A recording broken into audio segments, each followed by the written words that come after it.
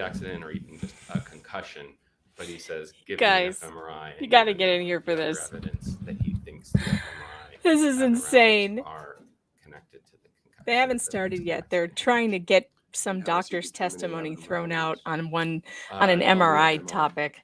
By reference to a kind of normal database. Okay. I'm going to similar go over his own. yesterday with you his own. in a minute. Right. I'm going to let Thank this you. play for a bit, and then because I have to go get dressed because I'm Really? still in my jammies, my gym jams, and I just got back from the physical therapist, so Good I morning. really need to go change.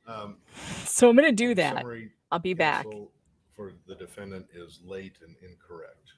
They're late. They should have done this months ago. But on the first point on the 2009 fMRI, on page 39 of Dr. There's no Gibby's closed deposition, captions, unfortunately. line, well, it doesn't have line numbers on it. The defense's court reporter doesn't give us lines, but it's the second to the last line. And in fact, if you go back even further in the medical record, back to about 2009, he clearly has imaging evidence of normal pressure hydrocephalus, MPH. And we brought that up in opening. Dr. Gibby, the defense brings it up all the time. Dr. Gibby mentioned it again. I'll just go to the page 39. He says, this is Dr. Gibby. That doesn't mean he's symptomatic from it. It doesn't mean a lot of people. In fact, there are people that are Rhodes Scholars that if you look back in some of the early literature on hydrocephalus, these people function at very high levels. So what did he review? A radiology report, or did he It's review the the film 2009 itself? The film radiology report that the defense is relying on to say Terry Sanderson. I'm talking about your expert now. Was he looking at a radiology report or the film itself? I think both. Is he going to be offering anything in addition to what you just read? Well, it goes on. It goes on. I'm just the main fact that they did not. They bring it up late, and so it's hard for us to respond on literally no notice.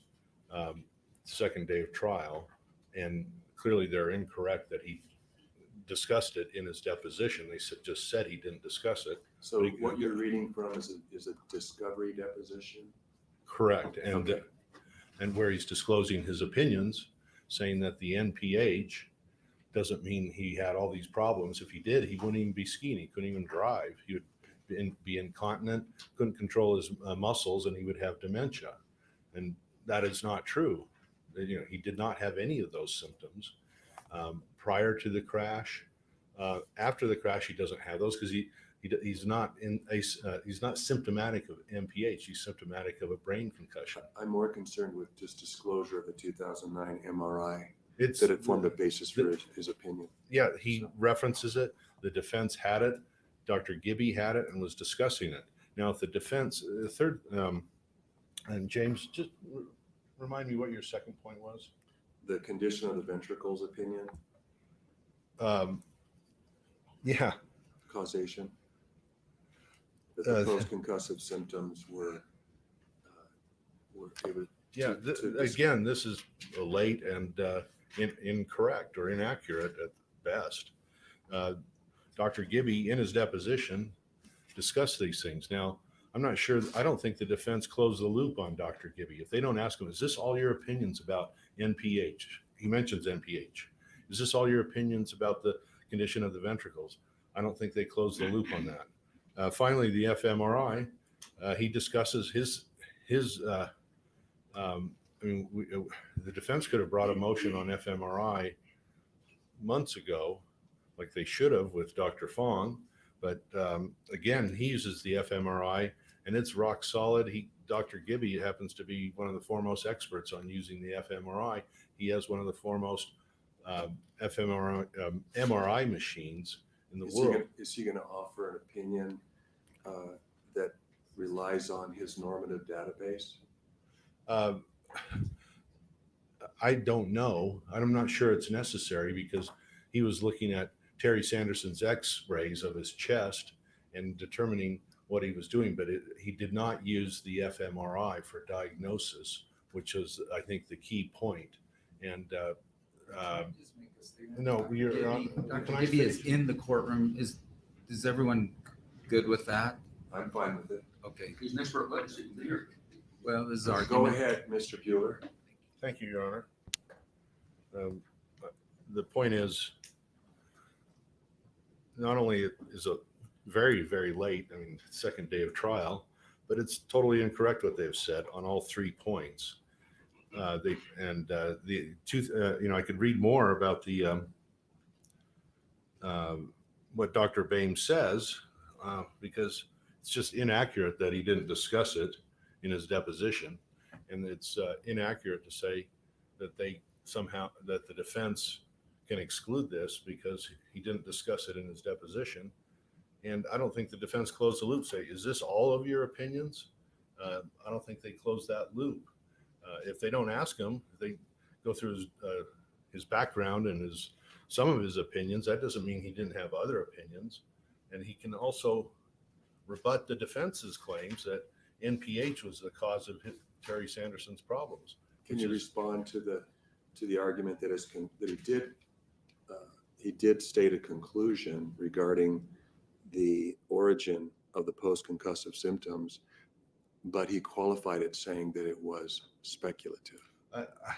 I'd like to see the site because they've been inaccurate before, and it's hard for us to respond on no notice to something that I don't know what they're talking about.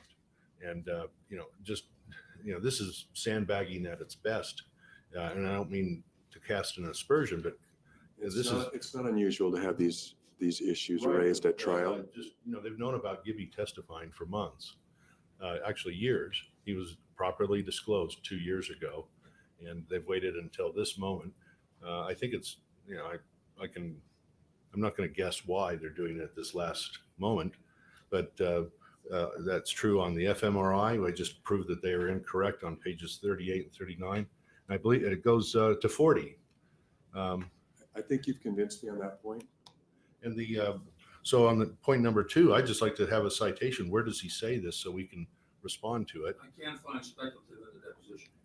And then finally on fMRI, they never tested him like they tested Dr. Fong in her deposition 8 days ago. Okay, thank you. Mr. Egan, just briefly, I want to get the jury in here. So, Your Honor, just first on the point about whether Dr. Gibby reviewed the 2009 MRI images on page, on page 65 of his opinion, or on page 85 of his deposition, he says, "I have not been able to personally inspect images pre-accident. No one has ever provided those to me." He says he's just seen the reports on the next page. And then on page 861, he says, "I'm speculating honestly that perhaps the reason that he had persistence of this longer is that he has these underlying stiff ventricles, which didn't allow his brain to give way, which the pressure, water, if you take a depth chart and you put it into water, it sends it." I could go on, but that's the basic idea. And I'm 61 into 62. I'm simply hypothesizing that because of the increased amounts of CSF in here, that the brain is already stretched, and you slam into the snow and decelerate that, you produce an injury. And then in terms of this question about whether we locked him in, I told him at the very start of the deposition, my purpose today is to be as efficient as I can in exhausting your testimony. I think that was clear. So that's what I'll say. Okay, thank you. Well, as to the MRI, I think Dr. Gibby can certainly rely on the radiology report. It sounds like you didn't review the imaging, and I don't know that you were planning to have him offer any new opinions after having reviewed the imaging. But if there are any new opinions, I would sustain an objection to those. There are no new opinions, but to help explain Terry Sanderson's imaging, the images can be looked at. Dr. Gibby has looked at them because he was provided them afterwards, if not before.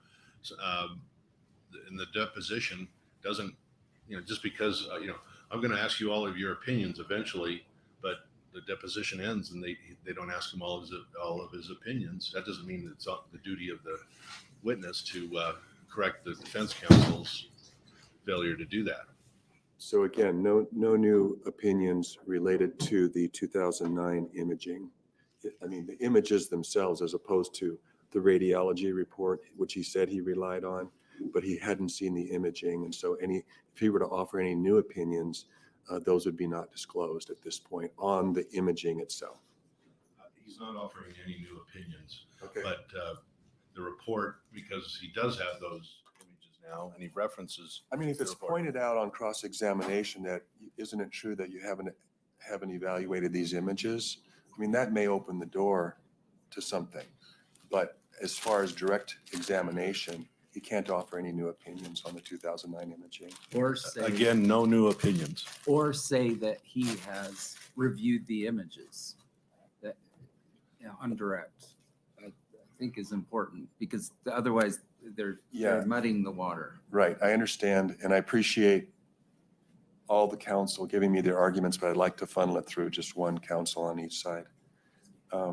Concerning the opinion on cause, if there's an objection that an opinion is speculative, that'll be sustained. I mean, if it's not offered to a reasonable degree of medical probability, it's not proper. So any opinions need to have that as a foundation. All right. And finally, on the fMRI, Hang on. if Dr. Gibby is going to rely on Hold on. a normal. I'm going to mute this for a second. Don't worry. We won't miss anything. I know what you're thinking. You're thinking, this is the most boring trial on the face of the earth. I have news for you. I thought it was. And then yesterday I went back, and for some reason I watched it again. I had been watching it on Aussie Overload and for a little bit. And I was like, God, this is a snoozer. But then for some reason, because I was laying in bed with a terrible migraine, I go back and I start watching it again from the beginning. Oh my God, you guys. What I found is so funny that you've got to see this. Okay, let's go back to day one. And don't worry if we go back and we miss something or whatever, because it's actually so much funnier on 1.5 speed. You literally have to have it on 1.5 speed. So if we miss stuff, we'll just go over headlines for a while so that I can turn it to 1.5 speed, because it's freaking hilarious, you guys. All right, let's go over to my my Twitter profile, where I have the highlights from yesterday's trial. All right, hold on. So yesterday was day one. So for those of you who don't know, Gwyneth Paltrow is being sued because she may or may not have run over someone while skiing. Here's the thing, though. We literally don't know what happened. Okay, so everybody's like, I hate Gwyneth Paltrow. She's an elitist, whatever. So far, though, the plaintiff's attorney is not impressing me. I mean, neither is hers. But the witnesses so far, I'm not sure that what they say happened. I skipped over opening statements because opening statements were very long, but also they were kind of funny. But let's just go over the greatest moments. So this is Gwyneth Paltrow's lawyer. His name is Owens. I think his first name is Steve. I don't remember. But this moment was so hilarious where he just let's watch it. So you were the one that said she was there from collision to leaving for 8 to 10 minutes. Yes or false? True or false? I don't want an objection, Your Honor. That You don't get to decide if he objects. that's okay? true. That is All right. true. I'll So, be Mr. quiet. Sikes, He objects to the other lawyer's objection. I don't want an objection right now, Your Honor. That was the funniest thing ever. All right, so this guy, he's like kind of dithering, right? And he also has a really short fuse, so he's always blowing up at somebody. He also didn't know that he couldn't show the deposition notes for you guys. It's so funny. Believe me, you're not going to be bored. I mean, we might be bored by some of this medical testimony, I'm imagining, but this lawyer, if Owens is doing any of the examining, he is so short-tempered. It's hilarious. So he doesn't know right now in this next clip, he doesn't know that he's not supposed to show the jury the deposition, but he keeps doing it. He keeps putting it up on the screen. And so plaintiff's counsel is like, objection, objection, he can't do this.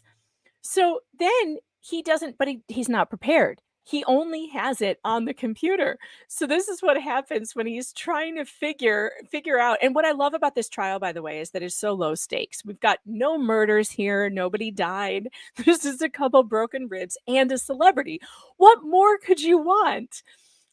Okay. Here we go. And normally I find Gwyneth like extremely off-putting, but I think that this guy might be trying to just rob her seriously of $3 million. Her oath years ago that the time that elapsed from collision to Ms. Paltrow leaving the scene was 8 to 10 minutes. True or false? I can't answer that. Do you need to be reminded? We could pull up your deposition transcript. If the answer is you need to be reminded, I'm happy to do that. Would you like me to do that? Yes. Okay. Please pull that up. Well, Your Honor. You can show him a copy of his deposition and have him look at it. So this is the physical copy of the. So he has no physical copy. I assume had he this would have sped the up, by the way. transcript with him. You don't, I take it? No. But what picture? And do you have a physical copy? Thanks. But what picture? James, what page is that? 139. Judge, we need to approach on this. Sure. The sigh. Did you hear that sigh? Ugh. He goes, ugh.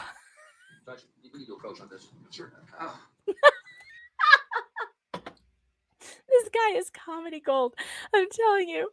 So he gets hauled up in front of the judge. And after the huddle, watch this. The judge cannot help himself. He's trying not to laugh. Watch. Now watch the judge try not to laugh. Here it comes. He's covering his mouth.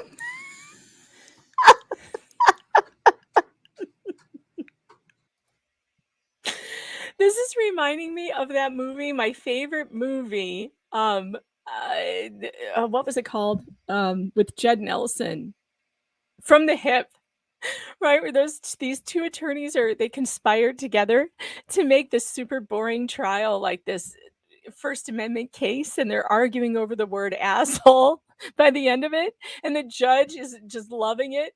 Oh God, it's so funny. All right, so now I said, what a relief from the usual murder trials. This is like watching the Three Stooges. So he keeps on telling his co-counsel James.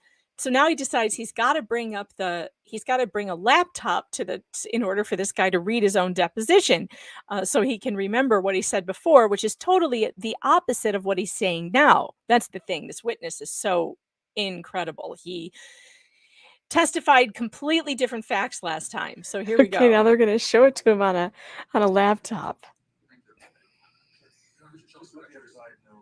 Page, hemline reference. But opposing counsel isn't going to make it easy. Right now we're in the cross-examination, so you can go ahead and show the witness. Look at his face. Look at Owens. He's so upset.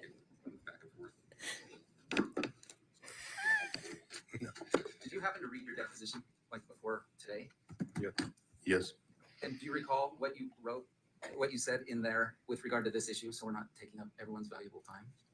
There was a lot in that deposition. That question. No. Go ahead and read your transcript. He doesn't remember. I believe if you scroll down, it Why don't you ask him, why don't you specify the line number, counsel, and have him read it? Page 139, line 24 to 25. Are you with me? Look at opposing counsel. Walk him through it, James. I'm not sure how you scroll this down. Yes, but I believe that what you're talking about was taken out of context. Let's read the question. Can I read the question on Yeah, page yes. 139, line 24? Are you there? Yes. From the What? time Gwyneth stood up to the time she skied away, how much time was there? It's like a math problem. And your answer, go ahead and read it. Sorry. He lost his place. James. Go walk him through it, James. And so I'm going to read the question again. From the time Gwyneth stood up to the time she skied away, about how much time went by there? Read your answer on lines 2-3 and 4. yeah, so it says here from the time she stood up ski until mountain. then that's blocked out, and it says I don't know. At 8 Something was a.m. blocked out. and then it was cut off and says, I don't know. Keep going. Just start reading. It says maybe 10 minutes or, and then that's blocked off. And so it doesn't, Line 6, is it 8 to 10 minutes? And what was your answer on line 8? Are you reading this? Yes, I am. What does line 8 say? The 3 words there. I don't, okay, it says about 8 minutes. Are you reading this? Oh my gosh. This guy, and he's got such a short fuse. He keeps on doing this. It is such a crack up. All right, let's see. Is dithering and short-tempered as Owens is, the witness is worse. I can't answer that. 2 seconds later, answers the exact same question. This guy is so maddening. During these 6 or so days that you had skied with Mr. Sanderson before, that usually involves, for instance, having lunch together. Is that fair? No. Frequently? Yes. Yes. No, yes. That involves having lunch together. No. Frequently? Yes. What? Having a burger or something in the mid-lodge, right? That's false. Okay. What? False. It's we're in a group of people. All right. So the And answer is then yes. sometimes after skiing, you guys would go get some drinks and talk. Fair? I can't answer that. What?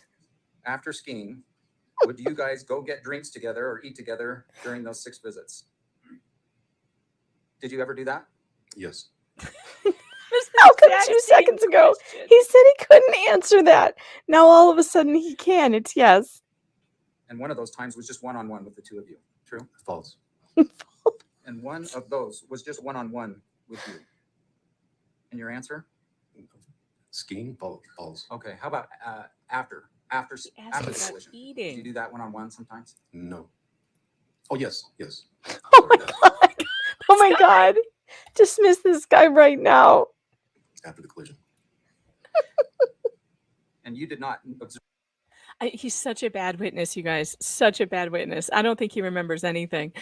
And Stephanie can't join me because she's working. She has a job to do. So she And she can't was be not here. wearing But goggles we either. were dying laughing at this. I can't And she was not wearing goggles either. True? answer that. Sir, did you read your deposition before this? Yes. Like how many days ago? Yes, I didn't know what she was. I can't remember what she was wearing. Can you stay right there on page 64 James, at the get top? back up You're on there. Page 64 at the top. And she was not wearing goggles. Oh god. No. James just doesn't get the message. Okay, I'm going to read the question. You Yes, read the yes. answer. So He let's just needs start to at the top stay up Okay. there. 64. So is your best memory she was not wearing a helmet? What was your answer? Yes. And she was not wearing goggles. And you said? Yes. No, it doesn't say that. That's just- Line 5. And she was It not says wearing question- goggles. She's not wearing goggles. No. And I said, is that right? And you said, Yes. and she was not wearing any facial covering. No. Is that your testimony? That she had no goggles, no helmet, and no facial, nothing covering her face at the time of the collision? Is that your testimony today? I can't answer that. All right. You previously testified under oath. True. Yes. That's a Okay, problem, I think we're done sir. for a minute. Thank you. That's a problem, sir. You testified to this under oath and you said the exact opposite. That's not okay. This guy impeached. All right, now we've got this lady. And oh my gosh, you guys, wait for it. Okay, now she has already said that she's basically like, she's had a bunch of husbands. She's had a rich life. She lives out in, the mountains where all this fancy skiing is. And she is the girlfriend of the victim of the guy who's suing Paltrow. She was his girlfriend at the time. She was in a relationship with this guy who got plowed by Gwyneth, apparently. And she is so funny. Listen to this, you guys. It's a little bit racist. I'm a little bit sorry on behalf of white people. Was he able to move around at all very well? Not when he got home. No, he was a very sore Jose. West was stolen from Mexico. The Fuentes family made a vow that even though they took our land, they never take our culture. Culture? You call this culture? Guacamole in a ghetto blaster in the middle of a desert? Now you're offending Amalia's guacamole? What's wrong with Amalia's guacamole? In case you haven't noticed, the white people are melting out here. She reminds me of this lady. Was he able to move around at all very well. Not when he got home. No, he was a very sore Jose. A very sore Jose, you guys. Did you catch that? He was a very sore Jose. His name is not Jose, by the way. This lady is a legend. She's had 3 marriages, a 6-month relationship with the plaintiff, who was he's a doctor, and also he was doing this finance stuff. Then he turned mean. So she left him, and he tried to get back together with her, but now she has a new boyfriend, and a bunch of you can't get a date. What is your excuse? This lady is like living her best life. She's going on cruises.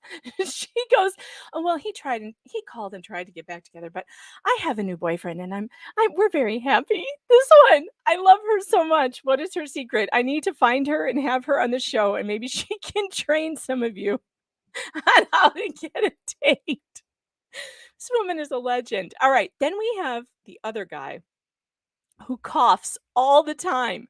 This guy in the white shirt, his name is Sikes. I call him the Coughing Menace. I said the Coughing Menace, the oratorical fireworks, the strange casual posture of Owens as he yaps about a big screen television. I can't get enough of this. There's a strong possibility that one of these two will demand a hearing for the admissibility of the word asshole. Oh, and Kristen, sorry. Look at him. If they're offering a big screen, do we want it or do we don't want it? Why don't you bring it in right now and you can take a look at it? Okay, and then we just need the, we're abandoning it. We like that better. Okay. Okay, and then a witness lineup for tomorrow from the plaintiffs, please. I'm sorry, say again? Witness lineup for tomorrow. Wendell Gibby in the morning, and I think it's Sam Goldstein, yeah, isn't it? We gave him this list quite some time ago. So this is the list they gave me, and Wendell Gibby, Sam Goldstein, both in the morning. Does that sound right? No, not in the morning. Gibby in the morning and Goldstein in the afternoon. We have 2 other Coughing. before and after witnesses we hope will be here on time. And we will fill in with them as we are able. So daughter Shay, Shay and Polly Gresham. and then how about brother of son-in-law, Mark? Are those three planning to go tomorrow? He's coming Friday. He's coming Friday. Thank you for that. So it sounds like 4 witnesses tomorrow: Gibby, Goldstein, Shay, and Polly. Depends on how we go. We hope we'll have 4 witnesses tomorrow. One of them's flying in from Montana, and the other one Washington. So, But no more than those 4. well, if we have extra time, we told him this, and we've advised the court, we may call Gwyneth Paltrow. We don't want there to be dead time in the courtroom. So there's a question why I'm asking, Your Honor, because what's the lineup? I don't want coyness. I wanted this. Hey, there's no coyness here. Okay, so times. I gave you this 3 weeks ago. You sat in my conference room. I Fight, showed you my fight, prime. fight. Gibby, Goldstein, Shay, Polly. And And we they, could go. Oh, we the notified coughing. you. can I just get a yes from that? Like those are the 4 plans. We notified him that we could call Gwyneth Paltrow anytime if there was dead time. So there's a chance you may call her tomorrow. Possibly. We're planning on calling her Friday. That's our plan. Okay. So But those 4. Owens gets so hostile so quick. It's so funny. So what is it? 4 or 5? Can we just get a yes? 5. Possibly Gwyneth. That's fine. Now, I mean, if we don't, in all fairness, Like- Mr. Owens, if he doesn't have a witness available, then he's eating up his trial time with dead time. I get it, but like when is Shay coming? When are you planning on it we're tomorrow? hoping to have them tomorrow morning later or tomorrow afternoon. Judge is so done. Oh my goodness. The one. Shay doesn't get until 1, Polly. Every time he does that, I think something's going to come out of his mouth. For sure. You don't know when your witness is coming tomorrow? For certain. We're hoping to have them tomorrow. That's our plan. All right. These people are out of town. All right. The messages with them. They The don't call. pretrial order requires that one side disclose to the other who they're planning to call the next day. I guess it doesn't specify the order or the times. Just be prepared for those possible 5 witnesses. Right. It's just like we don't know when Polly's coming. That seems So odd. grumpy. Well, that's what we have right now. And counsel, I guess what I'm asking is that as soon as you know when a witness is arriving, that you let the other side know. Absolutely. Okay. Believe me, if I had what did Shay tell you? She said a flight doesn't get into 1 o'clock, so she can try to come up here after that, be available early-ish. I expect you The to, first witness we're calling is Goldstein in the afternoon at 1:30. That's the plan. okay, thank you. He only has one day. All right. Anything else for this afternoon? Take care of that cough, Mr. Sikes. Thank you. I offered him a mint. You leave me up at night. We're now, I'm trying to cut back to a packed day. I'll give him this in the morning. I offered Thank him a you. mint. We're now adjourned. Thank you. For God's sake. Oh my gosh, you guys. So that's the wrap up from day one. So now you're all caught up to day one.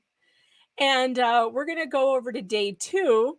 And I'm going to back it up. Now, the reason I wanted to back it up anyway, because I want to play it at a faster speed. Because these people talk so slow that it's absolutely awful. It's terrible. So hold on. Let me see if I can get to where they started. We don't need to hear the MRI arguing, do we? That relies on his normative database. Yeah, we need to go get the jury in. For us to respond on This page. the report. And if you do that a little bit longer, All right, here comes the jury. Let's go to 1.5. Well, we'll do 1.25. We don't want to get too caught up too quick, because if we have to listen to this on regular normal speed, it's hell. It's absolute hell. So it's better to be behind a little so you can speed it up. Oh man. Oh, you guys. And here's the thing. Here's something else we found out about that witness who was their star witness, the only witness, the big fat guy who gave totally different testimony this time than he did in his deposition. He is also colorblind. So we find out on the stand he couldn't tell what colors Gwyneth was wearing versus what his friend was wearing. Terry is his name, the plaintiff's name. And she was wearing a helmet, and so was he, although he testified in his deposition that she wasn't wearing a helmet. But we now know that was a lie. She was wearing a helmet. So we have two people wearing helmets, wearing outfits that he can't tell the colors of. How does he know which one came from behind? And he was a far distance away. Gwyneth says that Terry hit her from behind. And she went down to the bottom of the hill afterwards and told her daughter Apple, some asshole just hit me. So that's the thing. Yeah, that is something. I mean, if you can't tell colors and you don't know who's wearing what, how do you know in a tumble which body is which? How do you know who came up from behind? So it does seem like a money grab to me, if you ask me. $3 million for 4 broken ribs. He's going to say that he had concussion and some kind of other symptoms because of that, and he can't enjoy his life and all this stuff. And it turns out there may be a stroke that happened before that. He apparently has failing eyesight that he's 70 years old and he's skiing. Like, it's dangerous to ski. It's dangerous to ski. Yeah, I know. Monkey Machine, I kind of feel the same way about this. Like, Gwyneth is not my favorite person. But so far, their witness lied on the stand 3 or 4 times about what she was wearing. And, yeah, she probably would have settled if there was any merit to it. Maybe she's just like, F this guy. None of this happened. He actually hit me. She went and told her daughter that she got hit. She quit skiing that day because she was feeling like hurt. And he may have stroke issues that are impeding his, ability to do things, and also vision problems. And then the only witness, is colorblind. So he doesn't know which one hit the other one first. How would he know? So, yeah, I don't know. So far, I'm believing Gwyneth. How long does it take for the freaking jury to come in? Oh, what are we on a break? media coverage of the proceeding. There we go.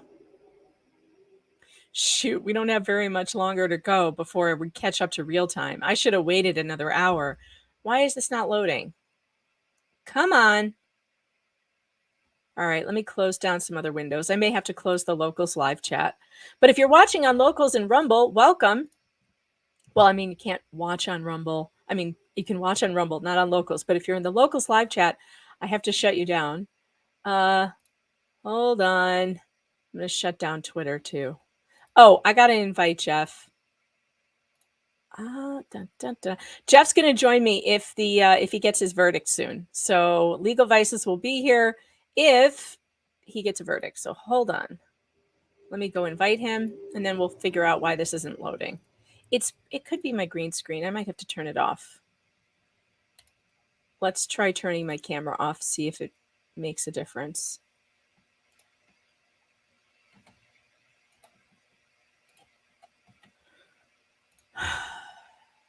Why are you loading? Quit doing that. I'd like to lay the foundation for the fMRI discussion that Dr. All right, I'm going to back it up. Here we go. And I want it to stop. Oh boy, here we go. 048, and counsel are all present. Mr. Owens? Well, thank you, Your Honor. The camera that I referenced. Oh, was a they hate this. violation of the- They hate this cameraman. They absolutely hate this cameraman. So there's a cameraman in the courtroom. And wait, I got to go back. There's a cameraman in the courtroom. And Gwyneth yesterday had the thing in front of her face. She's trying not to get her picture taken by this cameraman. I don't know why. She's got cameras on her all the time. We can see you, Gwyneth, but they complain about this cameraman every day. 0500048, and counsel are all present. Mr. Owens? Well, thank you, Your Honor. The camera that I referenced was a violation of the decorum order. That's the second violation in 2 days. Directly, still photographer, directly on my client's face, already transmitted nationally. That's what So, cameras are I'm supposed to mad. do. That's what cameramen are supposed to do. The decorum order we spent a lot of time on. It's the court's order. People are subject to criminal sanction, and I want it to stop. I don't want to have to be the one raising it. You're I want on them to TV comply. right now. We can Camera's see been you. removed. As far as what's going on in the parking lot, I'm not going to conflate that with this photographer who's doing something differently. What's going on in the parking lot is Tanya's has worked with your staff in determining how to handle the parking lot transitions, and I think that's been smoothed out. In terms of violation of the court's decorum order and have the camera pointing where it's not supposed to be pointing. I mean, essentially, cameras are supposed to follow the microphone. This is what the court has permitted is media coverage of the proceeding, not of the individuals who aren't participating in the proceeding when they're not participating. So if you're speaking into a microphone, you can expect that an image may be captured. If you're not speaking into a microphone, you should not be expecting that an image will be captured. There goes the coughing I again. do see this as a violation, and I've asked that the reporter be told that this is now interrupting our proceedings. It's now interfering with our proceedings, having to deal with these issues. And if it happens again, the offending reporter will be asked to leave. Right. And the still photographer is to stay in his seat when taking pictures. Is that right? Stay in his location. Unless we're all standing, then they can stand and take a picture. How about entering and exiting? Can they be in the path of my client? No. Thank you. I have a new issue, which is this beheading in front of me. May I? What? This was laid on our desk just now. We did get a picture of it the day before Dr. Fong was deposed. What is which was happening? There's a beheading? 8 days ago. We got a Was picture. ISIS there? Your Honor, they're intending to have Dr. Gibby talk about it. This brain has lots of different pieces and Oh, everything. God. This was not at his deposition. We haven't had our experts review I this. get it We've never back seen it in together. a three-dimensional format until So, in a this rule, minute. what's your objection? Untimely disclosure. Okay, Thank you. thank you. Was this disclosed as a demonstrative exhibit? I get it back It's not going together. to jury. It's just I a- And told how was you. it disclosed as a funny. demonstrative we exhibit? sent him pictures of it. So he can come over and look at it if he wants. And that was just before Fong's deposition? He's so cranky. Yeah, I'll sustain the objection if it wasn't disclosed under under the guidelines required by Rule 26. Well, he used a picture of the Statue of Liberty. I mean, you know, There was no objection to that. So. well, I mean, what's good for the goose is good for the gander. I mean, all he wants to It do is. is use this to explain. I his understand, Mr. Sikes, and it may be perfectly fine, but he's objected to it, and the rule wasn't followed, and so I must uphold the rule. And do we need to, are we ready for the jury, or would you like to examine your witness out of the hearing of the jury? Well, we'd like to examine the witness out of the hearing of the jury, but I'd just like to remind the court, or inform the court, which was not mentioned earlier by the defense, is that before Dr. Gibby's deposition several years ago, the Are we still on the demonstrative exhibit? I'm late. we're on the Who got fMRI. scalped? His Vita curriculum, his resume, discloses his publications, peer-reviewed, I assume. One is oral presentation, advanced fMRI. And he Clinician, always Baylor coughs into the University, microphone. Oral presentation, advanced Always. applications, 2015, The Coughing Menace. 2016. I'll let him get into it, lay the foundation. Make sure that the court is not misled to think that we're hiding something or something's coming in at the last moment. This was disclosed at his deposition. Call a which was, paramedic. you know, I don't think you're having anything yeah, to a do year with and a half ago, and it's nothing new. August 4th of 2021. Plus Frozen they had again? the in the initial disclosure, which is probably several months before that. So it's almost 2 years that they've had this. And now on the second day of trial, they object. But we would like to lay the foundation for the fMRI discussion that Dr. Gibby will have during his presentation in front of the jury. Okay. You may proceed. Stand. Good morning, sir. If you could stop right here on your way there. Do you swear that the testimony you are about to give in the case now before the court will be the truth, the whole truth, and nothing but the truth? So help you God. I do. Thank you. Morning. Do I need to go through the preliminary stuff, Your Honor, or can I skip that? You're laying the foundation, but would you state your full name and spell it for the record, please? Wendell Arlen Gibby. WendellArlengibby. Your Honor, if I may, instead of going through the long background and education, could I do an abbreviated one or?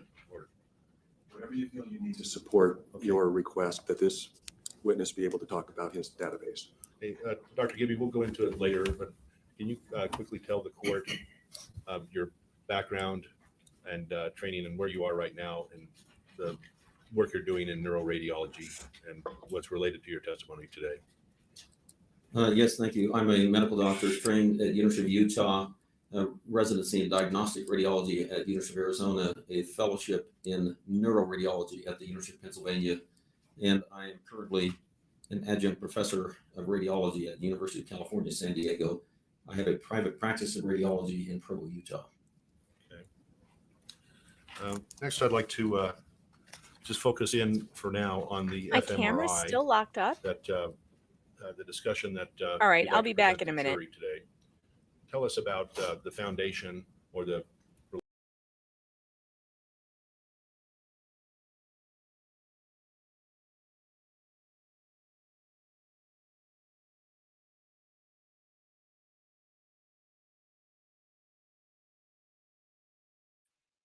All right, hold on.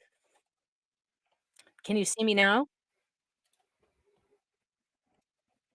It changes the signal intensity of the brain with very subtle changes in the magnetic field. Are we doing better now? And using this technique, doctors around the world have applied it to a variety of techniques. I think the first application we used was back in about 1997 or so, when we would use the exercises or finger tapping while the patient was in the scanner to identify the motor cortex for neurosurgeons.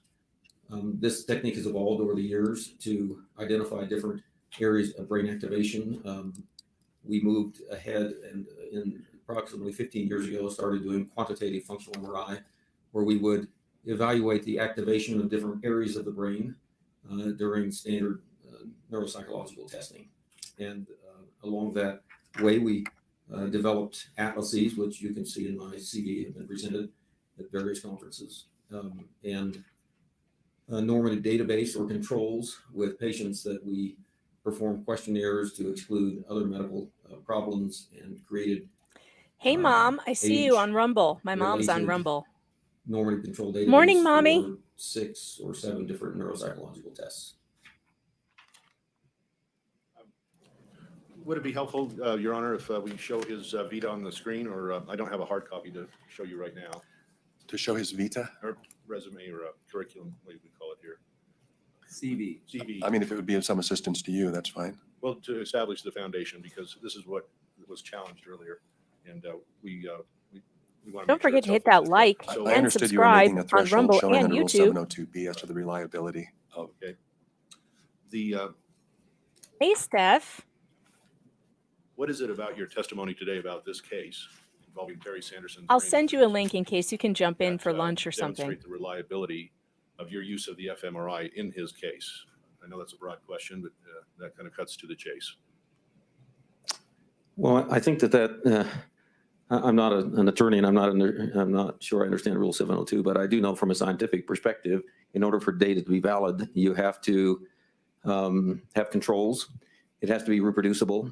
You have to perform statistical testing on this or standard deviations, because all people there's a range of normal, and you can't use it to make assumptions or to draw conclusions beyond what the data allows you to do. And how we have used functional MRI is to compare quantitatively the brain activation of patients with various conditions, traumatic brain injury, versus those that do not have injury. And I think some of the distinguishing features with what cognitive FX or whatever has been described to the court, we have created our own database, age-matched controls. We use a newer statistical method that received a U.S. patent that allows you to essentially borrow statistical strength from the neighbor. So it's a cubic spline interpolation, which means the data is better. Sorry for interrupting. Is this data available to other researchers who want to use it and verify it? And yes. Has that been done? Other people have used it. So, for example, we shared this with the University he's a neurologist. Of course he's Hershey boring. State in Penn State, sorry, in Hershey, with clinical researchers. So it's been used at other facilities. The data is just a normative database that maps for a given area of the brain and for a given function of the brain what controls will exhibit in their functional testing. Now, we don't want them to give him the necessarily draw beheaded one-to-one thing. conclusion. We simply say, The brain model. in this case, we ran this test and this patient was outside of normal. It is a piece of evidence. We're not trying to conclude that it was necessarily the traumatic brain injury that caused that.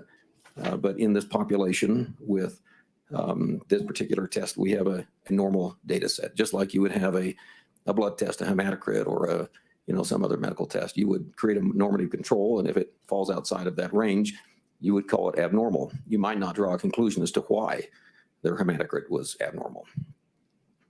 Okay, I interrupted you. Sorry. Is there anything else about your methods that would verify and provide a foundation for your use of the fMRI in this case? Well, I think one of the things that we have done that I think has pushed the science forward is we look at the functional areas of activation of the brain. We created maps of where for example, the frontal language area or the attentional control areas. Earlier attempts have done this more on just a standard geography, if you would. I've made the analogy in my deposition that if you were trying to measure or to That would test be the funny. hypothesis of a population of a certain group of people, they don't always follow exactly the boundary of the state or the country that they're in. There may be racial diversity that's concentrated in a geographic area, but not necessarily a state boundary. So what we have done is to look at functional MRI from a functional atlas perspective. But it is data that's available. Certainly, people could take our normative controls and compare against whatever functional evaluation they do at their facility. We do not close it. And how did you use this fMRI technique in this particular case? And what makes you, to a degree of reasonable medical certainty, confident that this is helpful to understanding Terry Sanderson's case? So as I said, we run a battery of tests, different things that assess higher cortical function like memory and problem solving and language processing and so forth. In Terry's case, all of the tests were pretty much normal. And that's actually helpful data because you know that someone is trying, they're functioning, they're not it's not a broken test, so to speak. In Terry's case, though, he did have fairly significant abnormalities in his matrix reasoning test, which is essentially a problem solving that requires frontal lobe or higher cortical function testing.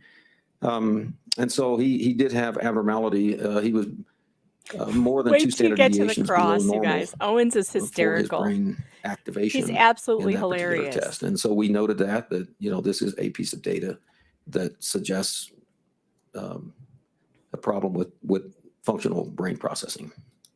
Now, I'd like to go to relate it to the specifics of Terry Sanderson's case. You understand he had a concussion. There's evidence of that. How does that concussion inform your work with the fMRI so that you can draw conclusions that might help the jury understand this? Well, I mean, Terry had a concussion. I don't think there's anyone in the court that disagrees with that. There are we're looking for objective evidence that shows whether or not the concussion was significant, whether it persisted, whether it impaired his ability to do what he does. And there are historical pieces of information from family, from friends. There's the medical record at the time, both before and after. And then there's the radiologic imaging. In terms of the imaging that I was asked to review, there were some abnormal findings on the chest x-ray. There were abnormal findings on his MRI of the brain, and there were some abnormalities on the functional scan. So it was just one piece of a multifactorial picture of Terry Sanderson's concussion. Okay. Just a moment, Your Honor.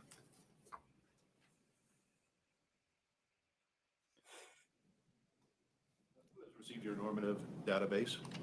That sounds bad, but then wait. Who personally? The defense is like, did he have a stroke? Quinn Yang is a researcher. Apparently he had a stroke Hershey, before the accident. At Hershey, it's Penn State University. Okay, I'm sorry. And I don't think he was diagnosed with a concussion. We'll find out. Normative database?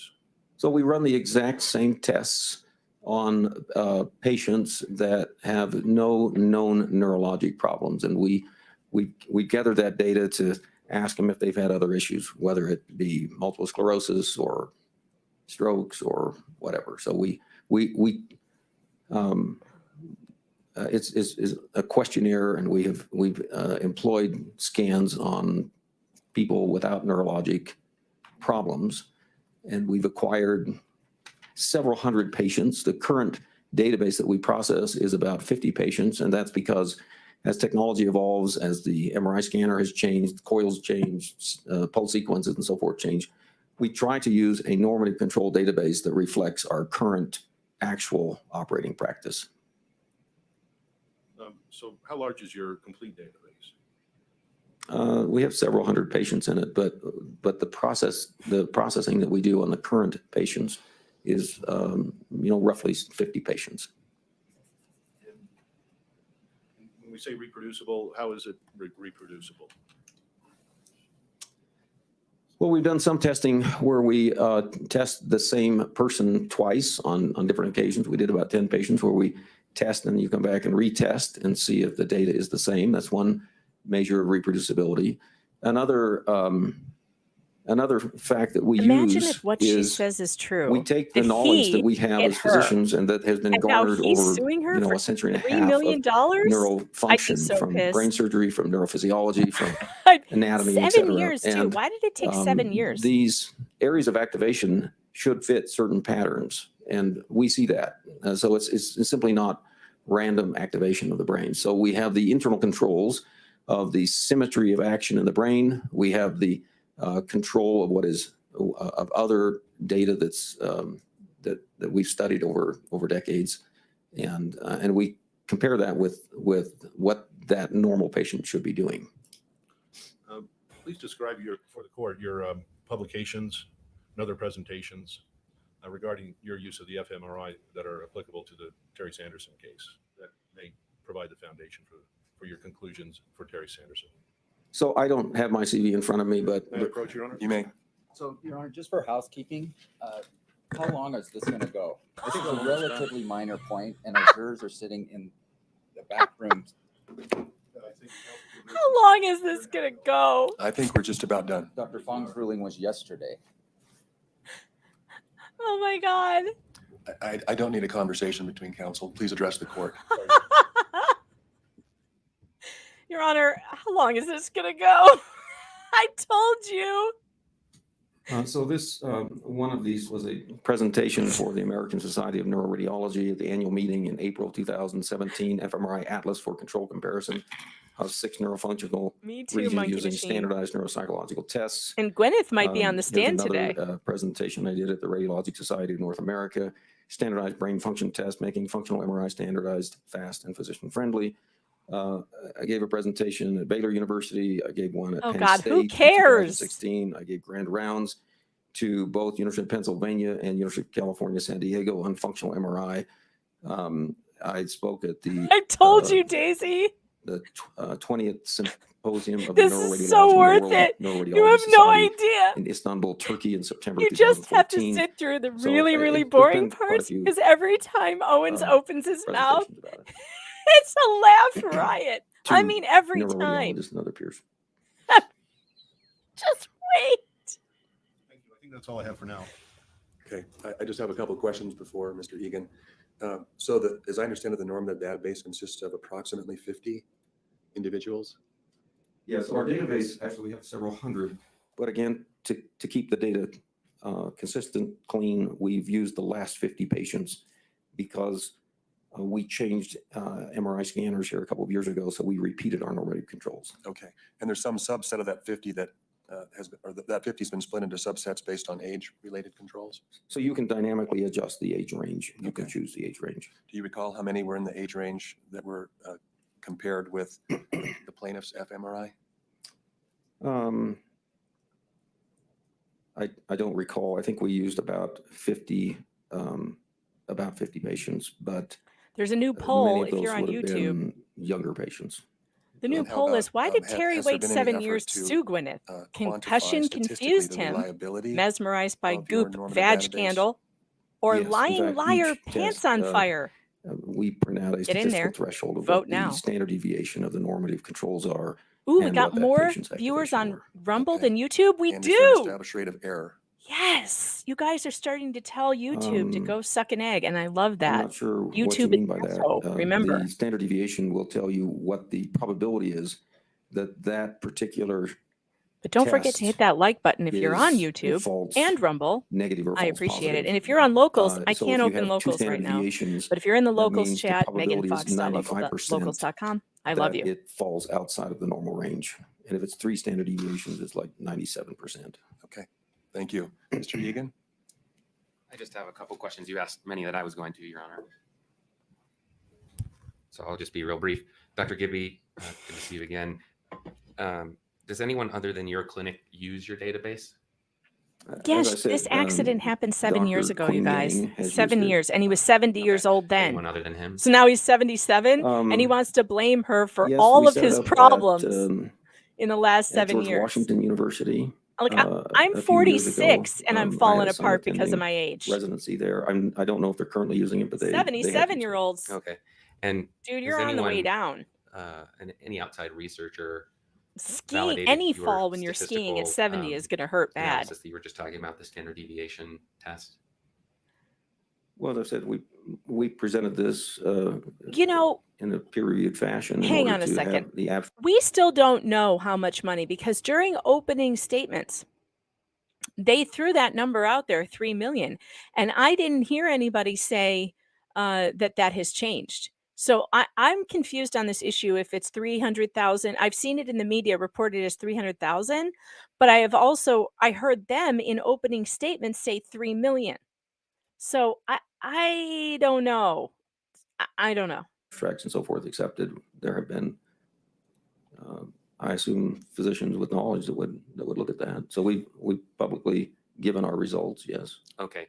But has anyone used your database, run your same tests, the various functional activities you ask people to do during the scan? James. And then what is their on James's results with teeth? your Is it a clearly Invisalign? analyze those. Yes, I mean, Or are his teeth just when you overly run the large? when you run the program, it automatically brings up the normative control group, so you can see the activation of those. So they would be using those by default. You're not only comparing They're not statistically, using Owens you're because visually Owens is too comparing fussy. the activation patterns of these side by side. I think I'm that's another disappointed. advantage here is I love Owens Cross. as a neuroradiologist, compare visibly how these are activating. Okay. I think that's all I have, Your Honor. James is much Thank more, you. Any he's follow-up? much more polite. James does look like Clark Kent, by the way. maybe that is Clark Kent, and he's pretending I to don't be know how many James. number of years you've been informed by your fMRI testing about how many patients and data points. And data points, is there more than one data point per individual? For example, the MRI does, I think, thousands, if not millions of scans. Could you explain that for the court?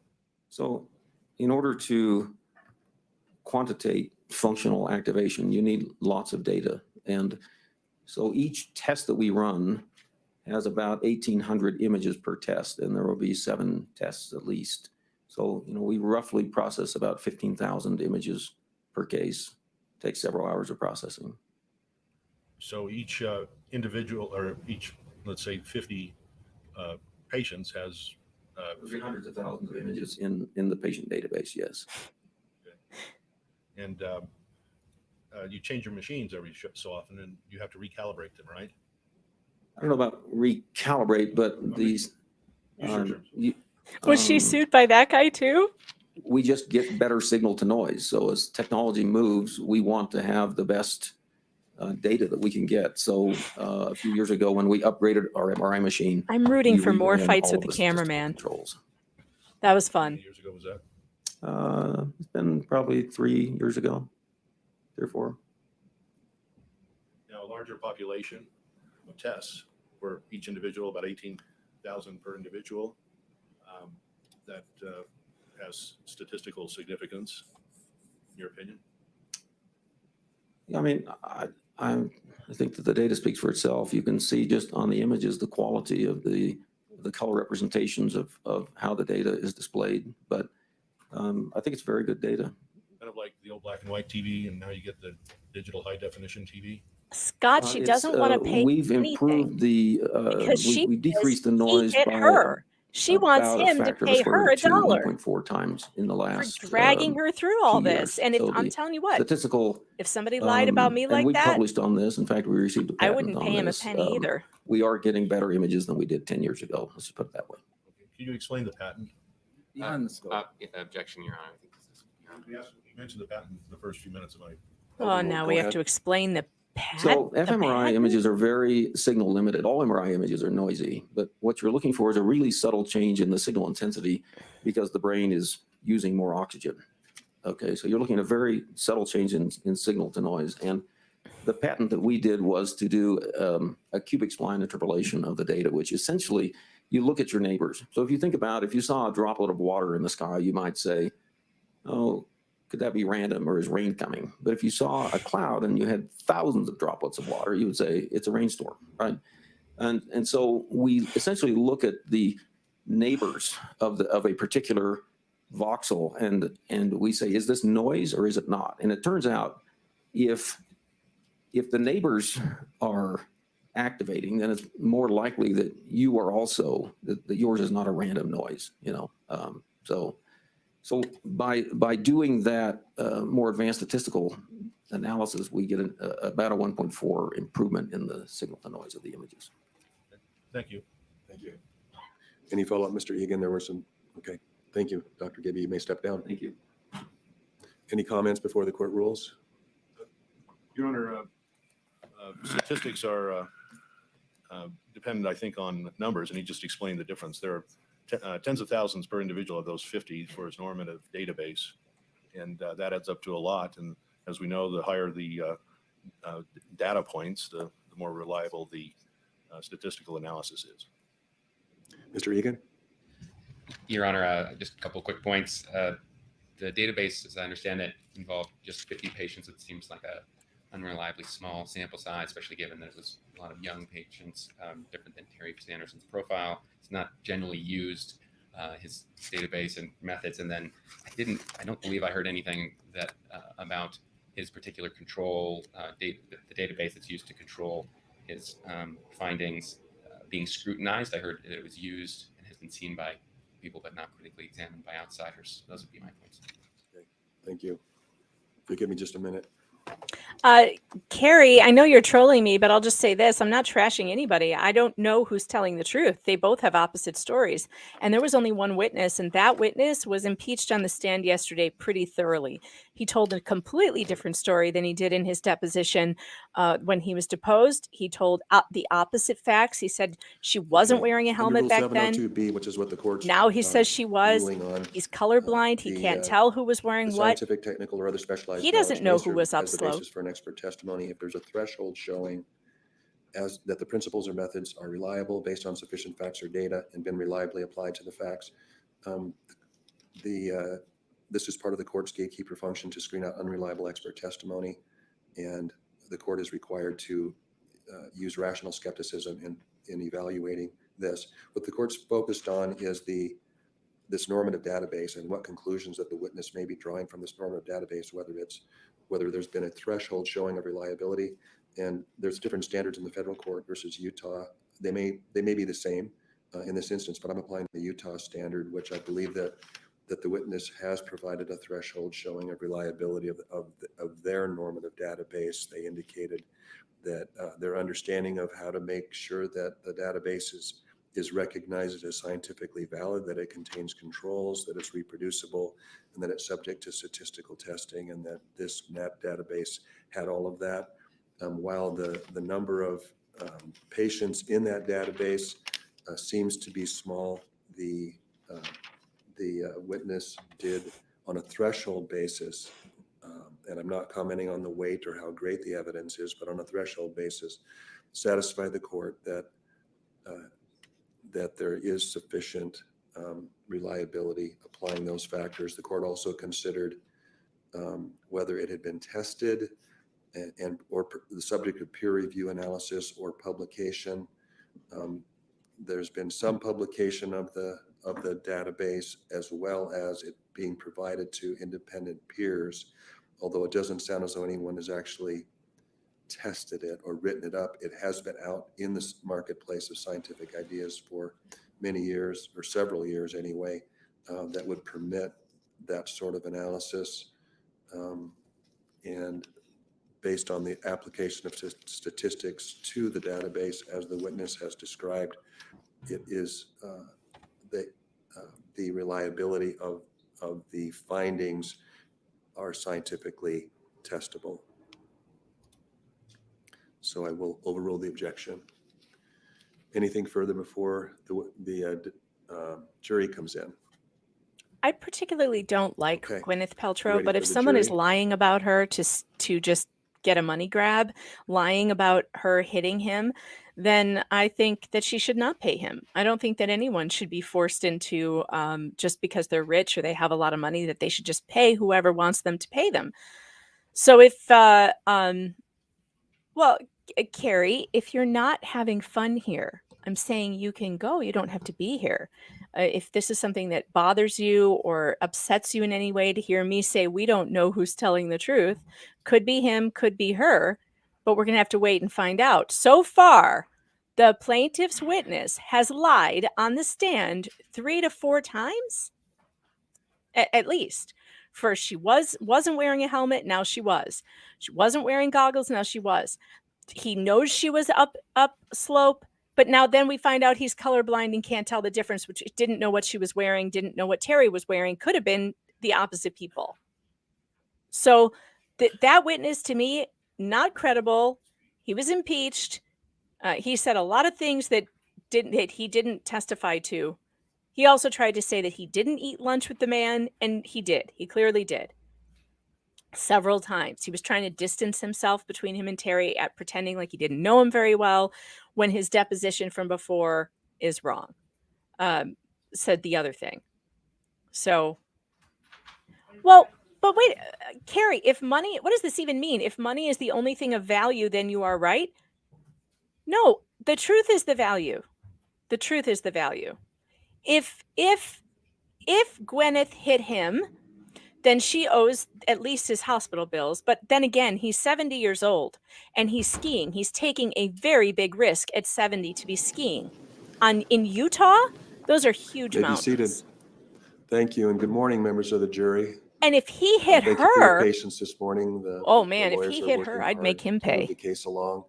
I hope we that don't know. you weathered the storms on your way in here today. Seemed to be coming and going as time went on. But we're ready to proceed. Mr. Bueller, do you have a witness? Yes, Your Honor. The plaintiff calls Dr. Wendell Gibby. Dr. Gibby, you can take the stand. Dr. Gibby was already sworn in by the court before you arrived. Oh, she's going for $1 and legal fees. Well, good. Look, I don't think she would have come to court if there was any truth morning, in Dr. what Gibby. his story is. Could you please state 'Cause your name? And she doesn't even want tell to us, have a where picture you taken come of from, her. where you were born and where you grew up. Oh God, why does where he was born and where he grew up matter at all? You want to know? It's Wendell Arlen Gibby. I was born in Idaho, grew up mostly in Utah, and I've lived in a lot of places around the country. Okay.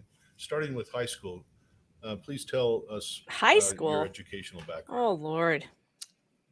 So I went to high school at Orem High. I attended Brigham Young University and graduated in chemistry, went to University of Utah in medical school. From there, I did a diagnostic radiology residence. Well, I did an internship in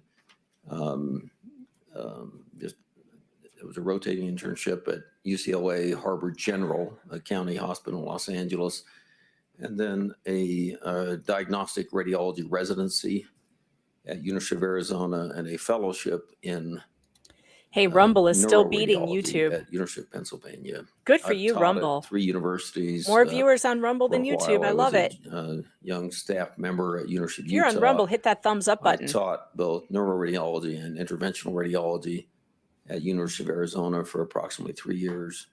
And I'm currently an adjunct professor of radiology at University of California, San Diego. Please explain what radiology is in layman's terms, if you could briefly.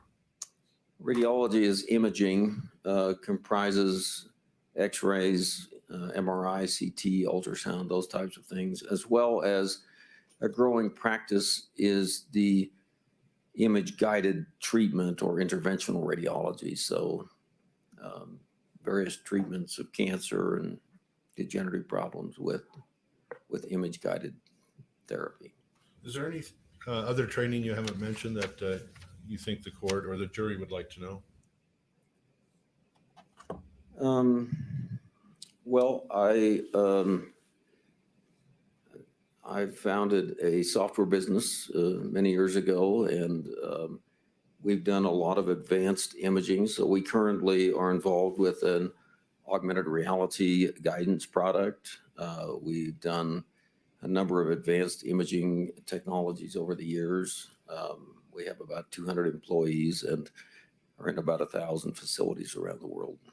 Okay. I guess some training by default. Okay. Describe the types of patients you treat. So we see a wide spectrum of patients with imaging. Thanks, Stephen. As a neuroradiologist, I've focused on the brain and spine, but we see a wide spectrum. And in our clinic in Provo, we also read for a half a dozen other facilities around the state. Okay. And what are the types of patients' problems do you see? For example, brain injury? Definitely. Athletic injuries, sports, concussions, automobile, and motor vehicle injury.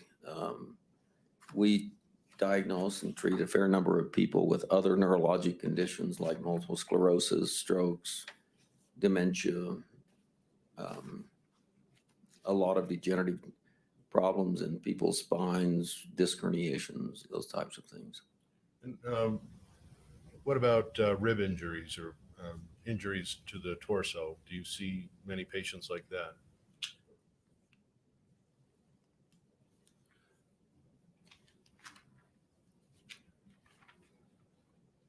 Is it within the scope of your training and specialty to determine the causation of traumatic brain injury? Yes. How so, if you could explain that? Well, neuroradiology is the science of imaging and diagnosis. So we see virtually any patient that has a significant head injury will at some point come through our imaging with CT or MRI. I also run an urgent care facility at our multi-specialty clinic that I own. I've written textbooks on imaging. I wrote a 2,000-page neuroradiology textbook many years ago that, of course, was an exhaustive review of the literature and different cranial problems. So I think I'm qualified to discuss brain injury. What about rib injuries? Are you qualified to discuss those, and how so? Well, I also It's funny, am involved Jenna. with general radiology. We read lots of Doctors are X-rays. supposed to be boring, though. They're When I supposed to be was at, boring and Utah competent. Valley Hospital, I was there for about 15 years. I was chairman of the department for a couple of years. We had a large population of trauma patients coming in. It was a tertiary referral center. Also, when I was at University of Utah and at I University know, of Stephen. Arizona, It's we way had better sped large up. I should have populations of waited to trauma start this patients till coming this in. And, afternoon. that body injury, rib trauma is a common problem in trauma Well, patients. speaking of elite, we could pause this for a second and then come back and speed it up a bit because there is something I want to show you that's hilarious. Do you guys know about Sofia Coppola's daughter? Did you see what happened? Oh my God, I love this kid. All right, let's go to my Twitter for a second and watch this. We'll take a break from the world's most boring trial, and then we'll come back. Trust me, it'll get better when Owens does this. Okay, watch this TikTok of Sofia Coppola's daughter. It is a scream. Make vodka sauce pasta with me because I'm grounded, because I tried to charter a helicopter from New York to Maryland on my dad's credit card because I wanted to have dinner with my girlfriend. Okay, let's get started. I don't know the difference between a garlic and an onion, and I just had Google images of onions on my phone, and I'm embarrassed. Also, I thought I would do this since I'm already grounded because my parents' biggest rule is like I'm not allowed to have any public social media accounts. Here's why. It's because they want me to be a nepotism kid, but TikTok's not going to make me famous, so it doesn't really matter. But is this an onion? Because I feel like this doesn't look like an onion. This looks like the inner workings of. And this, yes, we're on. And this is Ari, my babysitter's boyfriend, because my parents are never home, so these are my replacement parents. These are my replacement parents. So wait, let's recap. I don't know why this is so fast. It wasn't this fast last night. Let's recap. She got grounded because she tried to charter a helicopter to go have dinner with a camp friend using her dad's credit card. So instead, she's going on social media, where she is not supposed to be, to do a cooking video. And she says, because let's face it, TikTok isn't going to make me famous. She's so famous now. It's so funny. She was trending all night last night. I think her name is Romy. But this dig at her parents, this is my babysitter's boyfriend, because my parents are never here. They're like my replacement parents. I almost put the house down. What do you think about the helicopter fiasco? Oh, I like fiasco because it's like a feminine form. Oh, it's Women's History Month, so. Okay, well, now I'm just waiting for Ari to come back with my ingredients, and I will see you in part 2 where I actually make the pasta. She didn't make the pasta. She deleted this, and part 2. Part 2 came down as well. You want to talk about elite and spoiled kids, rich people problems. So funny. Yeah, I don't know why it's so fast. It wasn't fast yesterday. So maybe because I don't know why it's fast today.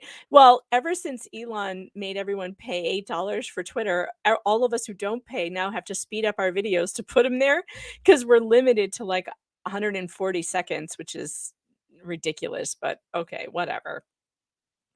Anyway, I love this kid. I think she's hilarious. If I were her parents, I would forgive her for being so funny and so mean about that replacement parent thing, because that was, let's face it, that was funny.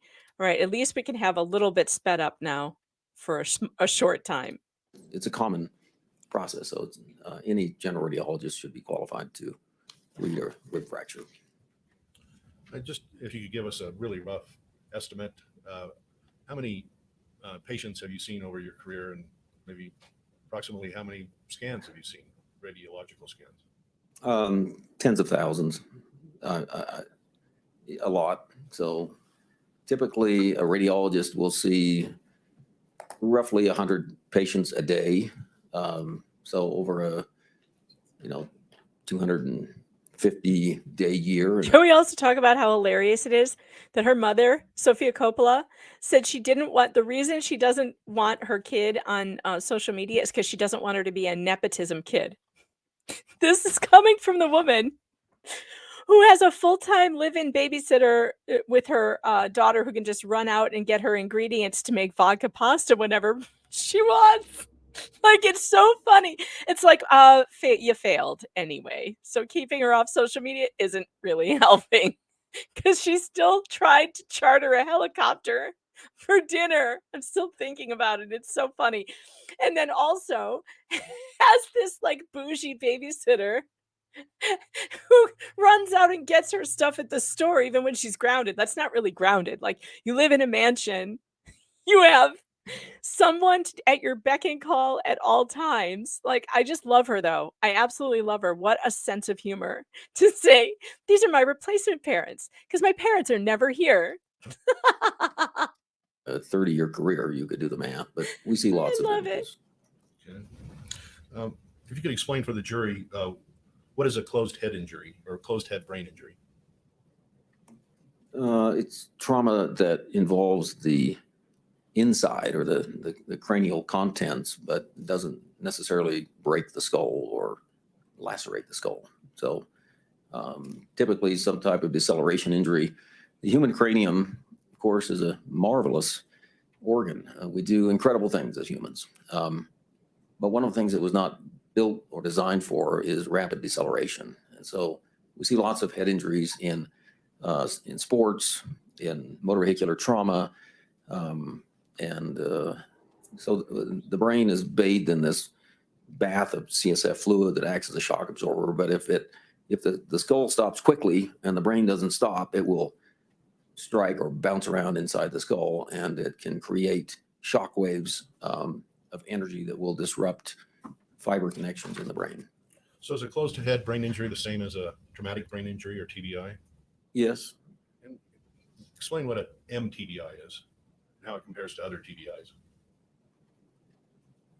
Well, there's different gradations of TBI. So traumatic brain injury can be, everything from a person is comatose and decerebrate and non-functional to transient, loss of consciousness. We see lots of in repeated traumatic brain injury where even short duration injuries can have fairly profound sequelae. That's been a notable process in the news in the last few years with the NFL and other sports programs. But it's just an issue of gradation. Okay. And just explain for us, because it's been used, post-concussion symptoms. Explain what those are. Well, for the human brain to work, there's a lot of interconnectedness that has to happen. And the simple things that we would do, like move our arm or breathe, or, it doesn't take a lot of brain function. But some of the higher cortical functions that we have in terms of emotional control, in terms of this is executive a good question, functioning, problem solving. I wouldn't know how either. Multitasking. I mean, you think of the billions of interconnections that have to happen in order for the brain to function correctly. And so unlike, say, if you were to pluck out a part of the brain, the problems with a concussion tend to be more generalized. They tend to affect systems. So people often exhibit memory challenges. Memory requires a lot of interplay of the brain. They will have depression, so emotional lability. People will find that they can't control their anger as well. The frontal lobes are vital for creating, the normal personal relationships and control. of how we act to people. And if those areas get damaged, people don't have the same ability to control their emotions. Oftentimes it will reflect in sleeplessness, so difficulty with sleeping. So there's a wide variety of symptoms that people will have after a concussion, and it can be somewhat variable in terms of how they resolve or whether they resolve at all. How many Rumble people numbers suffering a just are concussion, going in up your and up and experience up. with your training, completely recover? Well, the vast majority. I mean, Good job, I think guys. I saw a statistic a few years back in collegiate sports. There's something like 300,000 concussions a year. So there's a lot of people that bang into each other and they will sustain brief loss of consciousness, and, they'll ring their bell, so to speak. So the vast majority of people get better after a concussion. But what about those who don't? How many are, approximately are? I think that, again, is a factor related to age, underlying problems. So a 20-year-old is more likely to recover from a concussion than an 80-year-old. Someone who has a single concussion is more likely to recover than someone who has repeated injuries. Someone who has an underlying brain problem, and their brain is, currently functioning well, but this can tip them over to create dysfunction. So I don't know what that statistic is, and I think it's probably the wrong question, because what you really should ask is, has it happened, and what evidence is that it persists? Because if it occurs, it's 100% probability. It's 100% probability that that person has a concussion and has symptoms. And what are those symptoms that typically persist? Let's say in someone like Terry Sanderson, who was 69 at the time of this crash. Yeah, so Terry, actually, if you read his record, which is fairly extensive, and the depositions of people that had known Terry very well, his partner, his children, his friends, Terry had been a very high functioning, high energy person. He was every day doing lots of things, meetup groups, skiing, wine tasting, volunteering for various organizations, and so forth. But after his accident, he deteriorated abruptly. And many of the activities that he used to do, he stopped doing, like dancing, for the most part, his skiing activities. His personal interactions with his children and his grandchildren suffered. He had trouble multitasking. He normally could, handle multiple projects at once, but he would have to sit there and focus very hard on one task. He would go to Home Depot, for example, and forget why he was there. What I was he do supposed that. to get there? And one occasion, in the I've record, done that. he describes having to call the police to come and pick him up because he's lost his car when he was hiking. Something that All right, I happened haven't to had him to call the before. police, but I have gone to a store and forgotten his why I was there. Girlfriend expressed this change where he had this emotional lability. He would get angry. He would be very emotional about things, which was atypical for Terry. So he also experienced a worsening of his depression. And so those are very typical hallmarks of someone who has had a traumatic brain injury. Could it also be hallmarks of aging? Someone who has persistent post-concussive symptoms that last longer than, let's say, a year and a half. Because the guy was 70, Those, he's 77 now. What does that mean for someone like Terry in the general population? I mean, 46, I walk from one room to the next room, and I think can't remember that, what I went there for. In Terry's case, he'd been a physician, an optometrist. He was a very active guy. He was well respected by his family, had a close relationship with his daughters. But I think he lost some of that connectedness. He would be angry with his grandchildren, for example. In the record, it talks about an incident where he's, yelling at his granddaughter for closing a door or something. Just difficulty maintaining friendships, difficulty with the relationships that he had. The partner that he was with, they split. I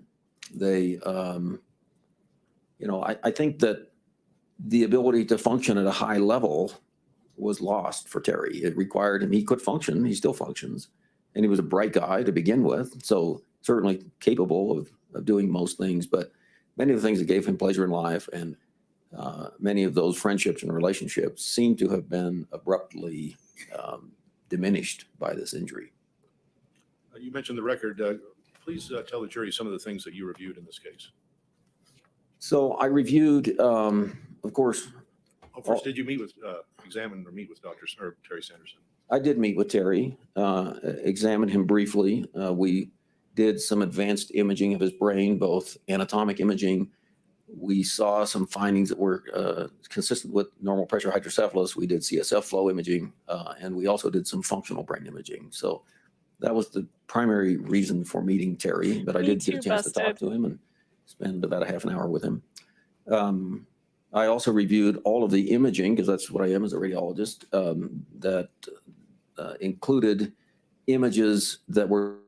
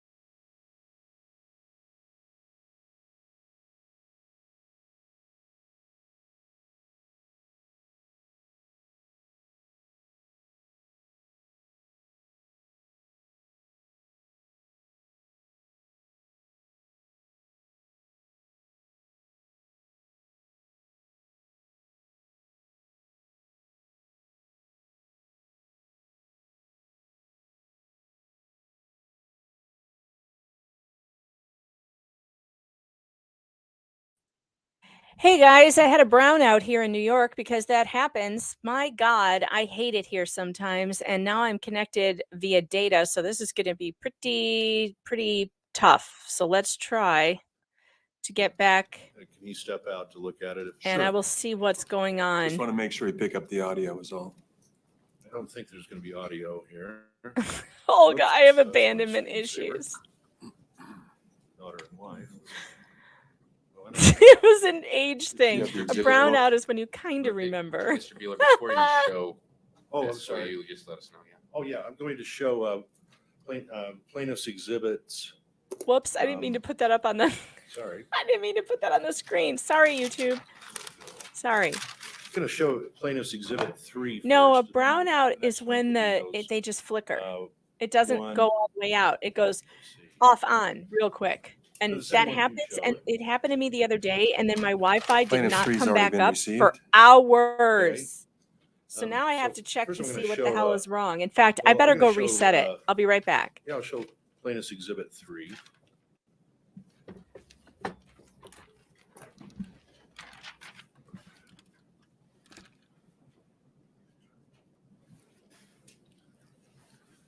Dr. Joe.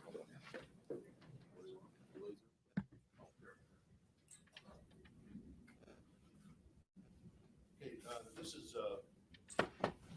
plaintiff's exhibit 3, and it's already been admitted. You can see. Turn the switch on the side.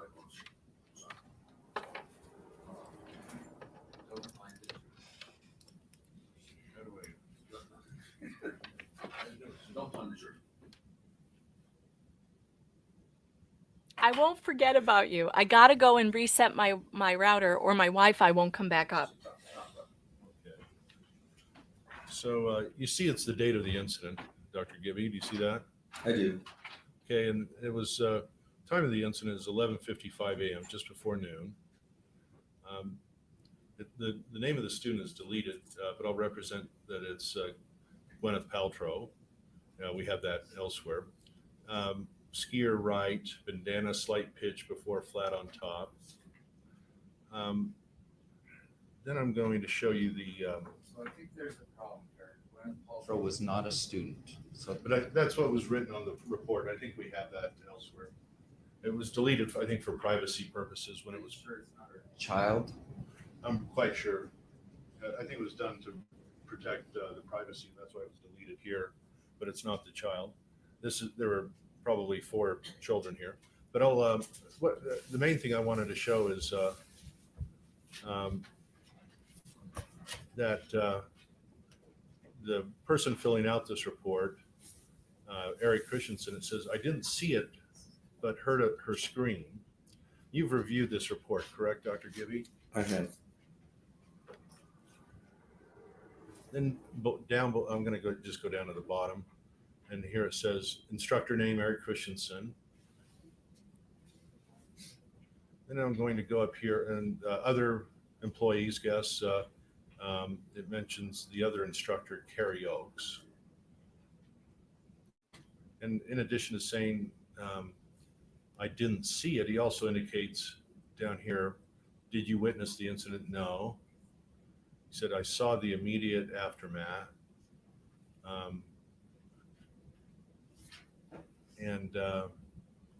Then it says, do you see where it says both were in discomfort? I do.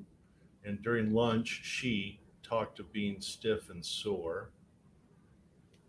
I believe that would reference the student there, which I think we'll be able to show later that Gwyneth Paltrow's name was there, because this was the one provided to the plaintiff when he asked for a record of what happened. I'm back. Does this idea that both were in discomfort, does that inform you that there may have been a traumatic event after this ski collision that caused injury? Objection needed. What overruled? Go ahead. Well, I don't think it's in question that there was a collision, and that 2 individuals were involved in a collision on the ski slope. So I'm not sure what. I mean, yes, they both. It's they Sean both were injured. Kohlmeyer, attorney. Hi, Megan. How are ya? You know, every day above ground is a good day. I just want to quickly go through these, but it Right. be fast. True. So what's Gwyneth Paltrow's There we ski go. trial case? Well, this is plaintiff's exhibit 1. I moved let to me admit fill you plaintiff's in. Exhibit 1, the incident report of the.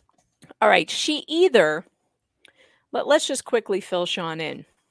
Yes. And by the way, I'm having a brownout problem in New York. So if I go dead or something, I'll be back. Oh, and I get to tell jokes. Yeah. So she either ran someone down while she was skiing or he ran over her. We don't know. Okay. But here's what we do know. The guy who she was in a collision with was 70 at the time. He suffered 4 broken ribs and possibly a concussion. We're not sure yet about the concussion. That's what they claim, that he had this concussion and it's ruined his life. He has concussive syndrome and all that stuff. And this was 7 years ago, by the way. So he's 77. Is this a personal injury trial? Mm-hmm. Oh, yes. Yeah. Uh-huh. And get this. Gwyneth says that is false. He hit her from behind. He's saying the opposite. She hit him from behind. His only witness was on the stand yesterday, and he was impeached all over the place because he changed his story from his deposition like 4 or 5 times. It was, he said she wasn't wearing a helmet or goggles. Now he says she was. Now we find out he's colorblind. So from a distance, he couldn't tell who was who because he couldn't differentiate between the colors of what they were wearing. He claims that the plaintiff hit her. But I mean, sorry, he claims that she hit the plaintiff, but it could have been the other way around. And that's what she says, and that's what her family says. So we don't know. Right now, it is the plaintiff's case. They're putting their case on. We have a doctor who's not Terry's doctor. I think he is an expert who looked at the scans or whatever. It's extremely boring testimony. So while you are here and we are paused, I'm going to try and go back to my Wi-Fi because I have really low connection on StreamYard. If I disappear, Sean will he will Tell jokes. Right. I don't even know where the comments. I can't read comments. Can I read comments? Yeah, you can see the comments if you go to the. You're in the private chat probably. Oh, Just right. I switch have over to to press comments. comments. Look at that. So okay, if I disappear, I'll be back. Oh yeah, I can see comments. So wow. Well, I can only be here for a little while because I got to get some work done. But wow, that's kind of cool. A personal injury case. Exciting. Oh, and Megan froze. Yeah. Wow. Am I still here? I'm Oh here. yeah, you're still here. Yay! My Wi-Fi is back up and working again. You're Okay, back. I can turn my hotspot off now. All right, wonderful. So some of you remember Sean Kohlmeyer from the Johnny Depp trial because he sat here with us for that trial. And I mean, you couldn't ask for a better trial, Sean. For one, you're a personal injury attorney. Oh, Pierre's here as well. You are Good a morning. Yes. Good morning. Bonjour, Megan. I have missed you Bonjour. since the trial of Johnny. Bonjour. Yes, I have missed you as well. And you're a personal injury attorney. Let me ask you a question, Sean. If a 70-year-old is skiing, would you say that he's taking quite a bit of risk onto himself by doing skiing in the first place? Maybe. I mean, of course, remember, I live in a place where skiing is a big thing, Mhm. right? And you can go down a single diamond hill, which is really low key, right? Or, quadruple diamond is, hardcore. So I don't know. I mean, in theory, yes, but it also depends upon who he is and how long he's been skiing and, and where he's skiing at, I mean, my ex-wife blew out her knee on a single green diamond on the bunny hill. So yeah, but maybe. Annie, it would all depend upon the facts. 70 isn't that old for a person like you because you're in excellent shape, Faith. You're in incredible shape.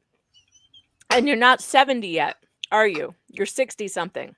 So, but for someone who isn't in great shape, although he probably was in good shape since he was skiing and stuff. Yeah, I mean, where was this? I mean, Colorado? Utah. Oh, Utah. Uh-huh. So they've got steep mountains and dry snow. Yes, and it was very hard packed snow. It was icy. It was they said it was good skiing, because it was hard packed. Well, hard packed snow and icy are actually two different things. Hard packed snow I actually skied. Hard packed snow is good for skiing, but ice is not. Well, they said it was very hard packed. I don't know if they used the word icy. I think very hard packed is what they said.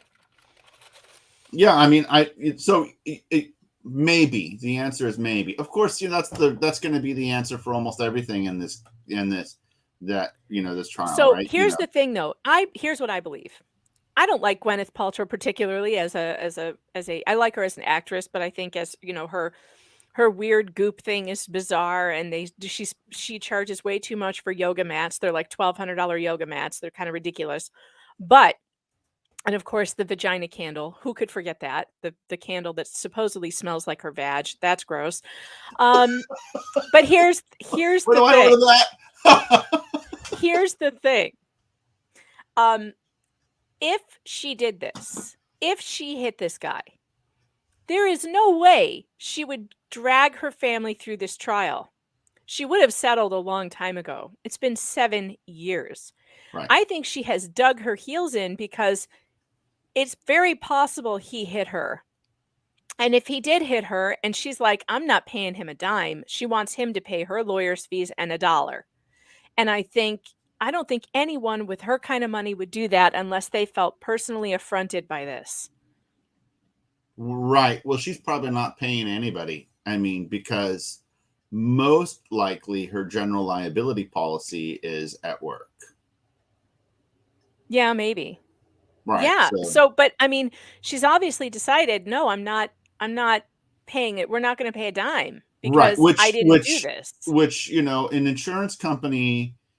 So let's make some logical assumptions here. Most likely it's her general liability policy, like her homeowner's policy. Well, she's an A-list actress, so she probably has an independent general liability policy, something probably issued by, you know, like Chubb or Barclays or Lloyd's of London or something like that. Okay. Saw the bees.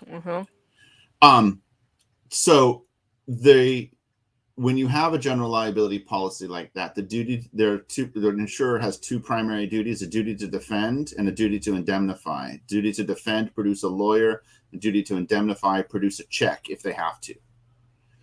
If an insurance company thinks that they've got a defensible case and their insured, their client, is committed to that, like she is, an insurance company will dump the resources into it in order to, you know, ultimately try and get a defense verdict. You know, that's how they make money. But the funny part is, Sean, her lawyer appears to like have just started practicing law or something. He has made so many weird, silly mistakes, and he's really short-tempered. He even like bitches at the judge. It is hysterical. Her attorney's like, Your Honor, I just want to know, this is first thing this morning. How much longer is this going to be? He says things like that. And then he is so short-tempered.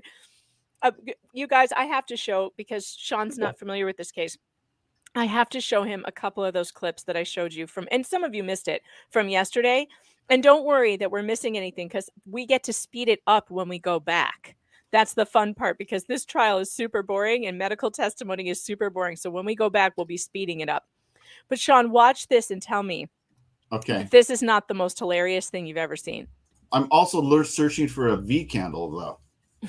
The Goop, well, go on Goop or just Google Gwyneth Paltrow's vagina candle and you'll find it. Now, this is her attorney. This is Scott Owens, Gwyneth's attorney, yesterday. So you were the one that said she was there from collision to leaving for 8 to 10 minutes. Yes or false? True or false? I don't want an objection, Your Honor. That You don't get to decide if he objects. That's okay? true. That is All right. true. I'll So, be Mr. quiet. Sikes, You don't get to decide if he objects. Your Honor, I don't want an objection. Yeah. Okay. You know. Then, I don't want plenty of the things that happen to me. So.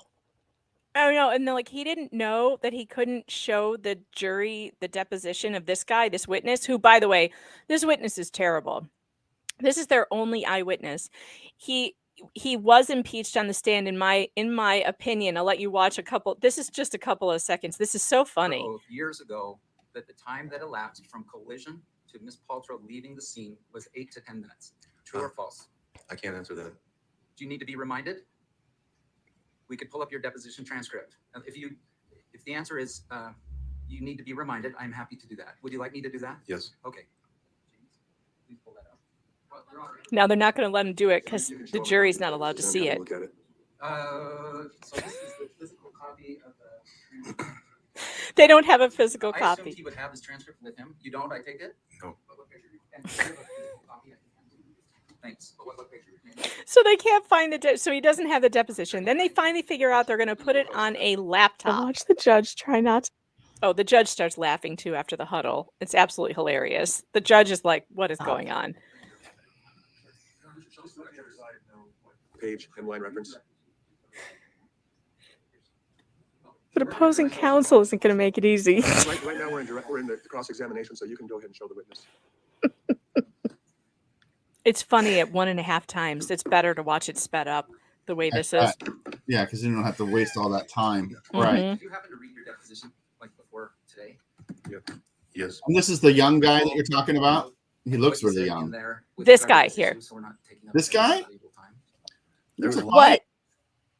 Yeah, no, this is the guy who, like, he keeps on making these hilarious mistakes. I know he looks like someone who's practiced for a while. This is Steve Owens.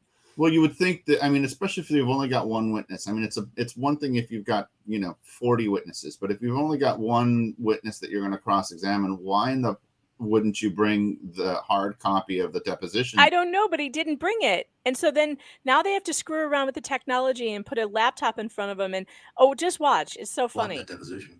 That question. No. Go ahead and read your transcript. He doesn't remember. I believe if you scroll down, it. Why don't you ask him? Why don't you specify the line number, counsel? Have him read it. Page 139, line 24 to 25. Are you with me? Look at opposing counsel. I'm not sure how you scroll this down. Yes, but I believe that what you're talking about was taken out of context. Let's read the question. Can I read the question on page yes. 139, line 24? Are you there? Yes. From the time Gwyneth stood up to the time she skied away, how much time was there? It's like a math problem. And your answer, go ahead and read it. Sorry. I'll tell you something He funny lost in a his minute. James, go walk him through it, James. And so it. I'm going to read the question again. From the time Gwyneth stood up to the time she skied away, about how much time went by there? Read your answer on lines 2-3 and 4. Yeah, so it says here from the time she stood up until then that's blocked out and it says, I don't know. Something was blocked out and then it was cut off and it says, I don't know. Keep going. Just start reading. It says maybe 10 minutes and then that's blocked off. And so it doesn't. Line 6, is it 8 to 10 minutes? And what was your answer on line 8?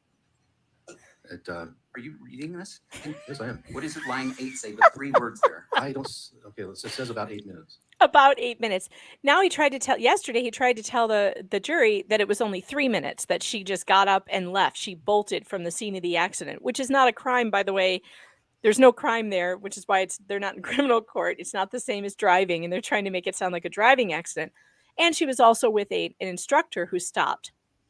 And the instructor helped him up and asked him if he was okay. And apparently he said yes. This guy has now changed his story, though, from the deposition 5 years ago. And he said he did not say he was okay. 5 years ago, he said his friend said, yeah, I'm okay. So this is Gwyneth Paltrow's attorney? Yes. Got Yes. it. He's defense counsel. Yes. He's defense counsel. And the guy who coughs all the time, that's the plaintiff's counsel. This fat white guy behind him in the big white shirt. This guy, he coughs all the time. Oh, you mean weight challenged, right? Sorry. Yes, weight challenged guy behind him. I'm feeling so devalued as a human being now. Yeah, and then we get to I mean this guy, it's just hilarious. So anyway, their only witness he told several different stories than he did at his deposition 5 years ago, like opposite. He said she wasn't wearing a helmet, or now he says she was. He says she wasn't wearing goggles, but she was. That's a witness that hasn't been prepped very well.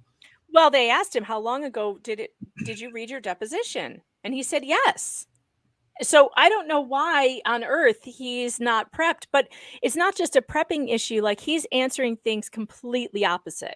Right. Which is bad, because that's a really great way to impeach them. I mean, I love to ask a witness a question, the exact same question that I asked in deposition, and then if they give a different answer, it's he got him to answer the exact same question right in real time. Yeah. The opposite. He said, do you often go to eat with Terry after skiing? Did you often go to eat with him after skiing? And he said, no. And he stopped and he took a deep breath and he was like frustrated. He asked the same question again. Do you often go to eat with him after skiing? And he goes, yes. Like, it was no, yes, no, yes. Well, wait, no. It was just ridiculous. It was just him trying to distance himself from the plaintiff to say that we're not really friends. The other interesting point, Sean, that you missed is that the witness, the only eyewitness who says he saw her hit Terry from behind, is colorblind. Comes out that he can't see what they were wearing. He doesn't know what colors they were wearing. And if they were both wearing helmets and both wearing goggles, how does he tell which one is which? Right. And he was at quite a distance. Like they were measuring it in court. It was very My Cousin Vinny. It was hilarious. That would be really difficult to deal with because now you'd need to have an expert who talks about what a colorblind person can see. I don't know if they're going to bring that in or not, but I mean, he was not convincing me on the stand in any way. I thought this guy is no, throw this one out. If I'm on the jury, I throw out everything he said and I start from there. Where are this guy's the plaintiff's physical injuries? Are they in the front of his body or in the back of his body? Fell on his side. 4 broken ribs and supposedly a concussion. Gwyneth says he hit her from behind. She went flying spread eagle. She ended up face down. Or I think they said she was face down. And she slid down she stopped and then she slid some more. So she slid about 10 feet further down. Her instructor came and helped the guy up, but that could explain why the instructor was yelling at the guy going, "What did you do? What did you do?" And they're all trying to make it sound like her instructor was a real jerk yelling at the guy she just hit. But if he saw it, I don't know if he saw it or not. If he's yelling at that guy, like, "What did you do?" Maybe he saw her get hit. I don't know. We haven't got there yet. It sounds like you've got another witness then. Maybe. But one thing that's really interesting that you probably missed all of there was in his deposition, they asked a whole bunch of time questions. And I always tell clients, you basically don't answer time questions. You just don't answer them at all. Because, unless you've got special training in time or you've, looked at your watch, which no one ever does, right? Being able to accurately measure time in a collision or in the moments before a collision or after a collision is something that basically nobody can really do. But when you give up time information and you say, oh, it took it was 2 seconds from the time I saw that's tricky because he said 8 minutes back then. Now he says 3 minutes yesterday. Yeah, when you give up that time information, what you wind up doing is you wind up giving an enormous amount of information that can then be backwards used to calculate speed, distance, reaction times, all sorts of other things that you have no control over. You'll say, oh, well, it happened 2 seconds from the time I saw the collision. When we're like, well, human reaction time is 2.5 seconds. All right. Well, now we get to watch this a little faster since we've been on pause. It's better at 1.5, but just keep it shorter. So they sound like the chipmunks? Oh, sorry. They just move funny. Okay. Plaintiff's Exhibit 1 is received. Okay. You can see this is Plaintiff's Exhibit 1. Again, it's the same date. You see that, right? I do. This is injured person, Terry Sanderson. And then location bandana, collision, yes, with unknown other party not present. And the description of the skier is advanced intermediate. And Your Honor, I apologize to interrupt, but I'm wondering if there's a question. Okay. Instead of just reading through the record. Did this record inform you as a basis of your opinions? I did review this record, yes. Okay. We'll get back to this one later.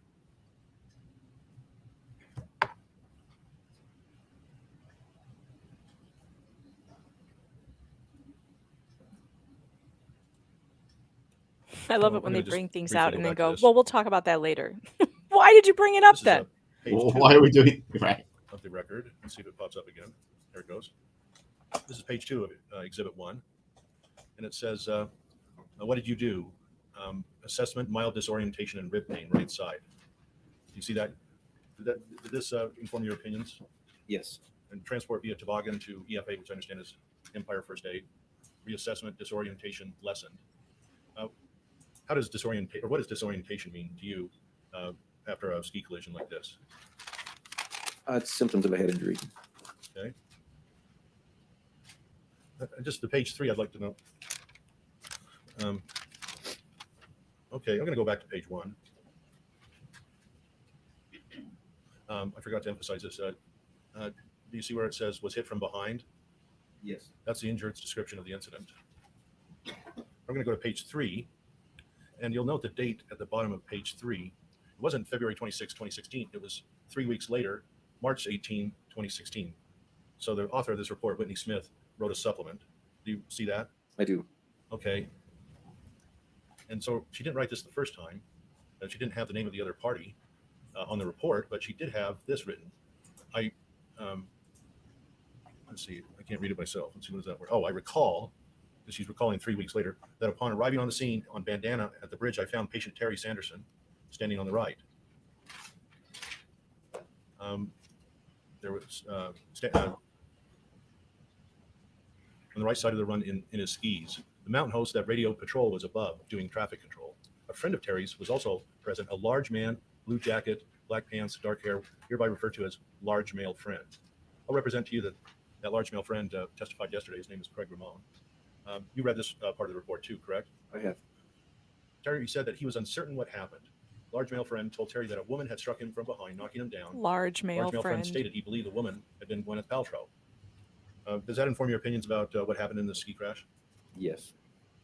Okay, and it looks like. Do you know why they're doing this? Whitney Smith writes 3 weeks later. I asked if anyone had spoken to the woman. Large male friend said he had asked her if she was all right. He said she had told him she was fine and ski away. But this is 3 weeks later, so during the assessment, transport, and time at the first aid, large male friend continued to say that the woman involved in the collision was Gwyneth Paltrow. And then it goes on to describe, at Empire First Aid, we were met by 3 others from Terry's skiing group, a blonde woman, a man, and Debbie. I recall large male friend reiterating to the group his identification of the woman to have been Gwyneth Paltrow. Debbie left to retrieve the car from Snow Park, and the other 3 friends left a while later to continue skiing. I stayed and monitored Terry until Debbie arrived with the car and took him to the clinic. And then she writes at the bottom, I believe the other party, LMF, was Craig. That's you understand that to be Craig Ramon, correct? Correct. Thank you for going through this with me, because I want to just set the foundation for what happened. This guy talks faster than the other lawyer. I'm going to slow it down a little bit. You know why he's doing this? Why? Because there's an exception to the hearsay rule that says that statements made for the purposes of medical treatment are admissible for the truth of the matter asserted within them. So what that means, to unpack that means, is that when you go in and you say to the doctor, this is how I got injured, this way, that the fact of the way that you got injured is admissible for that's how the injury happened. So they're trying to establish that the plaintiff's statements about how he got injured are admissible for that's actually how it happened. The problem with that is that, particularly if you're talking about somebody who's like Gwyneth Paltrow, and insurance defense attorneys will say, is that, people will, be inaccurate with their doctor, or it's just it's just what he said. Right. He could say anything. But one thing I caught here in there was that he said that there was a supplement that happened a few days later, which leads me to believe that then that the supplement's going to have a slightly different version of what happened. So anyway, but that's why he's going through that, because there's an exception to the hearsay rule that allows that. Sure.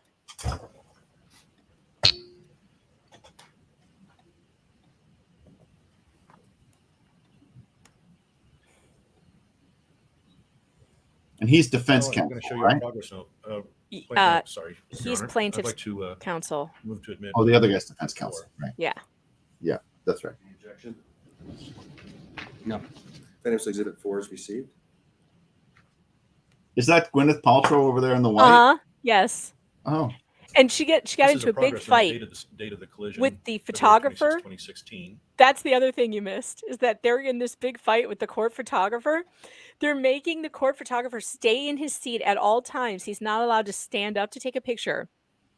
He's also not allowed to aim his camera at her face, because he's only supposed to be aiming his camera at whoever's behind the microphone. So she's screwed when she gets up there to testify, which could happen today if we ever get past all of this.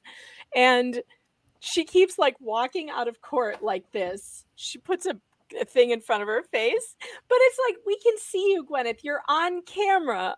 We can see you. Why don't you just let them take the picture? And the judge keeps admonishing the court photographer, and he says if he does it one more time, he's getting thrown out. So we're all on pins and needles about what's happening with the court photographer. It's not clear what time, whether that's a 24-hour clock or not. This guy's fixing the microphone. Apparently something's broken on it. And it's by this Michael McMahon. He may or may not appear and provide testimony, but this is what he wrote about this on that date. Vital signs, weight 177 pounds. And then said, patient collided with another skier at approximately 1300 today. This is why the 9:15 is not clear whether that is that may not be a time that corresponds to any real time. It could be a clock that's not set or something. But at 1300 today, that would be 1 p.m., correct? Yeah. Anyway, it states he lost consciousness and ski patrol responded. Patient was helmeted. And then it says complains mild headache and pain when taking a deep breath. What does that indicate to you, Dr. Gibby? Well, he was evaluated by a physician assistant at an Instacare. It's clear that he had some chest symptoms with he was having trouble breathing, having pain with deep breaths, and that he'd had some period of loss of consciousness, which was reported by the provider. It sounded like that the provider suggested a CT scan, but Terry declined it. I think that there was certainly enough injury to warrant concern for a CT scan. And then at the bottom, it says, after brief discussion to determine stability, patient was referred to the emergency room by private vehicle for CT scan and further evaluation. Does that support the opinion that Terry suffered a concussion that day, February 26, 2016? It does, and he ultimately had a CT scan and images of his broken ribs. Okay.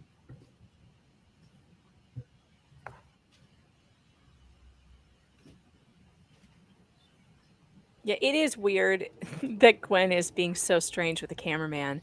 Like, just sit there and look pretty and let the cameraman take nice pictures of you. She knows this is on I television. apologize for making you go through all these simple records, but they're important. Yeah, that seems really stupid, right? Your Honor, It's making her I'm unlikable, going to and she submit shouldn't do Plaintiff's that. Exhibit 5. Yeah, you're right. You're exactly right. Okay. Plaintiff's Exhibit 5 is received. Because I think she is the one who got wronged here, but everyone hates her because she behaves badly, you know? She should just be sitting there looking very poised and pretty. Yeah. I mean, she's a movie star, for God's sake. She should be used to the camera. Right. Yeah, Smile for the camera. Don't be a bitch to the cameraman. And like they're trying to kick him out of the courtroom. That's ridiculous. Department. Because the cameraman has the ability to make her look good. The Yep. Veterans Hospital. I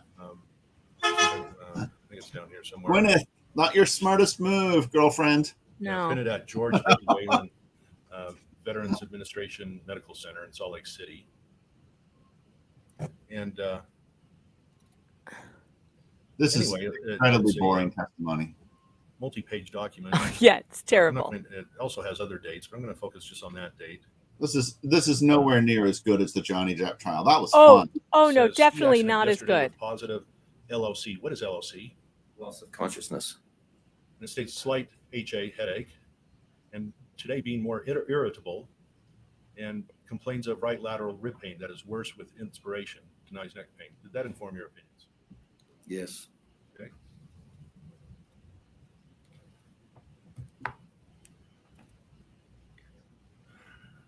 Here's the picture that he got of her yesterday.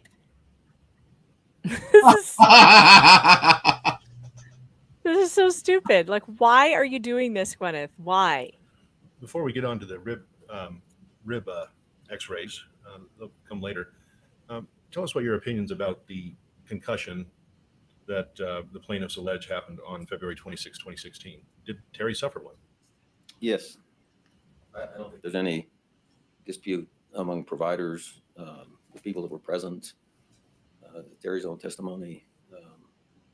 He had a loss of consciousness. He had a significant head injury. He struck the ground, and even though he was helmeted, he was unconscious for a period of time. It's been described variably in the record from 2 minutes to 40 minutes, but it seems like it was, several minutes duration. How could it be 2 minutes to 40 minutes? does They said he LOC was mean with groaning regard to shortly a after concussion? falling. It's one of the predictive markers of a concussion that's more serious.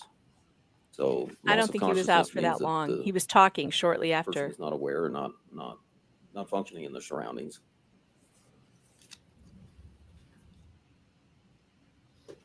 Now, you've read the report or the testimony of Craig Ramon, the witness at the collision site, correct? I read his deposition. Okay. He testified yesterday represent that I don't think it was in conflict with his deposition. But what opinions do you have about the cause of this TB concussion that Terry suffered that day, February 26th? Well, the cause of the concussion was a collision. He was. I don't think there's any question a collision occurred. Both witnesses from the ski school and Terry and Terry's friends describe a significant collision. There's Good an argument point, about man. who caused what, but that's something to be discussed later. But there was a collision. In my opinion, the collision involved Terry at some point striking a hard enough object to break his ribs and to create a brain injury. And I think that the only object there that could have provided sufficient force for that would be either a direct, element to the head, which did not occur, or striking the ground. And so it's my opinion that Terry's concussion was caused by him striking the ground and hitting his head. Would striking the force of striking the ground, I'm going to skip ahead to the rib injury, would striking the ground increase if he had someone on his back? Well, I think that the force of injury, I'm just falling over, would not be the same force as if you have someone striking you and knocking you over. If you have the combined mass of two people, that would also increase the force on that. So, yeah, I think that the combination of those things What if he hit her probably with great force? increased his likelihood for injury. Would Terry Sanderson's Terry should have used Amica cream. rib injuries also inform you about how severe the impact was? Yeah, so on his chest x-ray, which I'm not sure if you've shown the jury, but, and I did bring a computer so I can bring those up if you would like, but he had 4 displaced rib fractures. So they were on the lateral side, on his right side.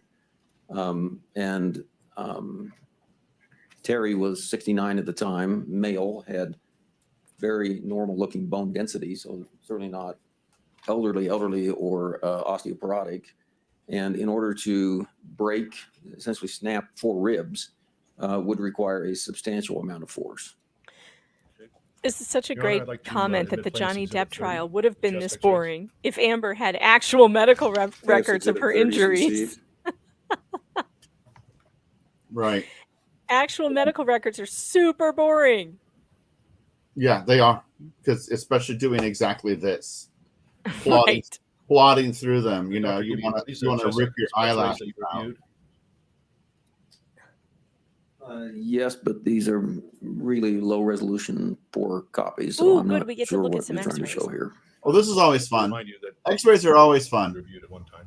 Right, because And, no one can actually read an X-ray. Right. We don't know what X-ray we're looking at. Experts No, like yourself, unless radiologists it's like us, unless it's look at your images, but this is mostly A break. to refresh your memory. right. I've got a full. Yeah, but you cropped off where the fractures are located on the right side there. Do you see them there? No. They cropped off the fractures. We'll deal with that later.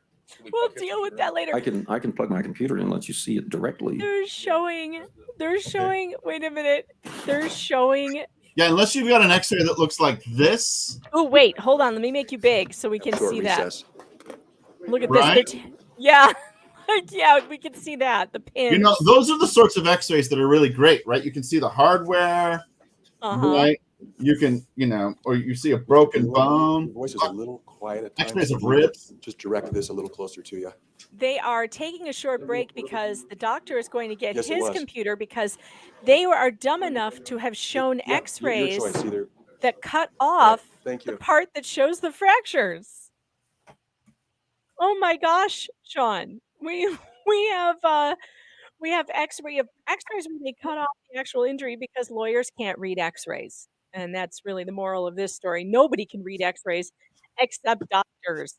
Yeah, I mean, it's really hard to do. I mean, I've got a good friend who's a doctor, and I've looked at X-rays of non-displaced rib fractures, and you're like, "What do you see?" And they're like, "Oh, can you see this little line here?" And I'm like, "Barely." No. Like Yeah, if I can read your X-rays, you're a hurt unit. That's true. This Right. is a good question. Why didn't he break his hip? All people are advanced in age. All people advanced in age break a hip, and especially on a side fall. My guess is he's on his way downhill, and as he fell sideways, he's falling head first. His head hit first, then his side, most likely, and not his hip. So his side here, not his hip. That's what took all the brunt, was his ribs and his head. But I mean, it still doesn't tell us who hit who. That's the problem. Right. Yeah, it's probably really doubtful that the physical injuries are really going to tell you who hit who. Right. Don't worry, Mrs. K. Griff. I won't tell Jeff. Anyway, he's going to be here soon. If you guys get a verdict, is there a verdict over there or what? Like, what's happening? Did you guys get a verdict in the Anderson case? Are you familiar with the Anderson case, Sean? No. So there's News this avoider, crazy life. there's this other case going on, a murder case with no body, and guy went missing. They have blamed the ex-boyfriend of the victim's girlfriend, if that makes any sense to you. So her ex, the father of her kids, is on trial for murdering her boyfriend, although there's really no crime scene. There's a little bit of blood in his apartment that looks like maybe somebody fell and hit their head and bled a little bit, but there's no like buckets of blood that you would have in a stabbing. There's no splatter. There's nothing. There's one speck of something in the back of the ex's truck that looks like they didn't test it to see if it was blood. They tested instead for DNA, and they claim that it's the victim's DNA. That's the only thing they have. The thing that's weird about it, though, is that apparently these two guys had been kind of stalking each other. Each one had broken into the other one's car. So the victim had been in his car before. Because he had broken in after it was like a retaliation break-in because the other one broke into his car. And there's no verdict yet. They're waiting on a verdict. The state really hasn't proved anything really, with no body, no real crime scene, just a tiny bit of blood. The other evidence they have is that he was burning in something in his fire pit, and there was stuff in there like a button, but it didn't say whose button. And what else was in there, you guys? A shoe or something? But apparently the guy's in construction, and he burns stuff from his construction site regularly, all the time, burning stuff from so he doesn't have to take it to the dump. So there could be all kinds of crap that he's bringing in, to burn. It's a really bizarre case. They're really going after him with very little information, very little evidence. The only thing I really got from that is the retaliatory stalking break-ins in their car.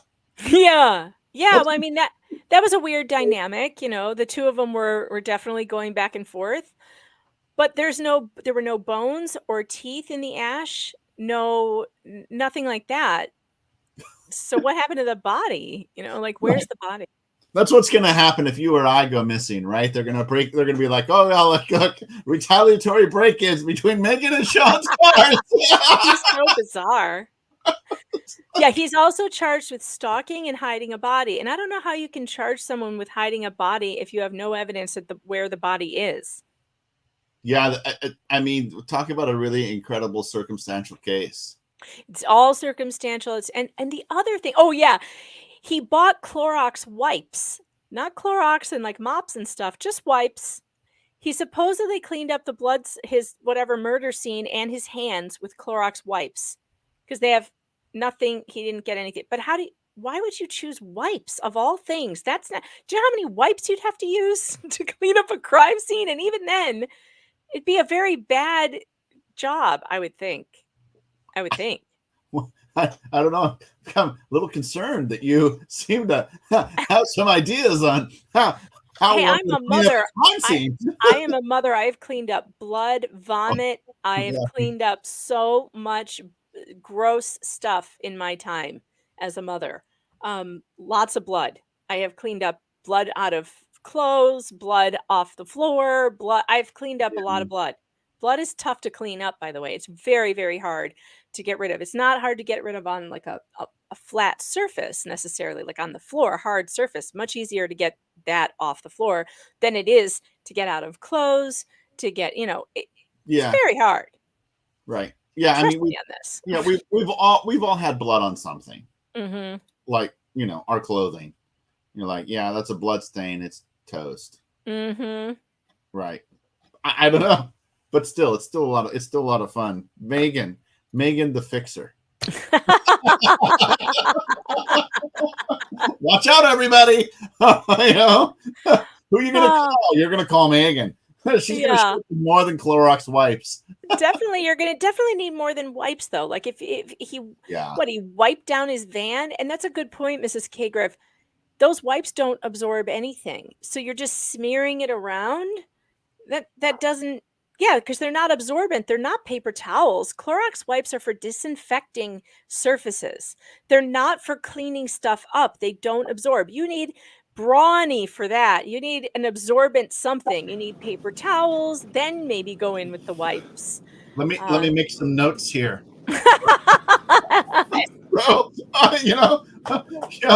Peroxide does get blood out of clothes. Boy, I'm kind of scared about your people in the chat here. You got Mrs. K. Griff, Purple Dragon. These people all seem to know how to clean up a crime scene.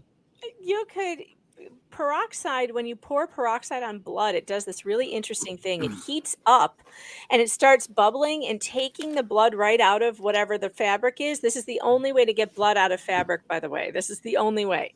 Are you writing that down? You know what you need? Heats blood. Do you know what you need?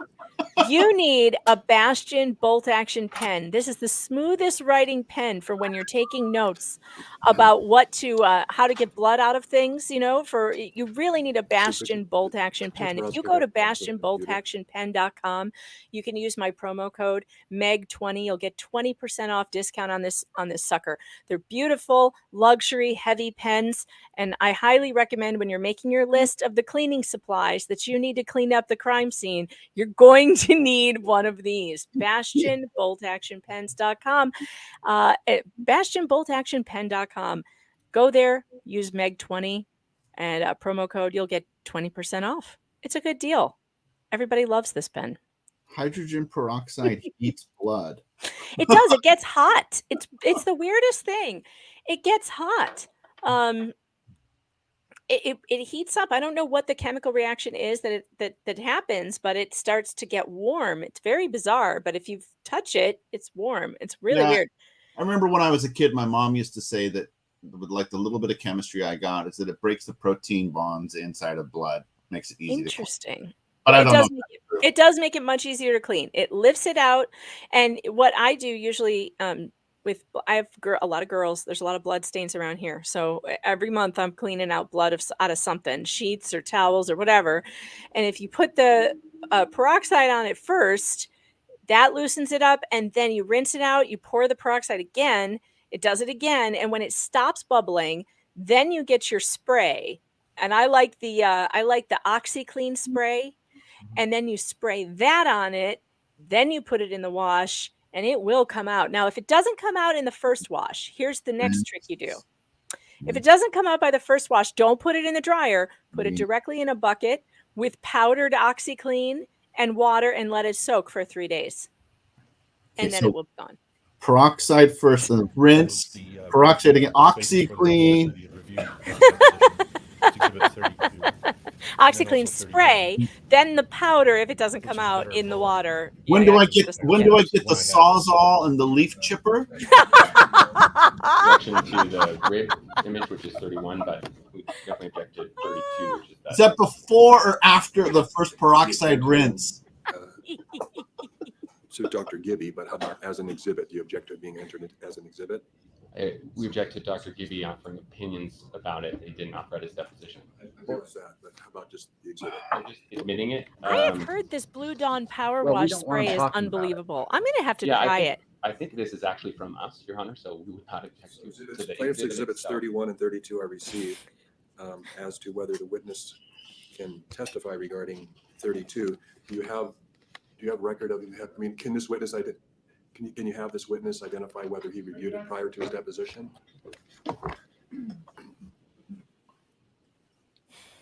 Could counsel please approach as soon as the jury comes in? I like this judge. It's a nice change from watching Judge Schrader, who has really Thank you. deteriorated.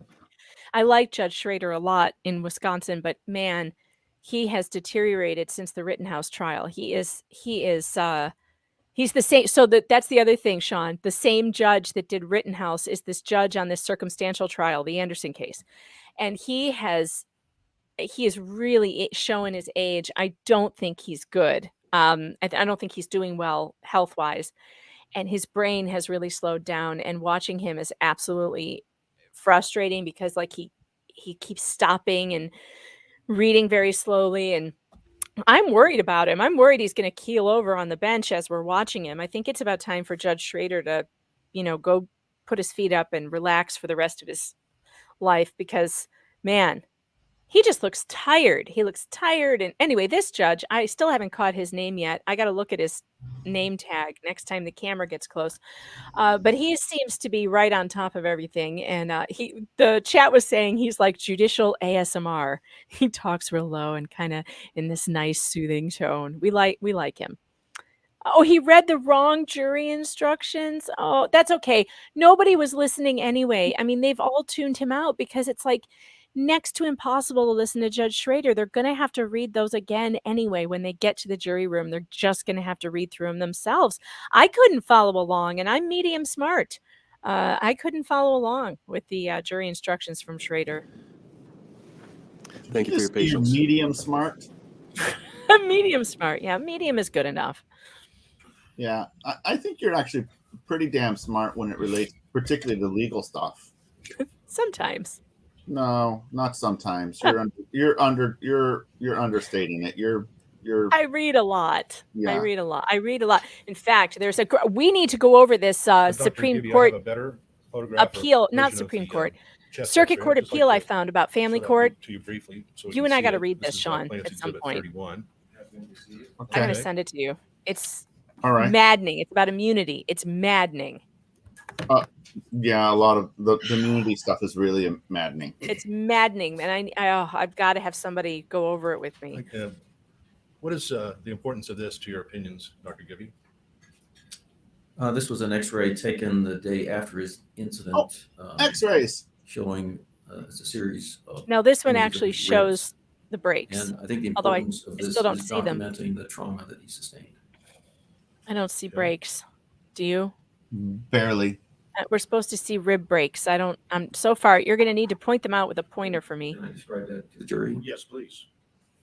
Why is it important? We lost the image. Oh, yeah. That's hilarious, Daisy. Maybe I should do that on Locals. MeganFox.locals.com, special crime scene cleanup stream. That would be hilarious. Of course, I've never cleaned up a crime Would you scene. like the pointer, laser? Have you seen that movie, Sunshine Cleaning? Yes. Right. Crazy. That is a crazy movie. It's a beautiful movie. It is beautiful, but I mean, it's like, it's rough. Right. I think it's Sunshine. No. Okay, we can hear you. I'll have to figure the name of that movie out. These white bands are the ribs, which are right on an X-ray. Yeah, 1.5 speed is so much better. Sunshine Cleaning. That's the name of the movie. Why? I can't hear these guys. Can they not talk into the potato and try the microphone instead? Oh, Lord. Get him a microphone. Fractured ribs. I mean, I believe him. The ribs are fractured. This is not helping anyone.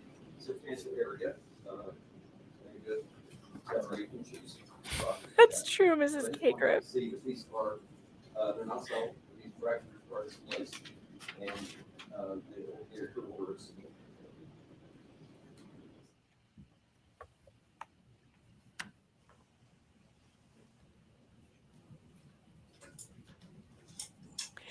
Crime scene cleanup would make a great reality show.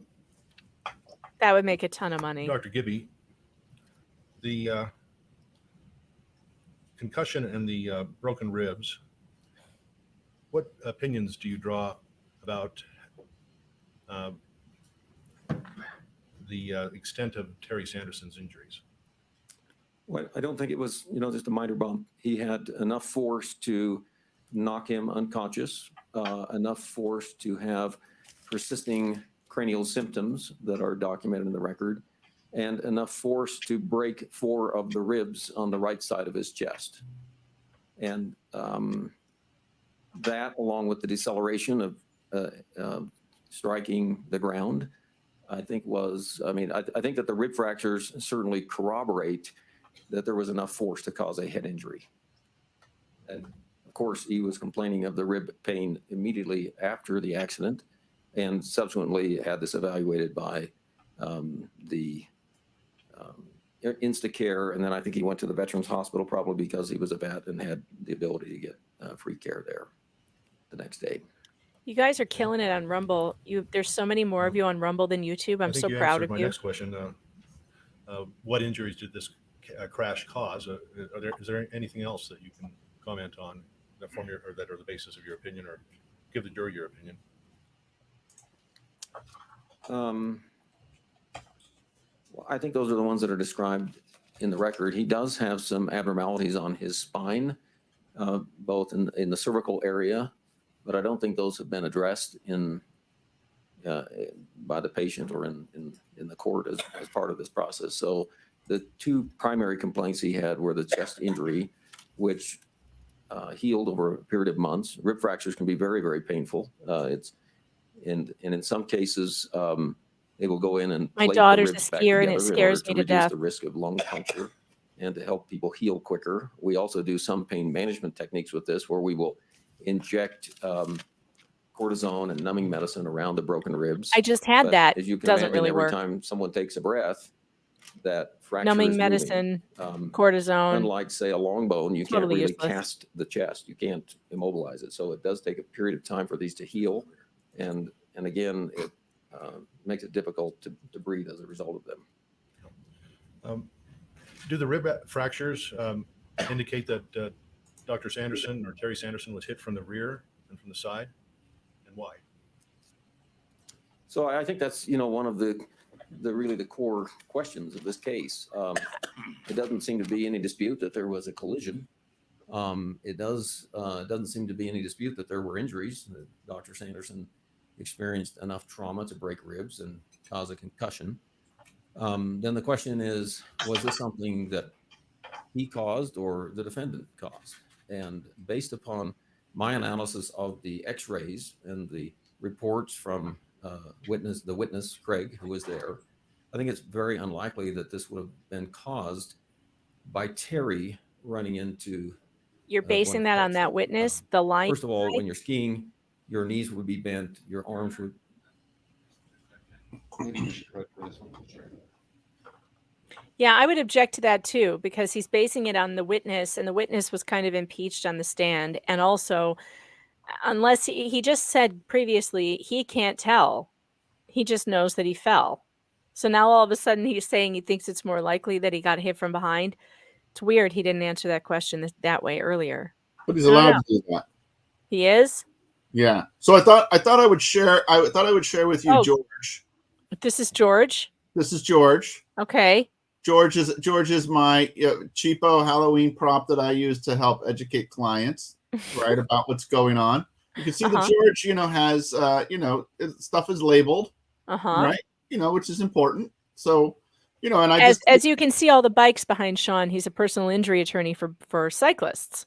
Right. So, you're supposed to have George because he was, made in, China for Halloween. He doesn't have all 12 ribs, but they're labeled here. So when he was pointing out to saying that the plaintiff was injured here, probably between say R7 and R6, R7, R8, right in there. And then when I just had George to sort of do some of the positioning here that he sort of that the doctor said that George would have been doing as he was skiing down the hill. Yes, this is very helpful.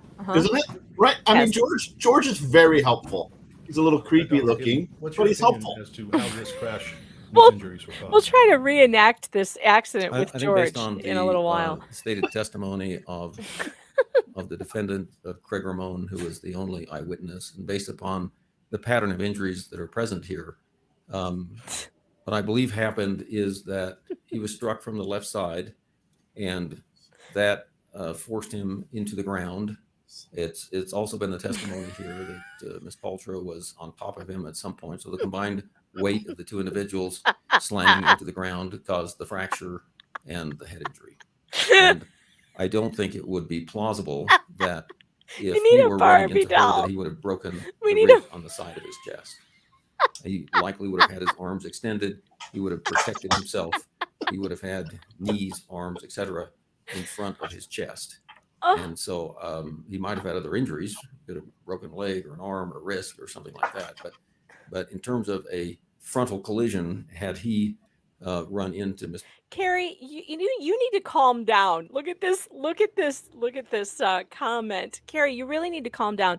When you want to disagree with someone, you probably shouldn't start out with this. And you are a liar.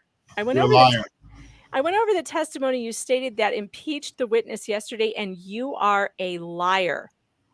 No, what I said was, I'm not lying. I'm saying it is my opinion that the witness was impeached because he testified yesterday the opposite of his testimony in his deposition about 4 different times, from the helmet to the amount of time that she was sitting on the hill to him eating with Terry afterwards and several times. No, I'm not lying. The man did that. He testified in direct opposition to his answers in the deposition. That's not lying. That's my opinion of what happened yesterday. And we saw it. I showed it to you guys. Now, Carrie, I am sure somebody else is streaming this. I'll tell you this. I'm not going to put up with the trolling for much longer. You can get banned if you're not going to be nice about it. Okay? Knock it off. We can disagree. You can say, I disagree with you, but please don't call me a liar, because that's not what this is. It's to say that I don't agree with you is not a lie. Okay. And yes, it does mean that he's impeached in the eyes of the jury, because if I was sitting on that jury, I wouldn't believe a damn word he said after that. He literally changed his story sitting on the stand. And yeah, calm your tits is right. Calm your tits. Come in here nicely. Play nice. That's what being impeached means. Yeah, it's exactly what it means. Yeah. Sean, can we get the lawyer's opinion on what impeachment means for Carrie, please? Impeachment means is that you undermine the credibility of the testimony of the witness. That's what it means. And that's exactly what happened. So, if he is providing conflicting testimony, then he is the attorney is pointing that out to the jury. He is in the process of trying to impeach the witness. That's what the term means. It means something different than it does in sort of lay language. Right. It doesn't mean, it means that, and maybe he wasn't lying. Let's put it this way. It doesn't matter whether he was lying or not lying. His memory, it's 7 years ago. His memory could change. Memory does change. Right. Memory changes. He may just not remember this very well anymore. But it's a major problem for him to have testified in the opposite manner 5 years ago than he did yesterday. And if his attorney did not prepare him for the testimony, that's the fault of the attorney, but it still means he was impeached on the stand, whether or not. Right. It doesn't matter whether he was telling the truth then or he's telling the truth yesterday. He has now made himself a very uncredible person on the stand. Or it's even more nuanced than that. He could even be telling the truth from his perspective 5 years ago. He could be telling the truth from his perspective now. Memory changes, his thought process on it changes. He could absolutely be there saying, I am telling the truth as I remember it. And it's just different. He is a witness witness for the plaintiff too. The plaintiff's attorneys are the ones who should have prepared him. Is that correct, Sean? Yeah. Yes. Yeah. So he does have an attorney, sort of. He's not represented by them, but they're the ones who are supposed to prepare him. So it is their fault if they didn't. He's their witness. So it doesn't matter whether he has an attorney or not. Now, that's about as much time as I'm going to spend on you, Carrie. If you're not happy here, I know there are other people streaming this, and you can go over there and bitch Differential about it all mass you of the want. people involved. I think she would have broken his fall, so to speak, reduced his collision velocity and the impact, and probably had he been the person running into her, I don't think he would have sustained these types of injuries. Thank you. That's problematic. Can I take that apart? Yeah. Let me pause. Okay, tell me what you're thinking. Okay, so what he just did is he started talking about the velocity of if he had run into her, that his velocity would have changed and all of that stuff. Part of the problem with his testimony there is I didn't hear them talk about him understanding very much about the dynamics of skiing.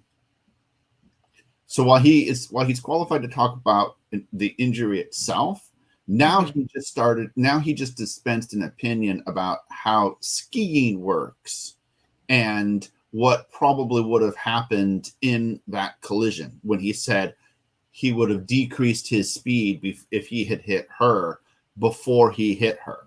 Well, he doesn't necessarily have any qualifications to talk at all about. How would he? That doesn't. I mean, have I been in a collision? I know I've fallen down skiing, but I can't imagine you would slow down. Why would he slow down before colliding? What I'm saying is that once he starts talking about how a collision happens in a particularly like a sports injury like this, right? And he says, if he had hit her, he would have slowed down before he hit her. How would he know that? I don't know. They should have objected. Nobody objected yet. He should have objected because he's not an expert in skiing or skiing accidents. Right. And maybe he is, but I certainly didn't hear them lay any foundation for him being able to talk about the dynamics of how a skiing injury could happen, which is very unique and particular, right? I mean, you would need an expert in that. And this question, they did not prove she was below him on the slope. They also did not prove she was above him on the slope. So we have a problem because no one knows who was where when the collision occurred. The only witness we have so far is a guy who was impeached on the stand yesterday. Sorry, but if I'm on the jury, I'm throwing his entire testimony out. Can't rely on it. That's the way I see it. And that's the way I watch these trials, by the way, because I'm not an attorney. I watch them as if I'm a juror. And I don't know anything about the case except for what I am seeing right now. And I'm going to pretend also that I don't care or know who Gwyneth Paltrow is.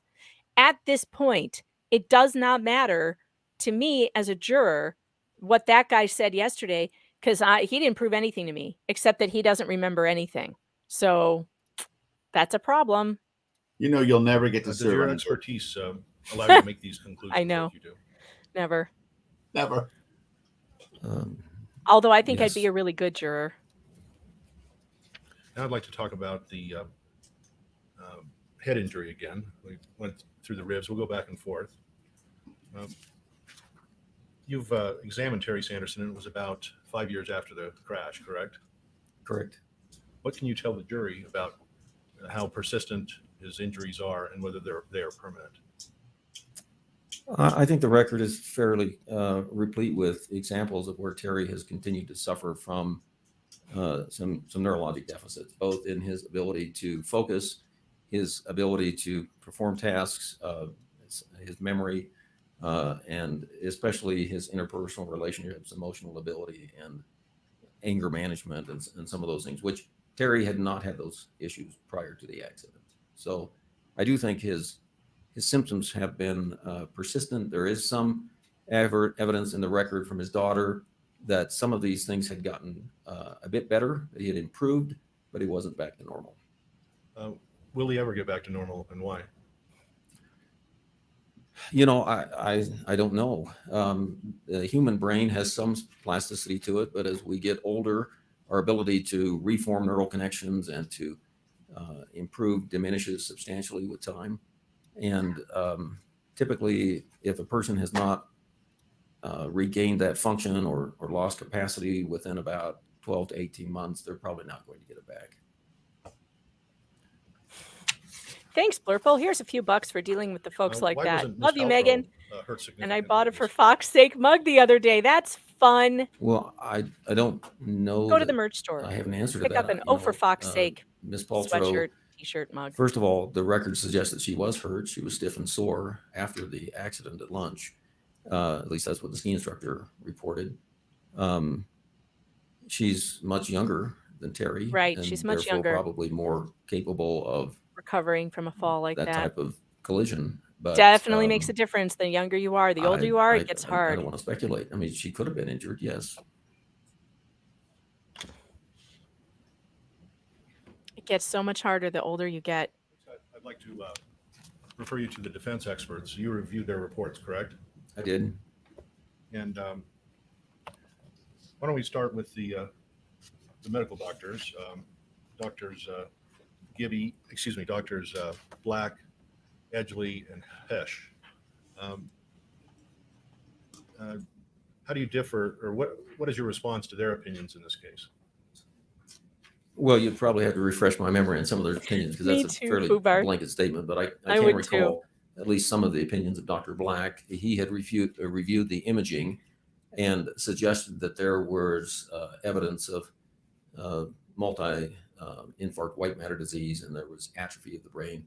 I don't think in Terry's case there's much atrophy. His cortical gyri, the cortex itself, is still very well preserved for his age. What he has is dilatation of his ventricles. So at least the inner part of the brain looks, the fluid pathways are dilated, but I don't think he has significant brain atrophy, as you might see in someone with dementia or multiple strokes or longstanding injuries.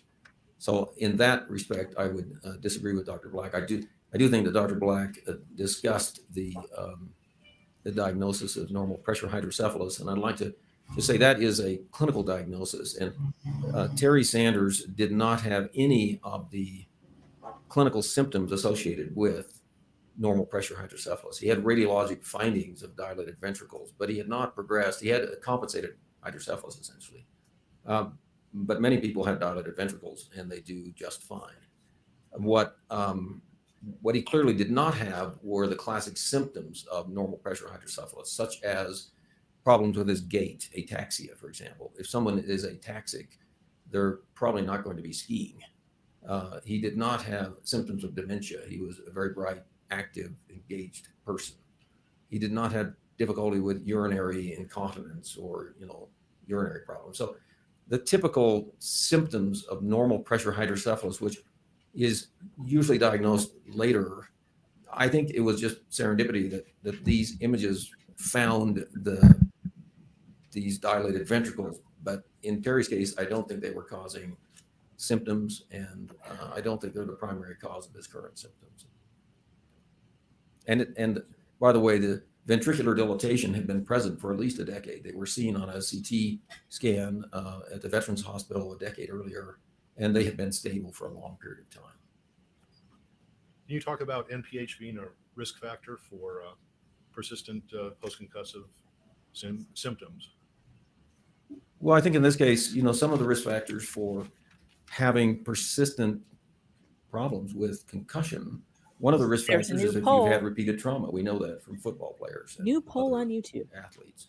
Another risk factor is age. As you get older, your brain has a harder time adjusting. But I think in Terry's case, he had this condition where his fluid spaces, the lateral and third ventricles, were dilated. And as a result, the fibers that connect the halves of the brain together are stretched over this structure. Water is not a very compressible substance.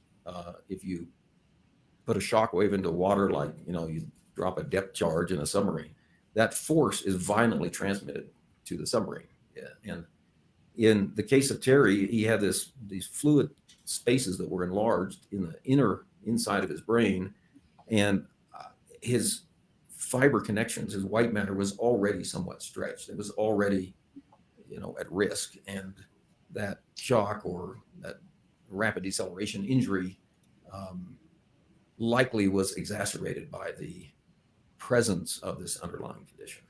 Pause him. Okay. So are the problems So what he just described is that Terry is an eggshell plaintiff. Have you ever heard this before? No, I haven't. This is interesting. Tell me about it. So here's my props from my desk. This is Humpty Dumpty. Okay. Okay. So Humpty Dumpty, right? We all know. For those of you actually who don't know, there's a children's fairy tale that Humpty Dumpty is a person who's made out of an egg. And so he has an eggshell thin skull. And so imagine you're standing in an elevator and you're telling a fishing story. So you're waving your arms around about how big this fish is that you caught this weekend. Right. Okay. And on one side of you, you've got Henrietta Hardhead. Okay. Who has an abnormally, thick skull. Okay. And on the other side, you got Humpty Dumpty. Okay. As you wave your arms around, okay, you hit both of them in their head. Okay? So Henrietta, you cause a bruise. All right. You're liable to Henrietta for the fact that you bruised her. Okay. Makes sense. Humpty Dumpty, right? You hit him in the head with the same force you hit Henrietta. All right. You crack his eggshell thin skull. He falls to the ground in the elevator in front of you, suffers a cerebral hemorrhage, and dies. Oh, God. Okay. You're responsible to Humpty Dumpty in wrongful death, not for the same amount of force that you did to Henrietta and caused a bruise to her. Because the rule is, an eggshell thin plaintiff, is that the plaintiff takes their defendant as they find them. The defendant takes their plaintiff as they find them. How is the defendant supposed to know that it's Humpty Dumpty? You don't, and that's why tort law exists, so that you are responsible, and so that you behave appropriately in public, because you never know, the person who you injure may be abnormally weak, and they then may suffer horrendously from whatever it is that you did that was, negligent as a result. And, horrible things may happen to you. And it makes sense, because you don't want to offshift the risk of something, of someone's negligence to the person who is weak. So now let me unpack that for this. You can go back to the big normal screen if you want. So what he has just done is he just testified and said that inside of this guy's brain is that he has these enlarged spaces that are filled with fluid, and that the two sides of his brain and the connections between them are already stretched. And so that when the force of the thing happened, that the forces were transmitted through his brain and caused additional injuries because of the fact that he had these pre-existing conditions inside of his brain. And so that he is more injured now than, say, I would be, or Megan would be, or Carrie would be, right? If I'm not sure about that. Right. If they had a normal brain, right, that didn't have these enlarged fluid-filled spaces. So he just made the eggshell plaintiff argument that that's exactly what happened to him, and that he's. But is there a duty for the defendant to have known, or to take special care with a person who's an eggshell plaintiff? That's the question I have. I don't. It's normal care. Although if you do know that somebody is abnormal, if you know, then yes. But if you don't know, in the legal term, it's called abnormally weak. But if you do know, if you've got actual knowledge that someone is abnormally weak, then your duties of care rise. But if you don't know, you've got normal duties of care. But it doesn't really matter if the person that you injure is abnormally weak and suffers a more extreme injury. You're still responsible for that because you caused it. Interesting. Yeah. So that's why Humpty Dumpty lives on my desk. We like your props. Yeah, they're great. Now with his persistent concussive symptoms, how was that, or was that caused by pre-existing conditions or by this concussion, and why? I don't think it's. I mean, in terms of trying to figure out causation, you have to look at what happened before and what happened after. immediately before the event, Terry was in a stable, committed relationship with a person. He had a great relationship with his daughters and his grandchildren. He had many friends. He was very sociable. By all accounts, a gregarious, sort of outgoing person. This event happens, and he has a very abrupt change of personality, of his functioning. And so I don't think you can claim that the slow, well, actually very stable, over the decade previous with his normal pressure hydrocephalus, but whatever that was, did not cause his abrupt change in symptoms post-accident. Now, we all age, we all get symptoms over time, and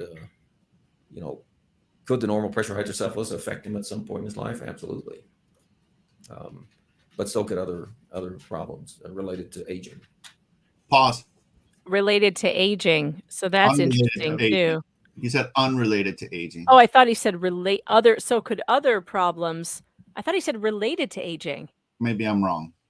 But his testimony here is really good, right? Because he's talking about how this guy's personality did an abrupt change from before the collision and after the collision.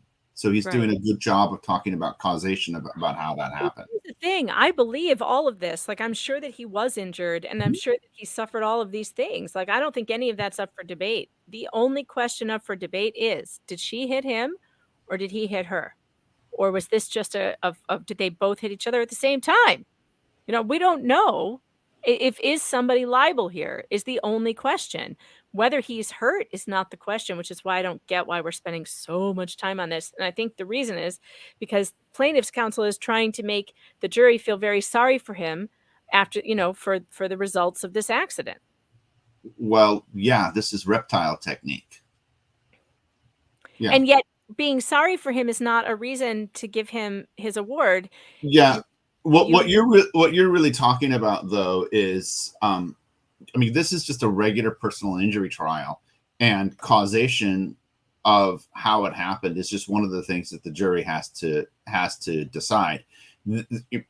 Paltrow may have asked for a bifurcated trial to talk just about the mechanics of whether or not he hit her or not. But it sounds like from this guy's testimony, even if she asked for that, it sounds like from the medical testimony that they didn't get it because the doctor is talking to at least a certain extent about the mechanics of how the injury must have happened based upon what the medical conditions were afterwards. So, yeah, I agree that if the jury determines that he hit her, they don't have to do any of the analysis on damages. You're absolutely right. But if they determine the other way, then they're going to have to do the analysis on damages. So they've got to have all this. Mm-hmm. Dr. Stephen Edgley, medical doctor, indicates in his report that none of plaintiff's medical records support his claims that perceived symptoms of cognitive decline are related to the ski collision. How do you respond to the defense's expert on that? Well, obviously, the defense expert has he's paid to give a certain storyline. I think the record is very clear that he had changes in his behavior, in his interpersonal relationships, and in his functioning. So I'm not sure how this doctor could claim that there were no symptoms related to the accident. So yeah, I think that's wishful thinking.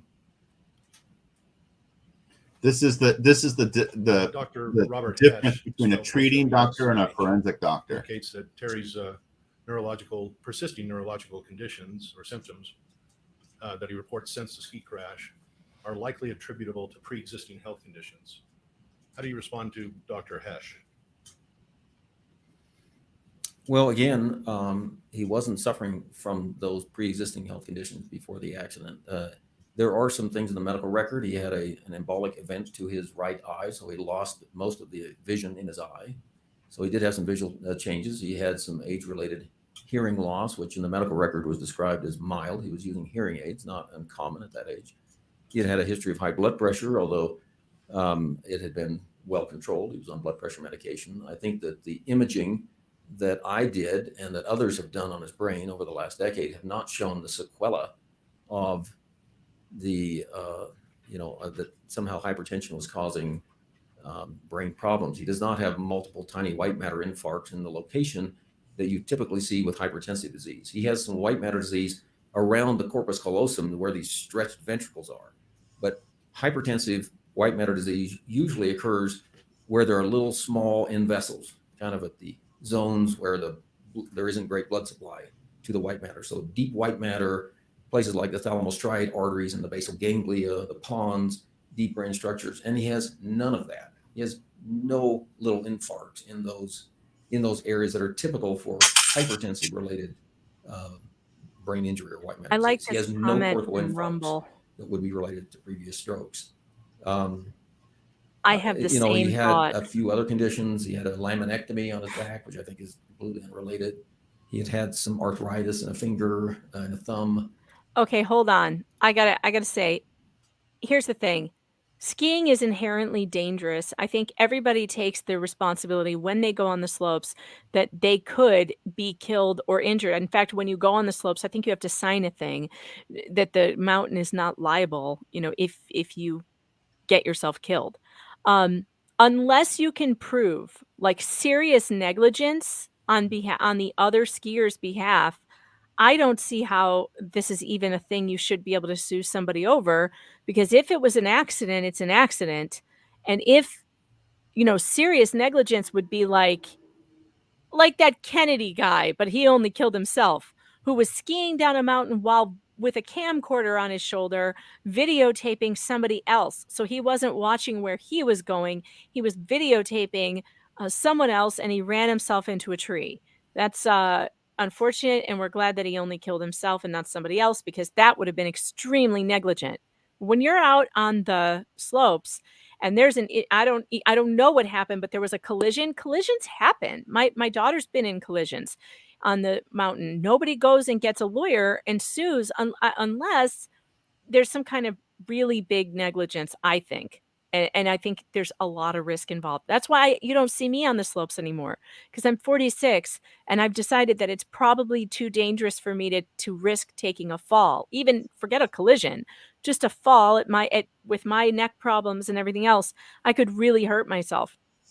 So I make the decision not to do it. I don't go. And I just feel like that could have been something that this gentleman had decided he should do. I'm going to speed this up a little bit more. We're going to go to 1.5. Yeah, I'm going to have to back out. So yeah, Terry Okay. Sanders had some medical issues and medical complaints. There's no question about it. But I don't think we can blame his current medical conditions on just pre-existing conditions. Yeah. So a neuropsychologist, Angela Eastfold, also has opinions about Terry. She confirms that he had a mild concussion, but then goes on to say that the course and evolution of his self-reported symptoms are inconsistent with the known trajectory of concussive-related symptoms. What is your response to Dr. Eastfold? Well, I agree with her that Terry had a concussion. I think we can agree that much. The normal trajectory of concussive patients is typically to recover. So yes, in that regard, he did not follow the normal trajectory. But this is not a normal case. This is a case that he has continued to suffer, and he had an abrupt change in his activities and in his functioning. So I guess people can disagree politely. Disagree politely? That's something we don't know how to do here. I guess people can disagree politely. NPH or sore finger or That's always what I'm asking for. some occasional depression. How you doing on contribute that? to why he has these long-standing, that causes long-standing problems that are evident now? No, I think you make a good. point there. I mean, Having much success? Not really. Depression. No. So he was on medication. That's unfortunate. Depression is a pretty common diagnosis in modern society. But it seems that his condition worsened following this event. So yes, I think the depression was a pre-existing condition that might be conflated with some of his current symptoms, but certainly not all of those, not all of his symptoms. Well, again, what is the primary cause of his current conditions with PCS, persistent concussive symptoms, or is it the ski crash versus these other causes? Well, the abrupt change in his functioning, in his behavior, and in his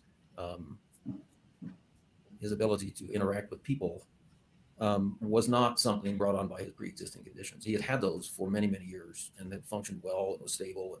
So his NPH had been stable for a decade. And I'm not even sure I should call it NPH. He had these dilated ventricles. He did not have a clinical diagnosis of NPH. He was well managed with these other issues. His hypertension was controlled. He wasn't having strokes. So yeah, I don't see that we can pin his current problems on the pre-existing issues. Okay. You also used or conducted an fMRI on Terry Sanderson. Can you explain what that was? We did. So fMRI is a test where we look at the brain while the patient is doing certain tasks. So it's so imaging has evolved over time. In the old days, we just took X-rays and you couldn't even see inside the brain. And then we started injecting air into the ventricles to see if there was a shift. And then CAT scans came along. But as medicine has evolved, we've been able to image with much greater sensitivity and specificity. So it's not surprising that his CT scan, which was taken the day after his accident, was negative. He didn't show any evidence of acute trauma at that time. His MRI scans showed some small white matter lesions around the corpus callosum, which may have been related to some stretching injury or some type of injury at the time of the accident. But lots of people get white matter disease as you get older. That's sort of like wrinkles. We performed a functional MRI where we had him do actual tests in the scanner. So solving puzzles, having him do memory tests, doing spatial recognition and things that require higher cortical function. And we subjected Terry to 7 different functional MRI tests. And of those 7, 1 was abnormal. And that was the matrix reasoning test. And he was below 2 standard deviations compared to our normative controls on that test. And that is essentially the matrix reasoning is a puzzle solving test where you're using lots of frontal lobe activity as well as your occipital areas that are involved with visualizing images and spatial recognition, et cetera. And those are the frontal and occipital areas are 2 common places that can be injured in a traumatic deceleration process. So I think the good news is that most of his imaging looked normal or within normal limits, within the yardstick we have of the best functional imaging today. I think that the value of functional imaging is that we can actually watch patients while they are doing complex tasks. Something like an anatomic scan of the brain, people can have normal MRIs of the brain, but be very abnormal. They can have schizophrenia or autism or severe depression or bipolar disorder or all kinds of issues. And the brain will look normal, but it doesn't function normally. So this is an attempt to move that boundary of investigation of brain and using MRI in a functional manner to assess if he could perform these complex operations and how he performed those compared to normative controls. And he did have an abnormal functional test on his matrix reasoning. It's been said Terry Sanderson has high test scores in other areas by neurologists, neuropsychologists, medical doctors. Does that mean he doesn't have a brain injury, and why? Well, lots of people, there's variability in the population in terms of their function. Terry is a very bright individual, very capable, and but that doesn't mean that he doesn't sustain an injury and move from really bright, really capable to just within the average or within normal average. So I think that the best test, and we've had doctors provide evidence about brain scans, we've had neurologists testify, neuropsychologists, but really the best test that we have for humans is how do they perform in a complex world. You think about it, just how you drove here to Park City on a snowy morning. That requires a lot more processing power than even the best computers that can do today. So I think that the best test, the best challenge of Terry Sanderson is how's he doing? How is he functioning in life? And I think there are a number of areas where he has had a fall off in his abilities. One of his treaters recommended that after the ski crash, after about 18 months, that he try to do as many activities he did before, such as travel or be active like he was as much as he can, but maybe travel with a partner so he wouldn't get lost. What is your opinion on those kinds of recommendations? I mean, I think that many people have injuries and they try to overcome them through various activities. I think probably the worst thing that he could do is to sit at home and be abreast and not have those interactions. So yes, I mean, Terry was a self-described person who did a lot of travel before, and I'm sure he did travel afterwards. But I don't think that is evidence that he is somehow, unimpaired, that he hasn't had any symptoms related to this injury. Did you see any evidence of malingering or faking, or he was trying to exaggerate his injuries?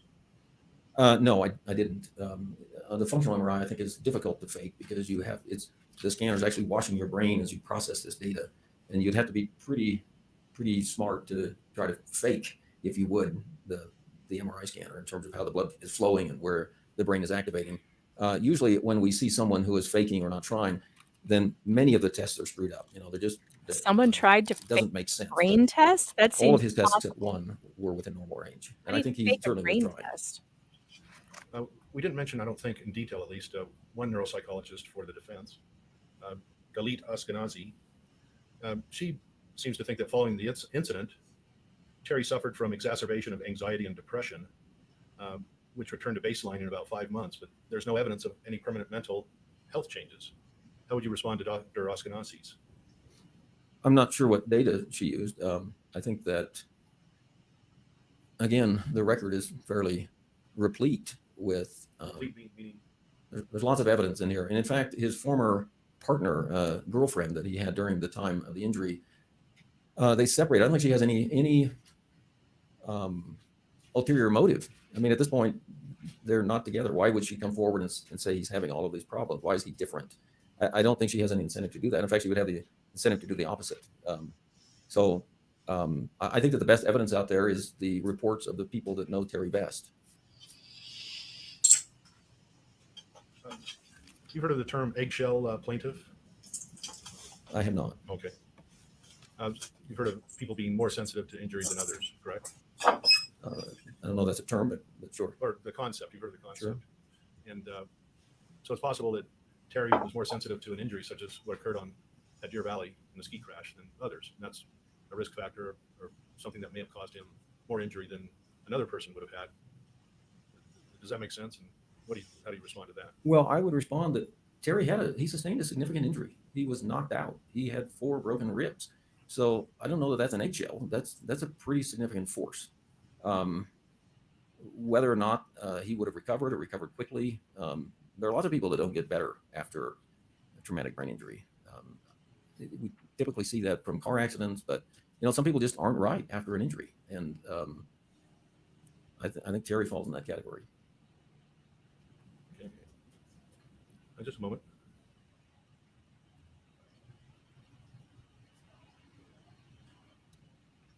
I just got tired, you guys.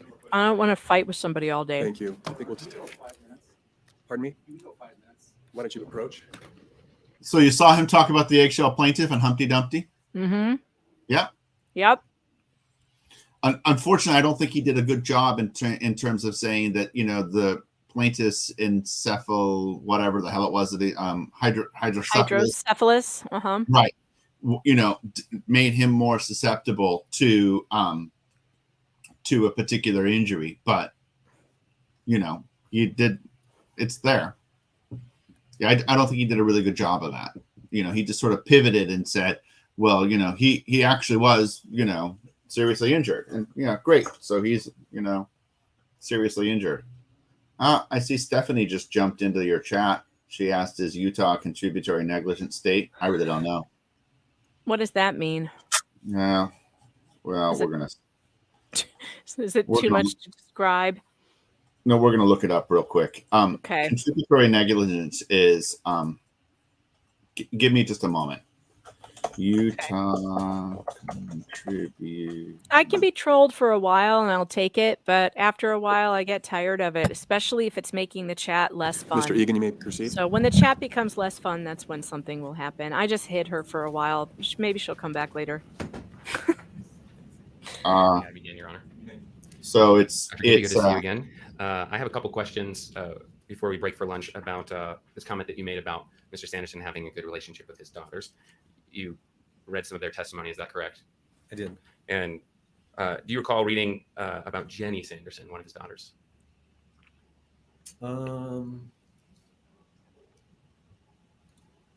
I don't. They are not letting Owens do the cross.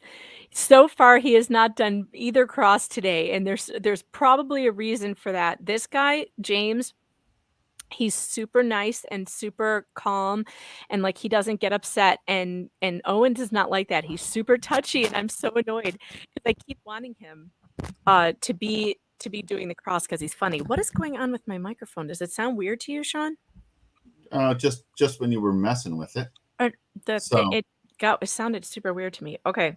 Anyway, they're letting this guy do it, so he's not as funny, and there's not going to be any fireworks. Remember the names exactly, but maybe Okay. you can refresh my Sure. memory. The one was, I think the one that I recall reading was the oldest daughter that had Apple. a granddaughter that just graduated from high school, and then there was another one that So there were only two depositions of the two. Yeah. So maybe you can tell me the names, and I will. Sure. Well, I'll just ask you things that Okay, maybe sure. came up in some of the others. So Jenny, the youngest, she testified that she did not feel loved or nurtured by her father growing up. Did you read about that? Oh, I didn't his read the daughter. because I did not see any of that. Oh boy. And this may have been discussed in some of the other daughters' depositions, so I'll just keep reading in case Sure. you read about any of these other statements. There's also testimony that Mr. Sanderson was domineering and emotionally and verbally abusive to Jenny and her mother, Tana. Did you recall reading anything about that? No, I do recall some testimony about. Oh my God, how are we not objecting? Him How are we not being objecting? angry with the Well, man because that was, it's had a relevant, because they're trying to make the argument, Sean, that he changed after the accident and became this angry person. So they've made it relevant. They've made it relevant for the defense to say, "Oh, really? Well, here's evidence that he's had an anger problem for a lot longer than just the last however many months Yeah, or years." I could see how a judge would say that they would allow that. Before you go back to him, Stephanie asked your sister Stephanie asked a couple of questions.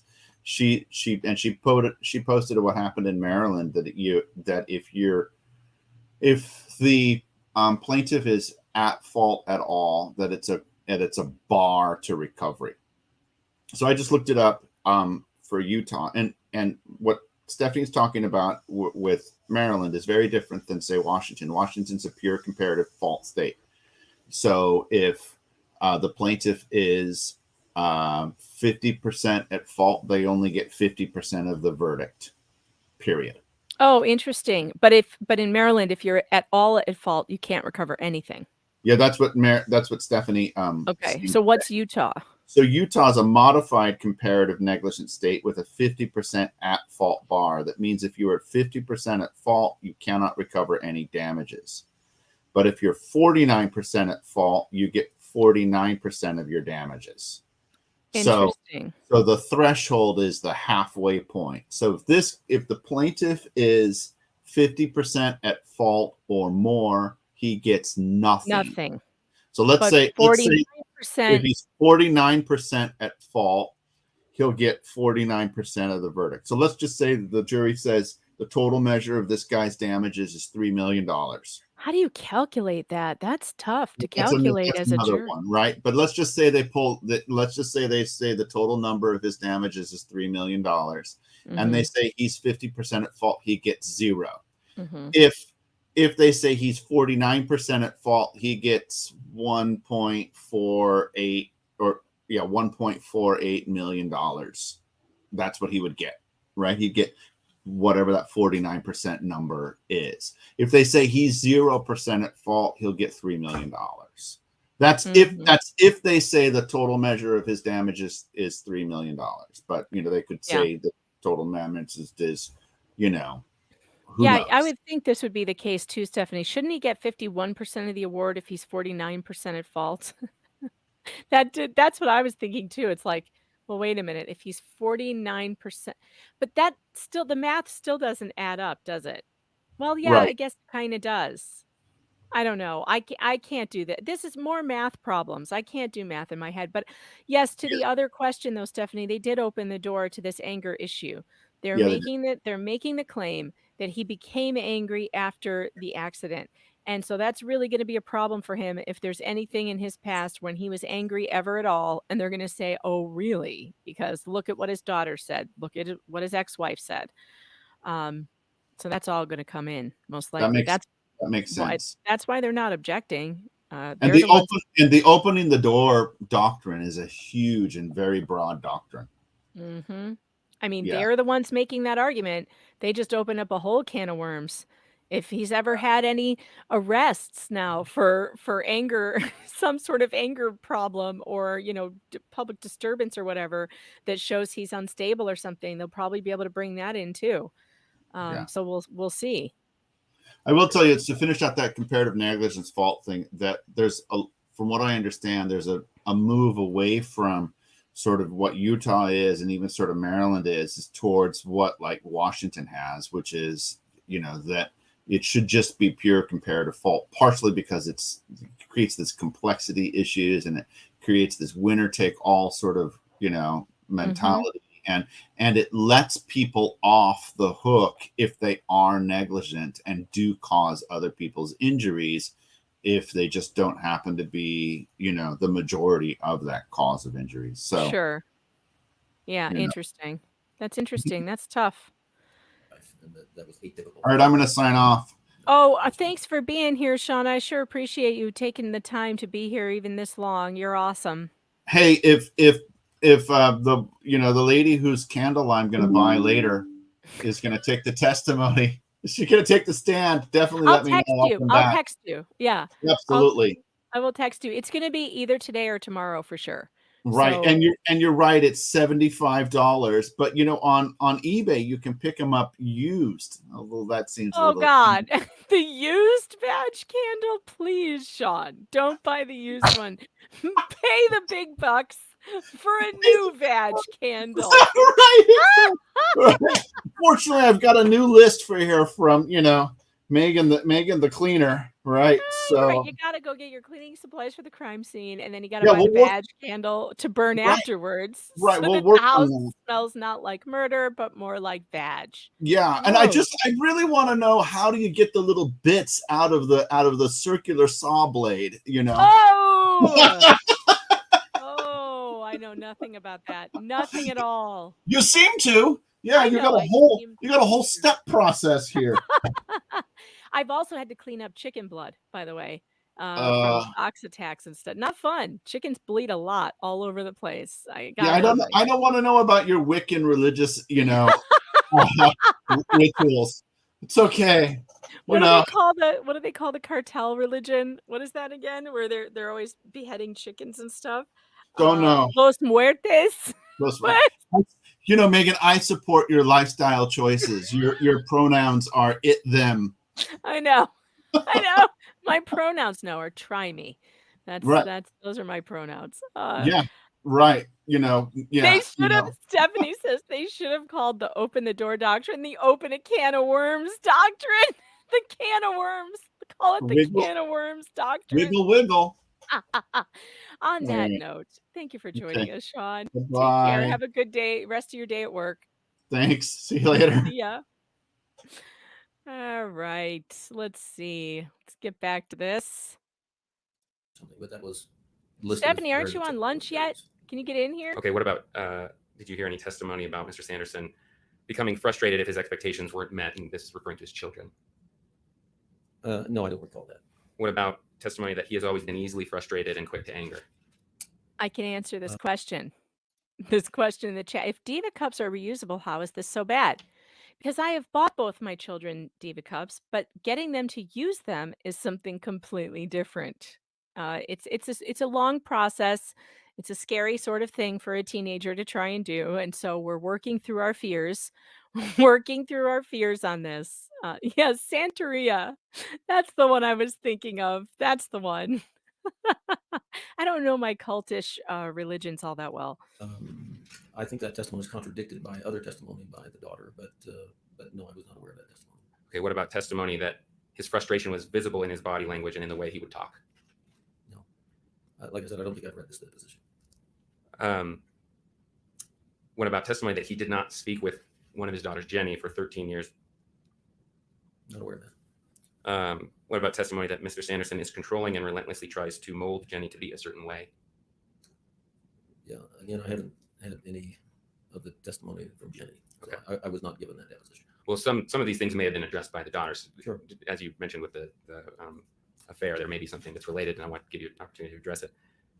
Have you read any testimony that Mr. Sanderson was hyper-focused on success I can't sit and that compares long. his daughters to that standard in a painful way?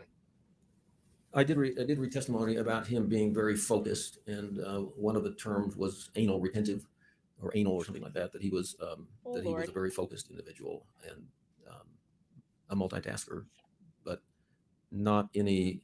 Again, I've not heard any of the negative comments from this daughter, and I'm not sure what that relationship was, whether this was from a previous marriage or what happened there, but not aware of that. Okay. What about testimony that this daughter Jenny has taken breaks from her father over the years because he oversteps the boundaries she sets?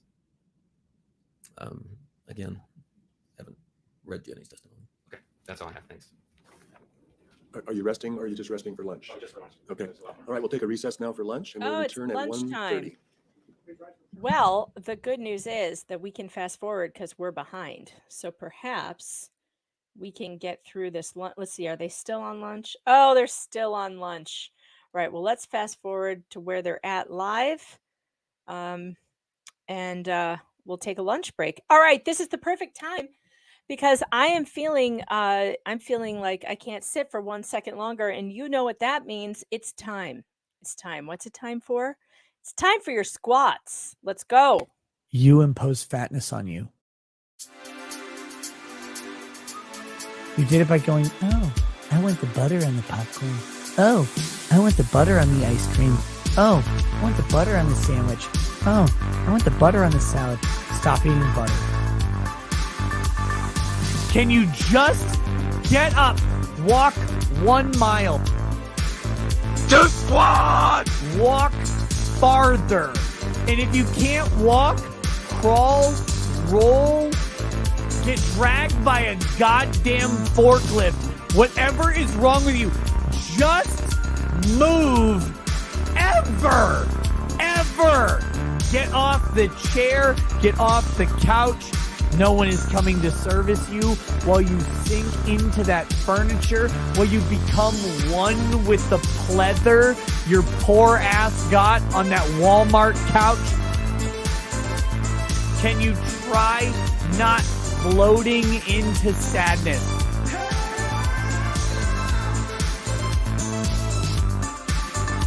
Stop eating, stop drinking, start walking, start doing anything that you haven't been doing, you fat piece of shit. Did you do your squats? I did mine. All right. Oh, okay. So what should we do? Well, I know what we should do. Let's talk about my most recent article that you should go clickety-click on. Hold on. Whew. I had to do them a little slower today than yesterday. My knees are a little sore from yesterday. I did like 45 squats in 1 minute and 22 seconds. That was fast.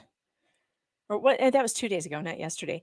Yesterday, I was flat on my back because I had a migraine all day. I was in bed. It sucked. Every time I moved, I felt like puking. All right, so here's something interesting.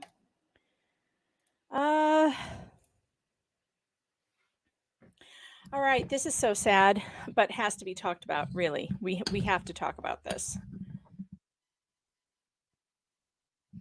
Screwed up. Okay. Can you hear me okay? All right. Jazz Jennings. I just want to feel like myself. I'm going to drop the link, by the way. And locals, if you're in the locals chat, you guys already have that link on locals. And because I'm having Wi-Fi issues, I don't have that open right now because it sucks up a bunch of memory. I need another monitor really badly, and I don't have one. So I got to work on getting one. All right. And I can't use my other computer because I had a problem with it. So I am dropping it in the chats for you guys. This is my most recent article about Jazz Jennings, who may be suffering some transition regret. And if you've watched that show, you know what I'm talking about. But if you haven't, you really need to read this article. I just want to feel like myself, tearfully admits America's most famous trans kid, Jazz Jennings. Oh, I just thought about something. I need to change the banner so it says that court's on lunch.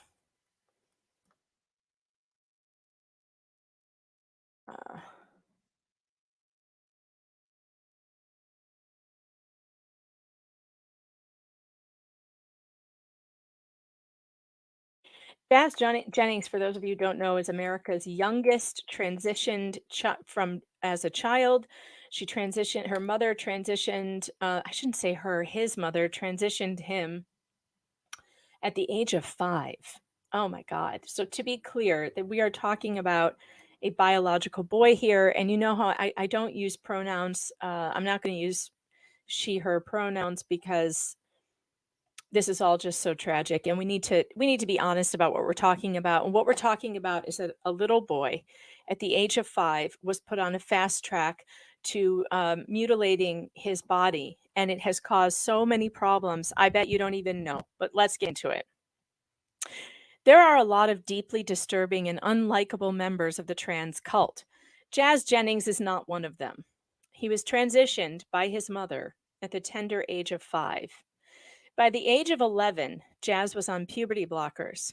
At 17, even though a minor, Jazz underwent multiple genital surgeries to remove his penis and have it inverted. This process was botched, and several attempts were made to remedy it. But the reduced size of Jazz's penis due to years on puberty blockers made an already brutal surgery even worse. Jazz has since suffered from mental illness, rapid weight gain, pain, constant reflux, a lack of sex drive, an inability to orgasm, and anxiety. And not unlike The Truman Show, it all happened in front of the cameras for a global audience. Were Jazz to want to escape from this reality, there is nowhere he could go where he could begin again in private, away from prying eyes. Jazz has now broken down on camera, of course, and spilled his heart to his mother, that despite it all, he doesn't feel like himself. It is a moment that many of us saw coming, but hoped, for the sake of this severely traumatized and abused child, that it wouldn't. God help everyone involved in this unspeakable crime that was done to this innocent person who is suffering in front of us all. I really want to understand myself and be able to read my own soul. I just want to feel like myself. All I want is to be happy and feel like me, and I don't feel like me ever, Jazz cried. Let's watch the video. So, are you feeling like you wanted to start talking about? Are you okay? I'm okay. I'm gonna cry. You know I can't get out of my head. I know. No, listen. It just doesn't stop. It's okay. Give me a hug. It's okay. I know what you're going through. We've been there. No, I know what you're going through. Excuse me, Jeanette. Jeanette, have you had your breast cut off? And have you been flooded with the wrong hormones and stuff? Like, how do you know? Have you had, an addictomy surgery done? How would you know what Jazz is going through? That's garbage. No, it still doesn't stop now. I And know. I'm already going Well, back the to more negative. But the more you're talking about yourself, it gets harder. Mhm. You're digging in, and it's making you put a magnifying glass on what's already difficult as it is. So this is hard for you. I know. So she's telling her, don't talk about it. That's what she's telling her. The more you talk about you, the harder it gets. Don't talk about you. Don't talk about your problem. Don't tell me that you're sad. I can't take it. I can't listen to it. Don't talk about you. That's bad advice from a mother. When your child comes to you crying, all you want to do is find out what's wrong. Tell me all about it. Tell me, let's get to the bottom of it. This woman is saying, don't talk about it. And we don't want to push you I know anymore. I'm the one doing it. Like, I know you're your own worst enemy. Oh, you're your own worst enemy. You hear that? That's some serious gaslighting right there. You're your own worst enemy. Really? That she is, or he is? It's so difficult. He is his own worst enemy. The boy that his parents transitioned at 5 years old, he is his own worst enemy. Not the parents, not the doctors, not the psychologists. But him, it's his fault? I mean, this woman, Lord help me, this woman. I feel kind of all over the place, and like my mind is very cluttered and not clear. And I really want to have that clarity. I really want to understand myself and be able to read my own soul and what I want. And it's just very challenging. And I think I'm kind of breaking down a little bit and spiraling into negativity. I just want to feel like myself. Like, that's it. I don't Like the care. old Jazz? All I want is to be happy and feel like me. And Like the old Jazz? You mean like the little boy that Jazz was? You mean that it's interesting that she said that she said like the old Jazz. I don't feel like What me does it mean? ever. I don't feel like me ever. After all the surgeries, after all of everything, and standing up in front of crowds and saying that all of this is worth it. I can be my authentic self. How many times have you heard Jazz get on a how many times have you heard Jazz's mother put Jazz in front of a camera to say, I can finally be my authentic self? And yet here we have Jazz saying, I never feel like myself ever. During this show, there are moments when Jazz seems to disassociate from his body and needs help staying in the moment. And often when Jazz struggles, his mother, Jeanette, is there to criticize him and how he's feeling, trying to sweep it under the rug. Telling Jazz, I know how you feel, is so disingenuous. Did Jeanette get her genitals inverted and botched? Is she flooded with the wrong hormones all the time? Did she have to try and navigate dating by telling all prospective mates that she was born a different sex than she appears? If not, then she does not know how Jazz feels in any way. Jazz didn't make any of these decisions. Nothing that was done to him, from living his entire life on a reality show for the entertainment of the mob, to being rushed into irreversible surgery, was done in private. Every fight with siblings, every argument with parents, and every embarrassing moment have been broadcast for the world to gape at. He can't even go out with friends at the age of 21 without his mother tracking him down on GPS to check on him. Jazz missed the first semester of college because he was so mentally unwell. If I could talk to Jazz, I would first hug him and tell him how sorry I am that the adults in his family, his medical team, and this country didn't stand up for the child we all watched going through this heinous reality. What kind of monsters are we? Were the executives at TLC so blinded by money that none of them asked themselves, hey, what happens if this backfires and we destroy this kid?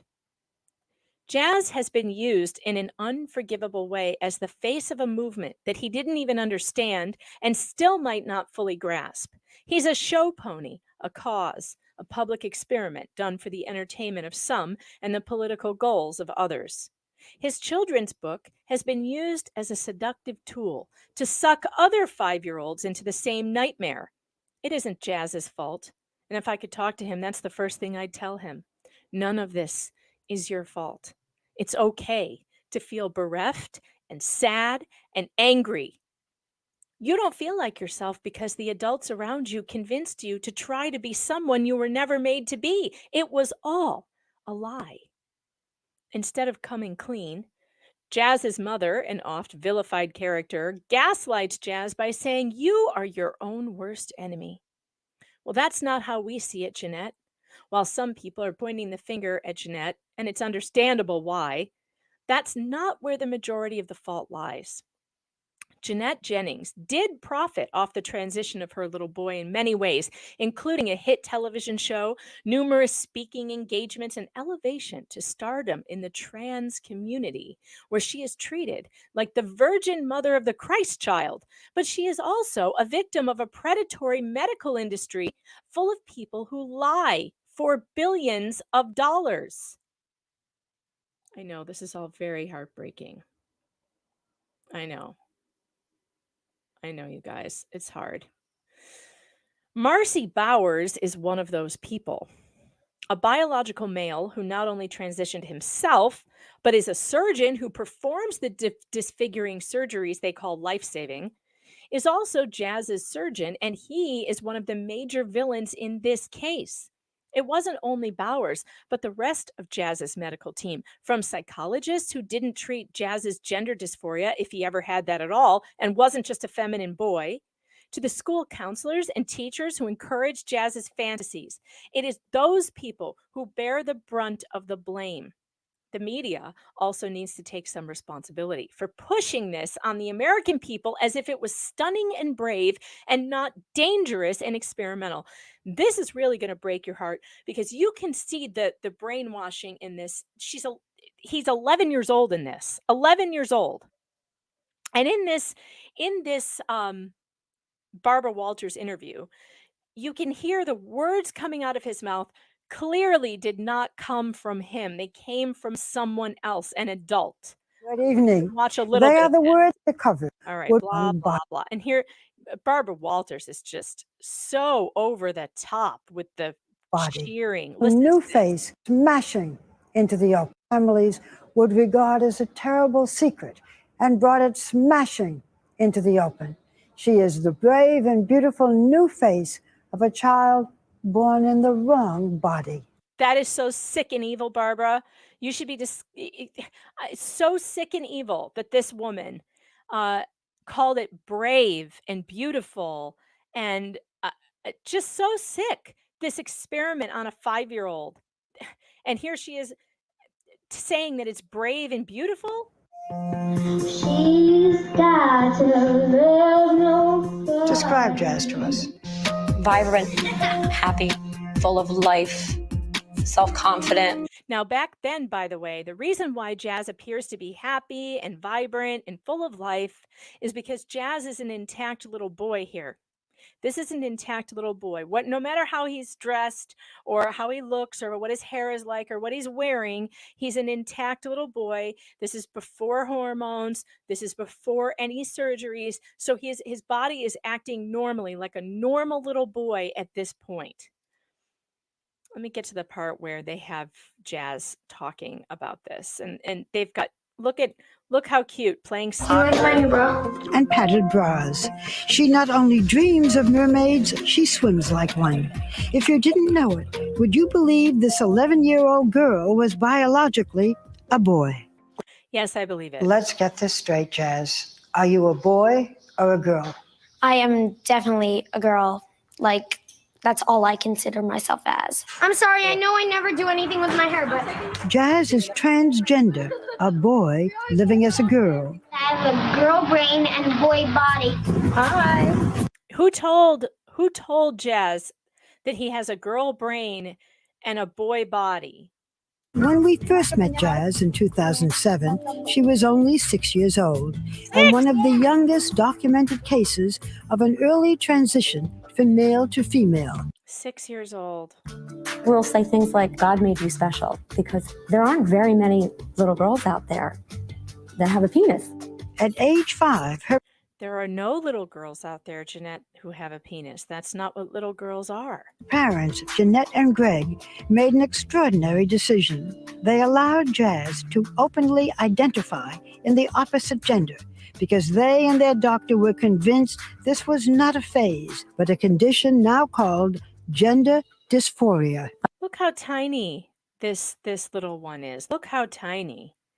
I mean, at this age, at 6 years old, I mean, I have an 8-year-old who still doesn't have a clue what's what. And to allow a child this young to make a decision like this, oh, God, no. Let me get to the part where there's more of Jazz talking because it's so disturbing. But now, does mommy let the little girl wear a dress? Mm-hmm. Is the little girl you? Mm. All right, let's get past this. There's here, this part. Now this is 11. At 11, again, pay attention to the words. They think that I'm weird and that I shouldn't have the same rights as them just because of what's between my legs. Oh, you think that Jazz came up with that? That I shouldn't have the rights that they have because of what's between my legs? That's a constant refrain from the transgender activists. Constant. I mean, Jazz didn't come up with that. You know that there are people who think you could have prevented it. Why did you allow it to happen? Yeah. Well, they absolutely could have. They absolutely could have said no. They could have said, you can grow your hair however you want it and you can wear whatever you want, but we're not going to take you for hormones and stuff. Because no, that's crazy. That's insane. There's people definitely think that. And Or what do you say? even better, they could have said, you're a boy. You're a boy. And it's great to be a boy. You know what they could have said? Like, I'll tell you what they could have said. They could have said this. Boys are boys from the beginning. Girls are girls right from the start. Everybody's fancy, everybody's fine. Your body's fancy, and so is mine. Only girls can be the mummies. Only boys can grow up and be the daddies. Yes, sir. Everybody's fancy, everybody's fine. Everybody's fine. Your body's fancy, and so is mine. I think you're a special person. A special person. And I like your ins and outsides. Why didn't they say this? Everybody's fancy, everybody's fine. This is all they needed. Your body's fancy, and so is mine. Literally, that's all they needed to do. Why didn't they do that? Why didn't they just do that? Why was that so hard? Like, that's what I would tell my kid.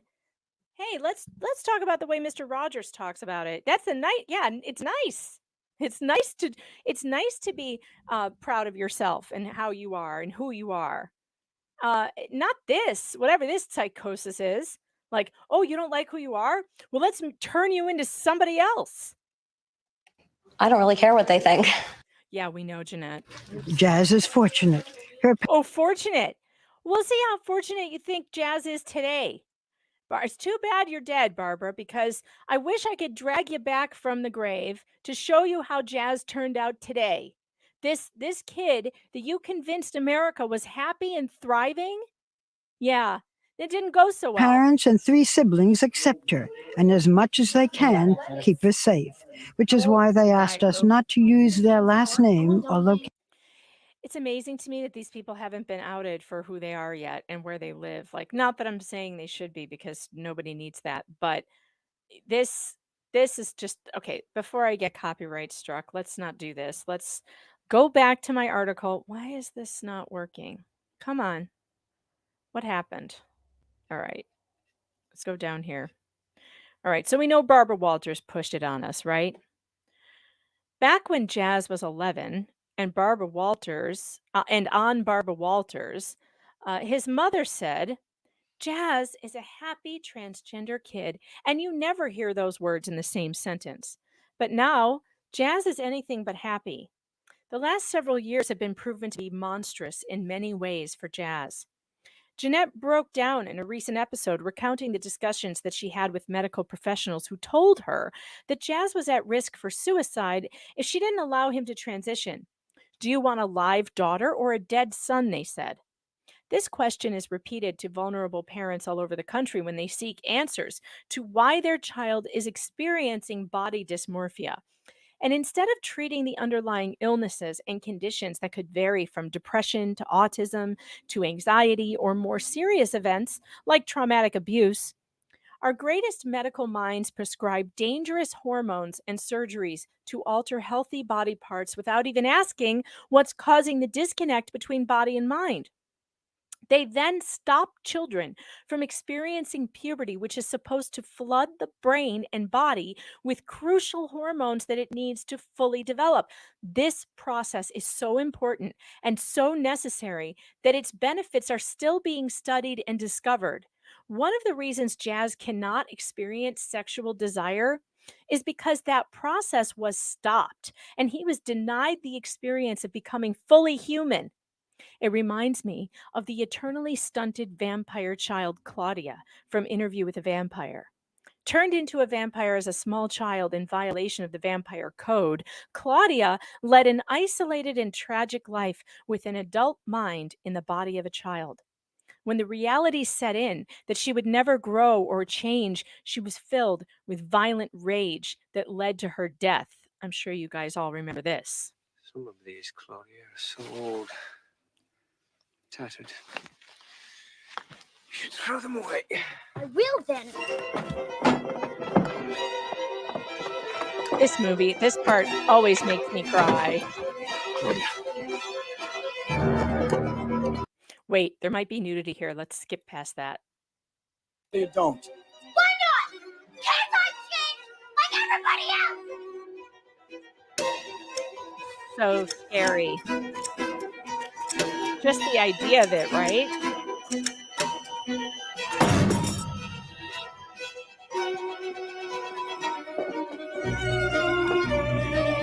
This part is just perfect for what these trans kids are going to go through one day. And then she ends up killing her father. But one of you did it! One of you did it! Yep, that's exactly what Jazz should be doing right now. Which one of you did it? This story of perpetual childhood always made me weep. For although it is a wonderful thing to be a child, it's also a time of great longing for that day when maturation and adulthood will come. As children, we spend years dreaming of the day that we will graduate from high school or get married, fall in love, become a mother or a father, or chase whatever dream it is that we've been dreaming. It is understood that children cannot become everything they were meant to be until they mature. As I've watched Jazz in the last couple of years, it's very clear that he's suffering in a state of perpetual childhood. He was stopped from going through male puberty, but he also didn't get through female puberty. He has no body hair at all. He has never had to shave his legs. He never developed pubic hair. The idea that kids whose puberty is blocked will then go through the opposite sex puberty when given hormones is false. The things that cross-sex hormones give a person are artificial. Sure, breasts might grow, but they are not functional. They will never suckle a babe. Sexual maturation can't happen precisely if puberty was blocked. The hormones required to feel sexual attraction were never released and can't be duplicated. There are even hormones that are released when we fall in love. Jazz was prevented from having access to those hormones. An orgasm? You need hormones for that too, and not the kind that come in a syringe. Guys, I'd like to take this moment to remind you that this stream is for sure going to be demonetized now because I'm talking about this. So super chats are welcome. Super chats are welcome, and I would appreciate it and love it if you guys would send rants, super chats, support the channel, become a member on YouTube, or become a member of my locals, meganfox.locals.com, where there will never be any censorship and we can talk about whatever we want. But here on YouTube, of course, they're going to demonetize me for this. For sure. So if you enjoy the content, throw me a super chat here and there. Okay, let me check over to Rumble for a second. Anyone aware of the lawsuits from D-trans women against Kaiser Permanente from Harmeet Dillon, California? Oh, yeah. Yeah. I know. It's great. Absolutely terrific. There's a huge lawsuit going, and they're all going to start coming. Raceland 9000, thanks for the Rumble rant. I sure appreciate it. It says rants for righteousness. Well, somebody's got to say it, and there are some of us out there saying it, but we all get demonetized when we do it, and it's a real it makes people not talk about it because they would rather make the money on their channel. But you know what? I just don't care because this is so evil. It needs to be exposed. All right. An orgasm, you need hormones for that too. And not the kind that come in a syringe. You need the ones that cause all those unwelcome surprise erections and nocturnal emissions. Something that Jazz missed entirely.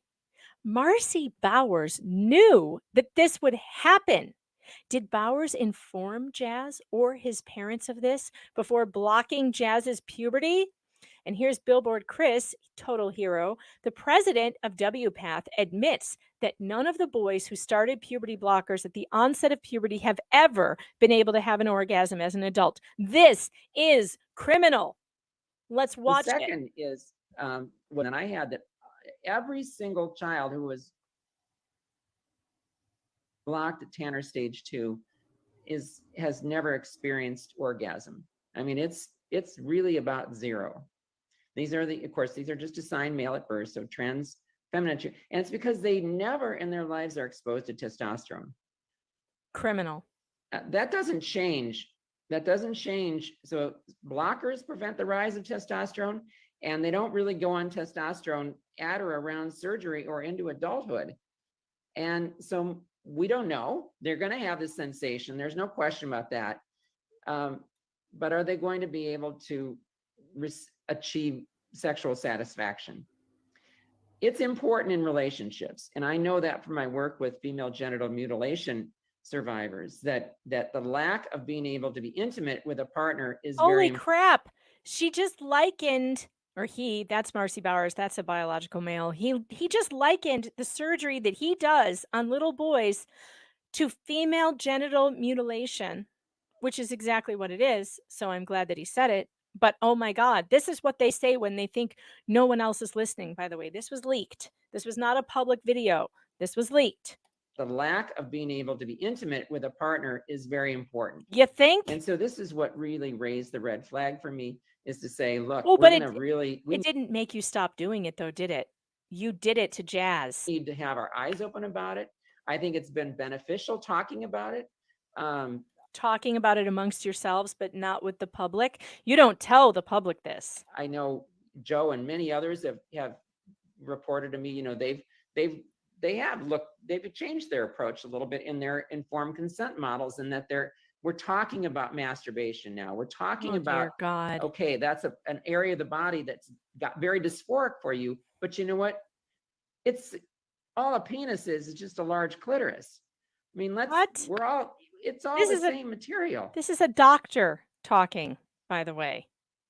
Bad Weather Biker, thanks for the super chat, said, when is Mr. Rogers going to get thrown out of the PBS pantheon and be canceled for his heresy? Oh, it will happen, believe me. If they haven't already taken out the episodes that he talks about how good it is to be the way you are, just in that you're fine just the way you are, I'd be surprised if they haven't already done it on the sly. This person is a surgeon, a doctor, and he thinks that a clitoris and a penis are the same thing. Oh my God. It really is.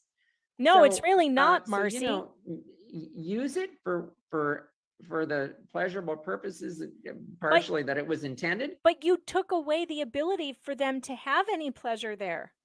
You did that with your hormone experiments. And, you know, we'll see what happens. But we'll see what happens.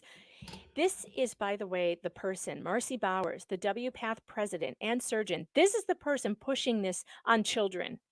And this person, his idea, let's just see what happens. We know that we're taking away sexual function in little kids, but let's see what happens. These are to be answered questions. So can we avoid And we're going puberty to and answer get them. good- We're going to answer them by experimenting on your kids. Can we avoid puberty and get good results? adult results? And secondly, how do we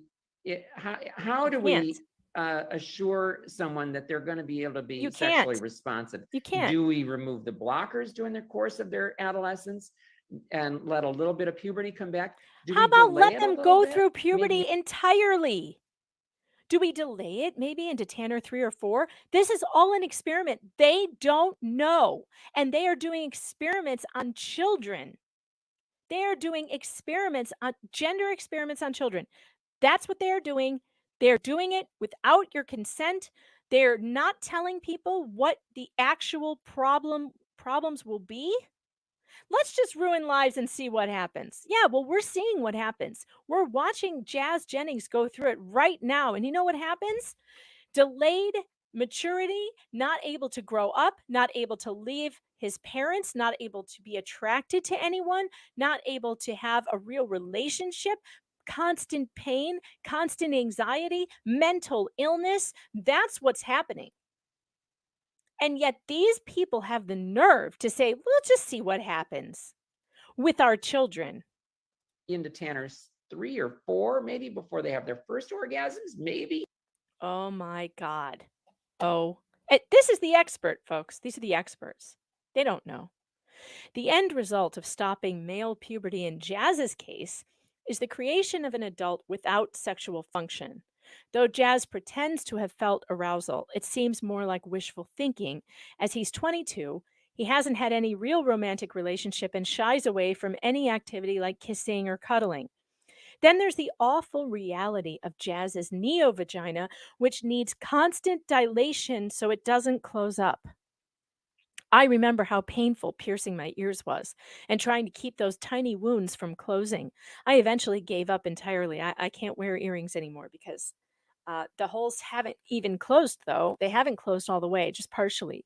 And if I try to put earrings in, I have to break the skin again. And I just quit doing it because I'm terribly allergic to every type of metal that you put in there. And so I just can't be comfortable in earrings. So now the only earrings I can ever wear are clips, which is frustrating because I have lots of beautiful pierced earrings and I can't do it. But even just those tiny little holes cause me so much pain when I put an earring in there.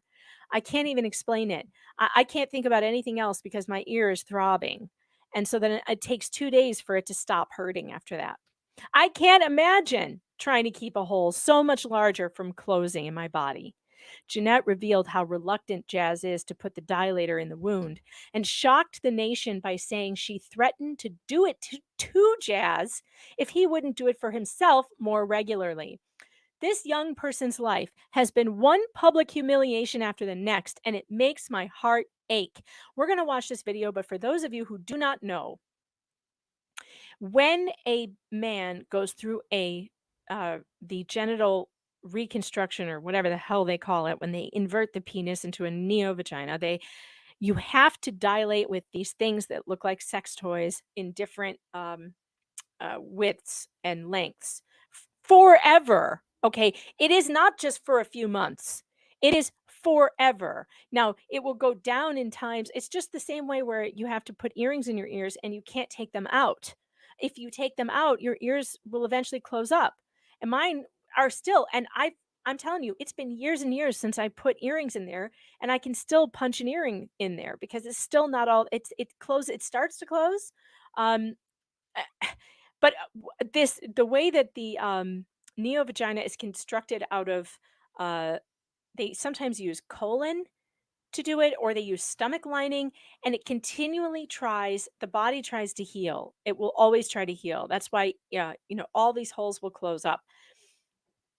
And so for life, they have to put this thing in and sit like that for 20 to 30 minutes for the rest of their lives. It's every day, twice a day, and then it's maybe every day, once a day. Actually, I think that goes from twice a day to 3 times a day. I was reading about it yesterday. Once a day or twice a day to 3 times a day, if you can stand it, because you're talking about an open wound. Imagine putting something in there and sitting there for 20 minutes in an open wound. Like, I can't even. So let's just. But with her, I'm worried about like her mental well-being and her dilation. The minute she leaves my house, we have a dilation problem. That is a concern. When you don't have that watchful eye, they tend to go back to old patterns. I have woken Jazz out of a dead sleep and taken the dilator and put the lubrication on it and said, here, you take this and you put it in your vagina. If not, I will. But Jazz is bad. Oh, Even for when I'm God's home once a sakes. day. I will be so mad if she goes away to college and that thing seals up. I will wring her neck. Can you imagine? No, I can't imagine.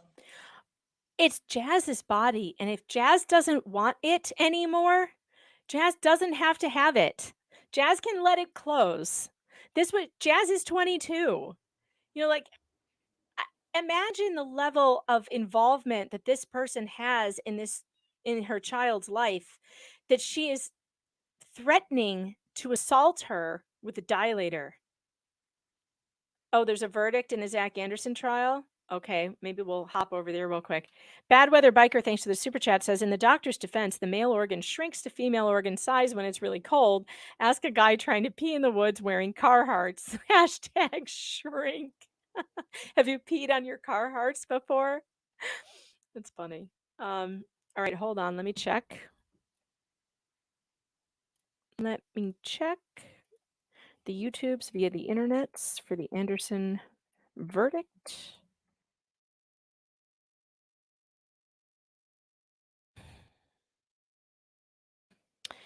Well, it's on the Seal right now.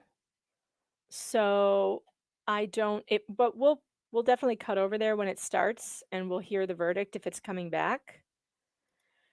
I have a bad feeling that they're gonna say guilty because I've lost all faith in juries. And I don't think the juries I think that they are constantly believing the prosecution. I think juries believe that the state would never lie to them. And I think that that's unfortunate because the state does often lie. Right now, the poll on Law and Crime says 69% of the chat thinks he's guilty, or at least thinks that's what the verdict is going to be. I guess that doesn't necessarily mean that's what they think, because that's what I would have chosen too, because I think that that's the way the jury is going to go, because juries are notoriously stupid.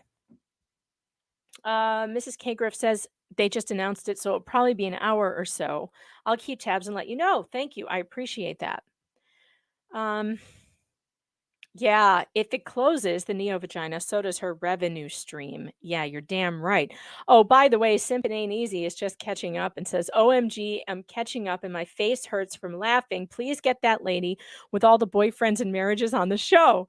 She means the one, the witness, who was the ex-girlfriend of the plaintiff, who I said is a legend. She's had all these relationships, and so many of you can't get dates. We need to get her on the program to find out what is her secret, because man, she's just having no problems whatsoever.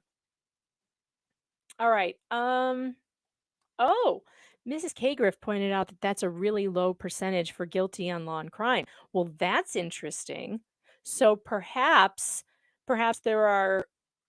Maybe the jury won't go that way. Maybe the jury sees how circumstantial this all is and how it's just the state just hasn't proved their case. Let me finish up this article. One thing is certain. The entire transgender machine is dependent on Jazz putting up a good front. You can be assured that Jazz will be forced to say that he doesn't regret what the machine did to him. His mother will guilt him, control him, and hover until he does what she wants and assuages her conscience. He will put on a happy face to the best of his ability and recite some platitudes about how wonderful it is to be a woman. But his eyes tell the truth, and in them is nothing but suffering. The detransitioners out there have been trying to tell us what's in store for kids like Jazz. It's a horrifying future, and it can't stay hidden forever. If Jazz does somehow manage to escape the machine, there's a whole community waiting for him that will try to help him come to terms with what has happened. He is not alone. There are so many kids and adults just like him who were lied to, manipulated, and permanently scarred. And that's my most recent article. And I encourage you, even though I read it to you, to go and click on it. And please share it on social media if you can. That really does help me. When people share the article, the more eyes that are on it, the more people who see it and click on it, the more I get paid. And it's all good for the grift. So I appreciate it if you would click on it and share it with your friends, with your family. And this is a really important article, by the way. This is an important story that needs to be heard, and you know damn well that the mainstream press in 2020 that pushed this transitioning on this kid is never going to tell this story. They're not going to tell what actually happened after the fact. They will never tell it. So it's up to us to tell it. We have to be our own bullhorns where this stuff is concerned, and we have to get past the censorship in some way, in any way that we can. Okay.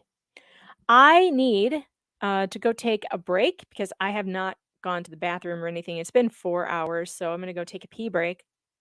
Don't leave. I will leave you with something to watch.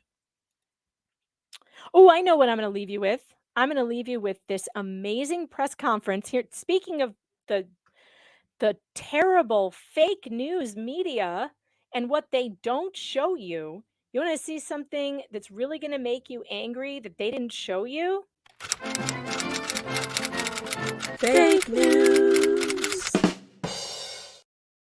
All right, I just have to go find it though.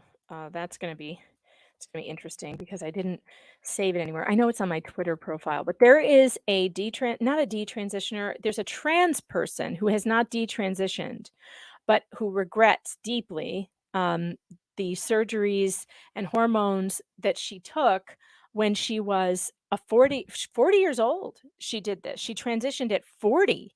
And the complications that she's had, she was in the movie What is a Woman by Matt Walsh, and it's amazing, this testimony. It's absolutely amazing, and I gotta find it because it's on my Twitter profile. God, I tweet a lot. I really tweet a lot. Hold on, let's share this so you can see it. I tweet so many things. Where did it go? Oh, Trump's not getting arrested today, by the way. They've backed off. They've decided they're not going to do it. Oh, what alarm is going off? Oh, the kids are getting home.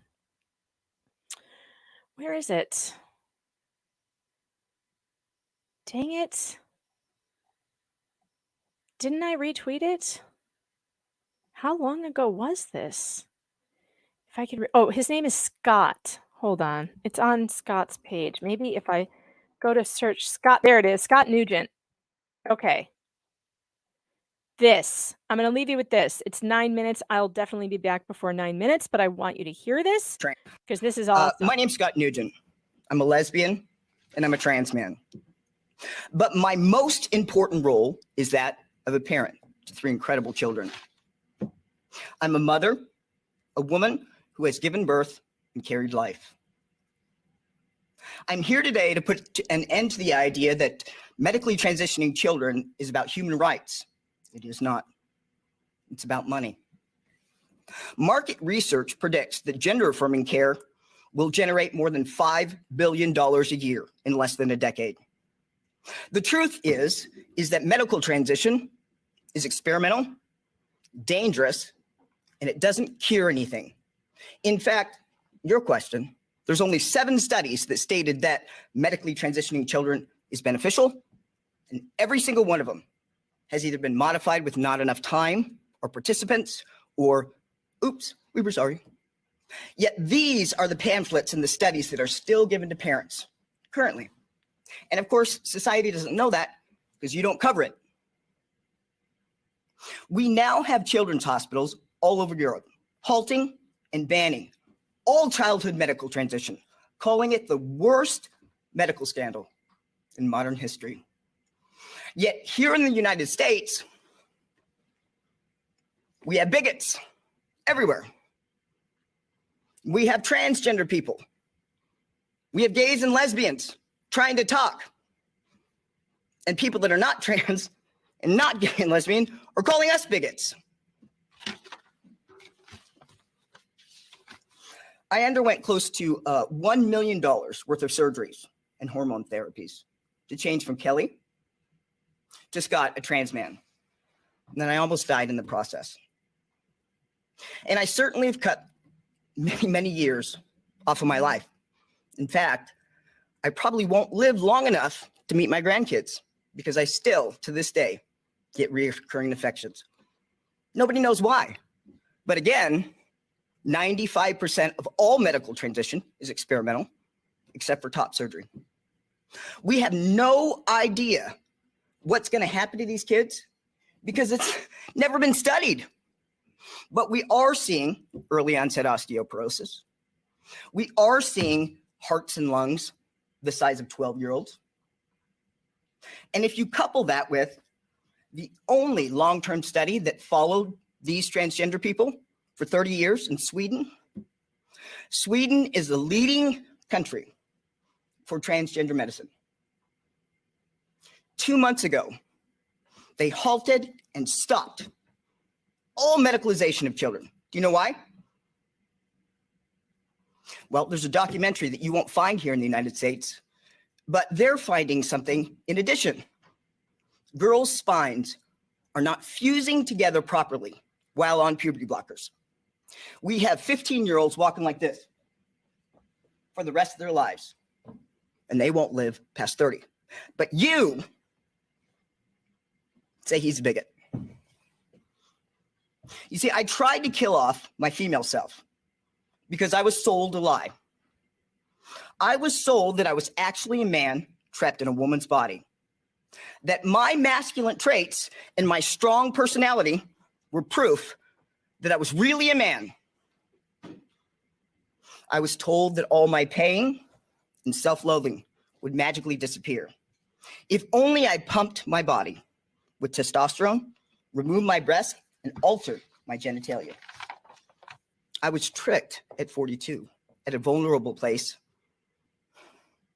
One day I thought, God, maybe I'm born in the wrong body. I was married to a woman who just despised being a lesbian. And one comment of maybe I was born in the wrong body. Next week, I was sitting in front of a trans woman therapist who asked me, how long have you been dressing like a man? At 42, that sentence has changed the trajectory of my life. You guys don't seem to understand that I'm not going to meet my grandkids because of this crap. And you call him a bigot. You see, I was perfect just the way I was. If only I was told, and we tell girls, because it's happening to girls way more than boys, is that there is no one way for a woman to be a woman. And there's no one way for a man to be a man. Why don't we start affirming that it's okay to be who they are? No, what we're doing is we're pushing a medical process that if a child gets on it at 14 and lives to 85, that generates $1.5 million in synthetic hormone. Did you guys get that? That doesn't even cover complications. It doesn't cover surgery. And yet you call him a bigot. And you don't talk to me. You show all of the people, trans women are real women. We need to let children have the time to learn to love their natural bodies and embrace their differences. Because the truth is that the kids that are wanting to medically transition are the most vulnerable parts of our society. They are the ones that are same-sex attracted. This bigot, he's trying to protect gays and lesbians, future gays and lesbians, but you call him a bigot. They are children that are mentally gifted. They are children that have ADHD. They are children that are mentally ill. They are all the kids that don't belong. You're robbing that time that they need to gain a thick skin. Because at 25, being different, how many sane people have done anything major in this world? They're all different people. But you don't realize that until you're a CEO at 25. Look at Elon You're stealing Musk. that from them.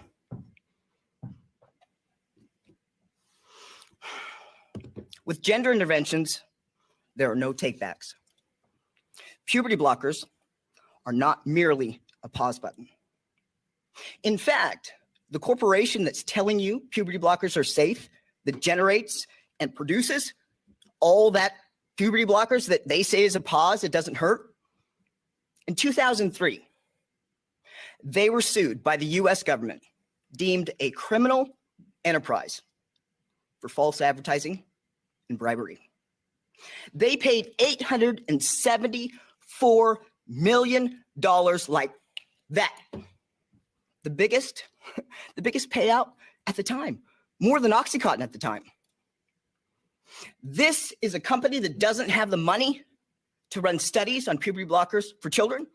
Or is it that they know there is no doctor in the world that would sign on it that it's safe? Shame on you for not covering him and me.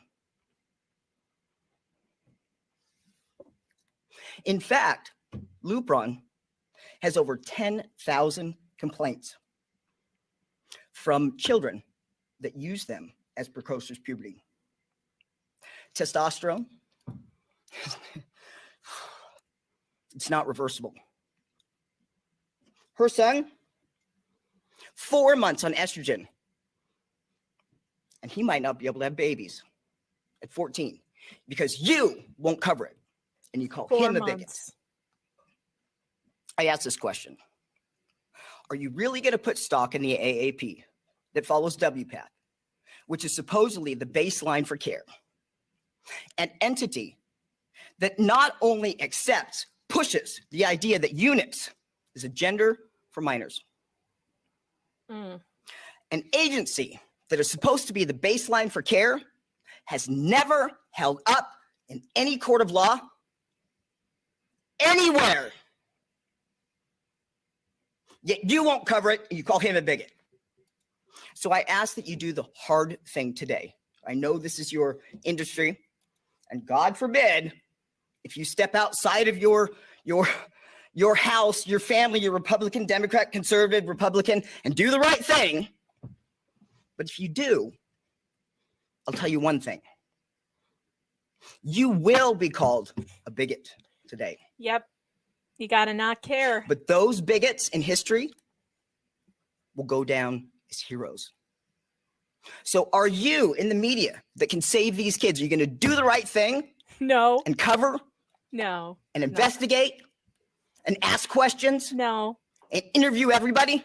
Nope. Or are you just going to sit there and record? Change women, women. Trans women and women. I love her so much. Trans women and women. This is a great question, Faith. Does Bowers have orgasms? I bet he does because he went through puberty. So his chances of having orgasms are way, way higher than unless the surgery was botched. But most likely, yes. It's a mostly peaceful hormone, you bigots. That's hilarious. Listen, and did you see this on the news, by the way? This was a press conference. Do you see all the logos there? Look at all the logos of the press that was there. Fox News, ABC 13, Channel 9 ABC, 10 WBNS, 5 ABC. Did you see this on the news? Did you see it?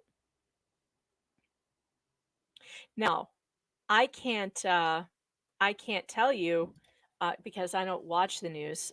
Court's back. Okay, hold on the and other trial. All right, hold on. Let's find out. Let's find it. On the Anderson trial is what you're saying. All right. Let's see. Verdict reached. Here we go.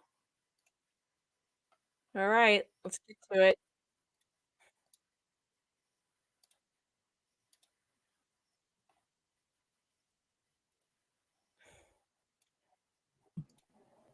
Then you need to leave now. Because I'm not going to permit a massive outflow of people at any point during the proceedings. So unless you're totally confident that you can react or not react in any way, oh boy, I would suggest you leave right now. Otherwise, you're perfectly welcome to stay. This is going to be Is nerve-wracking. there any reason why we can't take the verdict at this time? No, Your Honor. Nope. Wait, that's what's reported to me, is that our verdict, so.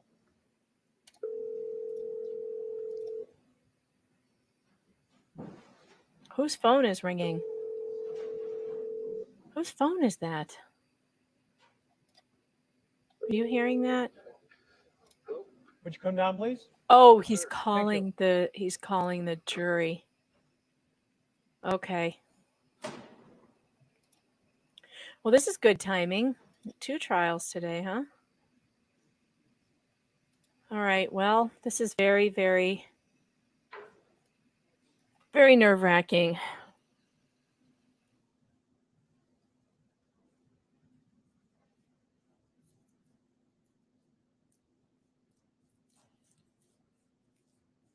Is it Zach with a K or an H? Anybody know? Let me go look at the Zachariah is CH, it looks like. Okay.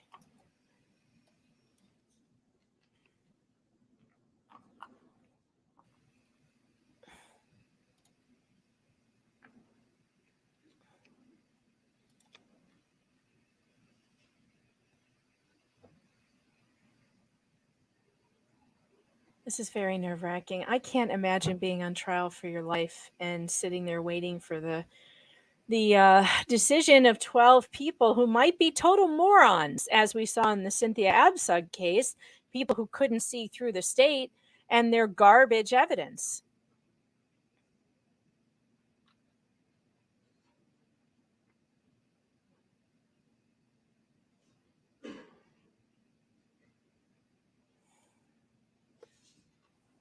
I don't know. How are you guys feeling about it? Which way do you think it's going to go? Should I put a poll on YouTube, or is it too late? Oh, Gwyneth's court's coming back, but we're going to wait for the verdict first.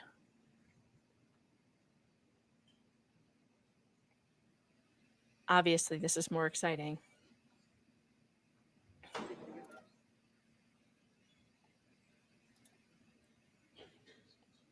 They were on lunch for a long time.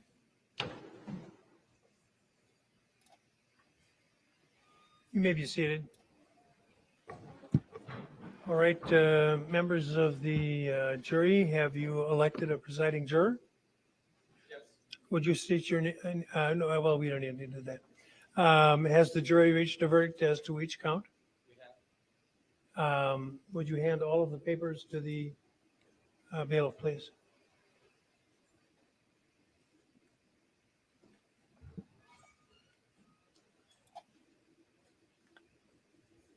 Oh boy, here we go. I always feel sick. I always feel sick before a verdict.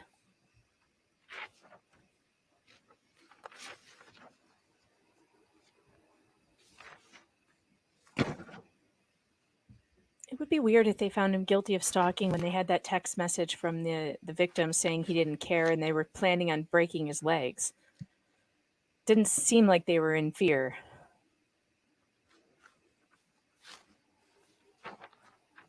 Oh yeah, Gwyneth Paltrow lawyers are so slow. We absolutely need them to continue so that we can go back and watch at a higher speed. I need that to happen. So this is perfect timing. Athalia, we are watching the verdict in the Zachariah Anderson case. Gwyneth Paltrow. The defendant will rise, face the jury, and they're out hearken on to its lunch. verdicts. So this is a murder trial with no body. Very circumstantial. Don't think the state proved its case, but we'll find out right now. Oh boy.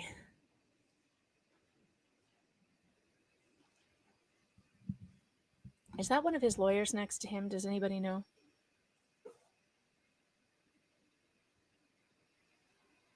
In re the matter, State of Wisconsin versus Zachariah Joseph Anderson, as to the first count of the information, we, the jury, find the defendant, Zachariah Anderson, guilty of stalking Sadie Beecham as charged.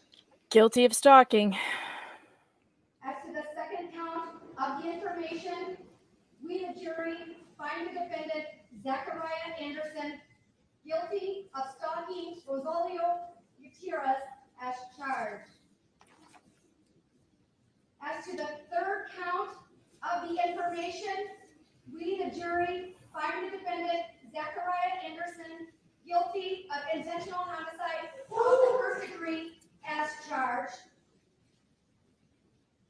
In the first degree, oh my God. As to the fourth count of the information, we, the jury, find the defendant, Zachariah Anderson, guilty of hiding a corpse as charged.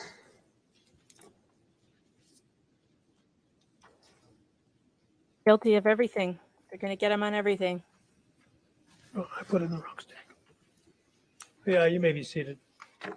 Members of the jury, are these your unanimous verdicts?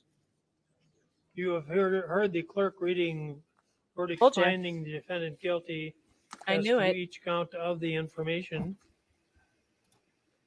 I'm going to pull you by seat number 1 through 6 across the top, 7 through 12 across the front. If you agree with each and every one of these verdicts, finding the defendant guilty as charged, please respond by saying yes. If there is any of the verdicts with which you do not agree, even one, please respond by saying no. Were these and are these now your verdicts? Number 1, 2, 3, 4, 5, I 6, can't believe it. 6? Yes. Oh, no, Five? Yes. Okay, 6, no, 7. The 8, hell? Get 9, together, Schrader. 10, 11, 12. All right, any further requests with respect to the jury? Not from the state. No, Judge. All right. This is unbelievable. Folks, I want to thank you for your service in this case. I could not have asked for a more cooperative, pleasant jury to work with. And in no way am I commenting whatsoever on the It's too bad they're outcome so of the dumb. case. In terms of the length of the case and what the original expectations were, some of the interruptions and long breaks, and I could go on. You have been, I've never worked with a more patient and cooperative jury, and it's been a true pleasure for me to do that. And this is I want to see what the chat far in more Long important Crime than is most people saying. realize. I mean, our entire freedom in this country Yeah, is they're all very dependent upon happy. people like you who take time off at great sacrifice to perform this service to their fellow citizens. Something wrong with It's people. a guarantee of freedom against oppressive government that other countries don't have. Yeah, the state didn't prove its case in Murdoch it's because either. of people like you that it's kept strong and handed down to our children and the generations Oh, which don't follow pet us. the So, jury. This jury are there- this jury are morons, Schrader. I don't want to hear him pet the jury that got it completely wrong. I did watch a lot of this trial, and I went over it with Legal Vices and some of the other lawyers who watched it, and I didn't see, and neither did they. I didn't see that the state prove it. Now, here's the thing. Here's how I look at this. When I'm watching a murder trial, I always ask myself, would you want to be convicted under these same circumstances? Like if you were on trial for your life, and I really believe that that's the way the jury should look at it. If I were on trial for my life, would I want to, are these circumstances, is this evidence that the state presented enough to put me in prison? Like, is that how I want to be judged? And if it isn't, you should not be voting guilty. If the standard, you are not supposed to find someone guilty if there's any reasonable doubt. There's so much reasonable doubt in this case. There's no body, there's no crime scene. The DNA is very questionable because each were in each other's cars. So that DNA could have, they didn't test it for blood. So they didn't determine whether it was blood or not. Could have been touch DNA. So was the victim in his car at some point rifling around in his stuff to get back at him? Yes, we know that they were each in each other's cars. So the touch DNA shouldn't be evidence of murder. There was no blood in the car. There's no body. There's no bone fragments in the fire pit. There's no nothing. So would you want to be convicted on that evidence? So, and I think that the people sitting on that jury are out of their freaking minds. And I'm telling you, juries are stupid. Look at the Murdoch trial. I mean, you guys might think he did it, and he may have done it. He very well may have done it, but the state sure didn't prove it to me. They didn't prove to me that he did it. They didn't give me any motive. I couldn't figure out on earth how he did it. He sure didn't seem to have enough time to get cleaned up and kill two people and then go get cleaned up. These two trials, in my opinion, have been a tragedy for justice. And that doesn't mean that either one of these guys is innocent of the crime. They may have done it, but there's no way to tell. There's no evidence beyond a shadow of a reasonable doubt. No, there's reasonable doubt all over the place, and that means they're supposed to go free. So we have a new standard in this country. Not innocent unless proven guilty, but just guilty if the jury, agrees with the state. If the jury, everybody's guilty, apparently. I'm actually shocked that Kyle Rittenhouse got a not guilty. I'm shocked. Was the evidence that they were in each other's cars ever introduced? Objection on that during closing was sustained. I'm not sure. because I missed some of it. So I just know that they were in each other's cars. So if the jury wasn't given that evidence, if that was kept out, maybe that could be part of the reason. But they didn't test that speck to see if it was blood. They decided not to and decided to test it for DNA instead. Yeah, juries, man. I guess, okay, that's over. We are going to go, and thanks for the super chat, by the way. How am I not plugged in? Hold on a second. Whoa, I have a battery problem.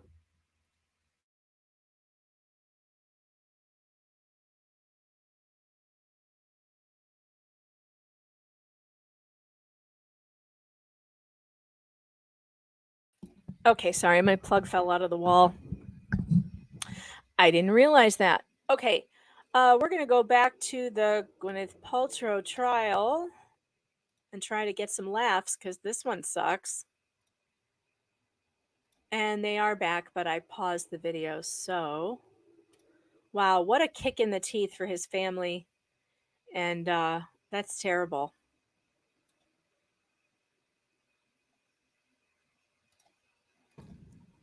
I did at And let's go back. I indicated could have.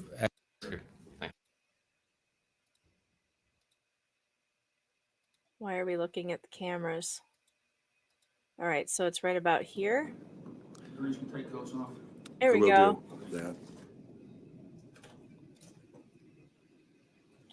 Oh, here comes Gwyneth. Dr. Gibby, you can certainly take the stand and be ready.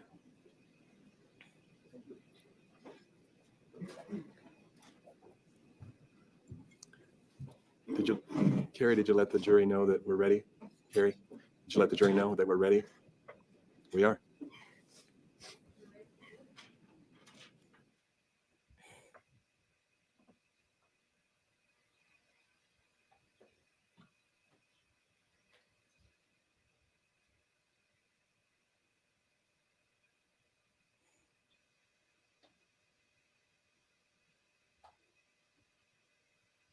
Man, I can't believe that. I can believe it. I said that was what was going to happen, but I get so upset by it, by people who don't take their job seriously on a jury, by people who don't listen to jury instructions. Because if you listened to the jury instructions, you would know that if you have any reasonable doubt that he might not have done this, you should be voting not guilty. And I don't think they take that seriously. I think they think it's okay to say, well, we think he might have done it more than he didn't. Like it's 51% possible. That's not the burden in this kind of court for murder. The burden is beyond a reasonable doubt. It is not preponderance of the evidence. And I feel like that's what they do. Yes, Fubar Temp, I wrote this after the Cynthia Absug trial. I said, those of us who skip jury duty need to stop doing it. I've done it. I'm guilty of not skipping it, but of, getting kicked out on purpose. I shouldn't have done that. And now I feel really guilty because the people who are left are the morons. Everyone. Let the record reflect. Parties are present, counsel is present, and the jury is all present. Thank you. Dr. Gibby, you're still under oath. Mr. Egan. Thank you, Your Honor. May I start by approaching so I can give Dr. Gibby his deposition transcript? Thanks.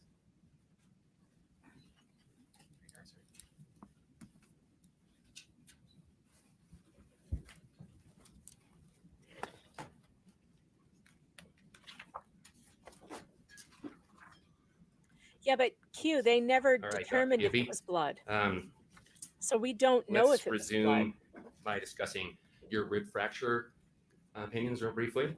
So as I understand your testimony, you believe that from the objective evidence of the x-rays that show the fractures, Mr. Sanderson was hit from the side and the back, and that was the mechanism that fractured his ribs. Is that correct? I think I testified there were two possibilities. One was a direct blow to the ribs with a hard object, like a helmet, but that was not borne out in the records. The other would be to fall sideways, forward and sideways obliquely, and strike the ground to break the ribs. Okay, so the ribs were broken by hitting the ground? I believe so. He might have had his arm on the side that could have acted as a focal point. But yes, I think that it could have happened either from a direct blow or from him striking the ground. I believe the testimony from the ski instructor or the incident report that it was packed snow that day, and you know, he had to strike something with considerable force in order to break 4 ribs. Right, but did you not testify previously that the mechanism was the hitting of the bodies together? I testified in my deposition. If you go back and look at it, there were 2 hypotheses that I made.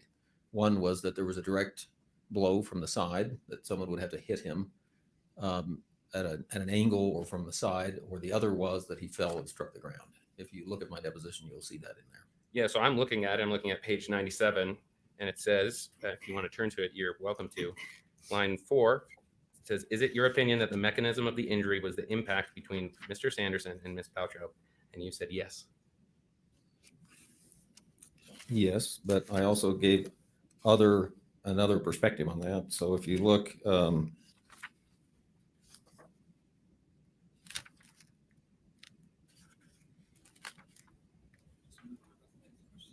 I can find it later, but it's in there. We may well get to it. I didn't see it, but I did see that when you were talking about this injury, you mentioned that the blow would you described it as a glancing blow. Do you recall that? If it were to break the ribs as they did, it would either have to come from the side or obliquely.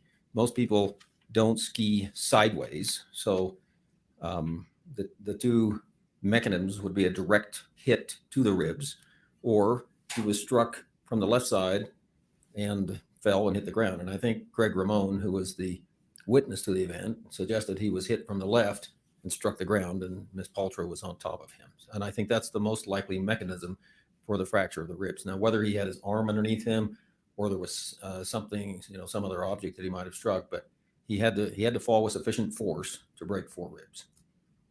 So the jury has heard Mr. Ramon testify that the blow that he saw was directly from behind. So you disagree with that? I don't think that the blow that broke the ribs came directly from behind. I think that if he was hit from behind, the subsequent collision to the ground would have been what broke the ribs. If he were hit directly from behind, as I indicated in my deposition, I think he would have had posterior rib fractures. Okay, so if you go to page 41 of your deposition transcript and go to page 21 or 20, it says... So which would you like me to go to? Oh, sorry, page 41, line 21. I apologize. And I'll read it. These rib fractures are more consistent with a glancing blow, kind of from the side and behind. I just want to know whether you're now telling us something different than that. If it were a direct collision, but I think later in my deposition, I talk about it could have been something where he was struck and then struck the ground.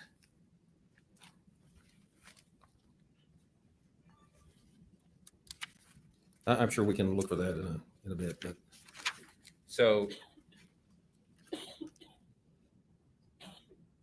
page 44, just because I know you're trying to find this, just there are multiple places where it seems like you say he was not struck directly from behind, and you would expect different injuries if he were. These are lines 11 through 17. And if you go down to line 20 to 22, it says, so in your mind, it's the collision of bodies that causes the rib injury. The answer is, oh, yes.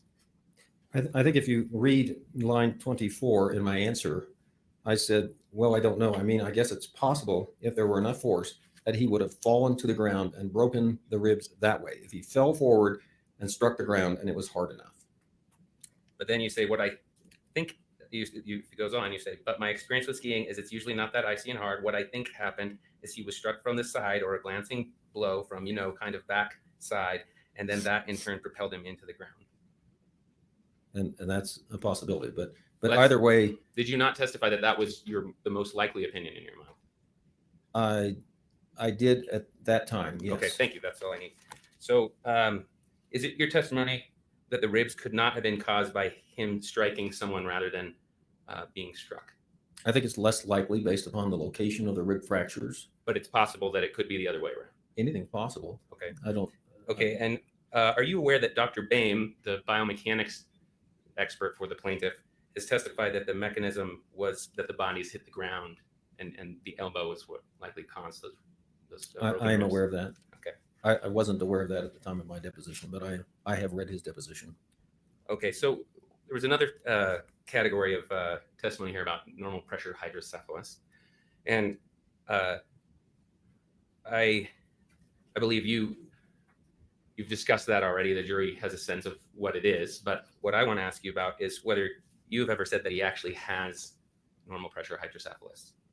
I think radiologically he has normal pressure hydrocephalus. We've done imaging that's consistent with that. We did CSF flow analysis, which shows biphasic flow through the cerebral aqueduct. So I think he has radiographic evidence of normal pressure hydrocephalus. I don't think he has had clinical evidence of that. At least the typical clinical manifestations of normal pressure hydrocephalus. He didn't have them before the accident. He had had imaging that predated this injury by a decade. He had been stable neurologically.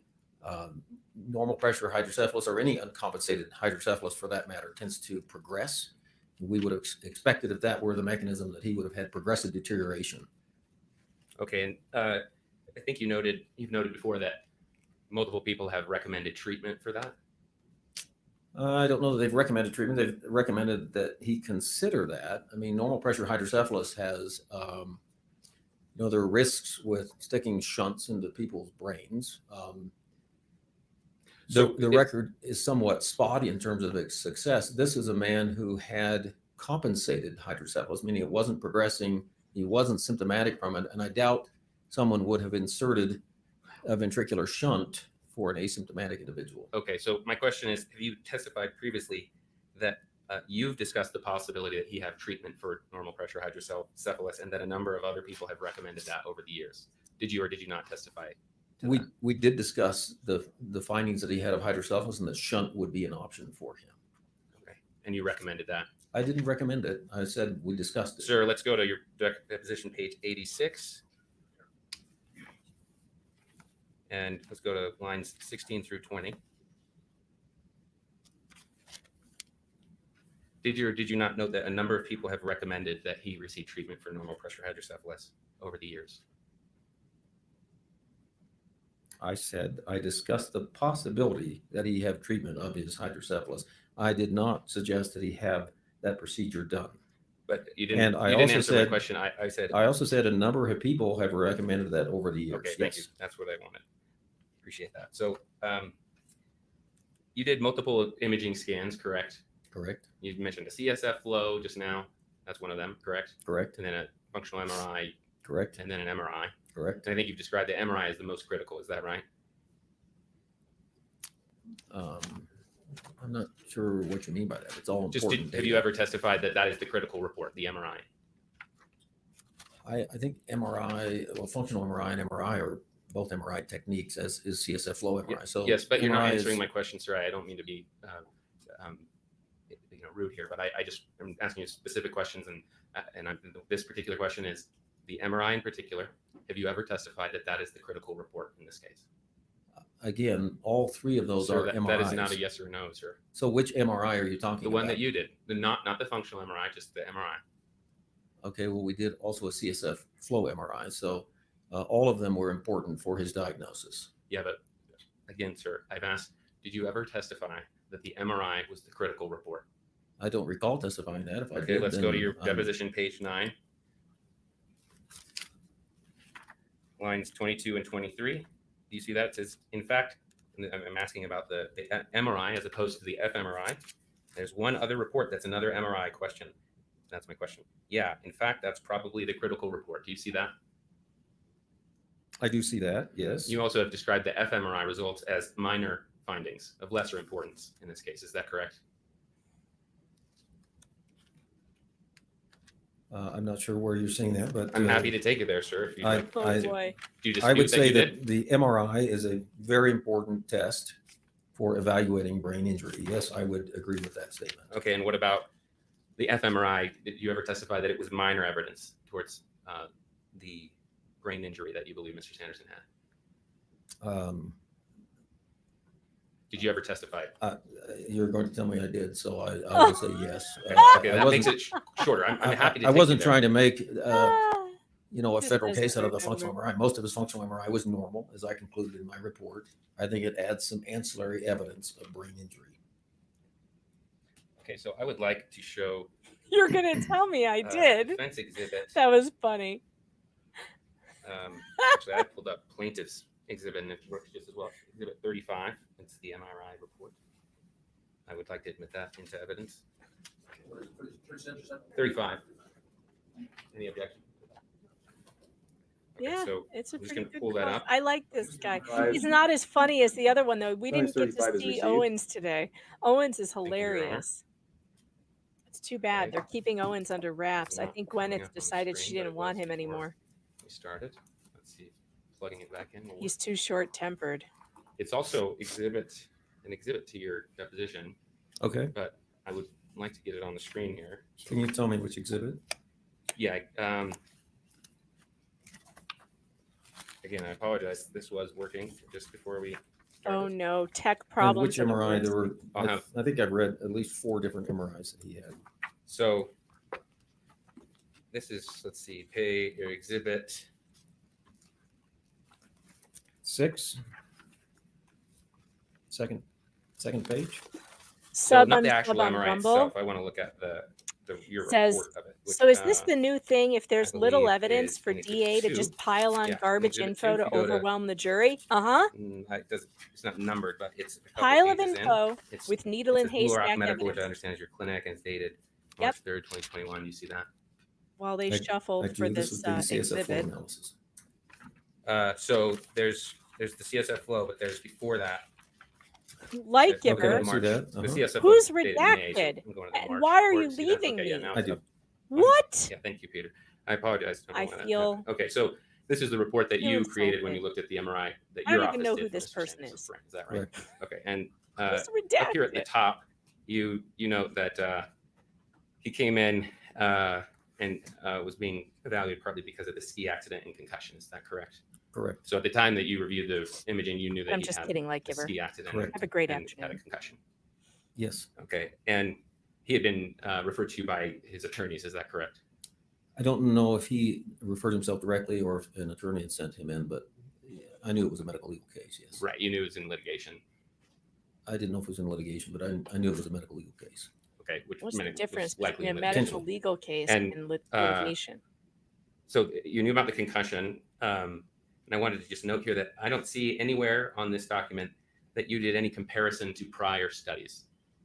Is it correct that there was no comparison to prior studies? Not at that time. I received the prior studies later, but I didn't have them at the time this study was performed. Okay. And in this one, I noted that you did not see any sign of shearing injury. Is that correct? It's this, I'll pull it out here. That's sentence here. Do you see that? Yes. Okay. And this is actually your report, right? In other Correct. words, if I go down to the bottom, whoops, it actually has your name there. Is that right? Correct. Pull that out. Okay.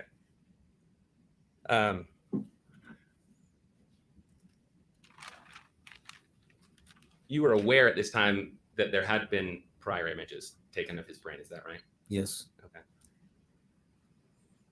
And you were aware that people had noted various things. We've already talked about the normal normal pressure hydrocephalus concern, but there were others Hard as to well. Is that say. right? We forgive you. I'm not sure I had that history at this He's so time. cute.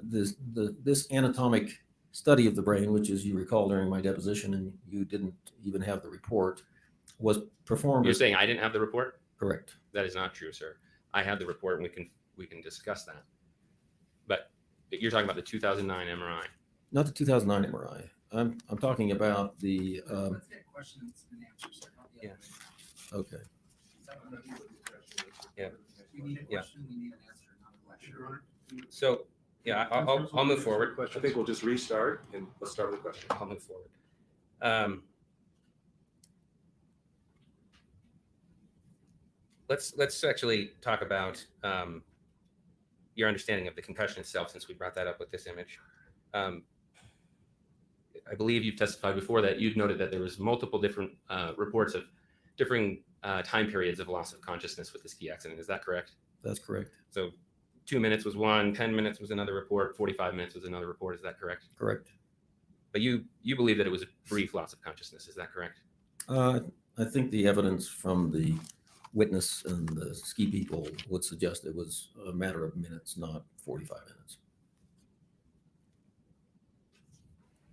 This fMRI scan that you've talked about that was mostly normal but had some abnormalities. I want to know whether you have an opinion about whether the fMRI itself can show that those abnormalities are related to the concussion.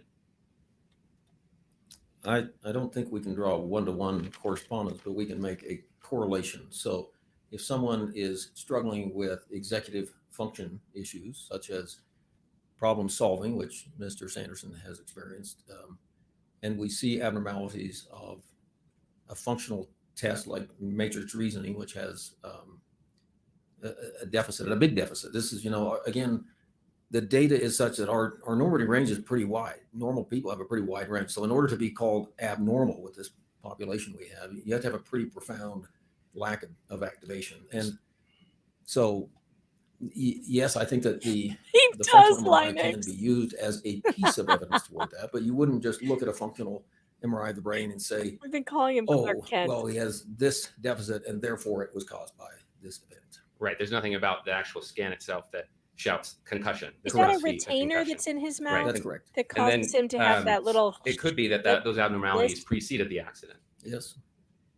And you don't have any way of determining using the scan whether they did or not. He's very cute. No, it's always a problem with accidents. We'd like to have scans immediately before and after, but we never get it. It could also be caused by some sort of event following the accident. Is that correct? Yes. And I believe you were aware of Dr. Fong's evaluation of Mr. Sanderson. Is that correct? Yes. And do you recall that she reported that Mr. Sanderson had fallen, hit his head, and had roughly 45 minutes of loss of consciousness years after the accident? Do you recall that? Don't recall that, but I will trust you. That's what you said. Okay. Did he report anything like that to you? Any post-collision trauma or head injuries? I think you have my report of what he reported to me. I wrote a written report at the time. I examined Terry, took a history, did a brief physical exam, tried to get a sense of his communication skills, just, some of those difficult to quantitate issues of people. Okay. So it would be in my report if it's there. Okay. It should be here. Okay. And so you don't recall off the top of your head whether he offered any report about post-collision trauma or head injury? You're just arriving. Make sure you hit that like button. I don't recall. And what about before the accident? Subscribe. Well, I did notice in his in the accident report that he had denied previous injuries and other episodes of loss of consciousness. His name is James, but he's wearing a Clark Kent disguise for some reason. Specifically, when I examined him, whether he said there was prior trauma or not, I'm not aware of any. But okay. But if there were some in the records, you wouldn't dispute it. Yeah. Right. And you did know, in fact, that he had received an MRI of his brain, as you said, decades before. So there was something that caused the need for evaluation of his brain in the past. I think it was a CT, but he had imaging of his brain a decade before. Okay. So is that, are you saying that you were not aware of a 2009 MRI, just a CT? No, I believe I have that MRI. I think it was sent to me. Okay, but you didn't review that MRI before testifying about his, either, I guess, providing your evaluation or testifying about your opinions about the injury. Is that correct? No, I did review. I didn't review it at the time of my deposition because I didn't have it, but I did review the report, and the report is entirely consistent with later reports that indicated that he had some dilated lateral and dilated. I mean, the guy who coughs? His name is the Coughing Menace. From the report, it didn't appear that anything. Like the Phantom But haven't you Menace? testified that having the report is He's the not really that Coughing helpful? You want to Menace. compare side-by-side images. You recall testifying to that?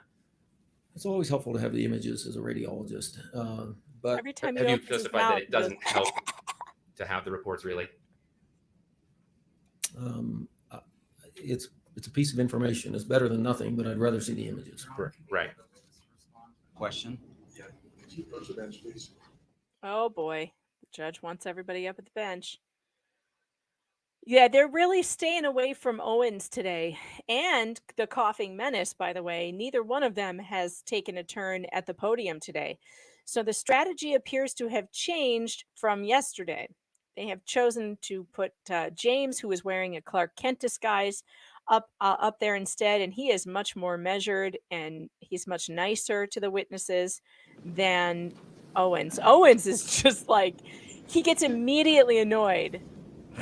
And it's so funny to watch. I'm so annoyed that we've had no Owens today. So annoyed. So, fans have an objection to the last response? Well, I was just going to kind of clarify. So my question here, Dr. Gibby, is whether you've ever testified that seeing those prior reports doesn't help. You need to compare the images side by side. Have you testified to that effect? I'm not sure I've ever testified that it's a no help, but it is more helpful to have the images. Yes. Okay. Let's go to your deposition transcript 86, lines 5 through 6. And I'll read my question. It says, I see, but you've seen the reports for those images, just not the images themselves. And your answer was, I've seen the reports, but that doesn't help. We need to compare them side by side. You see that? Yes. So did you just mean that the reports are not very helpful at all? Correct. Okay.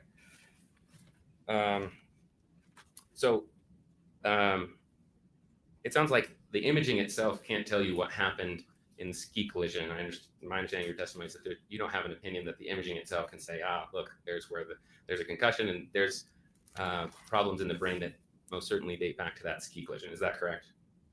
I think the imaging is helpful to exclude certain things. There are issues in the medical record and things that have been raised by defense about infarcts, hypertension, multi-infarct dementia, white matter disease. And I think as you try to have causation of whatever his symptoms were, the MRI is very helpful to exclude certain other comorbidities. Okay, so it's important that you got to depend a lot on reports from medical providers and family members and Mr. Sanderson himself to determine the cause of these imaging findings. Is that correct? Yes. Okay, and as I understand it, you have reviewed some of those materials, but not all of them. Is that correct? Correct. In fact, have you not testified before that you didn't have a chance to go through them all because they're just too voluminous for you? At the time of the deposition, but I've since read a lot No, more. sir, I think we need to stick to the opinions you've provided before. So what's the clear answer to that question? Have you not said that those were too voluminous for you to go through before you provided your opinions in this case? It hasn't changed my opinions, but yes, I did say that the records were voluminous and I hadn't read word for word every deposition. If you look at my testimony, I said that some of them I had skimmed through the depositions, but I had not read word for word every deposition. In fact, sir, you were willing to offer your opinions under oath without having gone through all of that material. Is that correct? I need a yes or no because this is getting kind of slow, and I have a bunch of other questions I want to ask. It's a simple question. My opinions are based upon the data that I was provided, and it was voluminous, and I reviewed a lot of records, a lot of imaging, and a lot of testimony. Whether I was able to garner every piece of that data, the answer is no. You are but killing my me, opinions Linux. were formed based on a fairly exhaustive review of this person's case. Sir, if you go to Exhibit 3 of your deposition, there's a list of things that you were provided, and it's 2 pages. There's various medical records, the expert reports, and then a list of depositions. Did you not testify at your deposition that you had gone through the first 12 items completely, but you hadn't been able to go through the complete set of the remaining materials? Is that right? I testified I had not looked at them word for word, but I had reviewed them. So did you read your deposition before this testimony today? Yes. Okay, so do you not recall saying that numbers 1 through 12 you had read, but the rest of that list, which is a good half of the list, including depositions of Gwyneth Paltrow, Eric Christiansen, Carrie Oakes, Whitney Smith, Craig Ramone, Dr. Goldstein, Dr. Fong, Dr. Bain, Mr. Sanderson's daughters, that you had not been able to go through all of those completely. Did you not testify to that? I think that mischaracterizes what I said in my deposition. If you go back to my deposition, I said I didn't read them word for word, but I did look through them. I'm not saying you didn't look through them. I'm just saying you didn't carefully go over them in their entirety. Is that correct? No, but I'm not sure I needed to go through every deposition to form the medical opinion that I did. I based it upon the reports of his family members, of his girlfriend, of his medical providers, of his imaging, of the personal assessment I did. So I think there are multiple pieces of data here. But no, I didn't read every word of every deposition in this case. Is it true that at the deposition, you did not know who Eric Christiansen was? I'm happy to turn to it. It may be. You don't dispute that? I don't dispute that. Okay. And is it true that you have no opinion about whether those prior images are different than the post-accident images because you haven't looked at them? You hadn't looked at them at the time that you provided your opinions in this case. Is that right? That's correct. I have looked at them, but at the time, I had not reviewed them side by side, as you say. I don't know if this is so damaging for And his that's because they testimony, haven't been though. provided to us. I'm not sure. But It's, that was not me that was providing them to you, correct? I don't know. I don't know if this is great for You received the materials that you looked over from plaintiff's defense counsel, counsel. correct? I did. I think this And doctor also, they seems hired pretty you competent. to perform your work in this case. Is that correct? Correct. And they've paid you for that work. Is that correct? You I always don't know have if we've to been bring paid or that up. not, but they will, I'm sure. Right. And you have a fee schedule that lists your various charges for things, including an independent medical exam, which I understand you performed. Is that right? Yes. And that charge is $2,500. Is that correct? Correct. And then your court Wow. fees, if you were to appear in court and provide testimony, is $5,000. Is that correct? Yes, for the entire day. And then there's $2,500 other fees like deposition fees and for one exam. review fees, consultation fees. Is that correct? Yes. $5,000 for the court testimony, more for deposition review. That's a good chunk of change. It's your testimony that the I don't like objective expert findings that you testimony. see in your imaging scans are not hard and fast, which I believe was the term you used in your deposition. There are some findings that suggest that there was some trauma to the brain in Mr. Sampson's case. Is that correct? I think they're corroborative pieces of evidence. And you're correct. You can't point to this white matter spot and say that came from a collision and another white matter spot and say that came from aging.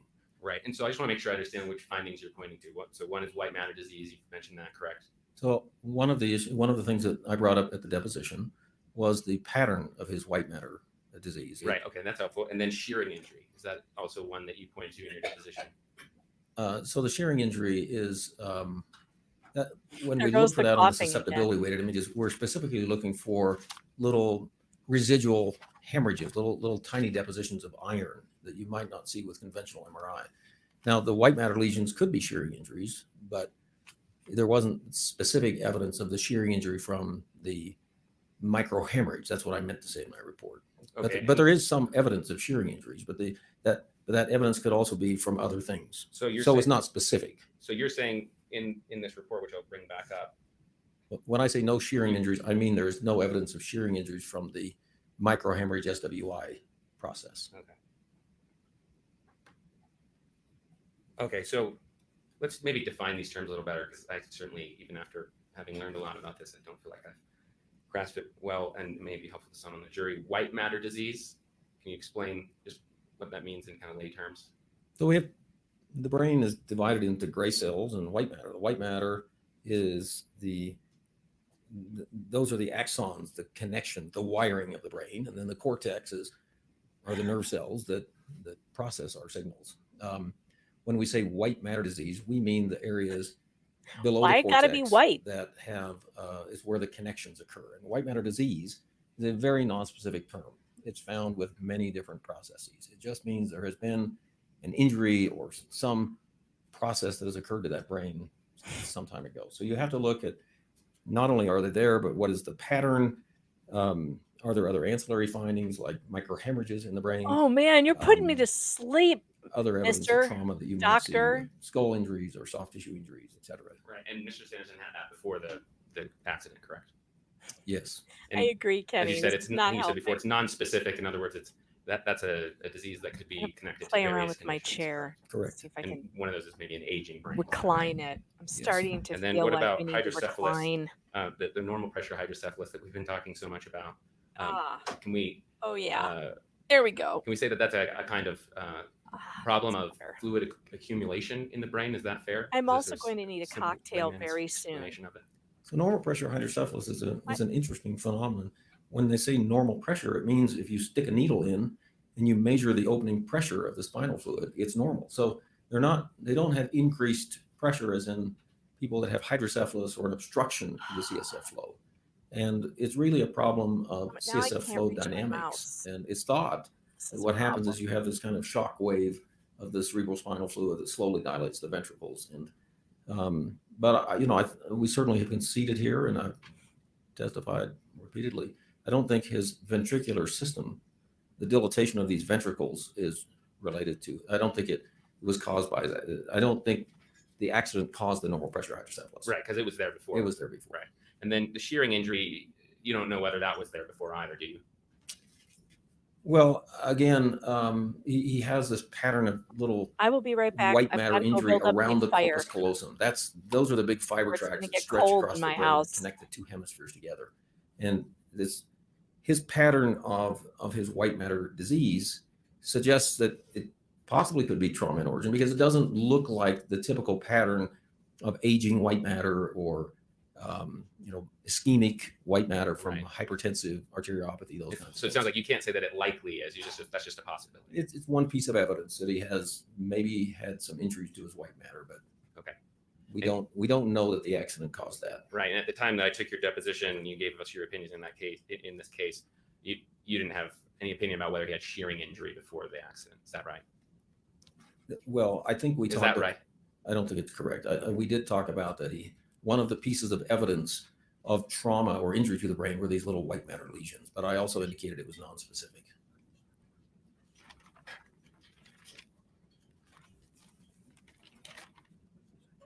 But would you say that if there were any findings on prior images prior to the collision, he can't say that the accident was a cause of those findings? Is that correct? That's correct. Okay.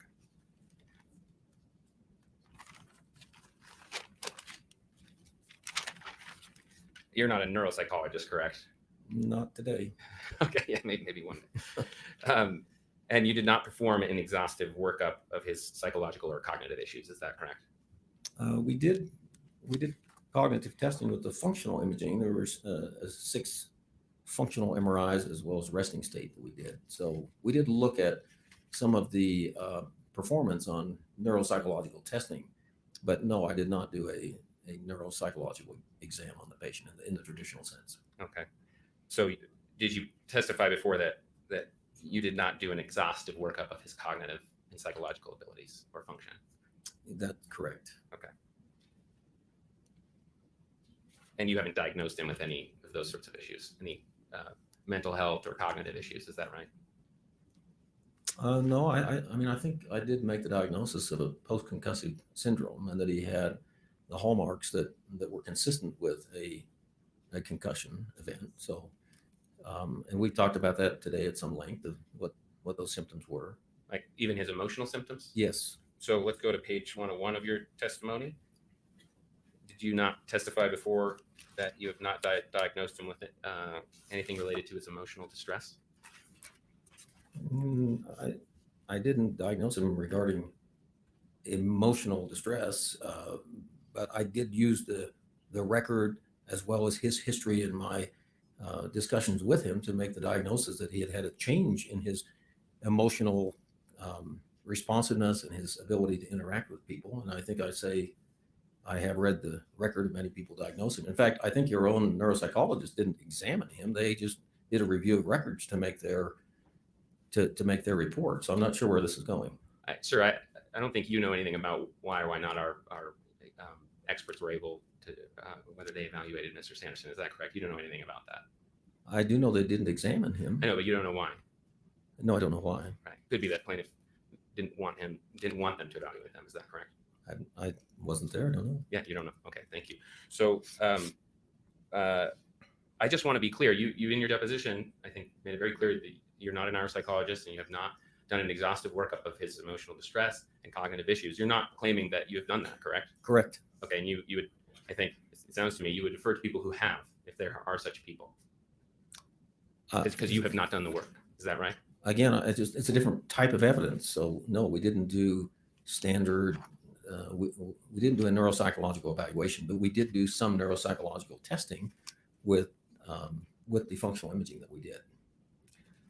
Okay, so is the answer yes, that your neuropsychologists have done the exhaustive work and you have not? Is that correct? They've done it in a different way. They've done it in a more traditional way, and I would agree that we did not do an exhaustive look at his neuropsychological function. Okay, thank you. And you reviewed prior records, right? Because it's important to look at before to know whether the things that claimed after are actually caused by the Yes. event, correct? And did you see in that review a record just a few weeks before the ski collision where Mr. Sanderson reported that he was getting old all of a sudden, or felt like he was getting old all of a sudden? I did see that. You saw that.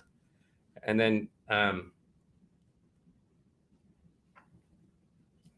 did you note any other aspects of his prior history that were connected to the post-accident symptoms that he's reporting? So in his VA records, I think part of their intake process, they ask about alcohol usage, and that seemed to vary. Sometimes he would say, it never had more than 6 drinks at a time, and other times he would say, less than once a month. So there were, probably 6 or 7 episodes where he reported different amounts of drinking. But it seemed to me the record was pretty consistent that he was not heavily drinking. His family, his girlfriend, others didn't report that. That can sometimes be associated with, post-traumatic stress or post-traumatic injury. But you did note, right, that depression, anxiety, some of these other things that were going on before the accident, correct? He had been treated for depression and was on an antidepressant. Okay. And then I want to go back to this. I missed one question I wanted to ask you about the mechanism of the injury. I may be misunderstanding your deposition testimony, but you testified previously that essentially you have a guy, and I think you're referring to Mr. Sanderson, that was stopped and then struck. Is that correct? I think that was my understanding of it at the time, but as I did more research and read the depositions of people like Greg Ramon, I believe Mr. Sanderson they were both skiing downhill. They were both moving, obviously at a differential speed, but it sounds like, but my best assessment at this time from what I've read is that he was struck from the left side and hit the ground. Okay, but at the time that you provided me with your opinions that you were going to provide here today at trial, you said you essentially have a guy that stopped and then is struck. Is that correct? Well, I think you said earlier that was correct. Is that not correct? You're trying to figure out how a person could have enough trauma to break 4 ribs. And if someone just runs into you, it has to be a very rapid deceleration injury. So that is certainly one of the ways that it could have happened is he's standing there and someone helmets him in the side. Right, but at the time that you gave me your opinions for this case that I was expecting you to give here today, you said essentially you have a guy that stopped and was struck. Is that correct? That's correct. But I also gave Okay, an alternative. that was my question. Thank you for answering it.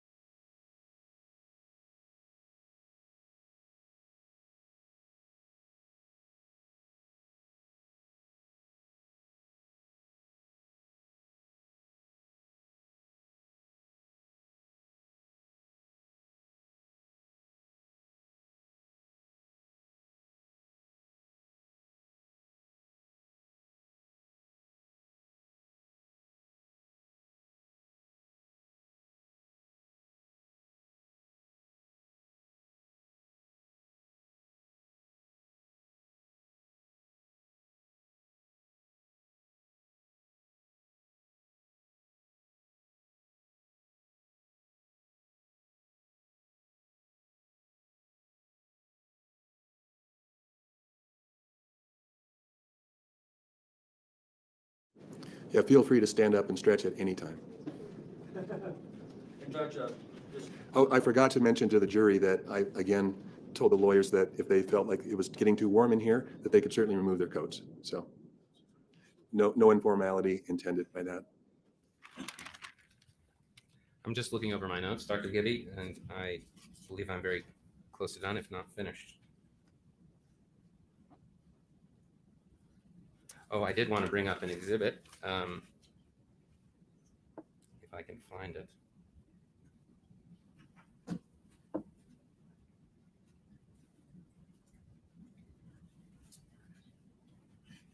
It's actually in your, you provided it to us. It's in your deposition transcript. It's your exhibit 6. The second page. So let me pull it up for everybody else. You guys see that? It's in, I think. Yeah, so I wanted to make sure you're okay with it before I pull it up. It's the second page of exhibit 6 to his deposition. It's in some other exhibits, but I think since he has it in front of him, I'll just use it from his transcript. It's not been admitted yet. But we can find it as, I think it was stipulated to, so we can find it if you'd like. It's this that he created. Do you remember that? You don't have any objection to that? It's ours, 32. You're 32? I'll pull it up that way, that's fine. So it's plaintiff's exhibit 32? Is that what I heard? No, that's not the same image. I'll show you right now.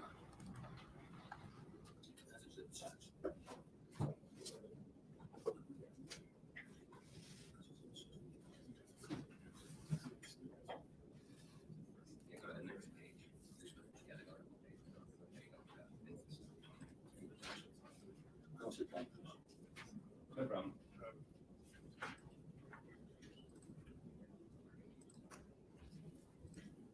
Okay, I got back to it. Okay, so I moved to admit exhibit 6, page 2 of Dr. Gibby's deposition.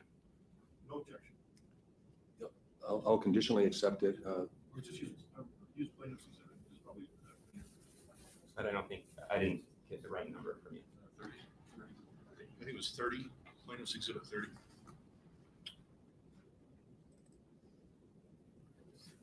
No. It's not 30. Okay. No, 30 is. I mean, I'll accept, Yeah, if so there's you a guys stipulation, have- I'll accept the deposition exhibit 6 from Gibby on a conditional basis. We'll number it. Yeah, well, I'm happy to number it afterwards. Let's, for the record, we should probably refer to it right now. What's the next defendant's exhibit number? I think it's 112. So defendant's exhibit 112, but conditioned upon a hard copy being provided to the clerk. Yeah, okay. I apologize that I didn't have that for you. I just decided to use it connected to your deposition because you have it right in front of you, correct, Mr. Dr. Gibby? I'm not sure what you refer it's to. This image, yes, correct. There you go. Yeah, so this image is, I think, what you provided to me of the MRI that was taken in 2017. This is not the one you took, is that right? Correct. And you looked at it and it's after the collision and you pointed in those green arrows to various parts of the brain that you see as abnormalities that might be related to the concussion. Is that correct? Correct. Okay. And if you would, I think that's actually enough. Probably we can leave it at that. Okay. Thank you.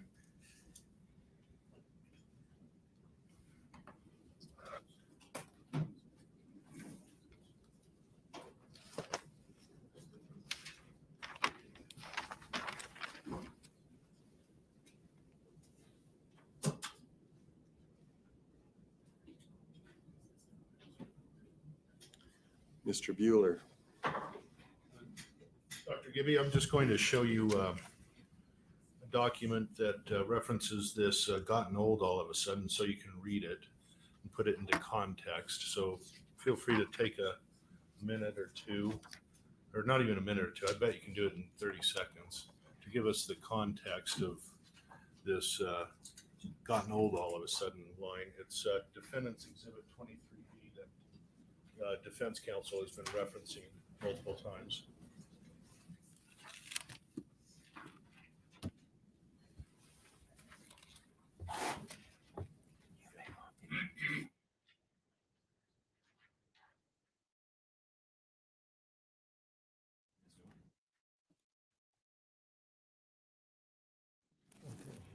It's right here.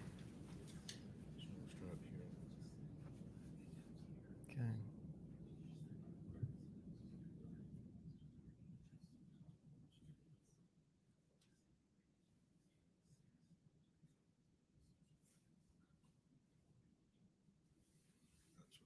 Okay.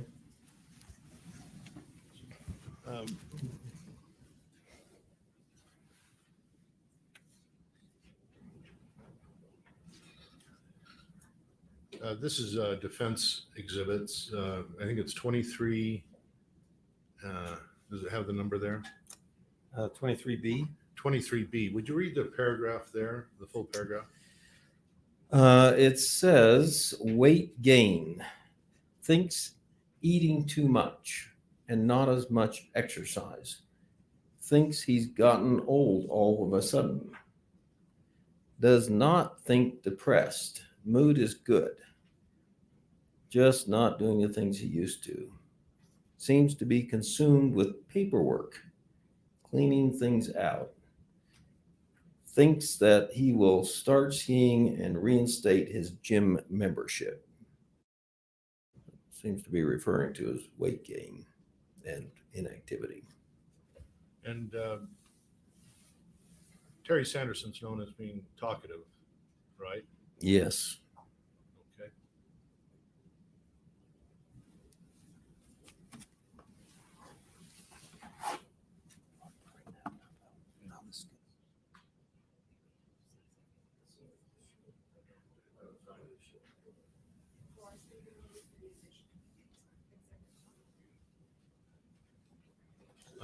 Plaintiff moves to introduce defendant's exhibit 23B. It's already been authenticated.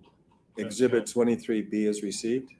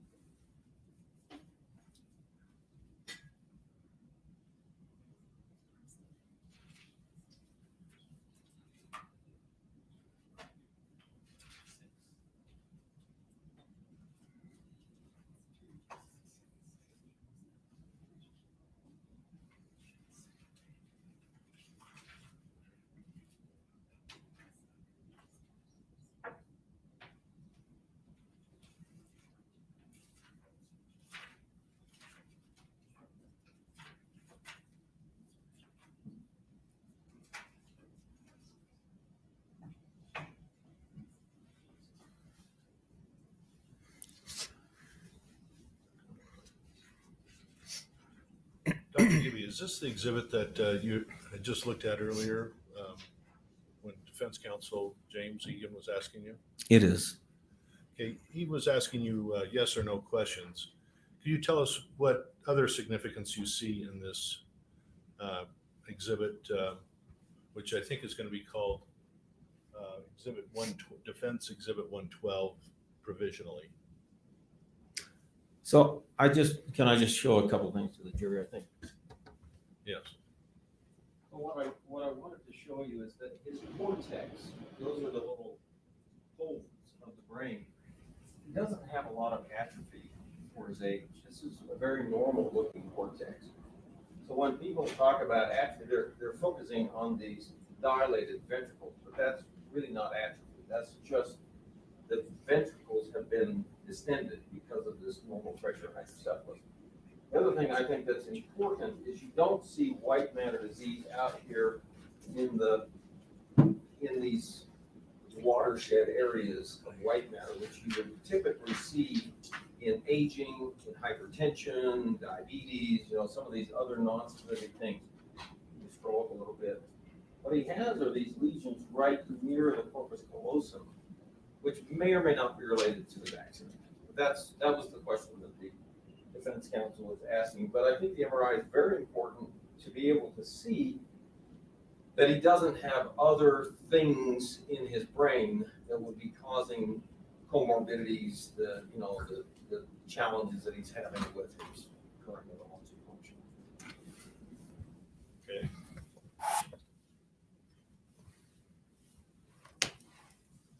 think that's all. Thank you, Dr. Gibby. Mr. Egan?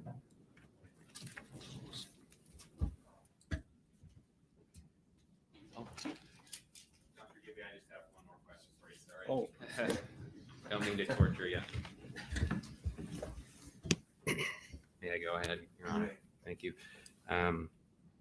So when you gave your opinions to me in this case, you had not reviewed prior imaging, prior to the accident imaging. Is that correct? Objection, Your Honor, goes beyond the redirect. Overruled. Go ahead. I'm not asking about reports, just the images themselves. I had not seen the images. Okay, thank you. Any follow-up, Mr. Bueller? No, thank you, Your Honor. Okay. We'll take our recess right now and come back in maybe 10 minutes. Thank you.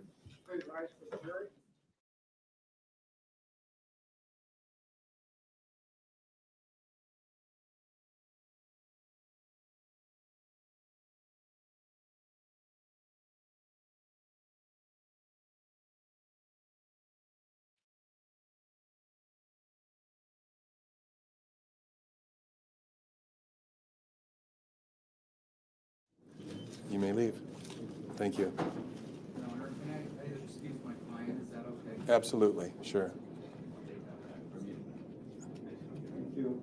Good luck to you. I have to post it before.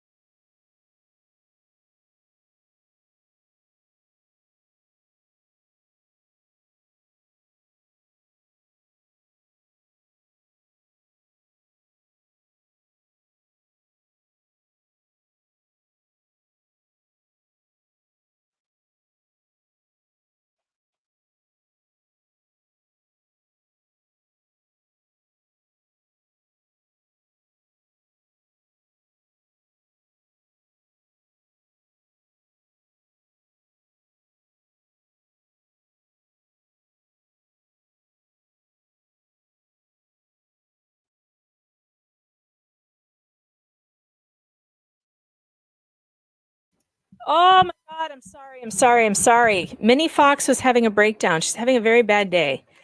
Had a bad day at school, and she's really tired, and she's got just too much homework. I'm sorry. Oops, I forgot to turn off my phone. Rumble, I am so sorry, Rumble, but I didn't tell you where I was.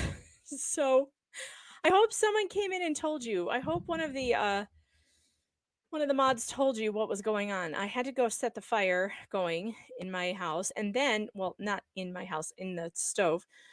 And then Minnie Fox, one of my daughters, just having a bad day. Just a bad day. Or you know how it goes. These bitches at school, man. May be seated. Thank you. Hate it. Mr. Sikes? Thank you. Call Dr. Sam Goldstein.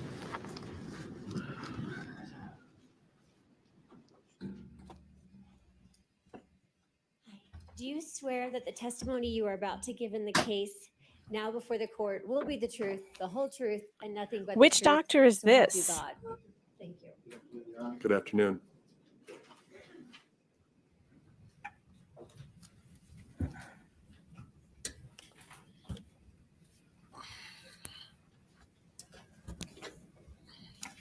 Would you please state your full name and address? Oh, look at his hair. Sam Goldstein, 230 South, 500 East, Suite 100, No, Salt this Lake City, man is Utah, stuck in the 84102.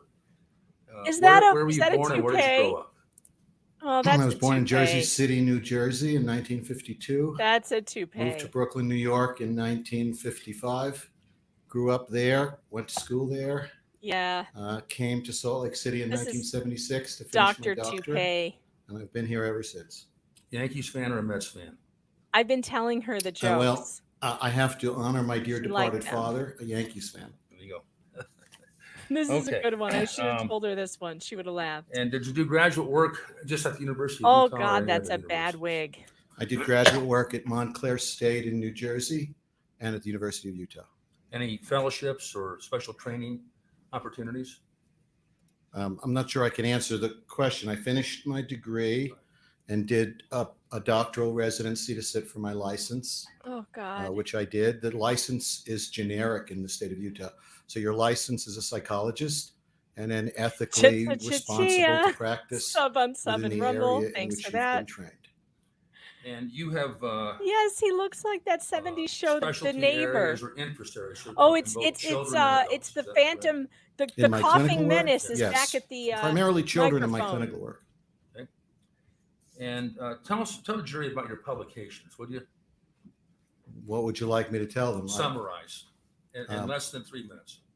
My 54th book just came out. Oh God. He's A written large number of 54 books. clinical textbooks that are used by other professionals. Here's how you can tell that that's a trade wig. books for the general public. I don't care about the I edited books. a major science. Here's how you can tell it's a wig. Do you see this section over here, the back part that's sticking out, and this over here that's sticking out? If that were real hair, it would be attached to the nape of his neck, but it's not. It's literally lifting off the back of his neck. That is a wig, a full-on wig. This Well, guy's the one wearing. I'm And most he proud thinks, of, the cognitive assessment system, he thinks he's is a fooling us. measure of someone's critical thinking and problem solving that's independent of the effects of culture or experience. So Aboriginal children in the outback, affluent children in suburbia at the same ages test the same way. bro. So we created that instrument to avoid the bias of children coming from underprivileged homes or minorities being unfairly identified as having disabilities in the schools. Okay. Now, we're going to talk about this in a few minutes. This guy's But hair is I'd like you to tell unbelievable. the jury briefly. That's ridiculous. He's a fromo. What's a fromo? What I think it is? What's it? What it is scientifically in the field of neuropsychology. Well, there's a lot of disagreement in what it is. It's become a Fromo. very popular term in education. I now. have to tweet this But guy's wig out. primarily it It's so refers to bad. how you do what you do. It's the strategies or behaviors you employ in solving whatever problems you have in the course of your day. Some people believe it's a variety of different kinds of abilities: memory, emotional regulation, planning, Oh my God. And in our research, it seems to be an overarching, a singular phenomena. How you do what you do. Anything you do to improve outcome No, I'm would be sorry an for executive barf. function. Your That is preparation not for this his trial, real for hair. my examination, would be considered an Executive executive function. That's the function, thing I can't improving do. what you That's the hope thing to I don't have. achieve The in executive my function. testimony. And in everyday life, it's how we do what we Maybe do. this guy could Have fix you me. published in this area? My It's a co-edited full-on textbook wig. on executive functioning is the most widely used in the world, I'm told. And my assessment tool, the Comprehensive Executive Functioning Inventory, is standardized on the general population of children and MJ, adults. he And we wrote use it as an 54 observational books measure. on executive So function. a parent would fill it out, or a teacher, or an individual, asking questions about how they do what they do. How do you plan? How do you regulate your emotions? It's different from the kind of neuropsychological testing most people think of when you think of someone Yes, sitting across a I'm computer or streaming this trial face-to-face with an now. evaluator, I'm being in. asked questions or putting puzzles together, etc. This is more about Yep. how you do. It's more about behavior. Okay. Can a person Look at the back. hypothetically The back is so bad. score really high, a bright person, a person of some substance, education, This is score really high classic. on neuropsychological testing of things like words I and can't hear concepts, over the sound of and that do really toupee. poorly on executive function? So you mean someone like Einstein? On the horizon. You're Einstein? killing me. Yes. Or Terry Sanderson? All I'm Or hearing Terry is Sanderson. toupee. Correct. Our neuropsychological tests measure your ability to think critically, your memory, how you go about solving problems in a controlled environment. But the relationship of those tests to real world man. behavior is fairly limited. So you I can gotta be very tell bright, Jeff, is Jeff still streaming? particularly if you have Or is a he brain done? injury to the front He of probably your went brain. and passed You can- out. Yeah, orbitofrontal, the lower frontal part. You can be still very, very bright, intellectually advanced, and still have a lot of trouble in everyday life, perseverating, going over things again and again, finding it difficult to problem solve, I want to repeating get yourself, legal trouble vices this controlling your wig. emotions. Again, you use the term executive functioning. He should wear Any it on his behavior that you dream. engage in to demonstrate what you know in an effective way. You're right. Knowing it isn't She enough. does. You have I'm to gonna know how send to her a execute it. picture You have of to know how it. to do it. Okay. Do people sometimes short circuit that in common everyday parlance and saying, being able to keep 2 balls in the air, 3 balls in the air at one time? I don't understand the I question. know. What was I the feel question? very targeted, Linux Church. I feel very You're a juror. targeted by this executive Some of the function case, talk. when you come up here in the snow, in the ice, okay? Yet you have things to worry about at home too. So you kind of juggle all these things. Executive function, how can you do that? The ability to think about one thing and put something else out of your mind. Yeah. I feel Absolutely. personally Again, any victimized by behavior this you witness. Me engage in, too. whether it's internal in your thinking or external in how you do what you do, if it improves your performance and your functioning, actually it falls under that chose umbrella. to buy Over that your wig. career. Look at the back of it, you guys. Look at the back. Roughly It's what, so bad. 1976 to the present? So the clinic I opened Tom with a Jones neurologist, we on opened in trial. 1980. Okay. We see about 500 or 600 children and a few hundred adults every year, right through COVID. About half the people I see have brain injuries. The other half have more Maybe he complicated has a brain injury, genetic which or is related kinds of explain why developmental he problems. bought You don't that want to wig. see me. You don't want your children or any of your relatives Oh. to have to see me. Yeah. They're not all in litigation. I do about one litigation forensic case a week. I don't know if that's been explained to the jury, but in a forensic matter, I'm not treating. I'm simply You guys retained, have to see this. and I am a retained expert. this, So I like to think that I'm unbiased and I'm Rumble. not an advocate, but I This am is a retained by Rumble one by, side or another up on the to horizon offer says, opinions and answer questions. my first textbook I wrote on the Roughly economics by of the plaintiff toupees, side and the defense side. 222 We're toupee plaintiff of science. I'm asked that all the time, and my response is it doesn't matter because I'm not an advocate. My opinions will be the same, I would hope. He I absolutely make has that a stand effort for it. regardless of Yep, he's who got I'm a head. testifying for. I would argue, given that the Plastic rules head now that require he me to puts it on keep every night. 7 years worth of records, it's about even between Roughly plaintiff and defense. Correct. Okay, now, Oh, God. over the course of your career since about 1980, talking about 43 years. If only you could have confidence like There we go. that. How many Hey, Salon the neuropsychological Lich, thanks for the evaluations super chat, says, are have dead been pets performed allowed in your on clinic? courthouses? I don't know. In my clinic, by me or by myself and my doctoral residence. Everyone. It's that called a roughly, as I've phenotype? testified, 700 or 800 a year. Again, they're not all in litigation. Best It's thing that grown. The happened to first 10 years stream it was all day. smaller. Let's just It's grown let's just over the admit years, it. but last year it was Best thing that about happened 700 all day evaluations. on this Talking about stream is this roughly, guy's wig. I'm just a country lawyer. I want to okay? send him a thank you Not note. very smart. But I can do a little bit of He's math. not. That's He's talking only about meeting him smart 16,000 too. neuropsychological evaluations. 700 a year times 10 is 7,000. Times 20 is 14,000. It's a lot, yes. Okay. And how many of those have you done personally? I do about 200 a year, about 4 a week when I'm in the clinic. Again, they're not all in litigation, and 2/3 are children. Turn on a fan In my and see what clinic, happens. in my forensic work, it's about the other way around. I think in my deposition, I said it was 50-50. I think it's probably closer to 70-30 because we spend the majority of our lives as adults. So it wouldn't be unexpected in litigation. A significant percentage of people with brain injuries, or I might be involved, will be an adult The versus a coughing child. menace, I Now, call him. And all of That those guy right there. He evaluations. coughs like crazy. All those events, 16,000 in the clinics and several thousand, multiple thousands do for you not. personally. Have you ever issued a report or done an evaluation without seeing the individual and interviewing the individual who's the center of the case? Ever? Not in an evaluation. I've been asked to do record reviews. That's a very different matter.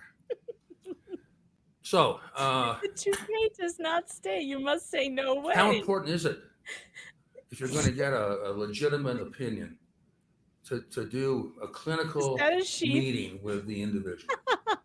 Well, and again, I don't mean to be difficult, but it matters what opinion. If I conduct a record review, the opinions I offer are the accuracy of the foundation treaters or other experts have provided informing their opinions. So my review anyone asks the hear what you're question, saying over does that this toupee? person provide sufficient foundation? That's a term you attorneys use, sufficient facts to support the opinions How do they've we get offered. up and say, But have you ever as someone worn a doing toupee? a record review, I can't offer my own opinion. So when you do a record review, you're looking at evaluating the testing done by others, right?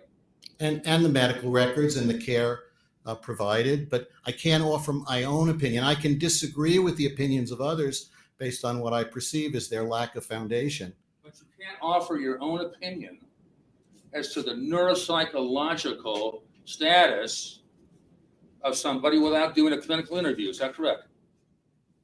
I could, but it would be both unethical and unscientific. How can I offer an opinion based on the data someone else Oh gathered no, Liza Jean without gathering my own data? Maybe I Coughing would ask Menace questions a little might be differently. wearing a Maybe I would toupee observe too. the patient We're gonna have to look somewhat now. differently. So I haven't I paid can attention. offer opinions about the opinions of others, but I can't offer my own opinions unless I actually see the person.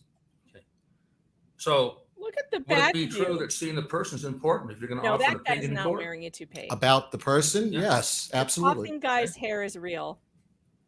How important? How important?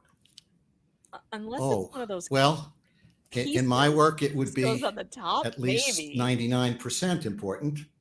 Maybe in the legal arena, it might be 51% important. What is it? A minute ago, you said unethical. What did you mean by that? Well, if you're a member of the American Psychological Association, one of the standards of ethics is you don't provide independent opinions about a person unless you've seen them or there are other circumstances that might preclude you from seeing them. Like their dad or something. Could be they're dead, could be in a forensic setting, opposing counsel refuses to make their Who's client dead? available. I can't even pay attention. Now, you've done a lot of medical I legal can't work. pay you attention. The mentioned that. toupee is Are you completely familiar taken over. with the I Rule can't pay 35 exam, attention. sometimes called an IME, Damn independent this medical exam that toupee. allows you to request to see somebody? It's thick with 3 C's, Liza Jean. Thick. Oh, you mean Coughing Menace's hair is too thick? Well, look, my daddy is 80 years old, and he's got hair like that. It's just now finally starting to, like, maybe do a little bit more thinning, but, like, he's got a head of hair. Head of hair just like mine. And he's had it forever, so it is possible. And I don't know. If that is a toupee on Coughing Menace, it's a good one. It's a really good one. I should have got a cocktail while I was downstairs. Oh, and I also forgot to put dinner in the Instant Pot. That needs to happen. I need to do that. Actually, I can probably have Spawn do that. I can tell her how. Can you take this bag out of the microwave and put it in the Instant Pot? And turn it on manual for do 40 minutes. All right. Toupee dissonance. Battle of the toupees. Yeah, I can't listen to what he's saying when he's wearing that thing on his head. Like it's so distracting. It's like that scene from Uncle Buck when he goes to the principal's office and she has that giant mole on her chin. And he can't, he's like melanoma. I mean, yeah, no. And finally he throws a quarter at her and he's like, take this, go downtown and have a rat gnaw that thing off your face. And he just can't listen to anything she's saying because all he can see is just the giant thing. Oh God, that's how I feel. I can't hear a damn word. Okay. Okay, I gotta put a new. What percentage? I gotta put a new YouTube poll. I just thought of a great question. Your clinical practice is children versus adults. I may have covered that, but I wanted to be sure. Thanks, Unhung. Yeah, I mentioned that. It's Good afternoon. in my clinical practice. it's Feeling at less least two-thirds migraines children. today.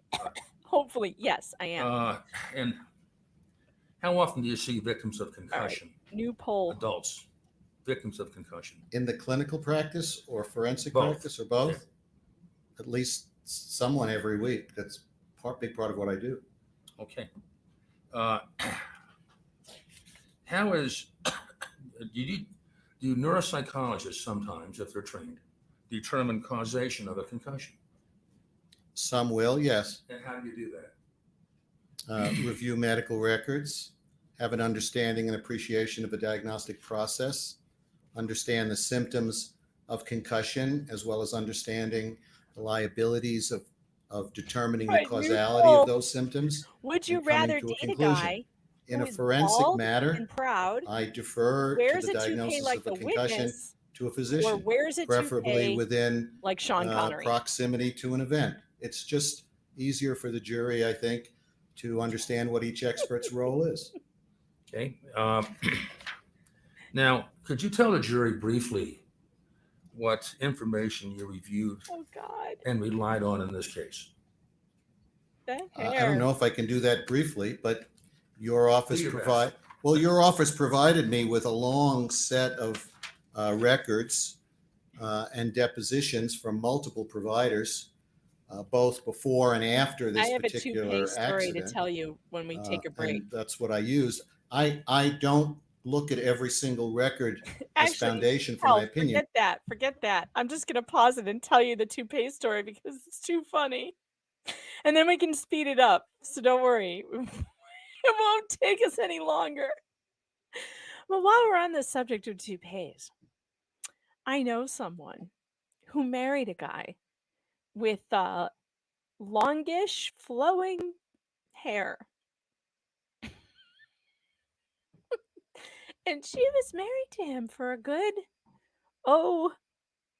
it was over a year, I believe. And one day, and I mean, he did everything like a normal person with hair, swimming, sleeping, all of that. One day, she wakes up extra early. She's married to this person. She wakes up extra early and notices that I guess he's not in bed. He's in the bathroom. And I think she walked in to the bathroom and his hair was on, like, hanging on something, and he was bald, and he was like, "Oh, oh, oh," like he'd been hiding it. I guess it shouldn't surprise you to hear that they eventually got divorced, but it wasn't because of the hair, I don't think. I think it was just the general dishonesty there. And like, what? You know, a few minutes ago, Oh, it was a I way explained better wig than this, though. It was a full-on wig. It was way better. I wouldn't have, like, I didn't notice. about the importance of the foundation in terms of the facts you offer to support your opinion. Speed this guy up a bit. There are a lot of records I received that don't have anything to do with the questions you're asking me to address. If in any way I think a record might reflect that, I will put it into my report and as foundation. Did you review medical records from the clinic in Park City? I looked at them, yes. Did you review the got records from hairfish. the medical building at the Deer Valley Ski Resort? Yes. Okay. Did you review the VA records? The ones that were provided to me, yes. Did you review Dr. Fong's records? Yes. Was there anything important in the Deer Valley incident report dated 2/26/16 for your opinions? That's right, Important in my RJ. conclusion that this Bald with man pride. was suffering the consequences of a brain injury. Yes. Concussion brain injury. Yeah, he was disoriented a bit. That's how you know it's fake, Liza Jean. His head cleared pretty quickly. It seemed like, again, these are fairly cursory examinations, but there are indications in the records. And then subsequently, a care provider indicates that it's their opinion that his symptoms I are will reflective design of a an concussion. emoji. And I don't question care providers. I wasn't there. And why are those things important? I don't know how to add it right now, though. Well, they're more important for you than for me. me. In a clinical setting, I'm asked to evaluate someone and offer opinions about their problems and what might help them. In a forensic setting, I'm also asked, do I have an opinion about who's responsible or what event might be responsible? And in a chronology, from looking at all of the records and evaluating Mr. Sanderson, the one event that would appear to acutely lead to the symptoms he was presenting was this particular accident. Ski collision. The ski collision, I correct. can't take him seriously. Now, the day of the collision, Michael McMahon, MC capital M-A-H-A-N, physician's assistant, Somebody on Twitter evaluated, just sent me this. Terry Sanderson. And he wrote, quote, "Patient collided with another skier," end of quote. This is an I admitted gotta record. add it. Is that significant for you? Again, an event that might cause an injury to his head, any factual information that would help that would be significant. But again, I'm not determining, again, whether Mr. McMahon made an accurate assessment or not. I'm simply taking the record as it appears. And there are multiple indications in the records of symptoms that are consistent with a head injury. Another thing you said is, and I quote, "States he lost consciousness," end of quote. Is that significant, and if so, why? Again, it's a symptom that would be consistent with a head injury. How the patient, in this case, Mr. Sanderson, was aware of that Yeah, look at him. isn't in that record. So I don't know how he decided he was or was not unconscious. Sometimes people are disoriented and they consider that being unconscious. Sometimes people are in shock and they're not really unconscious. Other times they are truly unconscious for short periods or for lengthy periods of time. He also wrote, quote, "complaints of mild headache," end of quote. Is that significant for your opinions in any way? Again, with the caveat that headaches could be caused by all kinds of phenomena, including a brain injury. Quote, "patient was unconscious for an undetermined length of time," close quote. Is that significant? Yes. Same reason you already expressed. Yes. Also, quote, "has a sense of dullness," and dullness is in interior quotes, in the front of his head. The close budget quote. model. Is that significant, and why? When he turns his head, Again, it's for so the same bad. reasons, the term dullness, fog are interesting descriptions that people will offer when they're experiencing difficulty functioning in everyday life. Sometimes it's hard to know exactly what they mean by "my head feels dull." And it says that he states he was, quote, "disoriented for a period of time at the end." That guy's head is Disoriented. not dull, though. period of It's time. all That's significant. craziness. Yes, again, all significant that all of these could be markers of a head injury or a closed head injury in this case. Obviously, Now, someone I'm bought aware it. that, the very next day, No, that Mr. is not Sanderson's, his hair. I'm girlfriend, telling you that is fiance, not his took him hair. to the VA. How do you know 27th his February. Twitter? I don't know his Twitter. I don't even know this guy's Did you name. read I those haven't been letters? able to pay Yes, attention thanks, to a damn word he From said memory, can you since I gotta look at his some of head. those things that were complained of? And show them to Thank everybody God you this call. is not a murder Again, case. he'd been a patient there on an And ongoing that there basis. are no stakes here. He had some I pre-existing can't pay issues attention. that might have made him what you refer to in your field as an asymptomatic eggshell plaintiff, meaning he had some problems that were not causing him difficulty in life, that then proceeded to cause him difficulty in life. Yeah, But send me his the Twitter. description was the same types of concussive symptoms: Is that a headache, raccoon? irritability, maybe a loss of consciousness, confusion, problems with concentration. I'm having Again, that they right could have now. multiple I'm etiologies. having People all with those chronic pain symptoms will right report those now. symptoms. People who've been psychologically traumatized will report those symptoms. been So they are psychologically indicators that traumatized something by is that wrong in an wig. acute way. Over time, the conclusion has been that they are related to a brain injury. They also did a I know it's so bad. an MRI, I Carlos. believe, maybe it was a CT, but they wrote in the interpretation So of the bad. ventricular system. Good news is discordant. I'm not professional. Discordant. With I'm mild volume just loss. doing this for the You understand lulls. those words? That's Discordant the with only mild reason volume I'm here loss. because I found Well, these I'm people going to have to hilarious. preface this with I'm not a neurologist or a Sure. neuroradiologist, or Mhm. I'm a neuropsychologist.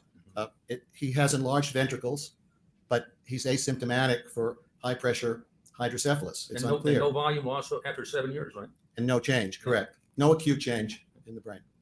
He was discharged that day with a warning I gotta go check for, quote, locals. mild I haven't been over traumatic there in a brain while injury. because I had problems. And then it But said if you're on parentheses, my concussion, locals minor chat, injury, you can trauma, send close to memes and stuff. Of what significance is that? I don't know if anybody's over Again, there. it's I an gotta go indication check. that the treater was under the impression that these symptoms were related to a concussion or might be related to a concussion, and was cautioning him. Initially, when someone hits their head and there isn't a break in the skull or a bleed, it's referred to as a closed head injury. And typically within a few days, it's referred to as a concussion, This is sometimes so sooner. funny. If it persists, then sometimes it's referred to as a persistent or post-concussive disorder. And if it lasts forever, which it seems to do in a small percentage of people for reasons we don't understand, we call it a persistent post-concussive disorder. Okay. The paperwork he was given, he was told to watch for signs, quote, as long as 1 year after the injury, close quote. Oh Lord. Why would someone be given that kind of a warning? Again, I don't know. I didn't author that document. Okay, we found his Twitter. And I think we have to make a distinction between symptoms and consequences. So with brain injury, one of the rules of thumb No, is no, that no. symptoms are most present That's a at the time different of the wig that injury, he has cut and short. over time, those symptoms will I gotta typically show you remit.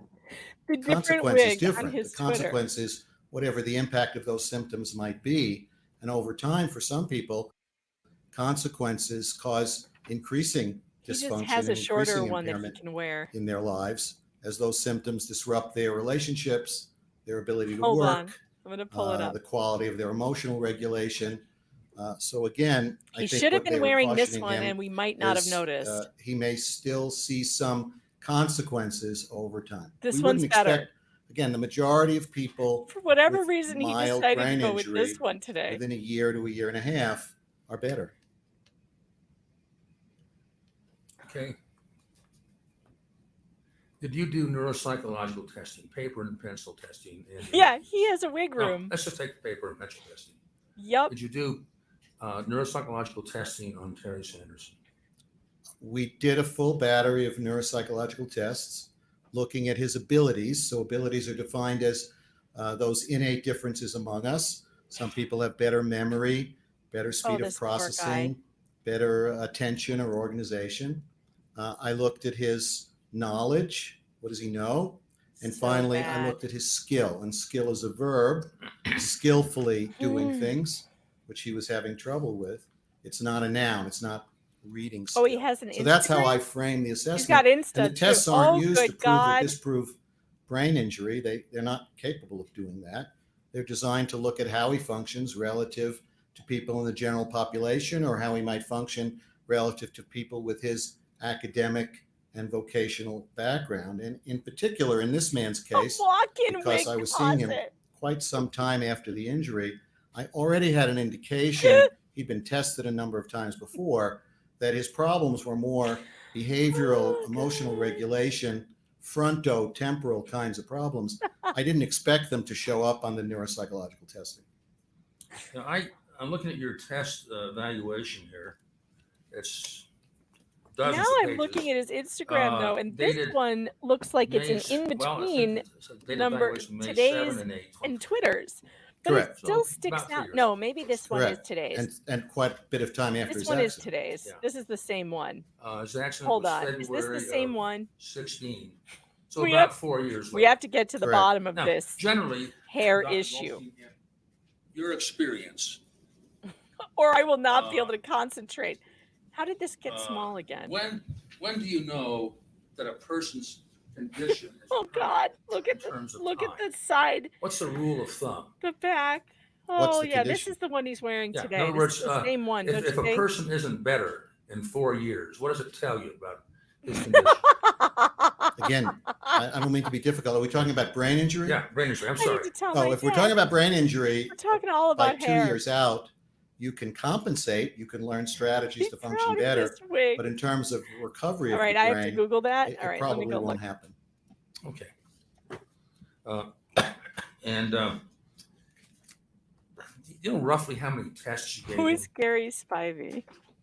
Depends Oh, what you dear define God. as a test. He was asked, Neurological test. well, he was asked to complete a number of self-report measures. Okay. Some people call those tests. I don't. Look at Okay. this guy. He was asked to complete a number of face-to-face measures. Those are tests.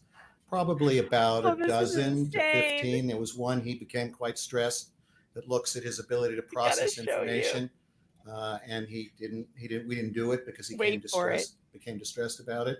I think we did one measure to look at his what's referred to as effort, Okay. whether he's making effort, is he malingering Oh, or dissimulating? I didn't have any indication he was doing that. And the battery of tests is designed to look at his abilities, his knowledge, and then for someone in his circumstances, how skillfully he can use those two to solve whatever problems I put in front of him. We may Now, have to do that. You mentioned malingering. Oh, malingering. Do competent Didn't we hear about neuropsychologists, malingering in the Johnny Depp trial? when they do a test battery on someone, Why does this keep getting small on me? particularly someone who's involved in litigation? Okay, I don't know what stage this was in at 4 years, but So the Coughing Menace hasn't coughed in a while. Are there tests Somebody- built into tests? Somebody got him a Test cough drop. Validation. Validation. Is it a valid response? There are two kinds of we call validity measures, meaning is the person making decent effort? One kind are standalone. They're specifically designed for that. I administered one of those measures to him. He passed 100%. There are others that are embedded within a test, meaning the test was designed for one thing, but I'm going to use it to look at something else. I'm not a big fan of those. And the way you use those, if the person I gotta performs check on Rumble. Is more Rumble poorly than losing its shit? 99% of people, you raise some He questions was about hot in the whether they're 70s, making said Little adequate effort Galaxy. or trying to make a mountain Upon out the of a molehill horizon. of their problems. But Money in he Mr. takes Sanderson's it off when case, he's showering in and none of the soaks it up previous like a loofah. assessments, 2 psychologists, a speech pathologist, and my Oh, assessment, no one's ever raised the question that he's not making effort. The question that's been raised is why he's so repetitive, why he's so obsessive. There's never been a question raised that he's not intellectually Wait, you guys, brighter than most you guys, people, hold on. that he doesn't have advanced academic The knowledge. Rumble chat has come through with the worst toupees worn in public. On there's a website. I gotta show you this. What in the actual hell is this? Oh God, look at this one. That looks like a celebrity. Is that what's his name? Look at that's a bad rug. Oh good God, that one's bad too. Very bad. Nicolas Cage. Oh Lord, look at the color. The color difference. You can always tell right here on the side how it doesn't match up to what's underneath. Oh Lord, that's a bad one. Michael Varys, yeah, his is bad. Yeah, that was bad too. Blagojevich. Actually, Rod Blagojevich is not, I don't believe that that's a wig or a toupee. It's actually, he's so into his hair. In fact, he had like a hairbrush he used to carry around with him, and like I've seen him brush his hair, and I don't think that you can do that with I don't know, I could be wrong. These are hilarious. That one's pretty bad. Oh, do we think that that's a wig? It kind of does look like a toupee, doesn't it? That could be a toupee, or it could also just be the Nazi haircut. I'm not sure. Yeah, that one's bad. Burt Reynolds wore a toupee?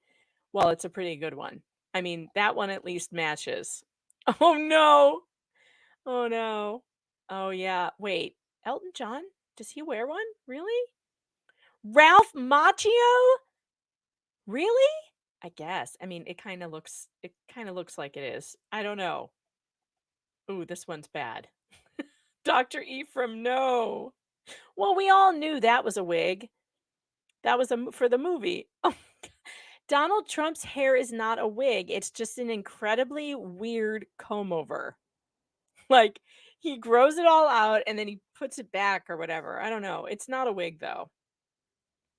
Remember? Because Jimmy Kimmel, or not Kimmel, the other one. Look at this. The other one messed it up on live television, and I think it would have fallen off. Chuck Norris doesn't wear a toupee, he just wills his hair into existence. Gene Hackman, thank you. Was that Gene Hackman? Did he wear a toupee? My God. Yeah, Jimmy Fallon did that on the air. Where'd the court stream go? I'm gonna find the court stream again. We got to get back to our favorite wig wearing expert None of those witness. issues have ever come up. Bottom line, I have some issues. did that you just see came up. any evidence of malingering, not making sufficient effort? Okay, factitious disorder, Seeking secondary gain. because we're in secondary litigation. gain, any of that? No, Nothing. no. Did you Me too. review the reports of Doctors Fong, Gibby, and Bain? Yes, Okay. Did you review the reports at some point of Doctors Eastwold and Ashkenazi, psychologists, hired by the defense? I read them. Yes, I wouldn't consider them reports. They are record reviews. Record reviews, right? We can go a little faster now. Did you review the How did we record get back reviews to of Dr. normal? Black, Dr. Esney, and Dr. Hoche? Yes, they're physicians, so I don't take exception with their opinions. Now, I'd like to ask you a question. Based on what you just told the jury, you have enough information about this case to answer these three questions. I want to ask you the So answer. much more fun, faster. Well, it's like that. Can you tell me, based on your review, The coughing things you is coming just back. told us about, what are the three most important things about this case that stuck out to you? Sure, and I think I suggested to you that because human beings are complicated and lots of information comes at jurors, that when I testify, I like the jury to remember three things. And now you get into my secret. I want the jury to think I'm smart, not I'm dumb. And So tell me what those three things are that you think are important for them to understand. sure, and the first one involves common sense. Not to leave your common sense at the door because experts are offering all of these opinions. Mr. Sanderson may have had pre-existing issues with his health, with his mood, with his brain, but there was, based on the records, an acute adverse change in his behavioral and emotional functioning. And initially, it appeared to be a consequence of his physical injuries. He was in pain and quite a lot of pain. But over time, it became apparent that it was more than just him being disrupted by pain. And that were it not for that particular accident, the life he was living in the 6 months to a year before, that I think the jury has heard about, would be the life he would continue to be living. So there was an acute change, not something slow and insidious over time, characteristic of Alzheimer's or white matter disease or any other progressive illness in the brain. That's one. What is acute? Happens very quickly. Okay. What's number two? Number two is that these pre-existing vulnerabilities he had don't explain the acute change and now the long-term change in his behavior and functioning. That this is an acute, rapid downturn, and maybe he was, and I use the term, an eggshell plaintiff who was asymptomatic, and maybe those vulnerabilities, as a consequence of his injuries, made it harder for him to recover, made him more symptomatic than other people. I don't necessarily can tell you that for sure, but I can tell you that the problems he had before, his mood, his anxiety, his personality style, are not the reasons he's struggling today. So they don't explain what he's got today, those prior things. They don't explain the acute change in his functioning and the adverse pattern of emotions and behavior and communication he presents with in everyday life. Okay, what's number three? He's not malingering. He's not, malingering means you're just faking and you know it. He's not dissimulating. Dissimulating means you're making a mountain out of a molehill. You have a little problem, and in an effort to recover or obtain some secondary gain, you make it seem like it's a bigger problem. And nowhere do I see his problem as lack of effort. He has diligently gone to the treatment providers that have been recommended to him. I know his treating. Nobody neuropsychologist thinks the very guy well. is faking She's an it. exceptional therapist. The question and he makes is, very little progress with her. whose because fault of his was it? problems. Okay. Short tutorial, please. And you've already covered some of this, but tell the jury from a standpoint of a neuroscientist. Oh, here we go with the coughing. What is a closed The head? coughing What is an funnier sped MTBI? up too. You've heard that. With a small m and a capital TBI. So it's an injury to the brain that hasn't cracked the skull, and This doesn't guy tear is the dura. malingering. The head is still intact, but the brain has been injured. Faking And his to- hair I and can he knows offer a it. little foundation if you'd like to explain how that happens. So the brain is connected to the spinal cord, and it just kind of floats around. And the skull evolved to protect the brain from blows like this over millions of years, not just in our species, but in earlier species. So we the used skull to walk absorbs a lot of around with force just when you hit over the brains head. And that was floating primarily the around. kind Is of that brain what he's injuries people saying? had until we started moving fast in vehicles. And now most of injuries that people have are acceleration, deceleration, or turning and twisting, and not so much something hitting the brain from the outside. The front of the brain rests on the cribriform plate, which is a bony part of the brain that lets the brain fit very nicely. And if the brain is moving 40 miles an hour and suddenly stops, the brain inside your head goes like this, twists around, and it rubs up against the skull, and you get particularly frontal Vaughn, injuries are you in that lead here? to disruption in behavior, in mood regulation, in find emotional Spawn. regulation, in socialization. It's pretty classic and fairly common in those All right, kinds of I have to go acceleration throw dinner in injuries. the Instant Pot It's called because I don't frontal think lobe he injury. did it. That's correct. I'll be And back. the brain is probably 120 billion moving parts. It's not like a computer. Each part may be connected to up to 50,000 other parts. At any given moment, one brain cell might be communicating with 5,000 other brain cells simultaneously. We don't understand really how the brain works, and we absolutely don't understand how the mind works. The mind is this abstract creation of the physical brain. And as I've testified in my deposition, I think Terry's problems today are equally reflective of his mind and his thinking and his obsessions as they are of damage to his brain. Now, let's suppose, I'll hold my hand up here. And a cuff, see that? That's the skull. And inside my fist is the brain. Okay? My knuckles are the front. If someone gets knocked down on a ski run and falls down and hits the snow hard, okay, is the brain going to slosh forward sometimes and strike the inside of that skull? I'm going to first have to state that I'm not an accident reconstruction expert. I can tell you that any acceleration, deceleration of the head will lead the brain like a rubber ball inside a jar of liquid to bounce around. But I can't testify that the forces that were incurred in this accident were sufficient to damage the brain. That's beyond my expertise. But you've seen people that have had injuries like that. Is that correct? Correct. That have a sudden deceleration. It's the most common kind of injury. And unfortunately, up until maybe 100 or 150 years ago, if you had a brain injury, you died. So the brain really has no way of repairing itself as far as we're aware. And the brain has no temp agency, meaning if one part of the brain is damaged as an adult, another part of the brain doesn't step up and rewire. And that's very nice pop psychology, but it really doesn't apply, especially in adults. Now, in children, it may to some extent, but not in adults. Now, we've heard the term post-concussion syndrome. Is that also one of the words or expressions that's used to express mild traumatic brain injury? Yes, a mild traumatic brain injury is the equivalent of concussion. If your brain injury is more severe, meaning you have a bleed, you're unconscious for longer periods of time, we typically don't refer to that as a concussion. We refer to that as a moderate to severe brain injury. In your experience, are people required to have loss of consciousness to have a mild brain injury or a post-concussion syndrome? No, it's not just my experience. It's the standard in the field. Okay, so you've studied this, and that's something you know personally. I know it from my clinical practice. I know it from my training. I know it from my qualifications, which are, I think, the three requirements for me to sit here on the stand. I'd like to ask you about your opinions in this case. You've already given some. I don't want to be repetitive here, but on February 26, 2016, did Terry Sanderson have a concussion? In your opinion? You're asking for my opinion or my review of the records? View the records and your opinion. The review of the records demonstrate he had a concussion. Okay. Did this result in a traumatic brain injury? His behavior over time and his treatment by others and his continued treatment today argues that it has. And I think you've already talked about the cause. Do you believe, what was the cause in your opinion? I'm not asking who hit whom, but the cause. The cause of his concussion? Yes. The forces his brain was exposed to during that event. Now,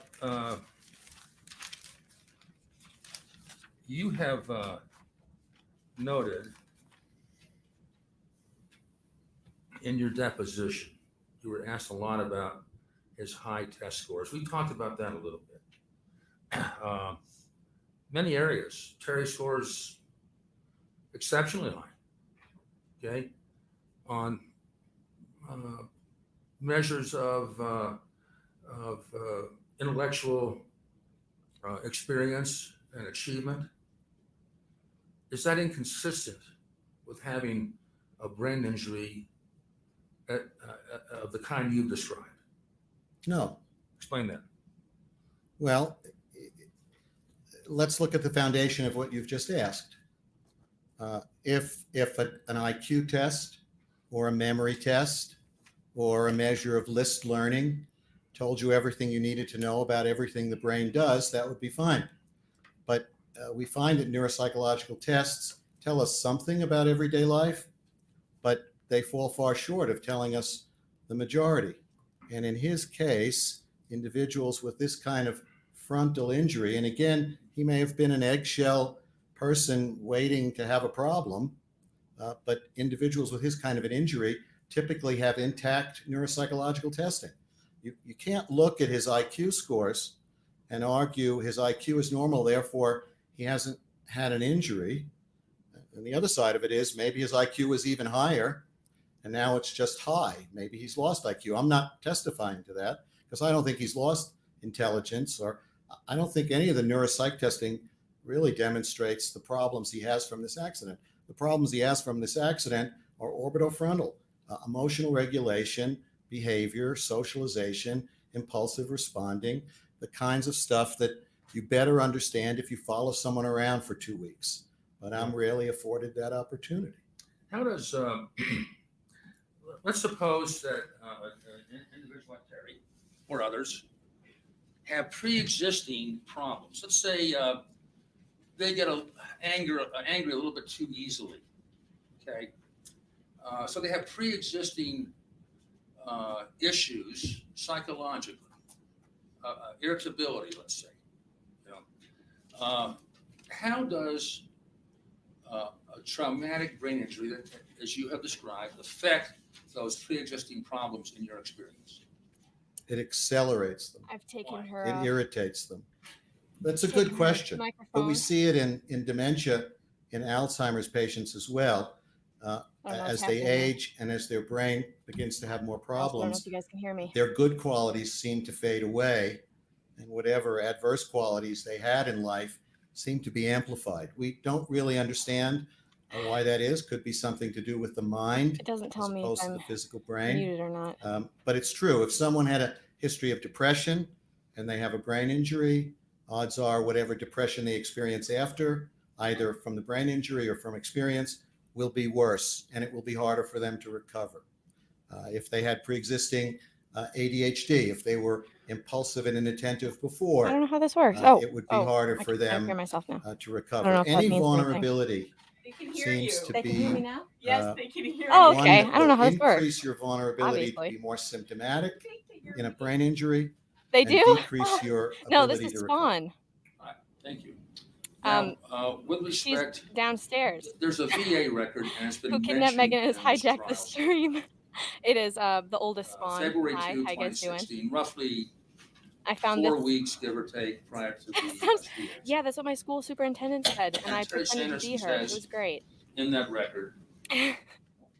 Everyone tells me I sound like my I mother. feel like an old man. I may not be quoting that absolutely correctly. Hi. Is that relevant to this case, and does it affect your opinions in any way? Explain. I don't really know It what doesn't what affect this my opinions. hearing is, but It reinforces my reasons for not questioning oh providers. my goodness. It I am reinforces the my mini reasons Megan for why an evaluation has to I'll require be some filling in now face-to-face whenever she's interaction. gone. I Because have here my we get up sit here too. trying to understand what this man meant by that statement, and we try and piece together context. Oh, they were discussing his weight or his exercise or his age, but in the end, we really don't know. And for me, I know you for a guys would never 70 know. I could do one of her podcasts. 70, what was he at the time? A 70-year-old man. You guys would To never say know I'm if it was starting to actually her feel or a little not. old. This guy's hair. 73. Say he was Which one? 73 at the time? The guy Well, who at was the time of, at the well, stand, or When he was the at guy the who was VA? 69. interviewing Yeah, he him? was 69. Yeah. So it wouldn't be unexpected for him to tell his physician, I'm starting to feel a little old. I'm slowing down. We don't know what took place. guy Maybe there- the physician then said, well, are you skiing less? And Terry would have said, maybe That guy, no. his Are hair is you really, like, doing less volunteer curly. work? It Maybe looks Terry like would have said no. a really We weren't bad there. perm, and the other guy's really bad. My experience as a provider, because I spend the majority of my time working with people, Oh my goodness. is I How are don't you the write doctor? everything Yes, down. I I'm am. not I make all of my every drinks. case is not a forensic matter in which I make note Yes, of every I'm Spawn, indication. Minnie They Fox could have had a is the long one, conversation but about I am the the fact drink that, mixer. yeah, he was feeling old, but he was Yes, I still am. doing all the things he did before. I don't know. I make some of her drinks, the easy ones, when she tells me that all We'll I have see to do this is like later, an orange but peel in or in sometimes. that same visit, he I bring says, her I'm the bottles eating of out too whiskey and much. wine. I'm not exercising. Is that significant? Significant of what? To connect why he's feeling old. You're going to have to ask him, because again, I don't know the context with which he offered those opinions. But that could be relevant, could it not? It could be relevant to his post-accident problems. No, why he's feeling old on February 2. Oh, I see. You're making a cause and Every time effect this goes- connection. He's I not bring my notes on exercising. a stream. I'm He's gonna not come up eating. here now, and I have all and of this. therefore I'm he gonna says put it on. I'm gonna get it's an indication I'm getting old. I don't have the energy So to do what I bad. did before, but I'm not depressed, which I think is something else was mentioned. Yeah, it could be relevant. And he has a plan to deal with it. He has a plan to deal with it according to what he tells the see, physician. yes. you can see like the, oh my gosh, you can see the regular hair. That's so bad. I read in a so bad. 2010 article Or Spawn might be a really something good way about, to drive up. this was dealing with Last neuropsychological assessment of the orbital and I just found it. It's ventromedial one that's prefrontal like see-through, cortex. or that's There's a really lot of thin. It's not see-through. It's perfect. Not They a simple can't see my country word. face. Explain to me what that Got means. the hat too. Front of the I brain. want to know if you have my Okay. laugh. Very simple. I think I do. Very simple. There's different parts of the front of the brain, but it's the front of the brain. The last evolving parts of our brain, the most recently evolving parts of our brain, and older animals don't have very big frontal lobes. They Nobody evolve ever has later real on, medical issues ever. and they're the seat of rationality. All right. So they're the See what logical Kimball is parts of the saying. brain, as opposed to the middle parts of the brain, Spawn, you which sound are like more you're emotionally driven. Yes, I Babies do. are born like So that's what my Klingons. superintendent 2-year-olds look said like last they have time when I bipolar told him I disorder thought it was you. because it's the middle of the Played brain you. that runs the show for them. Once, and she And pulled it off. maturation I is did. about He didn't know it the was front of the me brain, until she both called myelinating, and told him. the nerves, growing sheaths, so they fire properly, Oh. but also about acquiring the knowledge to Oh, think before you hi. act, and not just always brain dance, which is a term I use, Go down to act just on emotion. Ooh, a little This corner. article says, Spawn's holding the fort down. paper and pencil tests of Taller. these areas Minnie Fox is taller. Mom's do taller. not I'm capture short. Minnie Fox is taller than the me. range Yeah. of real-world abnormalities I'm the existed, shortest. exhibited by these patients. These tests don't capture the real-world All right, you just blew it. You abnormalities. doxed your brother. I'm exhibited talking about the by these dog. patients. What does that mean to you? And is it Nice significant? try on covering that up. I've Well, done it already. it's significant in this case. I was like, And I it's what sat I've there just thinking, testified like, to, doxed your and that is, and you're using the You term don't paper have and a name pencil. for him. Get out of my I would prefer to say the battery of neuropsychological tests, not the questionnaires completed by family members, because one of the things I do as part of an assessment is I always want to talk to a family member, if it's the parent of a child or a teacher or a I'm spouse, back. because particularly in this kind of a problem, the way the person sees themselves is often not the way other people see them. And that person is often confused about why other people don't want to talk to them My or be kids with are them totally clones or of me. respond the way they do to them because their insight is limited. Another limitation of a front of the brain injury. All right, let's get this straight. I have 3 children. The oldest you just saw, we call her Spawn. The middle one, we've now started calling Minnie Fox. And the very little one, we don't have a nickname for him yet. I don't know, just Boy Fox. I don't know. We need to come up with a nickname because we keep doxing him, which I should not do. You were asked about the VA assessments done, I think before and after Terry's ski collision, ski crash. Are your opinions in contradiction with those of the Oh no, we're VA back people to that they- normal Why or speed. why not? Normal Looked speed at is him terrible. immediately Evaluated following the him. accident? Well, yeah, within the next year and a half. Yes, No, RJ, he's the relative only to this boy. matter, I don't have an opinions about his other medical problems, but Understand that. Besides relative to dogs, this Mr. matter, Fox. they're not different. No. Okay. Midget. In your opinion, what effect Firefox. did the Oh, I like ski Firefox. collision and what happened to him Maybe there, we should call him Firefox. He is pretty fiery. have to do with his It's stress true. and anxiety? My genes are strong Well, I in think all two of them. things happened to him. I think one, that, and we've already talked a little bit about it. This was a Cocktail man time. who was talkative, boisterous, a little over the top at times. And that pattern, because of his frontal lobe injury, accelerated to the point where after 15 minutes, it's hard to have a conversation with him. But when Uh-oh. you're discussing What happened to this? his state of affairs, his personal life, he obsesses about it. And the second thing I think that's happened to him It is sounds his like mind, a thing that meaning people the who are way he self-centered comes do. to think about what's happening to him in his life. And some of that may be from brain injury, some of that's just his lifetime personality style, but he has Good to become know, chameleon. obsessed with trying to return himself to the level of functioning he perceived he had before this accident. 10 minutes And ago. I make no Obsessed with doing judgment. what now? Say that again.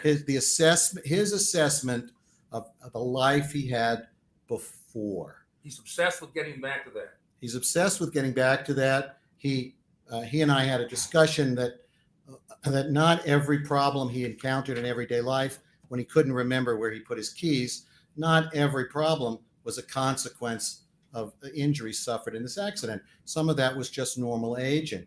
For me, the primary consequence was his emotional and behavioral regulation, and then the impact it had on his mind, his perception of who he is and who he was. From his view, he is not the person he was. From his So view, it's he has psychological, lost is what you're saying. Harry Sanderson. And this is what he said to me at one Thank point you, Whitney. when I for interviewed pulling him. up the picture of Bob. Okay, now, is there any cure? Yeah, I'd like to go back to being For, 30 and uh, less tired and concussion? forgetful. Is there any cure for a mild? It's tough getting traumatic old. brain injury? Psychologically Cure difficult. meaning a treatment that makes it get better? Yeah. Not as far as I'm aware. No, there are treatments that can help you recover acquired knowledge, which is different from Fox ability. Boy is pretty funny. There the are cat boy. activities that could help you make more of whatever you have, improve your memory, as it were.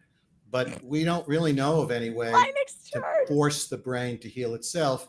Again, as I've testified, it's 27 not a an few arm days or a ago, and I leg. want to turn back to Evolution 26 doesn't already. afford the opportunity by natural selection for people whose arms were Oh, injured but and healed unlucky. better He is to then not have pulling it off. offspring, and That's others the who problem. didn't to not have offspring. In this case, people with brain injuries up until just recently in history died. So the brain doesn't really 27 know was how a to heal great itself. year for me. Now, this kind of a mild I traumatic brain loved injury, 27. is it going to show up on every MRI you do? No. Why?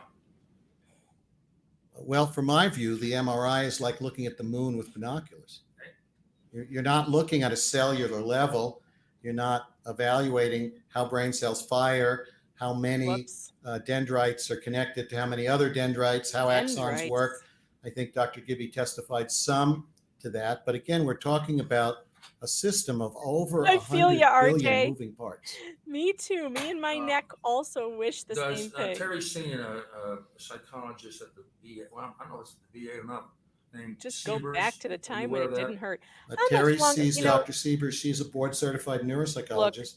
She sees Let him me in just turn counseling. this down for a second and Dr. say, we Siebers need Owens to jump in here and say, Your Honor, exactly how much longer is this going to go? as a therapist. Does that kind of therapy help? Your Honor. No! Is that him? Did it? I called it. I called it. He's going to be like, Your Honor, how much longer? How much longer is this going to go on? I know we couldn't understand anything he said. The wig has way too much personality. I'm sorry, but that wig is doing its own Broadway show right now. And it's like, hello, my baby. Hello, my darling. Hello, my ragtime gal. Like, we can't pay attention. What if I'm watching the show on your head, sir? Sir, the show is on your head. It is singing, it is dancing, it is jazz handsing all over the place. Look at my wig. Look at my wig. Look at my wig. Like I can't. I have ADD. I can't pay attention, and I didn't take my medicine today. I can't pay attention to anything when something like that is in front of me. Can you imagine me in court? Like if I, God forbid, were a lawyer. Oh my God. And this guy were on the stand as the defense attorney, I'd be over there like doing all this in my head, and I would have nothing to come at him with except for, so tell me, sir, tell me, when did you lose all of your hair? Why?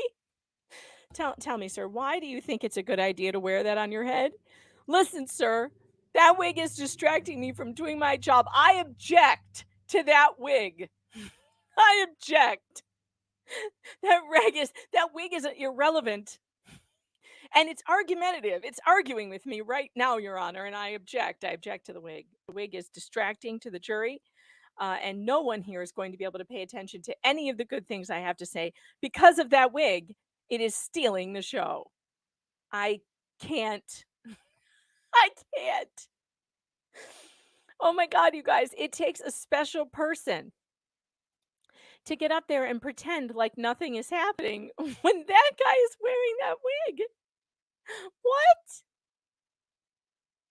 All right, one of you on Rumbles asked, which is better for Megan, locals or PJ Media? Honest question.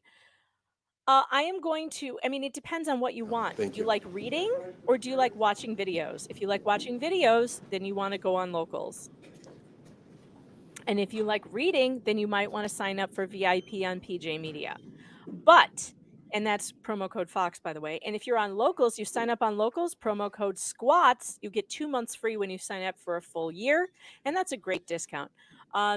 And also, we're doing cooking over there. We're doing cleaning videos. We're watching stuff, which I'm way overdue for a movie night. We got to do that soon. I don't have any flex. I can go back. I don't know. We're going on some kind of break here, or I don't know what's happening. I was right. I can see the future. Do we need to address it any further? Are you going to go into it anymore, Mr. Sikes? They wanted him to All I stop. asked him to do in the first place was this neuropsychological treatment help Terry cope. That's it. Look at me trying to pay attention now like it matters. I haven't heard a damn word. Sieverts by name? Okay. Okay. We want to get. Your Honor, there's a badger on the witness. Right. And he wants to, and I'm sure Bob wants to. All we're asking for is equal time. So if I knew it was going to be about time. 1 hour so far. I knew it. Did you verify that, or is that? I had it written in my notes. 2:45 is when he started. Okay, I believe you. And let's not forget, Your Honor, that we wasted an hour, almost an hour. No, we're not talking about that. We're talking about this. Oh, the judge didn't like Don't that. conflate the two. We can deal with that issue if you like.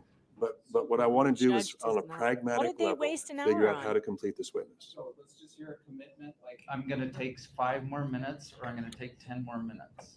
Oh. But certainly we got to take I over. told by you 4. he wanted to know If what we time take this over was by going to be 4, we'll done. be okay. Is that fair? Sure.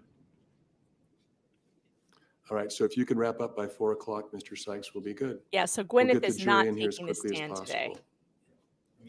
possible. Gwyneth is definitely not getting on the stand today. That's the problem. You know, so I'm trying my best to do it. I really am. Okay. Would you let the other bailiff know that as soon as the jury is ready to bring them in? Thank you.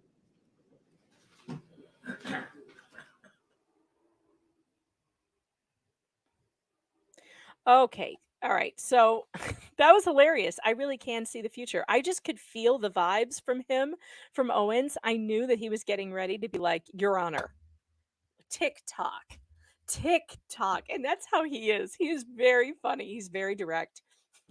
How much longer is this going to be? I mean, how much longer are we going to go? And I could just feel it coming off of him. And sure enough, could we just get a commitment to how much more time you're going to spend with Mr. has a badger on his head? Could someone, God bless him. I'm giving him more credit as an attorney for not saying, I object. There's a badger on the witness's head. That was funny. It was a funny joke. Whoever told that, that was hilarious. I'm pulling hairs at this case, Your Honor. Don't get brazen with me. Yeah, this judge was very close to doing that. I just got my law degree by being able to know what was happening, right? What was coming? What was coming? It was coming. How much longer? Because he really is taking his time. Fight. Well, that's what you need Owens for. I mean, at first I didn't think that he was useful for anything because he was very dithering and like making stupid mistakes. But now I'm starting to see Owens appeal as an attorney. He's like, I'm not sure he was the right person to do opening arguments though, because I think he put the jury on their back. Like I think he got their back up is what I mean. Like he put their prickles up by the way he talks, because he's just kind of harsh. You know, he's very harsh. let's just be totally honest. But he's really funny. A lot of dendrites in that wig.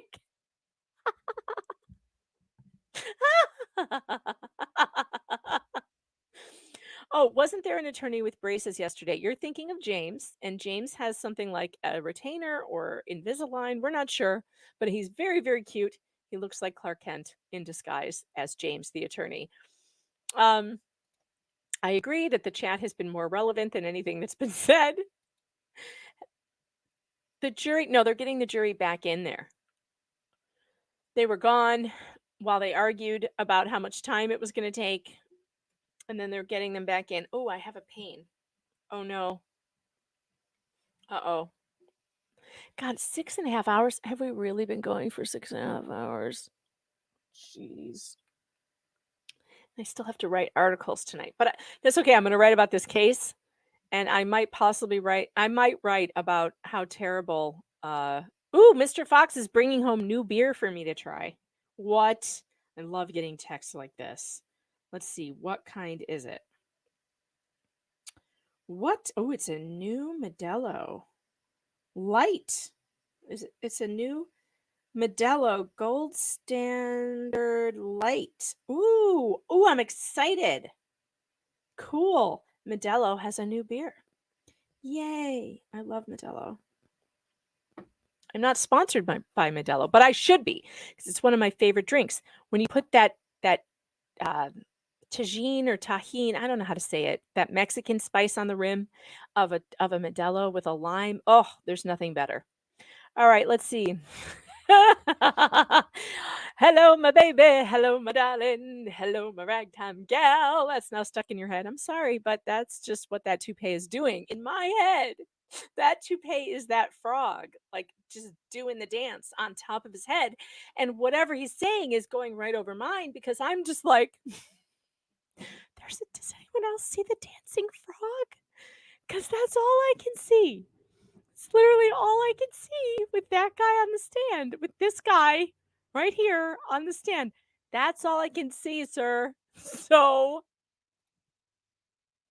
I can just see that this is all I see. I can't concentrate on what's being said.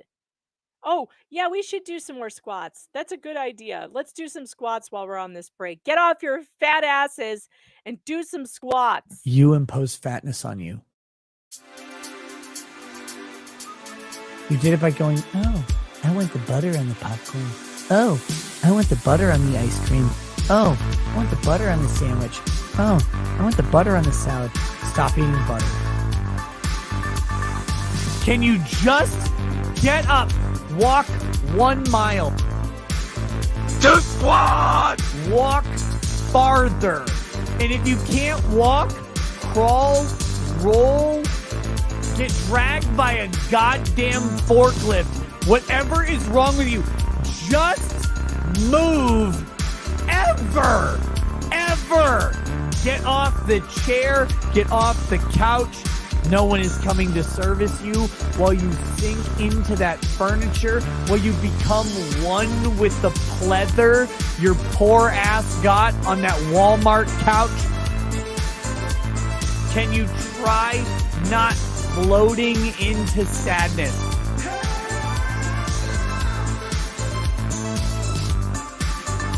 Stop eating, stop drinking, start walking, start doing anything anything that you haven't been doing, you fat piece of shit. Oh, oh my goodness. All right. Thank you for the idea. I did some of my neck exercises and the shooting pain is kind of dissipating. My physical therapist would be so annoyed with me for doing this stream for 6 hours today.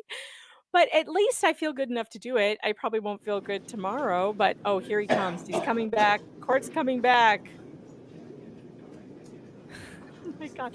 You know, some super chats would be nice. It's been 6 hours and 49 minutes, folks. Do I have to get out the shots? Do I have to do shots for super chats? Will that help? Will that help? Do I need to get the tequila All bottle right. out? Let the record If I do reflect that, I parties and won't counsel enjoy are my present, beer may be that's coming seated. because I'll be too Members of the wasted. jury are all here. We're on our last stretch of the day. Mr. Sikes, you may proceed. Doctor? Excuse me, I'm gonna skip a bunch of this stuff here. And talk about in May of 2020. And I'm referring, if you want to go to page 29 of your report.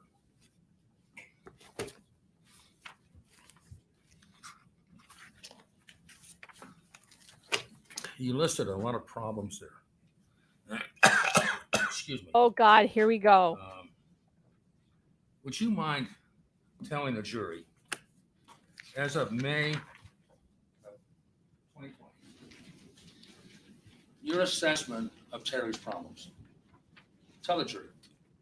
His problems in everyday life. Yeah. As mentioned on page 29 of your report. Do you want me to read from the report, or do you want me to just tell you what I thought? Tell me what they are. Well, at the time, it was my opinion that there was a significant and acute adverse change in this man's everyday life. That particular event, either the experience of it or the physical trauma ensuing as a consequence of it, had caused a significant change in this man's, in this man's everyday life. And it manifested itself primarily as a change in his behavior. Well, identify the problems that you wrote there. Or tell you what, Well- I'll just read them and ask you if this is one you identified. Sure.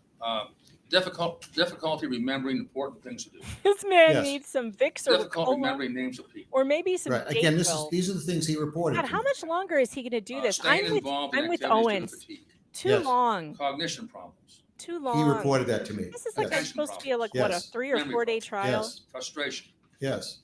Learning new information. Yes. Meeting daily responsibilities. Yes. Health maintenance. Yes. Excessively talking. Yes. You observed that, didn't you? Yes. Now everyone is talking, understanding obsessively directions. talking. It sounds like Yes. the guy loved to talk Switching anyway. attention from one stimulus to another. Yes. Depression. Yes. No. Oh, the defense is going to get him. I'm going to tell you right now, defense is going to get him on that obsessively other- talking.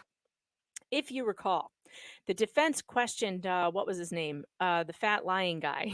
I don't remember his name. The guy that didn't tell the truth. They questioned him about whether Terry liked to talk. And they said, you described him as a guy who could talk for hours, right? And he said, yes.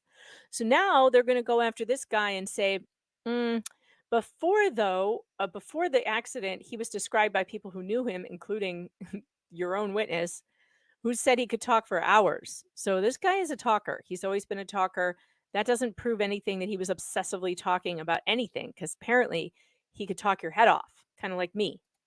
Problems that come to your mind of what you Craig Ramon. found or observed. Thank you, unlucky in Irish your- chick. In your May 2020 evaluation.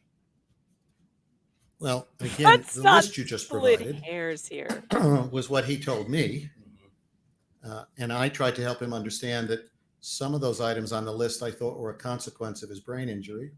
I'm sorry, Some of so them were I you thought were a speaking? All I could consequence hear was your of wig. how his mind was processing what was going on in his life. Okay. And some of those I thought were just the process of normal aging. That there wasn't any indication that he couldn't learn new information. He thought he couldn't learn new information. Ah, You gave him your Interesting. executive function test, right? That's the questionnaire that he filled out. And then, but he also took a number of other face-to-face this is measures Hey, during Griff. testing. What percentile did you rank him That's funny. after looking at everything that he answered in your own evaluation? I'm talking about. My toddler just pointed at Megan and said, "Look, it's Mama." So apparently, Megan's anyway, genes are so strong the they percentile transfer you through gave the him? screen. Sure. And just as foundation, this is an instrument that he fills out. Mm-hmm. It asks questions about strategy, Would how you you manage agree? attention, manage your Would you emotions, agree that this whether you case puts start you in a things, hairy how you plan. situation? So it's his self-report. There is, and you asked me about validity measures. There is a check in there. I developed this instrument.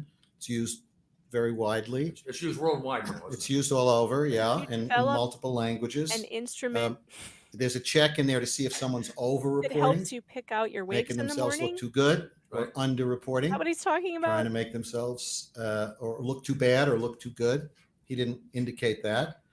Based on his self-assessment, he was in the bottom 16% for individuals of his age matched for the census. So we matched to the census because we want to wash out differences in terms of education or ethnicity or where you live in the country. So this is a man who was a former captain in the U.S. Army. He ran a eye clinic, ran 2 clinics in southern Idaho, optometry clinics, and he's in the 16th percentile. for Right, low executive- average. For executive function. Low average, again, based upon his self-reports compared to a normative sample.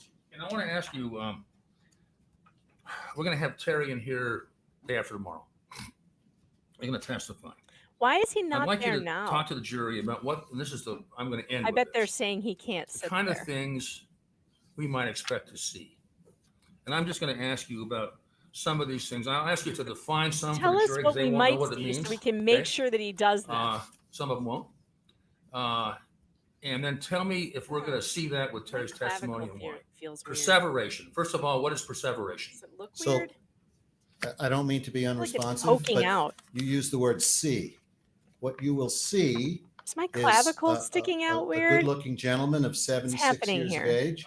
He will be dressed Feeling- appropriately. His hygiene will be good. He will Feeling present pain himself here. as very normal. He clearly, from some of the things he will say, it'll reflect an intelligent person. That's what you will see. What you will hear is a challenge in a variety of ways. Remember that, His- RJ. His ability to stay on task, to answer the questions, not because he's evasive, but because he's obsessive in his thinking.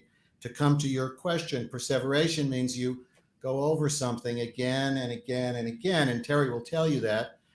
I just feel like I have to tell you again, even though you tell him, I got it, you've already told me 3 times. It's not enough for him. Inappropriate repetition.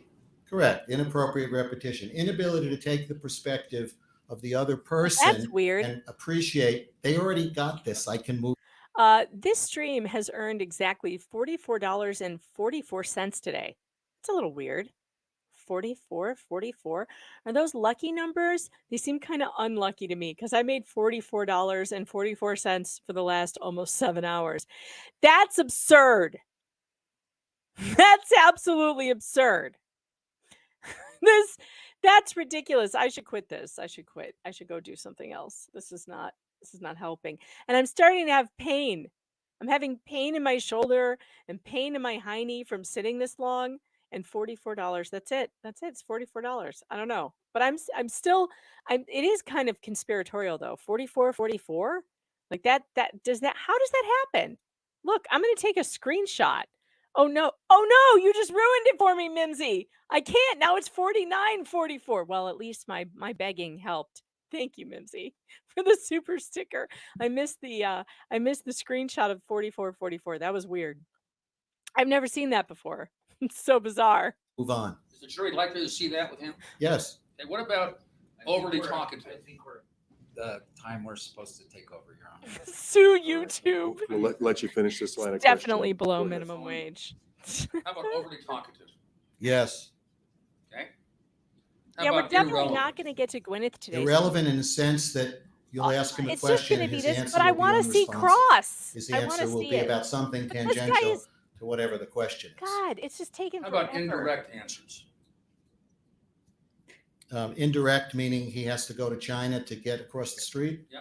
He may do that. Yes. Oh God. Is that So a frontal lobe problem? Yes. this is going to be a Are very, always very frontal lobe trying problems. testimony, I guess. What about digression? What is digression, and are they likely to see that? The colloquial is I digress, meaning we're discussing a particular topic and suddenly I'm talking about something else. All right. Confabulation. First of all, define for the jury confabulation. And are we likely to see that? Well, some people call that honest lying. Cross-examination. You're not telling the Get truth, hairy. but you really believe you I are. really hope it's Owens. Are we likely to see that with Terry? I want it to be Owens. You could very well see that with Oh, Terry, this yes. is so bullshit. Did you It's a hear frontal lobe that? problem. Oh, come on. He's setting up the guy to be able to tell lies on the stand and say, but he believes it's the truth. He literally just said that. That he may say things that are lies, but he believes them to be true. This is so bullshit. Come on. That's not okay. Combativeness. I'm afraid we're just going to keep going, but the judge has made a ruling. My guy. I have. My And guy you'll just get came equal in. time. Come on. Combativeness. He's 6 minutes over his I time. don't know in this environment he'll be openly combative. I think he has enough self-regulation that he'll respect the order of the court and the judge. I don't think he'll argue with you. That's great, or, RJ. Or be inappropriate in his behavior. I think what the jury will see is what appears to be a very normal man. Lack of insight. Yes. Is that a frontal lobe problem? Yes. Okay, and that means, in respect to Terry, inability to see what other people are seeing. I think in the end, his inability to take the perspective of others, we sometimes call that theory of mind, to understand what someone is thinking or what they're feeling. He has a difficult time doing that. I wonder he can though. do it for brief periods. I wonder if the jury does not like how impatient Owens is, though. Although maybe they do, because maybe they're like, "Why the fuck are we still sitting here?" Like, honest to God, it's way past 2 hours. So I can say fuck now.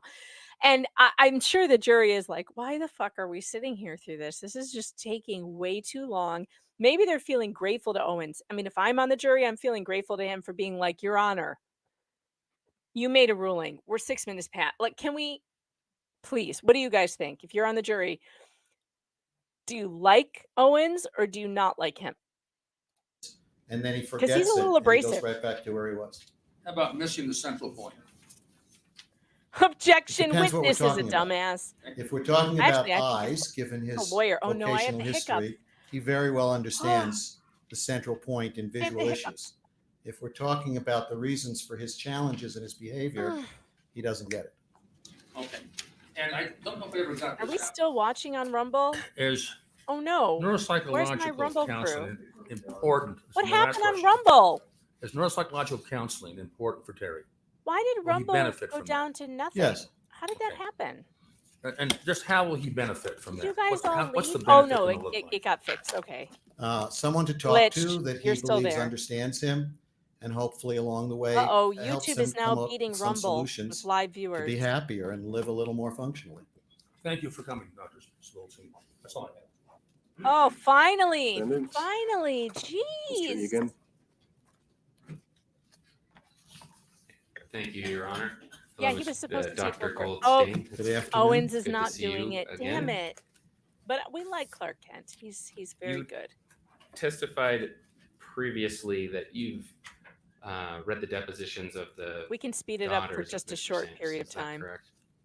I believe I testified to that in my deposition, yes. Right. And in that reading, Crowder just do you keeps recall ruining it for reading everyone. that Jenny, the youngest of the daughters, did not feel loved or nurtured by her father growing up?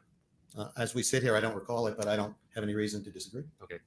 And then did you read that Mr. Sanderson was domineering and emotionally and verbally abusive to Jenny and her mother, Tana? That was in the deposition, yes. Okay. And then Mr. Sanderson placed a strong emphasis on discipline. Do you remember reading that? Yes. And Good point, that he Jerry. became frustrated if his expectations point, were not RJ. met. Yes. And that this is all before the accident, correct? Correct. And he, after Jenny graduated from high school, she and her father did not speak for 13 years. You recall reading that? Holy Correct. crap. And I think he Yeah. currently has some disagreement with her as well. Okay. Yes. And Mr. Sanderson is That's controlling and sad. relentlessly tries to mold Jenny. Do you remember reading anything like that? Yes. Okay. Sorry to And hear that he oversteps boundaries that she sets. Yes. I hate In family the report problems. That that stinks. you provided that has been referenced a little bit here, you go over the records that you reviewed and found significant. You put them in a kind of long document where you describe what you found in those records, correct? Correct. Sometimes I quote them exactly and I put quotations. Sometimes I paraphrase. Right. And in the Sharon, and I it's- see and you then, in by the local. way, do you have your report there with you? I do. And then do you have your deposition transcript as well? I do. Oh, you do. Oh, great. You're very prepared. Thank you. I am. And so on page 5, I guess it's page 4 and 5 of your report, which is an exhibit to that deposition, I noted that there were just 2 records that you noted pre-incident. One on July 30th, 2013, and then one on March 6th, 2015. Do you see that? Correct. Okay. And This kid is so cute, by the way. If he were my kid, I'd be so proud of him.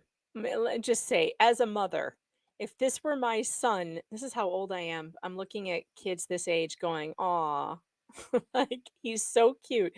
If this were my son, I'd be so proud of him right now. He has conducted himself with incredible skill and poise on a nationally televised trial, and that is not an easy thing to do. It's very hard. My sister has been an attorney for 20 years now, at least, maybe more, and she just recently stopped puking before trial. She's okay if I tell you this. She's perfectly fine with it because it is something she's overcome. But like, yeah, I mean, right? Aren't we all like, "Aw, he's so cute." And also, if I'm his mother, I'm going to be like calling him I'm texting him right now like, "James, you are doing so great." He's so young. I mean, is he 20 something? Maybe 30? I mean, he's just so young and I feel like he's doing such a good job. And my mom sense is like, please just, I gotta say it. I can't help myself. I'd be like, I'm so proud of you. You're doing great, kid. Your father and I spent, the money was well spent. This is all I want for my kids. I want to turn on the TV one day and see Minnie Fox doing this because she wants to be a lawyer. And I want to turn on the TV and see her doing this, and it will be the best damn day of my life. And then I wanted to return to this testimony I think you offered earlier that, and correct me if I'm offering a misunderstanding. I believe you said that the primary, or at least an important part of Mr. Sanderson's symptoms is emotional regulation problems. Is that correct? Correct. Would you say primary problem? I don't know if I said primary, but it's in that constellation of frontal lobe problems. Okay. And that's a big part of what he's struggling with. Is that correct? Correct. Okay. And in some prior VA records, which I believe you read, correct? There were a lot of them, I understand. But So the VA records, I have a correspondence from October 8th, 2020 to Mr. Bueller. The VA records were provided to me after I evaluated Mr. Sanderson, but before you took my deposition. okay, got it. And so in those records, for example, this one's date stamped VA 1131. I know that you would have it right in front of you. Don't expect that, but I'm wondering if you recall this, given that you were focused on emotional regulation. There was a record, I believe, from 2009 in which a provider mentioned that the patient, Mr. Sanderson, mentioned that he had noticed he was easy to anger. Do you remember seeing records like that? Yes. Me. And that he got angry at his girlfriend's children. I want to ruffle his Yes. hair. Okay. And Get in there. he became angry when he was discussing a family conflict. Yes. And that he would get angry and kind of defensive at first was his affect. I don't remember that, but I'll take your word for it. But I remember the first part. Okay, sure. And then another comment was the patient's desire to feel justified in his anger and stand up for his girlfriend was also discussed. Yes. You remember that? Yes. Okay. And then another record says, and this one is from, I don't know if you noticed that these VA records are kind of hard to follow because they don't start with the date at the top. They're just got A lot of times they're hard to obtain. You have scrolling. Yes, that is. Okay, I want to point out this comment, and the more I pause, the better it will be because we'll be able to speed it up. Unlucky Irish Chick says, I think it's probably a good thing for Gwyneth because if you're a big A-list person that you cannot relate to, like her or Johnny Depp, you want a sympathetic and approachable lawyer to back you. Well, this kid is it. I don't know about Owens. Owens is off-putting. I mean, a person like me appreciates him because I can be off-putting myself. So when I see Owens unable to stop himself from being like, Your Honor, how much longer is this gonna go? Like, that makes me LOL because that's like something I would do. But so I'm a little worried that the jury may not like him so much. But how do you not like this kid? He's so cute. He's so cute. And his parents have got to be so proud that he is on television representing Gwyneth Paltrow. What a fun thing for their family. They've got to be gathered around the TV like it's the Super Bowl and their kid is the star. Like, how fun. This kid's got a bright future, by the way. He's going to end up getting a very big job out of this because he has been very smooth, very calm, very unlike Owens. Owens is whatever he's doing, he's going to be doing that forever. But this kid, Owens is a big asshole. Yes, he's a big asshole. It's true. He is, but he's funny. You got to give him that. He's funny. But this kid, he's got a very long career ahead of him. And it's exciting I'm sure it's very exciting for his parents. God, I feel like his mom. I'm like, oh, I'm so proud. I have all the feelings of proud welling up inside. He's just so cute.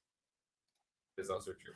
So another record from 2009, the patient mentioned difficulty with anger management. Do you remember that? Yes. Okay. And then they're another totally note was that texting he has begun to everyone. speak more directly about how he is feeling, but he still struggles with self-disclosure. He's self-focused rather than other-focused. Do you remember that? Yes.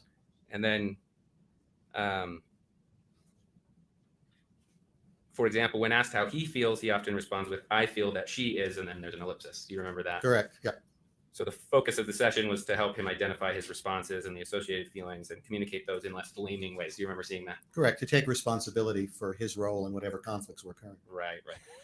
And then another note, the patient noted that his interaction style and way of dealing with people often, quote, get him into trouble, and he would like to gain greater insight into his interpersonal difficulties. I'm a Do you remember bad that? mom Yes. today. And this is all before the But I Correct. absolutely would walk in there with his laundry.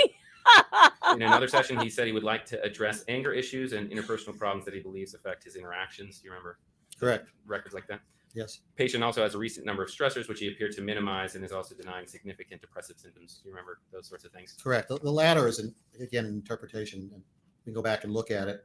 Sometimes clinicians perceive that a patient is more depressed than the patient reports, and then you have to try to decide what to do about that. Right.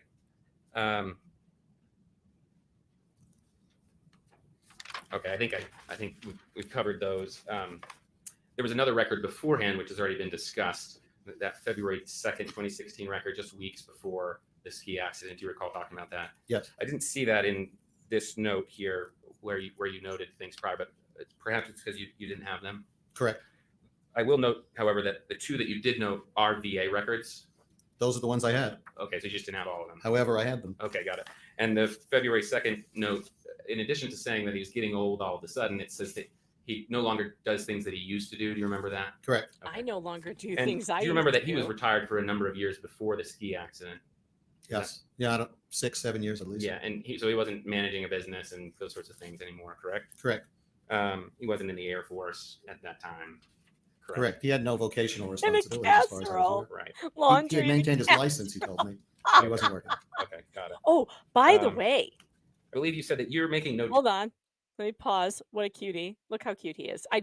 Seriously, I do. I want to do his laundry and bring him food. There is absolutely nothing wrong with that assessment. The chat is totally right. I want to do his laundry and bring him food. I want to bring him into my family. I want to adopt him immediately. He's so cute. And I'm so proud of him. He's doing such a great job. God, you go, James.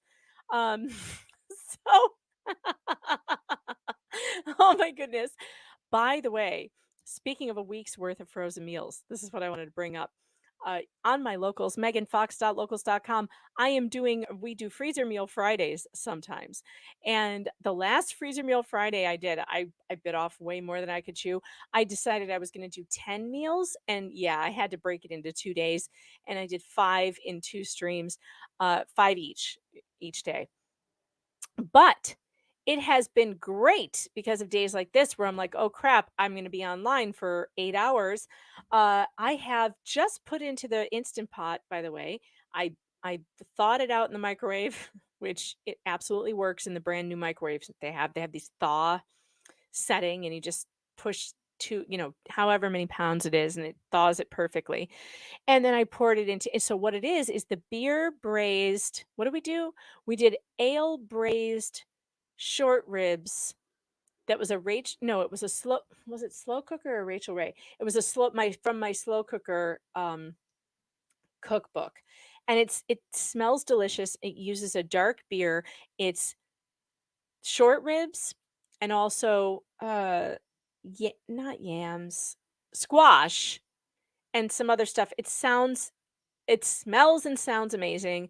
I'm going to serve it over egg noodles, I think. So it's in the Instant Pot right now. No, I did not burn the house down. Can we also write down recipes with a bolt action pen? A Bastion bolt action pen. I'm so glad you asked me that, Spirit Matter, because I did write down all those recipes and I planned the entire Freezer Meal Friday stream with my Bastion bolt action pen, which I absolutely love. Red Jen, by the way, who follows me on Locals and also is in the Rumble chat, she bought one in red. These come in all kinds of amazing colors. If you go to bastionboltactionpen.com, you can get one of these too. This is it makes you feel like you finally hit the big time because it's heavy. It's luxurious. It's one of those things that you would only get as a present, but you could buy it for yourself. Why not? Why couldn't you?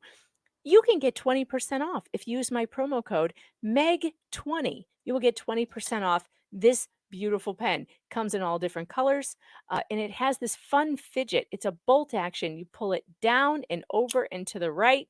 See how that works? It's really fun to fidget with. It really is. It makes a good sound. See that?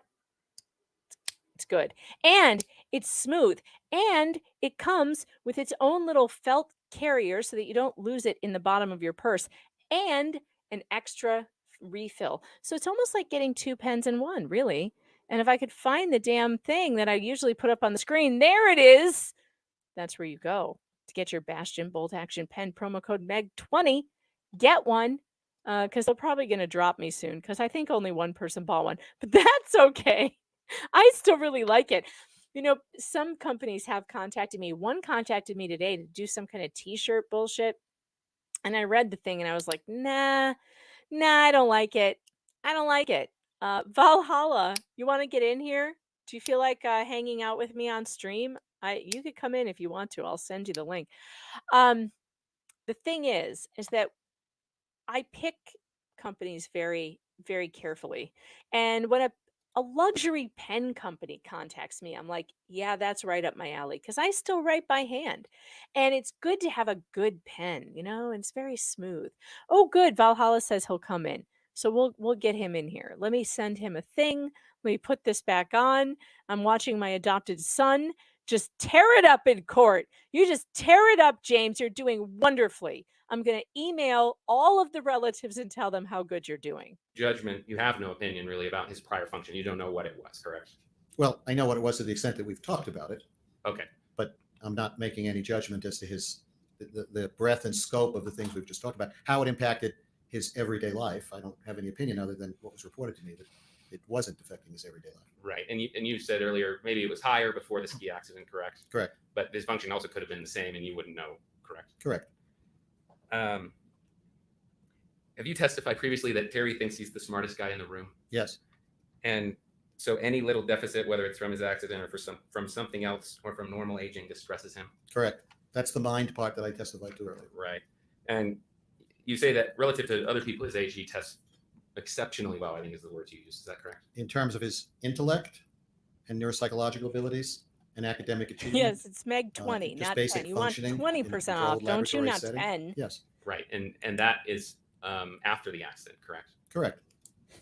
Did you see any neuropsychological evaluations before the accident? Don't be argumentative. I'm trying to remember. I think he had some testing before. I'm trying to remember, but I could be wrong. Yeah. Okay. I know he had a battery of tests in 2017, which would be after. Right. And he saw a speech pathologist, but I don't recall if when he was scanned earlier before that period of time, whether he had some cognitive testing or not. I don't Right. recall. So you couldn't take the post-accident evaluations and compare them to prior ones. So you didn't have any prior ones. No, but I have no reason. What I did was look at his 2017 versus mine and didn't see any progression. So I don't have any reason to think that he has a progressive illness in terms of his. Oh brain yeah, function. Right. Valhalla is bald and proud all day. I think love you've it. said, you've testified that his overall cognitive functioning is not significantly impaired relative to people of his same profile. By the way, bald and It's not impaired, proud it's better. won by a large margin, 75%. Only 18% I of believe you you've also chose previously testified Sean that it's Connery's important toupee, which I got to admit, to in Hunt for Red diagnose October a concussion is as close excellent. to an accident as possible. Is that correct? That's an excellent Correct, and toupee. preferably by a medically trained expert. Right, and that's because the more time between the accident and the diagnosis, the more time there is for other contributing factors to kind of muddy your analysis. Is that correct? Correct, particularly pain. Right. Whoa, James is sporting a wedding band? And I guess while we're on that point, do you He's remember in that married record that we've already? pulled up, there's a Oh my God, there's I have a report daughter-in-law from I the don't Deer even Valley know person about. Who responded, the first kind of responded. I hope to Ms. she's- Anderson. I Whitney hope she's Smith, based. We'll hear from her later in the trial. But there was a box there in that. better not try to report that said trans any of concussion my and it was not grandkids. checked. Did you see that? Correct. Okay. I will fucking And did you lose see anything it. in her report where she said he lost consciousness? No. Can you imagine me as a mother-in-law and my And daughter-in-law I think you've decides made to this clear, but trans my just in case grandkid? it's not. You don't yourself have any opinion about will whether there end was a you. concussion. You're just deferring to the people that have diagnosed him in the records, correct? Correct. Right. And that would be the same as to sort of a Bald and post-concussive proud syndrome or persisting. won by a lot, symptoms, RJ. correct?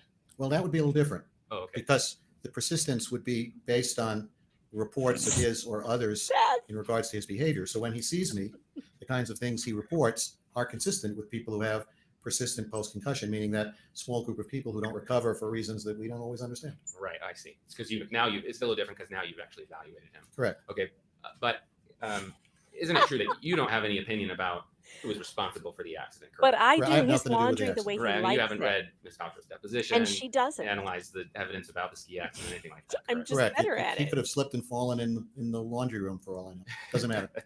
And he also could have had this concussion from himself. No, causing he's the accident. trans-haired. Sure. And I guess anything's possible. He's actually bald, but he's trans-haired. He has a Did you know trans that, head of I think hair. you actually previously testified that he actually reported feeling better a couple weeks after the What? collision. Someone just screamed. He did, yes. And that over time, There's screaming going his on. psychological Hold on. state I'll be right back. became the much stronger driver of his problems than his neurological state. Is that correct? Correct. Just so that the jury, if I may add, just Yeah, so the sure, you jury can- understands. you can explain that. It's what we talked about a minute ago, the difference between what the brain injury caused him in terms of his frontal lobe or orbital frontal lobe problems with emotional regulation and anger. And here what we're seeing from the data you've provided is an exacerbation of those problems to a point where it's significantly disrupting his life. The second part of it that you alluded to is his mind. That as time goes on, he's more and more unhappy and frustrated about what he perceives to be a significant change in his life. And on that perceived to be point, you're taking this report from him. Obviously, seems like that's all you can do is hear his self-report and understand that he's reporting this change in function and this difficulty coping. Is that correct? Correct. And I've read, for example, the deposition of the woman who was with him Mr. for 18 Fox months is before. And then after, roughhousing I with think Fox the Boy. jury has heard testimony about her opinions. But again, these kinds Gets of me problems every time. Every time I'm like, can only be "What's found in wrong? observation. We don't have Why are you screaming?" neuropsychological tests And for they're the just kinds of having problems that fun. Harry experiences. It's real life that reflects that. And I think as the jury is We hearing, he identify may well have had some of these kinds of issues person of before hair. that accelerated after for reasons that I think are a combination initially of pain and a brain injury and his mind. And to stick with his perception for a little bit longer, I believe you've testified before that the primary concern that he had about the accident, as he reported it to you, were the events after the collision. Is that correct? That's correct. Okay, so he felt like he was abandoned on the He's slope. so cute. and he I kind just of want to obsessed make him a about that. Is that snack. correct? Correct. Okay. Just want to make him a And snack. that was driving anxiety and some of these other emotional difficulties. At what point driving it? The day when I see him? Yeah, at the point you were talking to. Yeah, thank you for giving At the us point I see him, it's multiple years after. And what drives it at that point is probably a combination of things, not just his perception that he was skied into and then the person who skied into him lacked remorse or didn't support him. Or I think that was kind of his Objection. initial view of it. But over time, his perception of his dysfunction in his everyday life became a much bigger issue. I think if the person who allegedly skied into him apologized, I don't think it would solve his problems today. Okay, so did you testify previously that from his view, because this person skied into him and didn't have the respect to stop and help him or acknowledge the problem, and as time has gone on, he's become increasingly obsessed with this entire issue? Correct. And that psychologically, that's his biggest problem right now. Obviously, that was not this moment in time. Right now, meaning at the time at the time I saw him. I mean, chronologically, I'm testifying about the time I saw him. Right, just a few years ago. I have had conversations with him since then, but I haven't testified about those conversations. Right. I believe you've testified before that he did not report to you that he had felt a sudden decline in cognitive function the weeks before the collision. Is that correct? Correct. But there was that record that we've gone over, and you hadn't seen it yet when you evaluated him about this change in being able to do things that he liked to do a few weeks before the collision. Is that right? Correct. And probably would have been fortuitous had I seen it, because maybe I'd be better prepared to tell you what he would have told me about why he said it. So I think you've also previously testified that this obsessing over the accident is kind of a self-fulfilling prophecy. That's a quotation from your transcript here. All right, I'm going to try something that I do to my kids, and this is called mom guilt. It appears to me that I am worth only $49.44 to you people. That's it. That's all that I'm worth to you. And that's okay. I sit here, I give you laughs. I read your comments. And I do it all because I love you. Not that I want anything back, although it would be nice. But $49.44. It's good. It's okay. It's medium good. It will suffice. It will suffice. Where's Valhalla? Where are you? I sent you the link a while ago. Where are you? And maybe he's waiting for it. Did it not go through? What is the problem? But apparently what I am worth to you is $49.44. I see you. I see you. I know how it is. I understand. Everyone be quiet now. My son is speaking. Randy, do you recall that? Correct. And you say, as time goes on, it maybe in part becomes a self-fulfilling prophecy because no one sits him down and says, hey, look, you had some of these problems before. The accident is a catalyst, but really not a primary cause of some of your difficulties. Do you recall saying that? Correct. And we were talking in that case about, for example, his reports of problems with memory or new learning, which again, the test data suggests he's capable of doing those things. Yeah. And then I believe Are you not entertained? Correct. And Dr. Fong reported that I need to clip that. Received a report from Mr. Sanderson that he'd fallen a number of years after the accident, hit his head, and was Meredith, unconscious for 45 you've minutes. done Do so you recall much. that? We did Well, not. I was in that. court Thank this you morning when it came up. that. And as I sat in court, I Calm did not recall it. And I don't recall that we discussed it in my deposition. And so I'd want to know the chronology of when that event occurred and the time I saw him. So we could go to your deposition. If page, Thank you, enchiladas 58, unbreaded. 59 is where we discussed it. I appreciate you too. I love you. Thanks for the super chat. So if you go to the bottom of page 58, you see where the question starts. You said You're right. You're correct. Yes. You're I seeing apologize. that. Speaking that's fine. of So Linux charms, you- did everyone see what Linux charms made for me? Did you though? Did you see what's in the merch store? Now, I can't tell you to go and order it because I don't know how Teespring is. I don't know if they're going to send it, but Eric Non-Idle is working on it for us. So we're going to have a new store soon. I mean, if you could try, but look at this. Look at this amazing artwork that Linux Charms did for me. Look what she did for me. And then she sends me $10. I'm going to send that back to you. Sorry for having great tits and correct opinions on everything. This is my new mug in the merch store, and I freaking love it. Comes in t-shirts, sweatshirts. You can get them at the merch store. Although, if Teespring screws you and doesn't send you your order like they did to me, damn it, maybe we should just wait for Eric to get a hold of it. There he is, Valhalla. Perfect Hello, timing. Hello. How are we? Timing, because I was just grifting. So, it was perfect timing because now we've paused my adopted son for a moment because he's so cute. So we can talk. How are you? He's all right looking. I'll give you that one. He's that one. I'm adorable good. with his braces. I just took a fox boy to the orthodontist, by the way, because he's going to have he's getting spacers put in. There will be braces coming later. It's a whole thing. He's unfortunately got my genetics, which means crooked teeth and braces for a long time. I have perfect teeth now. Ding. Because Lucky. But I wore them for many, many years, and that was horrible. Or what are we drinking? Bud Light. That's all I ever drink. I'm boring. Bud Light. Oh no. Oh it's bad. no. It's a no, problem. No. I need to introduce you to actual beer. This is not okay. You can't drink that. I will say that here a couple weeks ago, I went to a local IPA place, and I actually ventured out a little bit. Oh, so good. I did get away from Bud Light for a night. Don't go straight from Bud Light to IPA. No, let me tell you how to do it. Unhung Hero, thanks for the super chat, says just don't go full Bronca and threaten to shut it down unless people pay up. I don't see me doing that. I would more likely try to bribe you with things. Kenny, thanks for the super chat, says for the grift. I appreciate it. For the grift. Oh, that's funny. Listen, the grift is serious. I've been sitting here for 7.5 hours, Valhalla. I've had one pee break. Holy crap, you have. One pee break in 7.5 hours.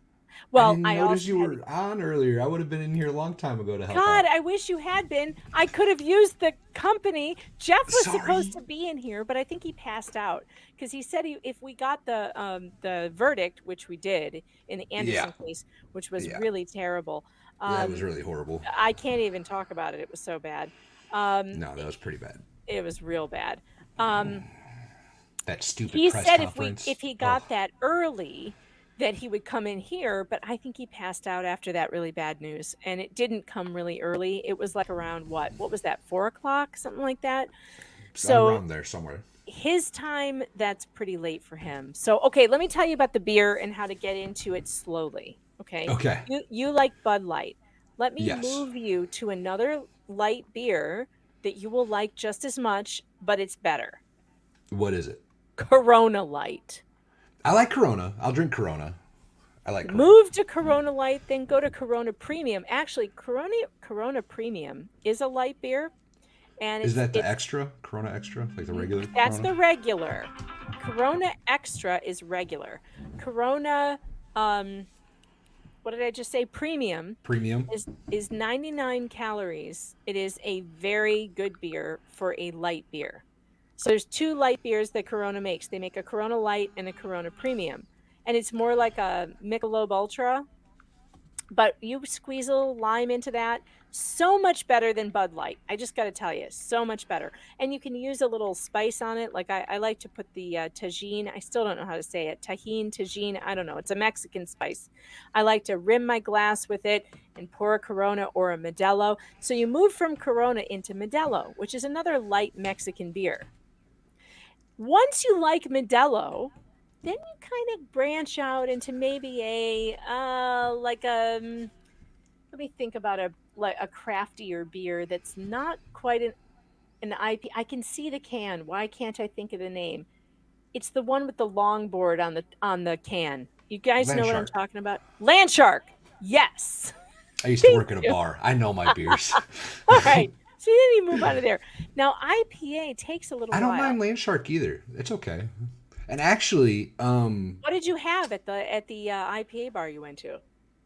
It was all like local stuff. Well, what kind of beer did you have? Did you have an IPA? It was I couldn't tell you if it was an IPA, to be completely honest. It was their version of a light beer. Their version of a light beer. And how was it? Was it good? It was all right. Yeah. All right. Had a little more bite than Bud Light, but it was good. So an IPA, I used to really despise IPA until my husband started growing hops. So you have a little farm there, right? You've got your little farm going, but you don't have a vegetable garden, do you? No, because my goats suck. Because the goats. But you know what I'm getting? Like as What are we you speak, getting? What? Tell me. Rabbits. Rabbits are on their way. Shut up. Rabbits. That's interesting. I've got 7 coming, and I've got a buddy that's in on it with me, so we'll split them up. I ordered my new chicks. Very excited. They're coming on April 19th. Was that my audio not hearing What me, or is happened? it your audio? No, there you're good. Okay. What happened? You don't hear me? I ordered my chicks. I've got 8 new Nice. chicks coming on April I 19th. had 8 chicks born last night. What? Shut up. Yep. They are amazingly adorable. Aww. They're blue lace red wine dots. So they're Oh, kinda I cool love looking. Wyandottes. I love them. I have a well, I did have golden lace Wyandottes, but they got killed. Well, that's Damn. unfortunate. I know it happens. Oh, I pulled into my driveway today, and I swear to God, I thought I saw a fox, and I was like ready to go. I was like, "Oh, you better not!" Game And on. it was, do you know, it was just a large squirrel with a huge tail. But I was ready for it. I know it's quite a size. Well, some foxes can be on the small side, and some of our squirrels here in New York are quite big. Mrs. K. Griff said, "I just remembered I have some Modelo Negro. Negro Modelo is a great beer. I have some of that in my refrigerator too. Now that's a dark beer, so you kind of you don't want to go straight for that if you're not really into the darker beers. But anyway, I've got 8 chicks coming. I've never had these before. I have white leghorns, but I ordered, they only had brown leghorns. And Okay. apparently the brown leghorns are just as good layers, they promised me. And my white leghorns are amazing layers. There's tiny chickens, but they lay a huge, extra large egg. It's incredible. My That's what they're chickens have for. not laid eggs, though, since the last time we talked. I They think still it's haven't your laid fault. anything? Not anything since the last time we talked. I'd had 1 egg like every 3 weeks. Now nothing. Nothing. What are you feeding them? Everything. Scratch grains, regular grains, protein from my kitchen, leftovers, everything. Anything I can give them, I'm giving them. Now, this might sound a little conspiratorial, and I'm not saying that there's anything fact-based about this, but somebody just the other day was talking to me about how, like right I when know, the the eggs started feed. going, The feed. yeah, I switched the feed. I gave them the goat feed like the woman on TikTok told me to. And so they're on goat feed. They've been on goat feed for the last month, and it hasn't made one damn bit nothing. of difference. Nothing. Sweet I'm pea still getting eggs chick from protection money. Thank you. I'm still getting eggs from store-bought food, so I'm not sure. Yeah, so the next food I'm gonna buy, I'm gonna try changing it up again. I found a place that mixes their own local chicken feed. Okay. And I thought, well, that's cool because I'll support a local farm and whatever, and that's great. So I'll go. The fox can't be stealing the eggs. He can't get into the coop or he'd kill the chickens. Nope. No. James just had a baby? How do you know this? How are you finding this out? I'm a grandma already? This is amazing. That was I swear quick. to God, if That was my quick. daughter-in-law tries to trans that kid, we're going to have problems. We're going to have big time problems. Are we Oh. sure he's married to a woman? Oh, that's a good question. Just out of don't know. curiosity. If he's not, I love him anyway. It's perfectly okay. He looked a little fancy. That's all I'm saying. How dare you, sir? They grow up so quick. I got myself a son and a grandbaby in one day. Look, if my son is gay, if this is my gay son, I am super proud of my gay son. I'm telling As you you what. should be. As you should be. He is amazing, this kid. I mean, I sent him to Harvard and look what happened. Actually, it wasn't Harvard. It couldn't be Harvard. I would never pay that shit. No, I sent him to a very sensible state school. And look at him now. So who is he on Paltrow's side or He the is. doctor's side? Okay. He is. He's on Gwyneth's side. I mean, how proud are we? His father and I are so proud. I would be. We cannot believe it. We have texted everyone in the family, and he's doing amazingly. It's already on next year's Christmas card. I have totally already made the card. And what's hilarious is that the lead attorney on this case, his name is Steve Owens. He's so abrasive that I think they saw the social media, chat about him, and they were like, "Oh crap, make him sit down. Let's put James out front." Because James looks like Clark Kent, and He does, he's also just adorable. kinda Well, like there's a fight in the chat whether he's Clark Kent or the Spider-Man guy. What's his name? Peter Parker. Peter Parker. A bunch of people think he's Peter Parker. Well, I the don't problem with Peter Parker is that he's really nerdy. Like, he's kind of awkward and goofy and doesn't quite fit Well, in. so is Clark Kent. Isn't that like... Clark Kent is like hiding that he doesn't fit in, or hiding to make sure that he doesn't fit in. He can't be like pretending. Yes. Oh, have you ever seen that amazing? Oh, I'm gonna pull it up right now. That amazing. I mean, look, Christopher Reeve was the most amazing actor. Okay, and he was the most good. amazing Superman. And He the was other good. day he was trending on Twitter, and I bet if I type in his name, I'm going to find the video that I want to see. He was trending on Twitter not too long ago. Let me see the latest tweets. And it was this clip of him in one of the original Superman movie, of him turning in front of our eyes from Clark Kent into Superman, and it was truly awesome. And of course, now I'm not finding it like I thought I was going to. Wait, is this it? This is it. Oh, I got it. Although this is really kind of blurry. I don't know why it's blurry. Wait, it's not long enough. No, it's only a 40-second clip. I don't like that one. I'm going to go for I need to find the real one. Sorry. We got to find the one that's going to make sure we get copyright. That's the one we're after. No, I don't care. We've been on here for 7 hours. I'll fight it. I I will fight it. But there's this clip of him basically going from Clark Kent into Superman, just with no words, nothing, right in front of your eyes. And it's the most amazing moment. I loved Christopher Reeve. Who's your favorite Superman? Probably Dean Cain from. I do love Dean Cain also. He did loved really good. that show. Loved that show. I had a lot of childhood memories about that one. Well, you're younger than me, right? How old are you? I think. I'm 30. I'll be 39 this summer. For God's sake. Okay, you're younger than me. Yes, 39. I thought I was a little bit. A little bit. I'm 46, so. Barely.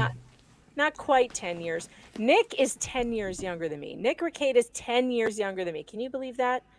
We are exactly 10 years apart. No. Yeah, he's 36. No, he's in his 40s. He's like No, 41 he's or not. 42. I'm 90% then he lied positive. to me. I Then think, he lied to me. I'm pretty sure he's 41 or 42, Megan. He lied to me. He think lied. he did. And I fell for it. I fell for it because I was like, holy crap, you're 10 years younger than me. How is that possible? No, I don't know if I should say that yet. Never mind. No. Okay, here it is. No, still only 4 seconds. What the hell? This was just like a few months ago. How could this not be coming up on Twitter? I don't understand. It's like it didn't happen. Crap. I don't know what to tell you. Maybe it just moves so fast you can't see it. It's faster than a hold speeding on. bullet. It's just really cool, and I want you to see it. Christopher Reeve. Clark Kent. All right, let's see. It went viral the other day, so here it is. Here it is. Hold on. I did.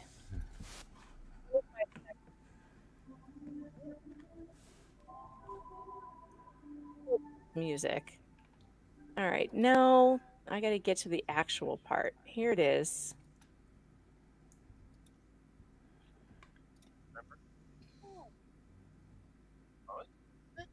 There, she walks away. Now watch, it's so cute.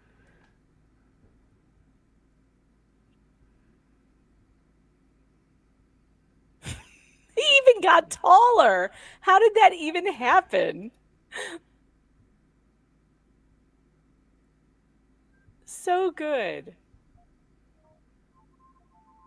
It is pretty good, actually. It's so good.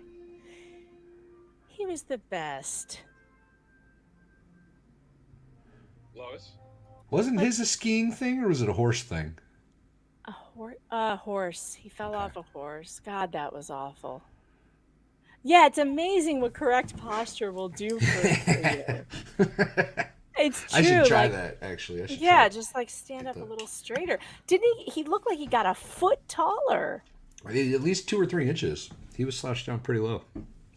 I swear Nick told me he was 36. Am I making that up? Maybe I was drunk when I thought he told me that. Maybe he didn't tell me that. One of the two. Either you were drunk and made it up, or he lied to you to make you feel old. Yeah, one of the two. Oh, Okay, you guys go ahead and eat.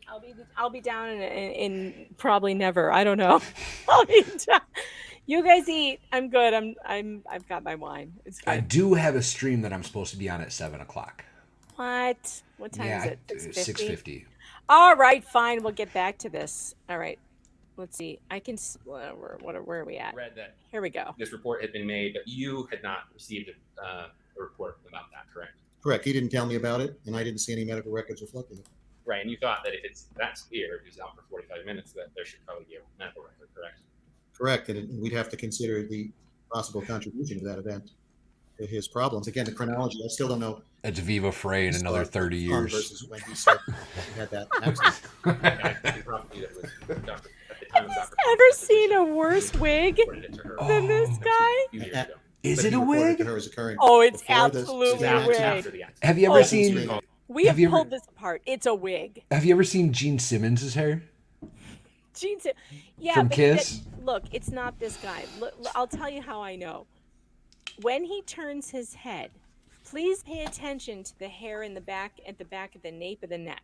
Okay. If it were real hair, it would be attached to the nape of the neck. It is not. It is standing out from the nape of the neck. It is not real hair. Now look, we have other pictures of him that you may not have seen because you weren't here earlier. I haven't seen much of this at all yet. Okay, let me pull him up. So this is him with the wig. You can see that the Okay, hair. that's a wig. That's a wig. Why would you go for? Okay, hang on a minute. I'm gonna. He looks much like Bob, or this guy, or maybe this guy. That's the one I was thinking of. That was who I was thinking of from Sopranos. So his sideburns are very straight, and the rest of his hair is very, very curly. Why? Yeah, it's a wig. 'Cause it's a Why, wig. when you decide to buy a wig, did you shop in the ethnic section? That's the only question I have. What? Well, it could be a Jufro. His last name. That's what it is. His last name is Goldstein, though. Oh. It's very possible that he had that type of hair when he was young, and then he just kept it up with the wait, Mr. Fox is asking me how to read the Instant Pot. If it says L, it's done. It's done. Flip the thing until it stops steaming. All right. Yes, it's done. Okay. He's never used it before. He's never used the Instant Pot, so I have to give him instructions. All that. Yeah, so that would be after the skiing accident. Oh, That he sounds just like a pushed Laurel his and Hardy glasses movie up, here. just like But Clark after Kent. the skiing accident, but before he saw me. Right. Okay. Yeah, it's important information. Yeah. I really don't know anything about it. And he did not tell you that. Correct. You tweeted me a wig? Okay, hold on. Maybe he just got a perm. So it sounds like you made a couple That is not. Look at the hair on the back of his neck. Correct. I was asked to write Look a letter at the to back his of his treater at neck. the VA It's for him. not And sticking I to first the checked with nape of his counsel, neck. It's because I'm not a standing treater. straight out. That's Counsel not indicated real that would be hair. fine, and I sent the letter, Oh my I God, believe it Valhalla. was, in June Stop 2020. And you recommended counseling for depression. He doesn't and believe the anxiety, wig chat. Correct. Teach And him a lesson. Part of that was you It's a thought wig. that if you could get some of that. I think this guy's wearing a wig. Actually, what was going on. No! How dare Correct. you, Because it's still sir? not totally clear. Correct. A better understanding, at least, of the variables that were impeding him from at least returning in part to the life that he God. had, by his view, from before. Right. And then you also recommended, I'm going to butcher this. Wait It is till you see this. cholinesterase. A cholinesterase inhibitor. Cholinesterase.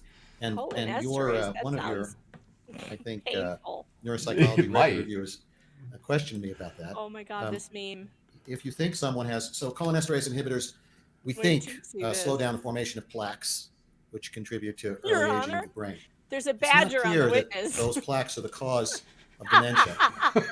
Now we know maybe we were wrong about this, but they do slow the process down some.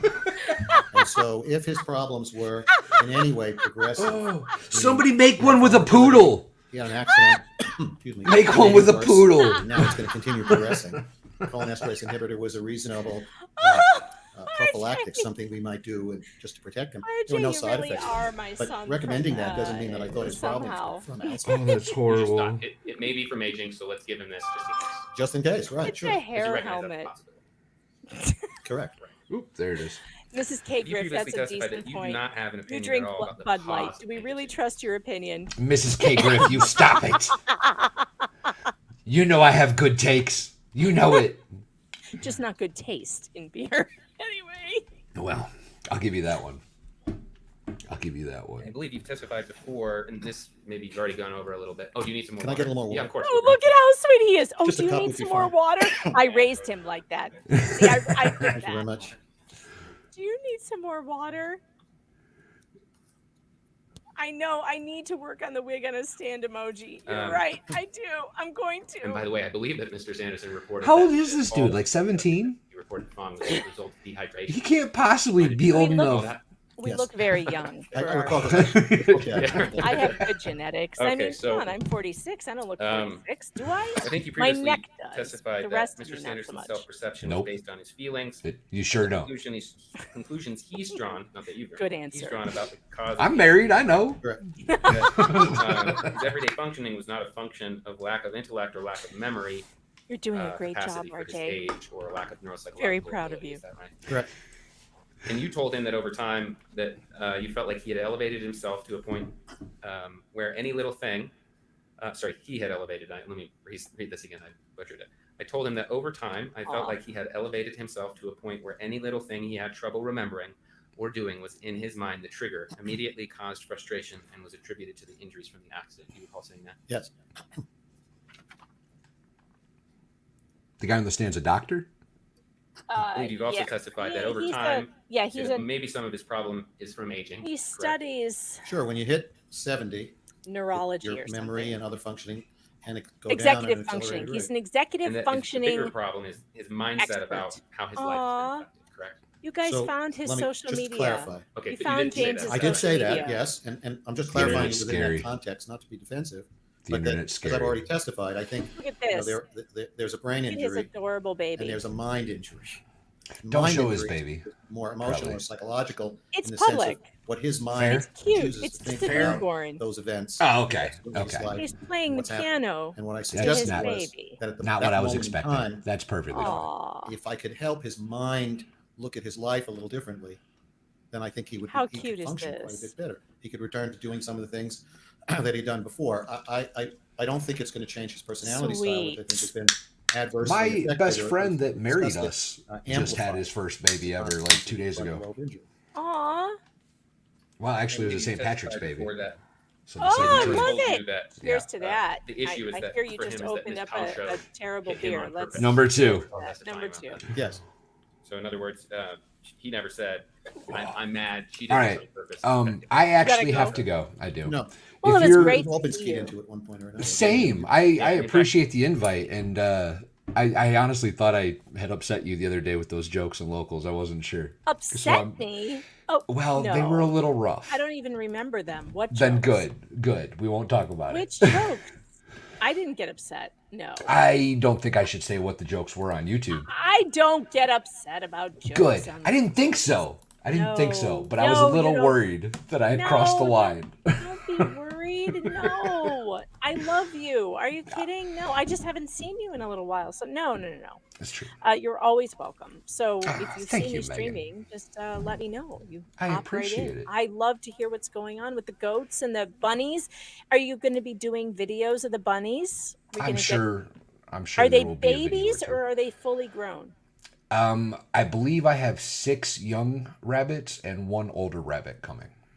Cool. I believe. I haven't seen Well, them yet. I'll be looking forward to videos of those. Hopefully. Oh yeah. There's gonna be videos. Don't say that, Steven. Don't say you're watching me instead of Joe. Just, I don't know, say something else. Now I feel bad. But thanks for the super chat. I appreciate it. That's I the don't- important part. Is Joe streaming this trial? I don't know. What stream are you going on right now? I am going on with Fast Group, and we're gonna discuss the beyond the 10 C's of our go bags. Actually, we're gonna talk about cool. the extra stuff that we would like to bring or should bring. Cool. Oh, wait, before you go, Raceland 9000 in Rumble sent a rant and says Bud Light is good when you want alcoholic water. Coors Light is good when you want alcoholic hard water. I'll give you that one. That one's good. That's I like a good that. one. I like that. That was good. Raceland 9000 also said hashtag rants from guilt. Thank you. Well, mom guilt is a real thing, and it worked because I am now up to, let's see, I guilted you guys into going all the way to $101. So good for you. The mom guilt really works. I mom guilted them into sending super chat. The mom guilt grift. That's a good You know, one. I did it like this. I was like, well, I'm only worth $49 to you. And that's okay because I still love you. Oh, that's I love funny. you. Even though I've sat here all day for you, you think that's worth $49 and that's You're going on okay. 8 hours. 8 hours. And I've made $100 now in 8 hours. Now, how much an hour is that? $8?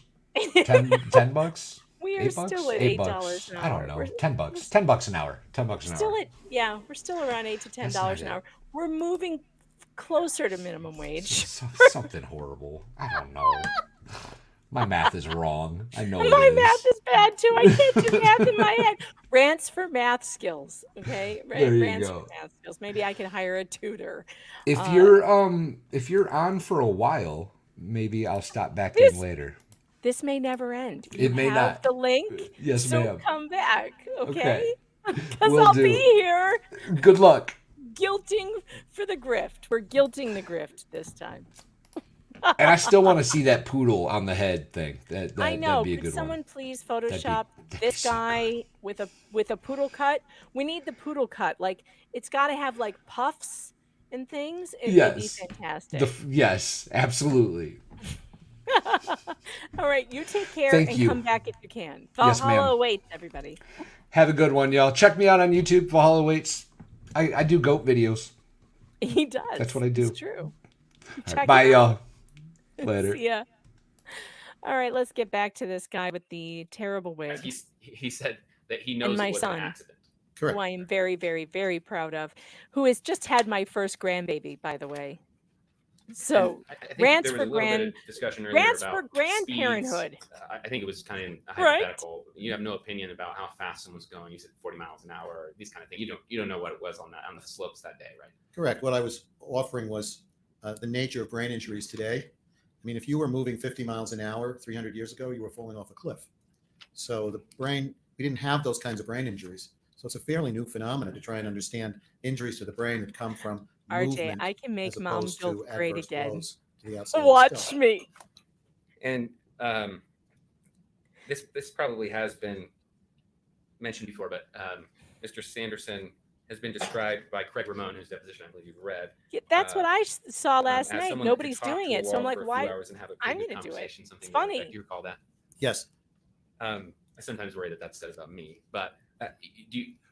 I bet and, Joe and has that so was many before more the people than accident, me. correct? Now I have to go look. Correct. And again, we would, Gosh, you'd have darn to ask it. the witness what he meant by that, because it could have been a perfectly Joe's gonna cogent have a conversation. huge, huge where you just don't audience. let anybody else speak, or it could have been a That's okay. I circular, love you guys. irrational, confabulating I love you conversation. And I just the think way that's you what's are. pointed out is he still speaks a lot, but now when he speaks in Fact circles. check. And Oh perhaps he didn't do that God. before.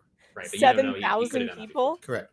And because of his Dang. talkativeness Good for you, Joe. and his anxiety, he actually had to come back and do a second I and love even maybe Joe. a third day evaluation with you. Is that right? Correct, because he wouldn't stop talking. Right. And that Totally. wasn't a typical process. Is that right? It's usually one day. I've eaten It's nothing usually but 1 or 2 days. 3 Ritz but it's crackers not all uncommon for day people with and a frontal glass of lobe. wine. What do you To think have is 2 or going to 3 happen? days. Yeah, because What they exactly have do you to think talk is about going to everything. happen, Meredith?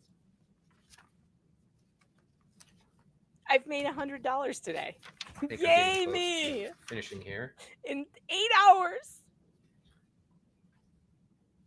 I think Where's you my testified earlier wine that bottle? you focus in your practice on children and their psychology. Is that right? In my clinical practice, yeah, 2/3. I think in my deposition, I said it's about 50-50 for forensics.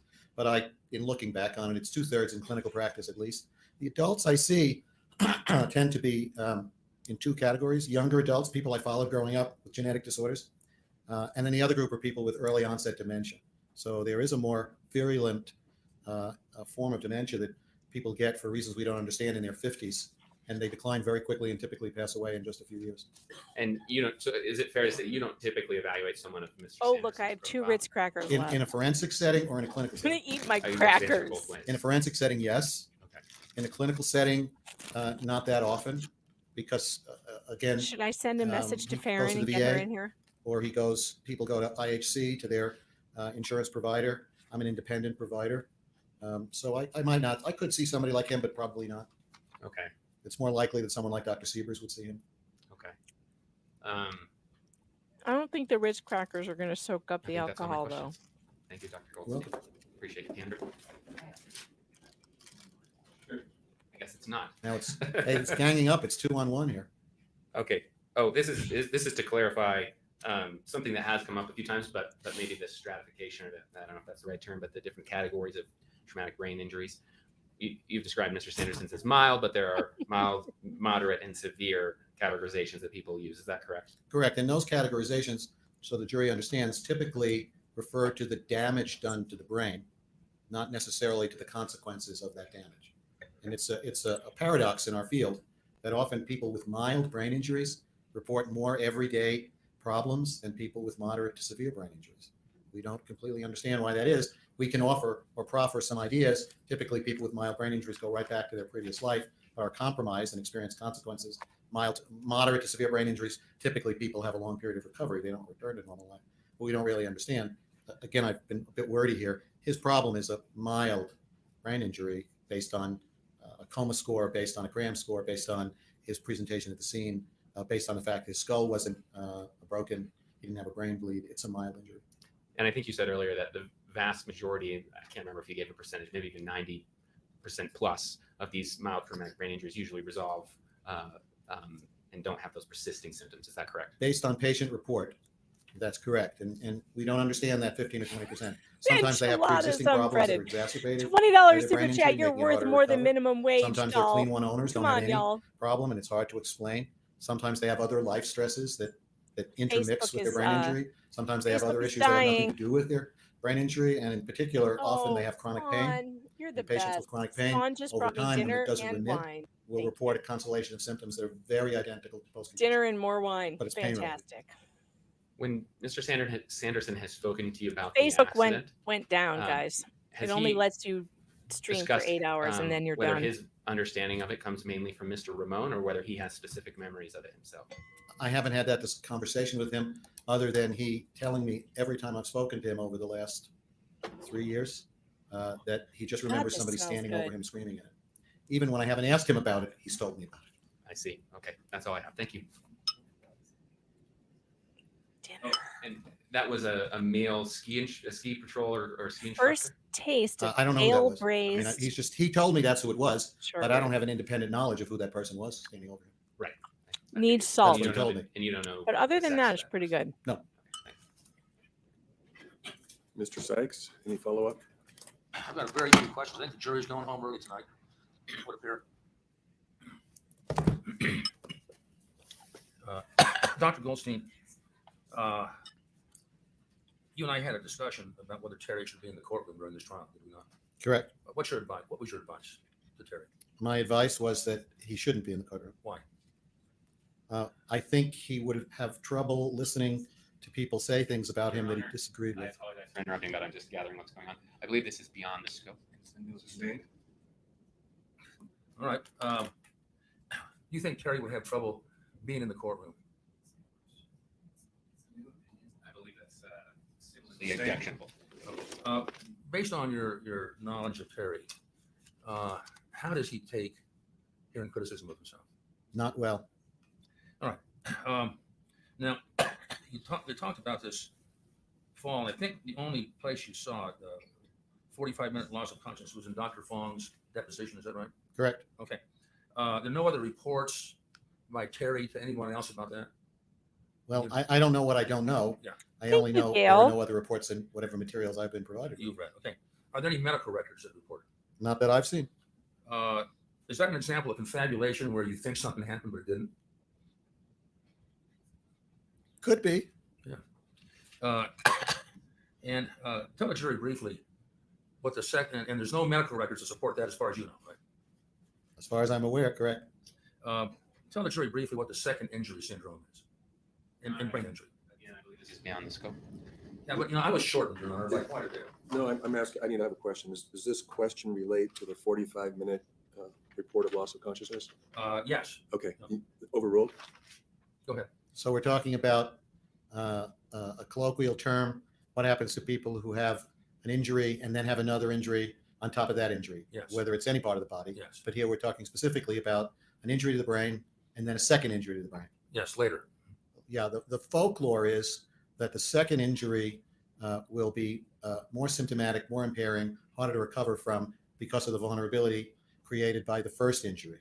It's very difficult to do that research because it's hard to find people other than athletes who have chronic concussions over time. Now we're testing people like that. At some point, we'll be able to demonstrate that their cognitive functioning after a second injury is more impaired than a first or a third or a fourth. And again, it's the nature of the injury. If your first injury was very severe and your next one was mild, that would be different than if it was vice versa. We just don't know. Okay, lastly, do I have you mark each of this? Yeah. Do you have a sticker? Stickers? Oh, no, I'm sorry, I do not have stickers. Don't you want to? I'm going to show you what I'm going to propose with the Exhibit 43 plaintiff's exhibit and ask you to identify it before I move to have it. Okay? Sir, you're not speaking into the microphone, and but this at is least kind you're of not coughing into marked it. up. I can substitute a clean copy tomorrow. But tell the jury what that is. Mr. Sikes, oh, I'm sorry. Excuse me.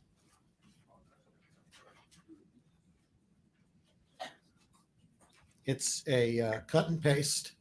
Does the jury understand cut and paste? I think we all do nowadays. It's a cut and paste table from the computerized printout that's used to score the comprehensive executive functioning inventory, which is the questionnaire that I testified to that I've developed that is standardized on the general population. And I think we briefly talked about it earlier. And it's, again, it's executive functioning, which we talked about even earlier, which is how you do what you do. So you get a single score, and it's made up of 9 different kind of behaviors that our research demonstrated are the 9 most common kinds of strategies or behaviors people use to function effectively in everyday life. Okay, and this is your test that you developed and used worldwide, It is, and this is the report of it. correct? In your report that was circulated to everybody in the case, right? It's in the body of my report. It appears on page 20 of my report. I don't know if my Strategies that report's been people use admitted to as a. cope in everyday life, like it wearing hasn't. Okay, wigs. so this is page 20 from that report. I don't remember how many pages that report is in total. So, Your Honor, I move to have that admitted as Exhibit 43P.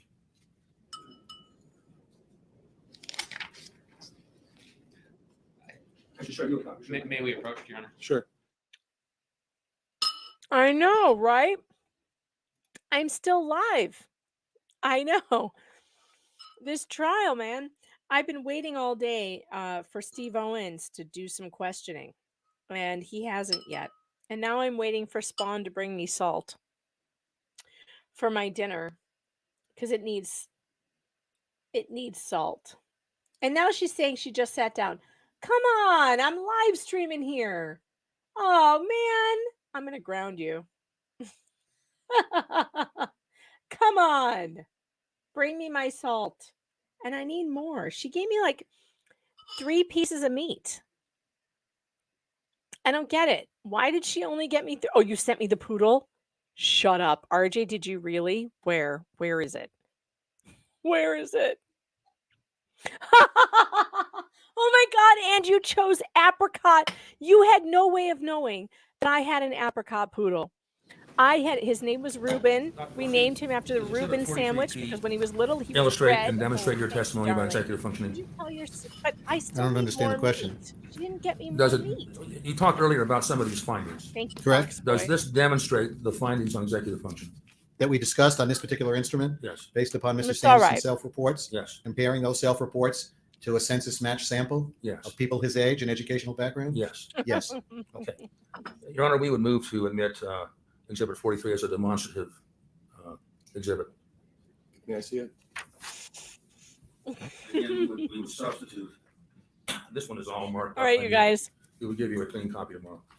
I got to be totally honest. admit Hold on. the, We got to do a food review. Oh, my cheeks hurt from laughing. This is the ale bread. Now I got these recipes from a from a recipe book. This one is the worst of all of them. It's so bad. And I'm eating it because I'm starving. So what do I care? But it's really bad. It's ale braised short ribs and it's terrible. It wasn't my recipe though. So I can't, it's not my fault. I followed a recipe in a book.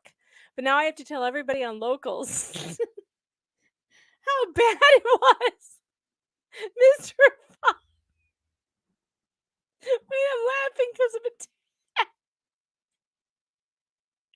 I just got a text from my husband. And it's I can't hold on. He said because I asked Spawn to get me salt. He said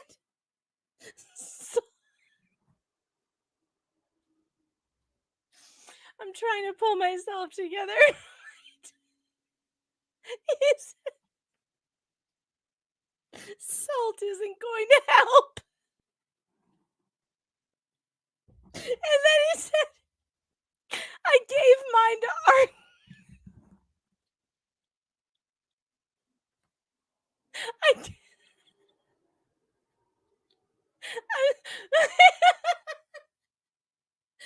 Right, we have to be honest when these things don't work.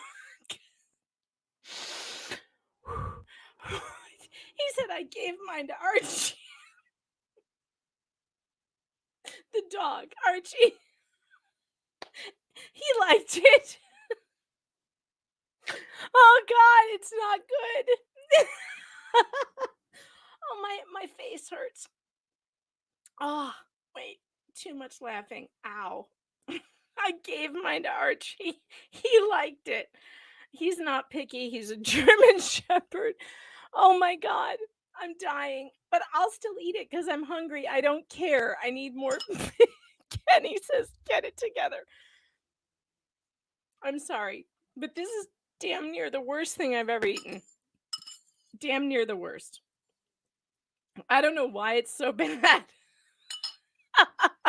But thank God it wasn't my recipe. I'm not the one who came up with it. I was just going through a cookbook. Oh, I have to apologize to everyone on Locals now who made this. I mean, with the salt, I made noodles with it. So now I'm just eating noodles with salt in some beef broth. So that's not bad. That's actually quite good. Noodles and beef broth with some salt, not bad. But the rest of it, absolutely terrible. Like the worst thing I've ever eaten. But I ate it because I'm so hungry. I've been sitting here for 8 hours and 11 minutes with 5 Ritz crackers. All right, let's get back to the trial because we gotta get through this eventually, right? But Locals, if you're out there, I'm so sorry. The Freezer Meal Fridays stream with the braised ale, I don't know, braised short ribs with ale, terrible. Never make that again. Never ever make that again. But this is how we learn. This is how we learn what things we like and what things we don't like. And if you are not a subscriber on my Locals channel, this is what you're missing. This is what you're missing. You're missing recipes that are so bad that they make you laugh and your cheeks hurt. Simpin80s sent a super chat, says dedication and making my face hurt from laughing. Mine hurts too. Dang. Oh, this hurts. On this side especially. Oh, dang. It's like cramping. Megan, it could be worse. You could be this man's hairpiece. Look, I'm never going to lie to you. It's one of the things I just don't do. I don't lie about stupid stuff like this. Like, oh yeah, I cooked something and it was absolutely fucking terrible. No one ate it. Mr. Fox is probably down there making peanut butter sandwiches for everyone because everyone took a bite and was like, I tried. I tried.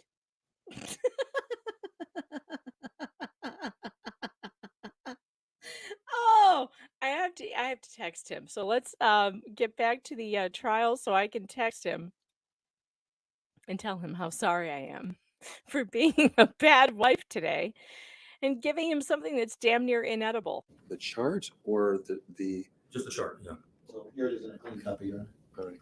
So the chart itself, not the narrative that's above the chart? No, that's it.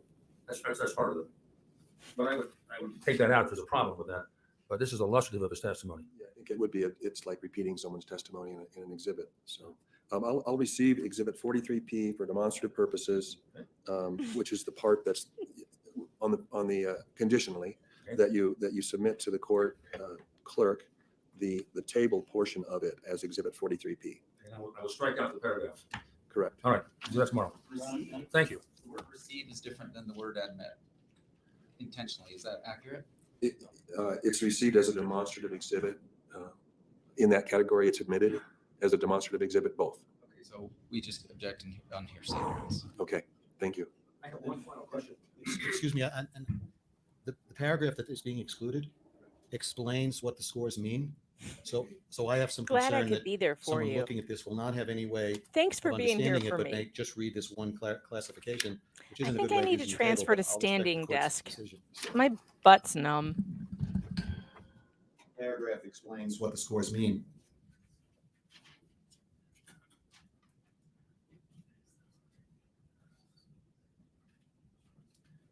Well, I've made my ruling. We can resolve this once the jury's excused. Sure. Thank you, Your Honor. Thank you. One final question. You mentioned 15 to 20%, almost the last question asked by Mr. James over here. What do you mean by that? Is Terry in the 15 to 20% that don't recover? Yes. Okay. Thank you. No further questions. Mr. Egan? Two squad!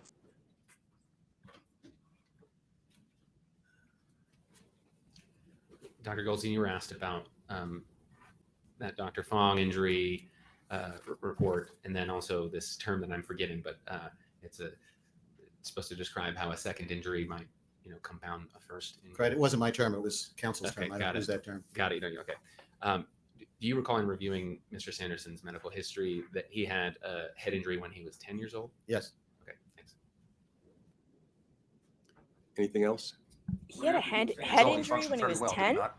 Throughout his entire life until the ski accident. He had a head injury when he was 10 years old? Yeah, it's Utah. Okay, so you know him from age 10 until age 69. I'm doing my squats. Vocationally, personally, All the above.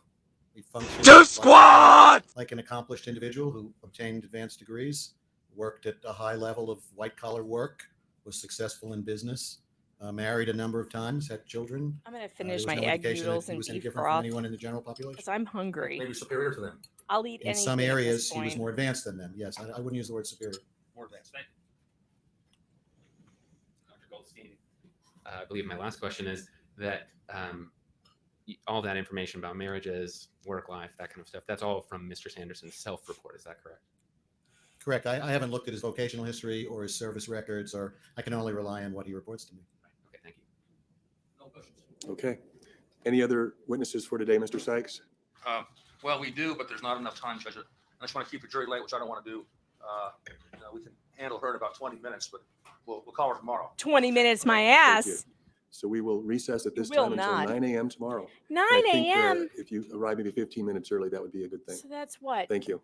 Are they Oh, Pacific time? I'm sorry. I In was Utah or thinking of Mountain something else, time? but let me just repeat an admonishment to you. Before we do recess for the day, I need to remind you of the following instruction. Please do not discuss the case with anyone, including other jurors. Please don't attempt to learn anything about the case outside of the courtroom, including from other jurors. Please avoid radio, TV, the internet, and newspaper reports on this case. Please keep an open mind throughout the presentation of the evidence. And finally, please don't form or express an opinion on this case until such time as it is finally submitted to you for deliberations. So have a nice evening. Thank you. Oh, it's finally over. Oh, they might though have like a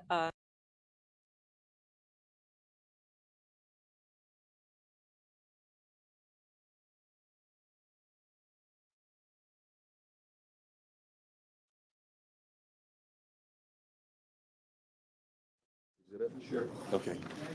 You may. So looking at 43P, I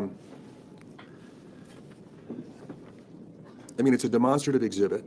So any use of this will, from this point forward, will be either a witness explaining what it means or counsel in closing argument explaining what it means. And they would have access, obviously, to the explanation information so that at least the lawyer would understand how it's to be presented to the jury. Yesterday, this Does was that funny. resolve any They started issues that fighting. we might have concerning? Are you concerned about this demonstrative exhibit? First of all, you're the one offering it, as the court has received it in terms of Ms. just the table Bretterhoff, portion. can you please I think unmute that your the microphone? paragraph is explanatory of the table. I like to have the whole thing admitted as demonstrative. But normally a demonstrative exhibit would be a chart or I table unplugged that sort of my mic on summarizes and accident. helps explain the testimony. Because like I'm this is part of the standing charter and I table, and that's lifted why it up, but but the no, Your cord Honor, stuck on something. if you're uncomfortable with it, So it got pulled. Well, I just don't recall him saying any of that. It's stuck on my That's in desk. that explanation. I don't know what the hell. In other words, it would be admitting hearsay as opposed to illustrating his existing testimony. I disagree with that, but you have the black robe, not me. And so I think it helps explain the chart, and it should be in. It's not going to go back with a jury, apparently. It's demonstrative. I'd like to use it in closing argument. So I think the whole thing should come in for that reason. Okay. And what's the defense's position on it? Yeah, Your Honor, I just echo what you said, which is that the paragraph, I believe, was not offered as testimony and would therefore be hearsay and should not be included. Or the numbers. Okay. I mean, also, I guess I could say. Do we also even that know Dr. what was Goldstein did hearsay? not I don't even know necessarily what they're go through talking all of about. These numbers explain the table. It's And okay, frankly, James. I'm not totally clear on exactly all. I'm in your corner, son. It wasn't even referenced until the very end. Well, I guess I'm comfortable with the fact that he did adopt the table portion of this exhibit. Well, he adopted the whole thing, but I'm comfortable with the fact that he did adopt it during his testimony. I think that's sufficient to allow it to be used for demonstrative purposes. We're going to It go was even referred to faster generally here. throughout the testimony. And so if you can clean it up, take out the top paragraph, at least what you'll show to the jury from a demonstrative standpoint should just be the table, and the lawyers or other witnesses will do with it what they can. But then, Your Honor, when that is shown as a demonstrative exhibit, we can explain what it says in the paragraph to how to read it, right? We're not prohibited from talking about the first paragraph. It won't be shown to the jury, but there's got to be some explanation on how to interpret it. I mean, if the lawyer, you're talking about closing argument? Exactly. They're talking about the wig. I don't know the answer to that question until I hear the argument, but if the argument is supported by evidence that was admitted in court, you can certainly make the argument. I do feel like we got broadsided on this one. It's beyond the scope. I didn't know this was going to be something like their centerpiece exhibit on the last 1 minute, or we would have talked a lot more about it. We can't just cut and paste a thing and, as the last question say, move to admit this. We shouldn't be able to do that with our expert either. He didn't go through this line by line. Well, the decision was made, it was admitted. You did have the opportunity to recross on it, so the decision will stand. So thank you. Oh boy. Thank you, Dr. Goldstein. Whatever Dr. Goldstein they're certainly fighting about, they can lost. be released. Can I answer just one observation? Sure. What I worry about as the author of that instrument is that people will misunderstand it. And part of the reason we have so many columns there, some of them are numbers, some of them are verbal descriptions. We're looking at the same data in multiple ways. And I as the author of the instrument, I want to make sure that it's not misused. That's my only point. And even that paragraph above, to a layperson, doesn't provide enough explanation for why do you call that a weakness? You have to be an or why do you expert say to it's not a understand weakness, my I think data. it requires some explanation. Well, let me re-ask the question that the attorney asked you then. Do you feel as though this exhibit 43P is illustrative of the testimony that you offered to the jury today? Yes. I because did it not, reflects KJAB. his self-reports about how he sees himself functioning in everyday life. It doesn't tell us why. It just tells us what he sees, what he reports. All right. Thank you. Thanks, Your Honor. I like this judge too, and I still don't know his name. Maybe he doesn't want this. Can anybody find me his accepted name? by the court without. They don't ever get close enough to his name Judge, I tag. don't have a problem with it being used. I just want to make sure that if it's shown and numbers are cited, oh, he's in the bottom 16%, that the jury has some idea of, well, what does that mean? And to me, it means his self-reports about his ability to do those kinds of things in everyday life are lower than the average person. And if that's what's said, I don't have a problem with it. There was evidence submitted to the jury through your testimony that supports that position. Correct. Okay. Thank you. Anything else So for Dr. Goldstein? No. Okay. Thank you, Your Honor. Thank you. You too. We have two documents that we intend, and I think tomorrow morning might be better to supplement. We're totally going to supplement the play that. binders is Defense Exhibit 112. So that's come in. And then 113A is a group of VA records that were In fact, let me get that queued up. And Because No, when we this, didn't ask for them to be muted. I just referenced them. this is absolutely appropriate to At play some that point, we need, song. like a long time to just do a move to admit, move to admit, move to admit. We don't even need it in front of the judge. Shit, I don't have it uploaded. Do you want to do it first thing the next day? First thing the next day. Well, they ought to look at We don't wanna be 113. Rush again tomorrow, like we were today. We have some witnesses we need to get on. I can do it after hours too. I can do it at 5 o'clock or at lunch. Yeah, or do it early in the morning. You just tell me. I do have a couple of things going on this week. Wasn't there an 8:30 hearing on Monday? No, this week. I don't know when. Okay. My brain stopped working, but I would My like for tomorrow the brain witness stopped lineup, please. working. Mr. Sikes, witnesses for tomorrow. Oh, yeah, just so I'm clear, when I prepare exhibit 43P tomorrow, can I leave the paragraph in? It's not going to the jury. Take the paragraph out. Okay, all right. Witness lineup for tomorrow? Yeah, get there. Okay. We're going to start out with a Lena Fong video deposition, which we had edited last night and today. It's probably at the office right now. Have the defense seen the edits and are there objections? We haven't, Your Honor, but we would obviously like to see it. We have to see it. And have there been counter designations? We would like to make counter designations. I have looked at the transcript to make those, but that was before your ruling. So I would like to now go, given your ruling, and designate what we would like to do for our process. Have you seen The all of that judge happening showing before everybody 9 up o'clock with his tomorrow? real hair. Depends on I will have you know my son has a full head of hair. 6 o'clock and 9 o'clock. James has real hair. PM, Sorensen and Lawrence went through the entire. I can imagine deposition running and my struck out. fingers through it I'm and just guessing ruffling about it a third right or now 40%, right? Yeah, probably roughly when I about that. drop off his Every time laundry. FMRI was mentioned. Do you have a deposition, copy of the trial deposition with the markings on The it? children Provide it had to the other side leftovers for dinner. to show them what you were going They to can cut. come by our office in an hour and a half or 2 hours, pick it up. Could you send it electronically? Probably, yeah. I don't think we ought to kill ourselves to do this tonight, because don't we have other witnesses that can go tomorrow morning? I mean, You asked me for my witness list, I'm giving it to you. let's hear it. Alina Fong, Shay Harrith, 1 o'clock, 1:30, Richard Bain, that's also video, and then Polly Grasham, who's here today for twice. Jeez, 4 And at witnesses. 4 o'clock, we'd like to call Terry Sanderson. And so 5 witnesses tomorrow, none of whom are Gwyneth Paltrow. Mark Arath He Friday, said Friday. yesterday he And was then going to Friday, call her. Finish Terry Sanderson. Liar. And then call Mark, I think it's Harrith or Arath anyway. 6. And then we would call Gwyneth Paltrow. Gwyneth. That's So 35. she's going to be the last one. And I'm not going to, I guess if there's not enough time to deal with Fong tonight, because you've got, not only do you have to send them their designations, they need to create their counter designations, and then you need to create the tape from that, right? What are we going to take? And we struck out. You think they're fine, you think that their counter designations will be in there? Yeah. Okay, and maybe it'll be that simple, maybe it'll be that We simple. haven't played games with this. I'm not No, saying let me that. finish. I'm not trying to slip anything in the back door. You made your rulings very clear. We disagree with it, by the way, but you made it. You have the back row. You are So, trying to slip it in the you back want door. You to said live by yesterday that on a you written- only had and we took out- 5 I don't think witnesses. it's Now half, you it might have be 7. But it's a ton of stuff. So anything that mentioned FMRI, we took out. And if that's the case, it'll probably be smooth for you guys, right? This is James. So the problem is Bain. What do we do with the objections during Bain? Are you Yeah, so worried Bain, about this? so Bain is another video, as they said, and I have not Tell him, seen James. what they proposed to present. Have they given But, it to You you? tell No, him, we have the baby. video. We both have the full video, and maybe you guys are just assuming you're just planning to present. There were the no full- objections made. There were a couple objections. Oh, What I was going to say is that I have not looked through that. My sense is that it's mostly okay, and it may well be that we just say let's just show the whole thing. But I just haven't had time to go back and look at those objections and see if we wanted to raise them with the court. I can do that tonight. If there's an objection, Judge. we He's can got a turn it silent, newborn. Move forward, and leave him. It's You're not gonna going to make jury. him It's work not all like a night? written exhibit. Right. And Don't so, make me I contact hate this to make judge. ourselves crazy. We worked very hard last night, and I hired a guy who's a film editor, and we gave him the exact places to edit.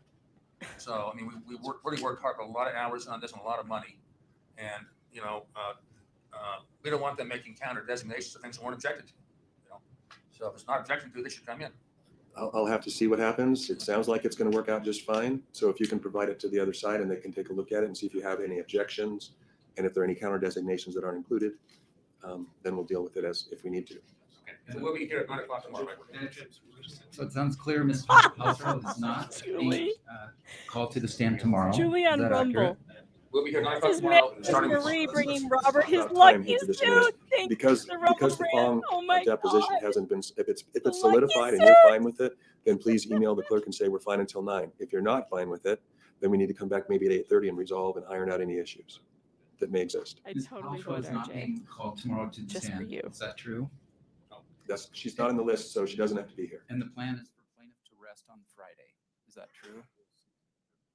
Is that what you hope to do, Mr. Sikes? I hope there's no more examples like today where we get thrown a curveball at 9 o'clock in the morning and chew up an hour and a half of our time. So assuming that doesn't happen, yeah. What happened for an hour and a half? We still don't know. So we're all working Yeah, together. so Here's we, my we issue. plan on being done Friday, Judge. Okay.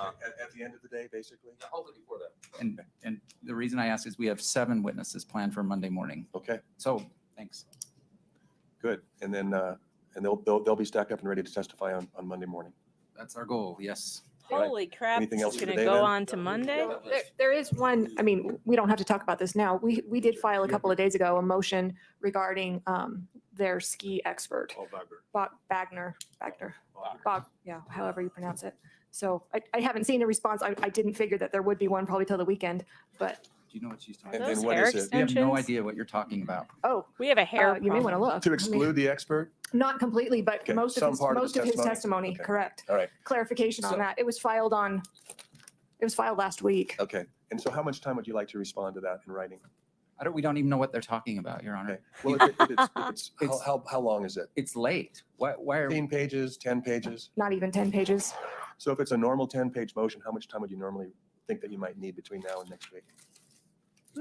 So let me just We state, have a- like, we why have a are we copy. doing this instead of 45 days before trial? This was a motion for clarification regarding that expert. We have a hard copy as well, but my office filed it last week. So we can Do you give have them a copy right to now. hand to us? Yes. Oh, Lord, here That's why I comes wanted the to raise- fighting. And Mr. Owens, I'm not I trying, told you this was the best part. I'm not trying to be obtuse here, but I need to see the motion and I need to see your response. Maybe you're fine with it. I don't know. Motion, it's entitled Counterclaim Defendants, Motion for Clarification of Prior Order. Okay, It's 17 pages long, Apologize. so why don't we and have, it's, we What- don't like these motions, Your Honor, filed in the middle of trial. I understand, Oh, but this is boy. trial.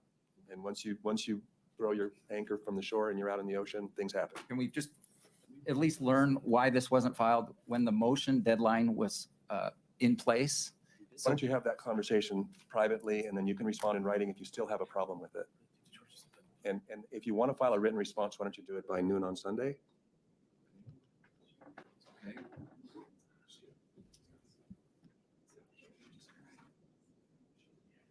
Anything else from the lawyers? I would never make James eat this Okay, dog so shit. again, we'll plan on being here that I at made. 9 a.m. tomorrow, unless I there would are make issues him to an iron out about entirely Farm's new deposition, meal. then we'll be here at 8:30.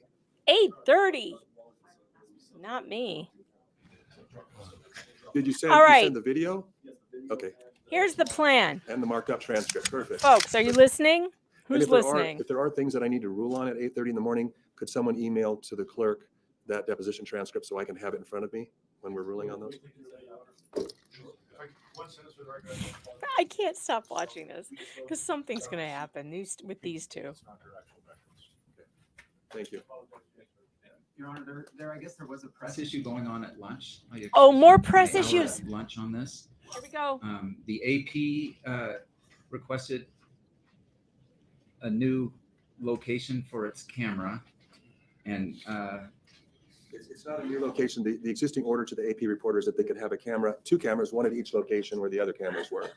only directed at the lectern. Correct. That is the important part. It's only directed at the lectern. If it's Gwyneth, directed anywhere else, knock it'll it be removed. off. Thank you. Thank you, Gwyneth. Paul. All right. Sorry, I know there's a lot of stress in the room You sometimes, live. but With cameras. we Oh, appreciate. here goes the coughing, you, the Judge, coughing and your menace. staff here to make this all happen. All right, well, I appreciate your hard work too, everybody. Thank you. Are we done? Okay, we're finally done. Holy shit. We're finally done. Oh, and I unplugged my headphones. Damn it. Every time. Where's the hole? Okay, there it is. I got it. All right, here's what we're going to do. I have a very important interview that I have to do tomorrow at noon. So that means that I am not going to carry this trial until after my interview, sometime in the afternoon. And I will carry the trial, but I'm not going to carry it live. So don't go anywhere where it's live. Because on my stream, when I carry it, it's going to be at least 1.5. So we're going to get to watch much more of it in fast forward tomorrow. So I will be streaming it, but I will be streaming it at 1.5 times speed because I have a very important interview. I am interviewing a parent who lost their child to a glitter family. And if you don't know what a glitter family is, that's basically a family that kidnaps your kid because you don't affirm their transgender identity. Damn, that's bullshit. So I'm going to be interviewing that person on a recorded interview, not live, at 12, which means however long that goes, I will be interviewing. I'll go live after that. And hold on, I'm getting texts. Leah Geo, she's still in the middle of moving madness. Shout out to Leah Geo in Down Under. She's watching. All right. Anyway, what was I trying to say? Tomorrow's schedule. Let me look at my schedule because I feel like something is happening tomorrow that I don't know about. Oh crap! I gotta cancel that. All right. So, oh no, it's not at 12. It's at 1. All right. What do you guys think? Yeah, no, I think what I'm going to do is I'm going to wait till after my interview. That's 1 p.m. Eastern time. It's probably going to go till 2. I will stream it after that and we will catch up on a fast speed because it's way more fun to watch. So when it's fast.